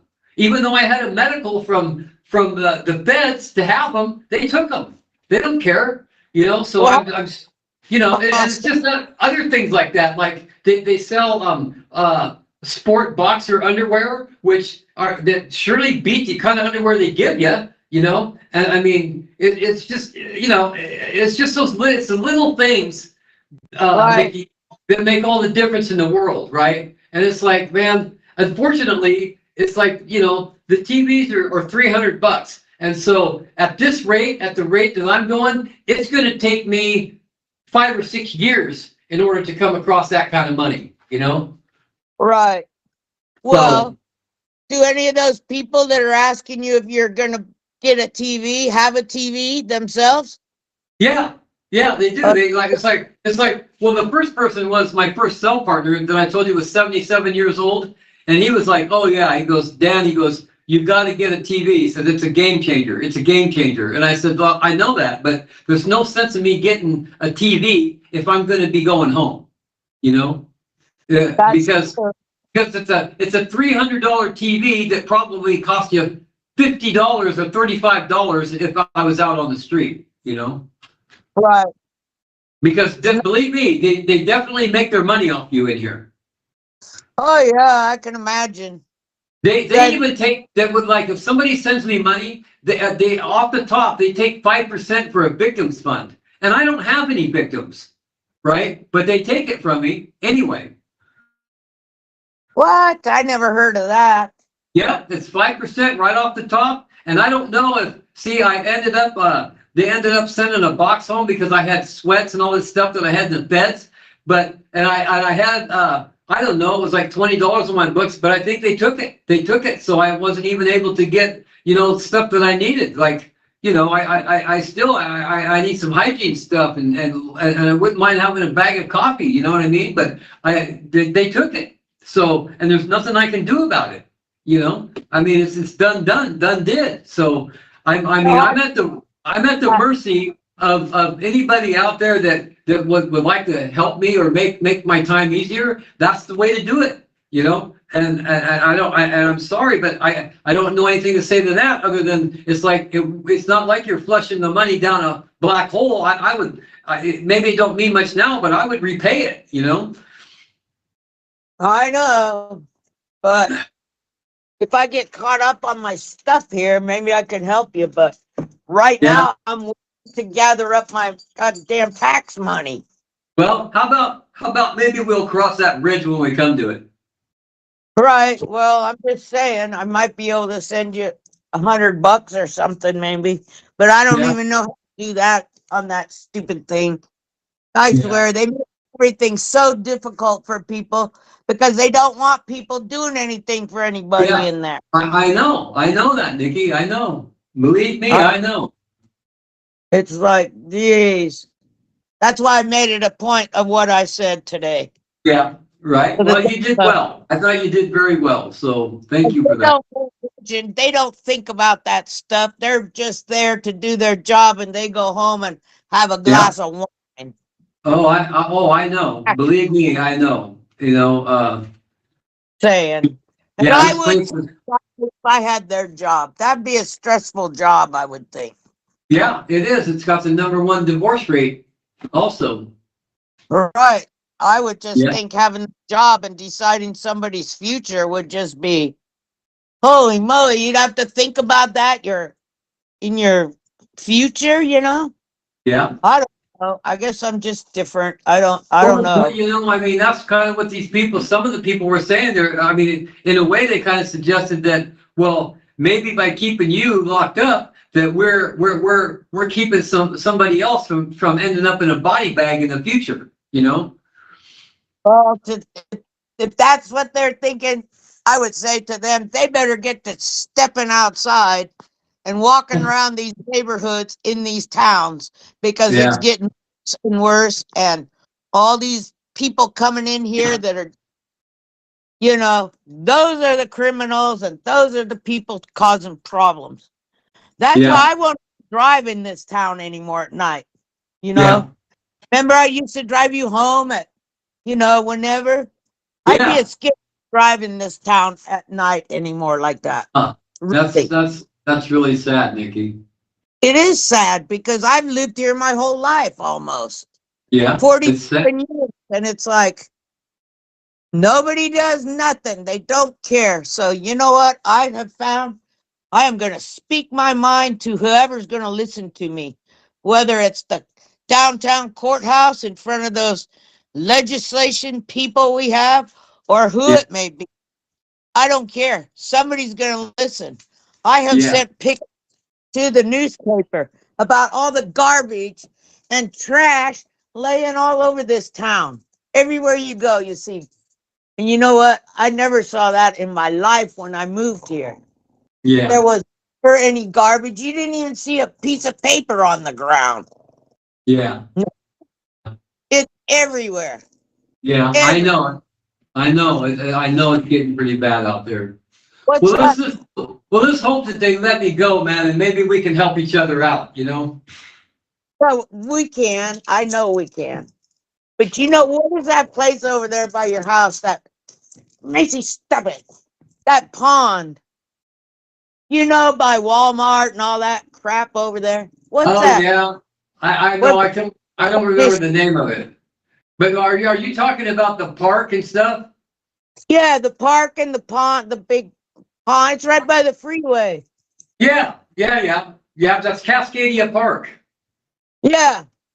You ought to see it. It is so full of garbage everywhere. It looks like a dump. Wow. It looks like be dumped. And I got pictures of it. And I sent those pictures to every single person in Salem that's on that city council and the mayor. And I thought, and I wrote a letter with it, an email. And I sent them those pictures and I said, it's time that somebody steps up and starts cleaning this place up. It's ridiculous. It's pathetic. And it's a danger because that attracts rats and rodents and all this stuff. Oh, yeah. Which carry diseases and all that stuff. Well, I got no response from the mayor, of course. And I got 2 return emails from 2 of the council people on that thing. I don't even live there, but anyways, it don't matter. 2 of the people sent me an email back.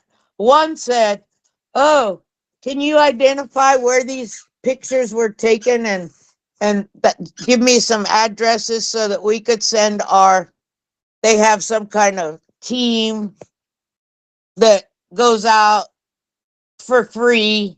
They're seniors, I think, and they go out and clean up the garbage, kind of like a, community thing." Yeah. And so I sent them to her. I told her the addresses. And the other person that got in touch with me, she was complete opposite.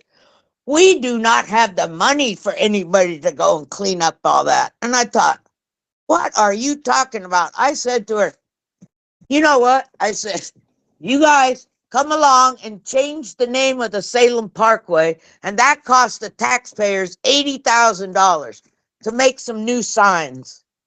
So I would think that you guys would have the money to pick up the garbage. It's just that they don't know how to budget, you see." Yeah.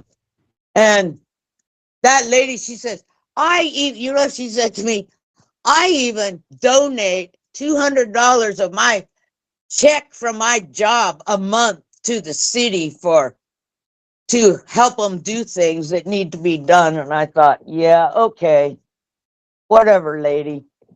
It's just it's just enough. Every day is something else. You get up and you think, okay, what are they gonna have to say today about whatever? It's always something. It Yeah. doesn't, and it's just getting worse and worse. Yeah. Well, there must be some type of work opportunity. I don't know what at this moment because I'm not focused on it, but it seemed like there would be some type of good work opportunity to also, help clean up the environment there and also get paid for it. I would think, but I don't know. We're not there yet, right? So, I mean, again, it's like I'm just trying to focus on stepping out of here. That's what I need and that's what I want. So It's- I just we just can't cross that bridge until we get to it. You know what I mean? Maybe there's something we can do that we could profit from. I would like that to happen too, because I went and talked to Kevin Mannix, who is our representative right here in Kaiser and North Salem. He Yeah. represents us, and he's pretty cool. He is the first time I have ever had one of these politicians say, "Hey, Nikki, do you want to make an appointment and come down and talk to me about this stuff?" And I said, "Yeah." I called the office and I talked to the lady and told her what was on my mind. This was a few months ago. She says, "Why don't I talk to him and I'll call you back?" Well, a couple days later, she called back. I thought, oh, this ain't going nowhere. No, she called and said, "He wants you to come down here and talk to him." So I Right. did. I was there for an hour talking to him. Yeah. He's Yeah, the one nice. that measures and tries to keep all these politicians in line. Yeah. He's the one that came up with the measure with this homeless thing and all these drug addicts out there, when Kate Brown and what's her name let them all have, everything, there's no penalties for, now they've reversed it. Yeah. Now it's recriminalized, right? Yes. Yes. And he was the one who put that through.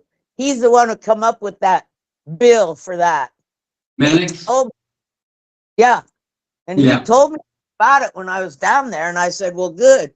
I said, but the thing I, see is all these homeless people are the ones causing all this garbage and stuff. Something needs to be done with that.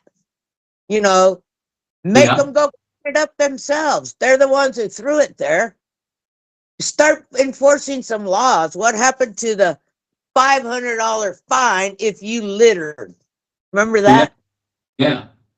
If you threw a cigarette out the window, you could get charged $500. Yeah. I think it was 1,000. I remember it was 500, and I Yeah. thought, well, that's a good deal. That quits people from throwing their junk out the window. But now all of a sudden, since the last 6 years, I'd say, there's garbage everywhere. Everywhere. It's been like an invasion there, it seemed like. But when I was there, I mean, there was all these tents and everything underneath the bridges and stuff, and just on and on and on. And Well, but like I that said, maybe there's some type of opportunity there that we're not quite seeing yet. And when I'm able to get out of here and see that, I'll put more of my mind to it to see if maybe there's something that we could benefit from. Well, yeah, something that we could do at least because I don't like living like that. I don't like to. No. Well, of course not. It's not good for morale or anything. It's good to, trash and stuff everywhere. It's like you said, it attracts rodents which have diseases and, and flies and all this kind of stuff. It's just not a good thing. So, but like I said, maybe there's an opportunity that awaits if we can do something for the community and benefit ourselves as well. All right. To put towards another endeavor, that maybe we want to do or something of even more interest. That's why, I was telling you about this parking lot thing that, I don't think anybody grows up and says, I want to be a parking lot owner, but however, you could utilize that to, finance some other things that you're more into, have more of an interest in, and maybe more of an impact on society itself, Right. So well, that's the kind of things that I just, I have so much, that will keep me busy that I couldn't do it all myself. I need help, So where the Harley shop is on Fisher Road, Silverton Road. What's that? The Harley shop on Silverton and Fisher Road. Yeah.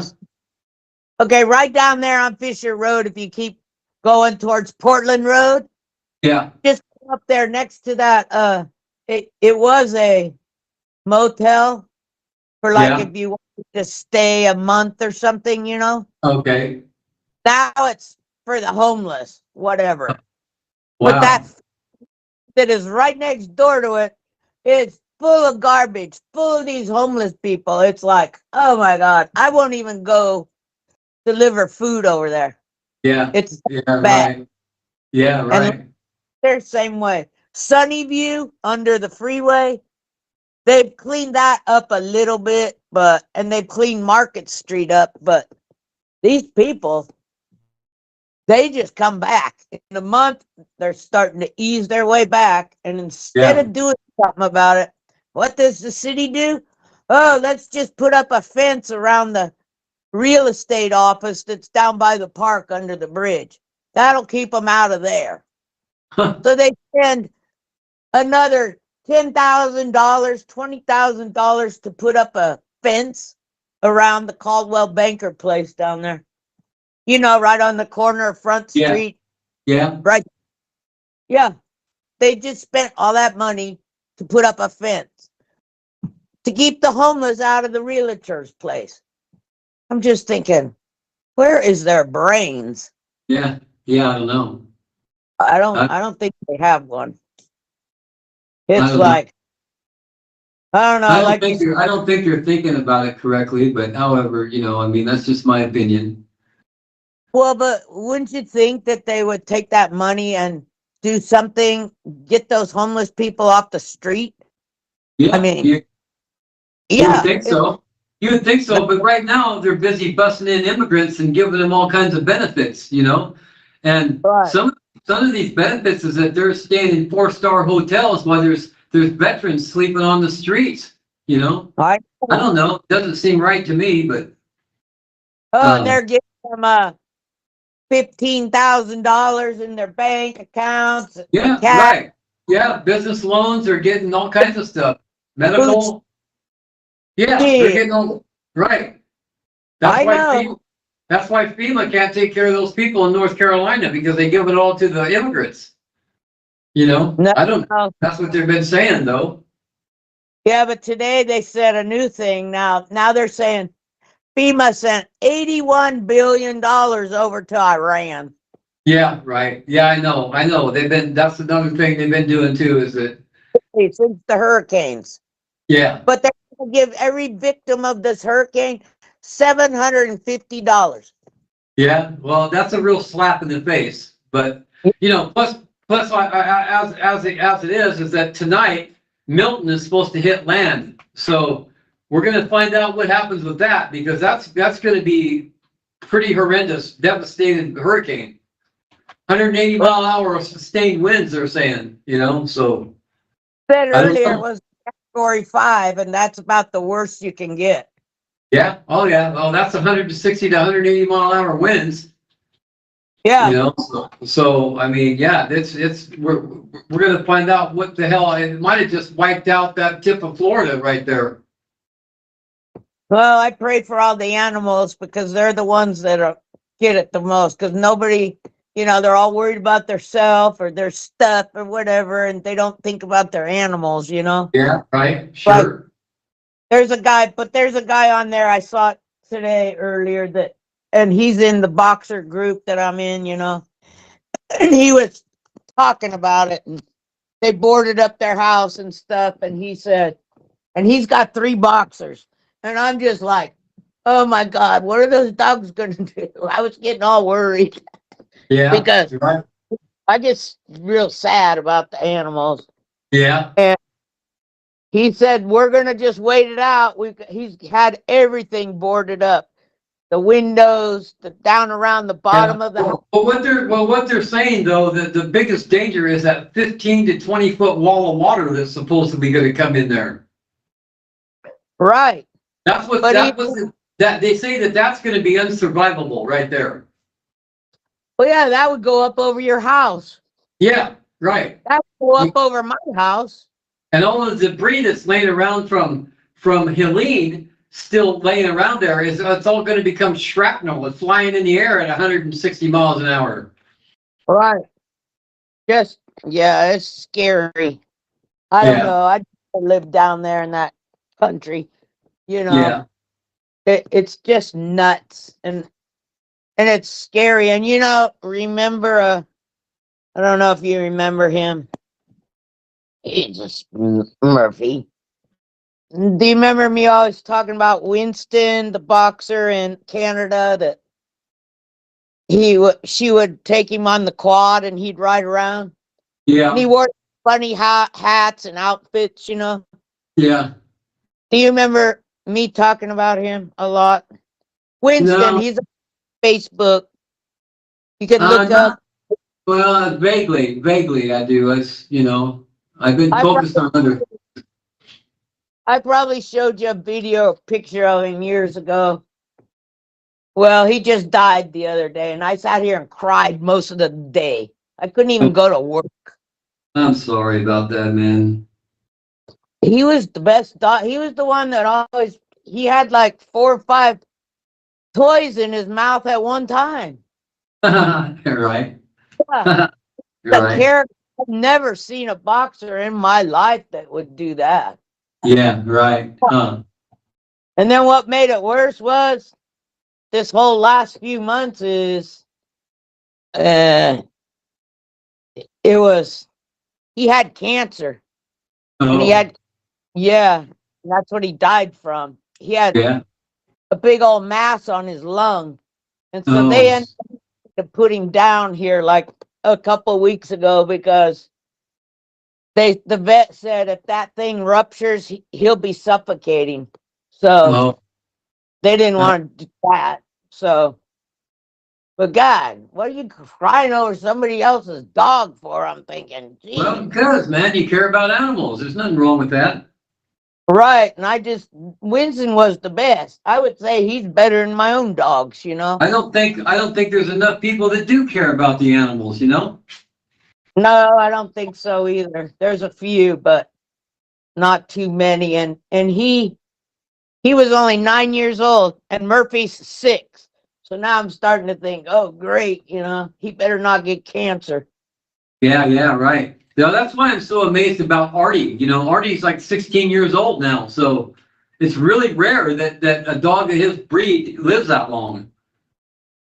Right? Well, I don't know why, but I don't I even don't know know. why they get cancer. They don't smoke. They don't Yeah, drink. It's the food and the water. yeah. Well, yeah. Yeah. That's what affects people too. And chemtrails. Gosh, Nikki, I don't know that I might have to let you go because I'm down there ready to pee my pants in here. Okay, well, maybe you have to bang on the door, and I don't want you to get in trouble for sitting there Right. all this Oh, time. well, I mean, hey, I've seen the cop walk by a couple times looking in here, but I see that it's 8 o'clock now, and they're going to be shutting this place down here pretty soon. So I think maybe I probably better let you go, and I'll call you here in like tomorrow or something. Yeah, call me tomorrow. I'm gonna go try to catch Andy in the morning at Silverton so I can get paid, but then Oh, I'll okay.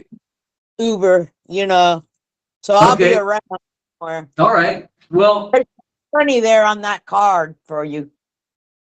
huh? There's still money on that phone thing. There Oh, should okay. be like All right. $35. Okay, well, I appreciate that, and like I said, I certainly did appreciate your presence today, and what you said. It really it mattered to me. It touched me too. Thank you very much. I was getting kind of nervous, I thought, oh my God, I don't want to do this. I've never done this in my life. Yeah, What if I right. say something? But then once I got to talking, it didn't seem so bad, No, you did great. You did absolutely just fine. Yeah. You did. So, like I said, I think we're going to see some positive results of it. Well, I hope You- so. Yeah, I hope so too. Unfortunately, we're going to have to wait. I don't know how long we have to wait, but we won't have to wait more than 21 days. Well, that's about 3 weeks. Yeah. So I was gonna say, when you get out of there, I'll come and get you. Yeah, but I wouldn't put that burden on you. They're like the feds. If they release me, they're gonna have to put me on a transport or something, or on a train, and then give me money to get a cab fare back home and stuff. You know what I mean? The state's gonna do that? I think they have to do it. Oh, I don't know. Yeah, I think they do. If they don't, me and Murphy and Macy will come and get you. Okay, well, I'll let you know. I appreciate that, but I'm not looking at putting that burden on you. Not a burden, so shut up. It's not no burden. Yeah. Yeah, well, listen, they brought me out here. They can damn well take me back. Yeah, but I'm just saying, that's a whole different story with, Yeah, well, we'll see how that pans out, okay? Okay. All right, man. I love you. And you have a good evening, okay? You too. All right, thank you. All righty. I'll talk to you tomorrow. All right, now. Hey, bye. Murphy's sitting here. Hey, Murphy. Oh, Murphy. I bet old Murphy can't wait to get a piece of me. I know. He'll be jumping all over, and you know what? They don't forget. Oh, I know they don't. No, I know not. they don't. And here's the little short one. Yeah. I don't know about her. Oh, She's funny. yeah. Yeah, she is. Look at her tail going. Yeah, I see it. She's excited. Yeah, right on. Right. Okay, you better bang on that door and go pee. All right, I gotta. Nikki. You have a I'll good talk- night now. I'll talk to you soon. Tomorrow. All right. All right. Bye-bye. Bye. It's a hug for you. Thank you, man. I need Yeah, it. I know. So do I. All right. All right. Bye-bye. Bye.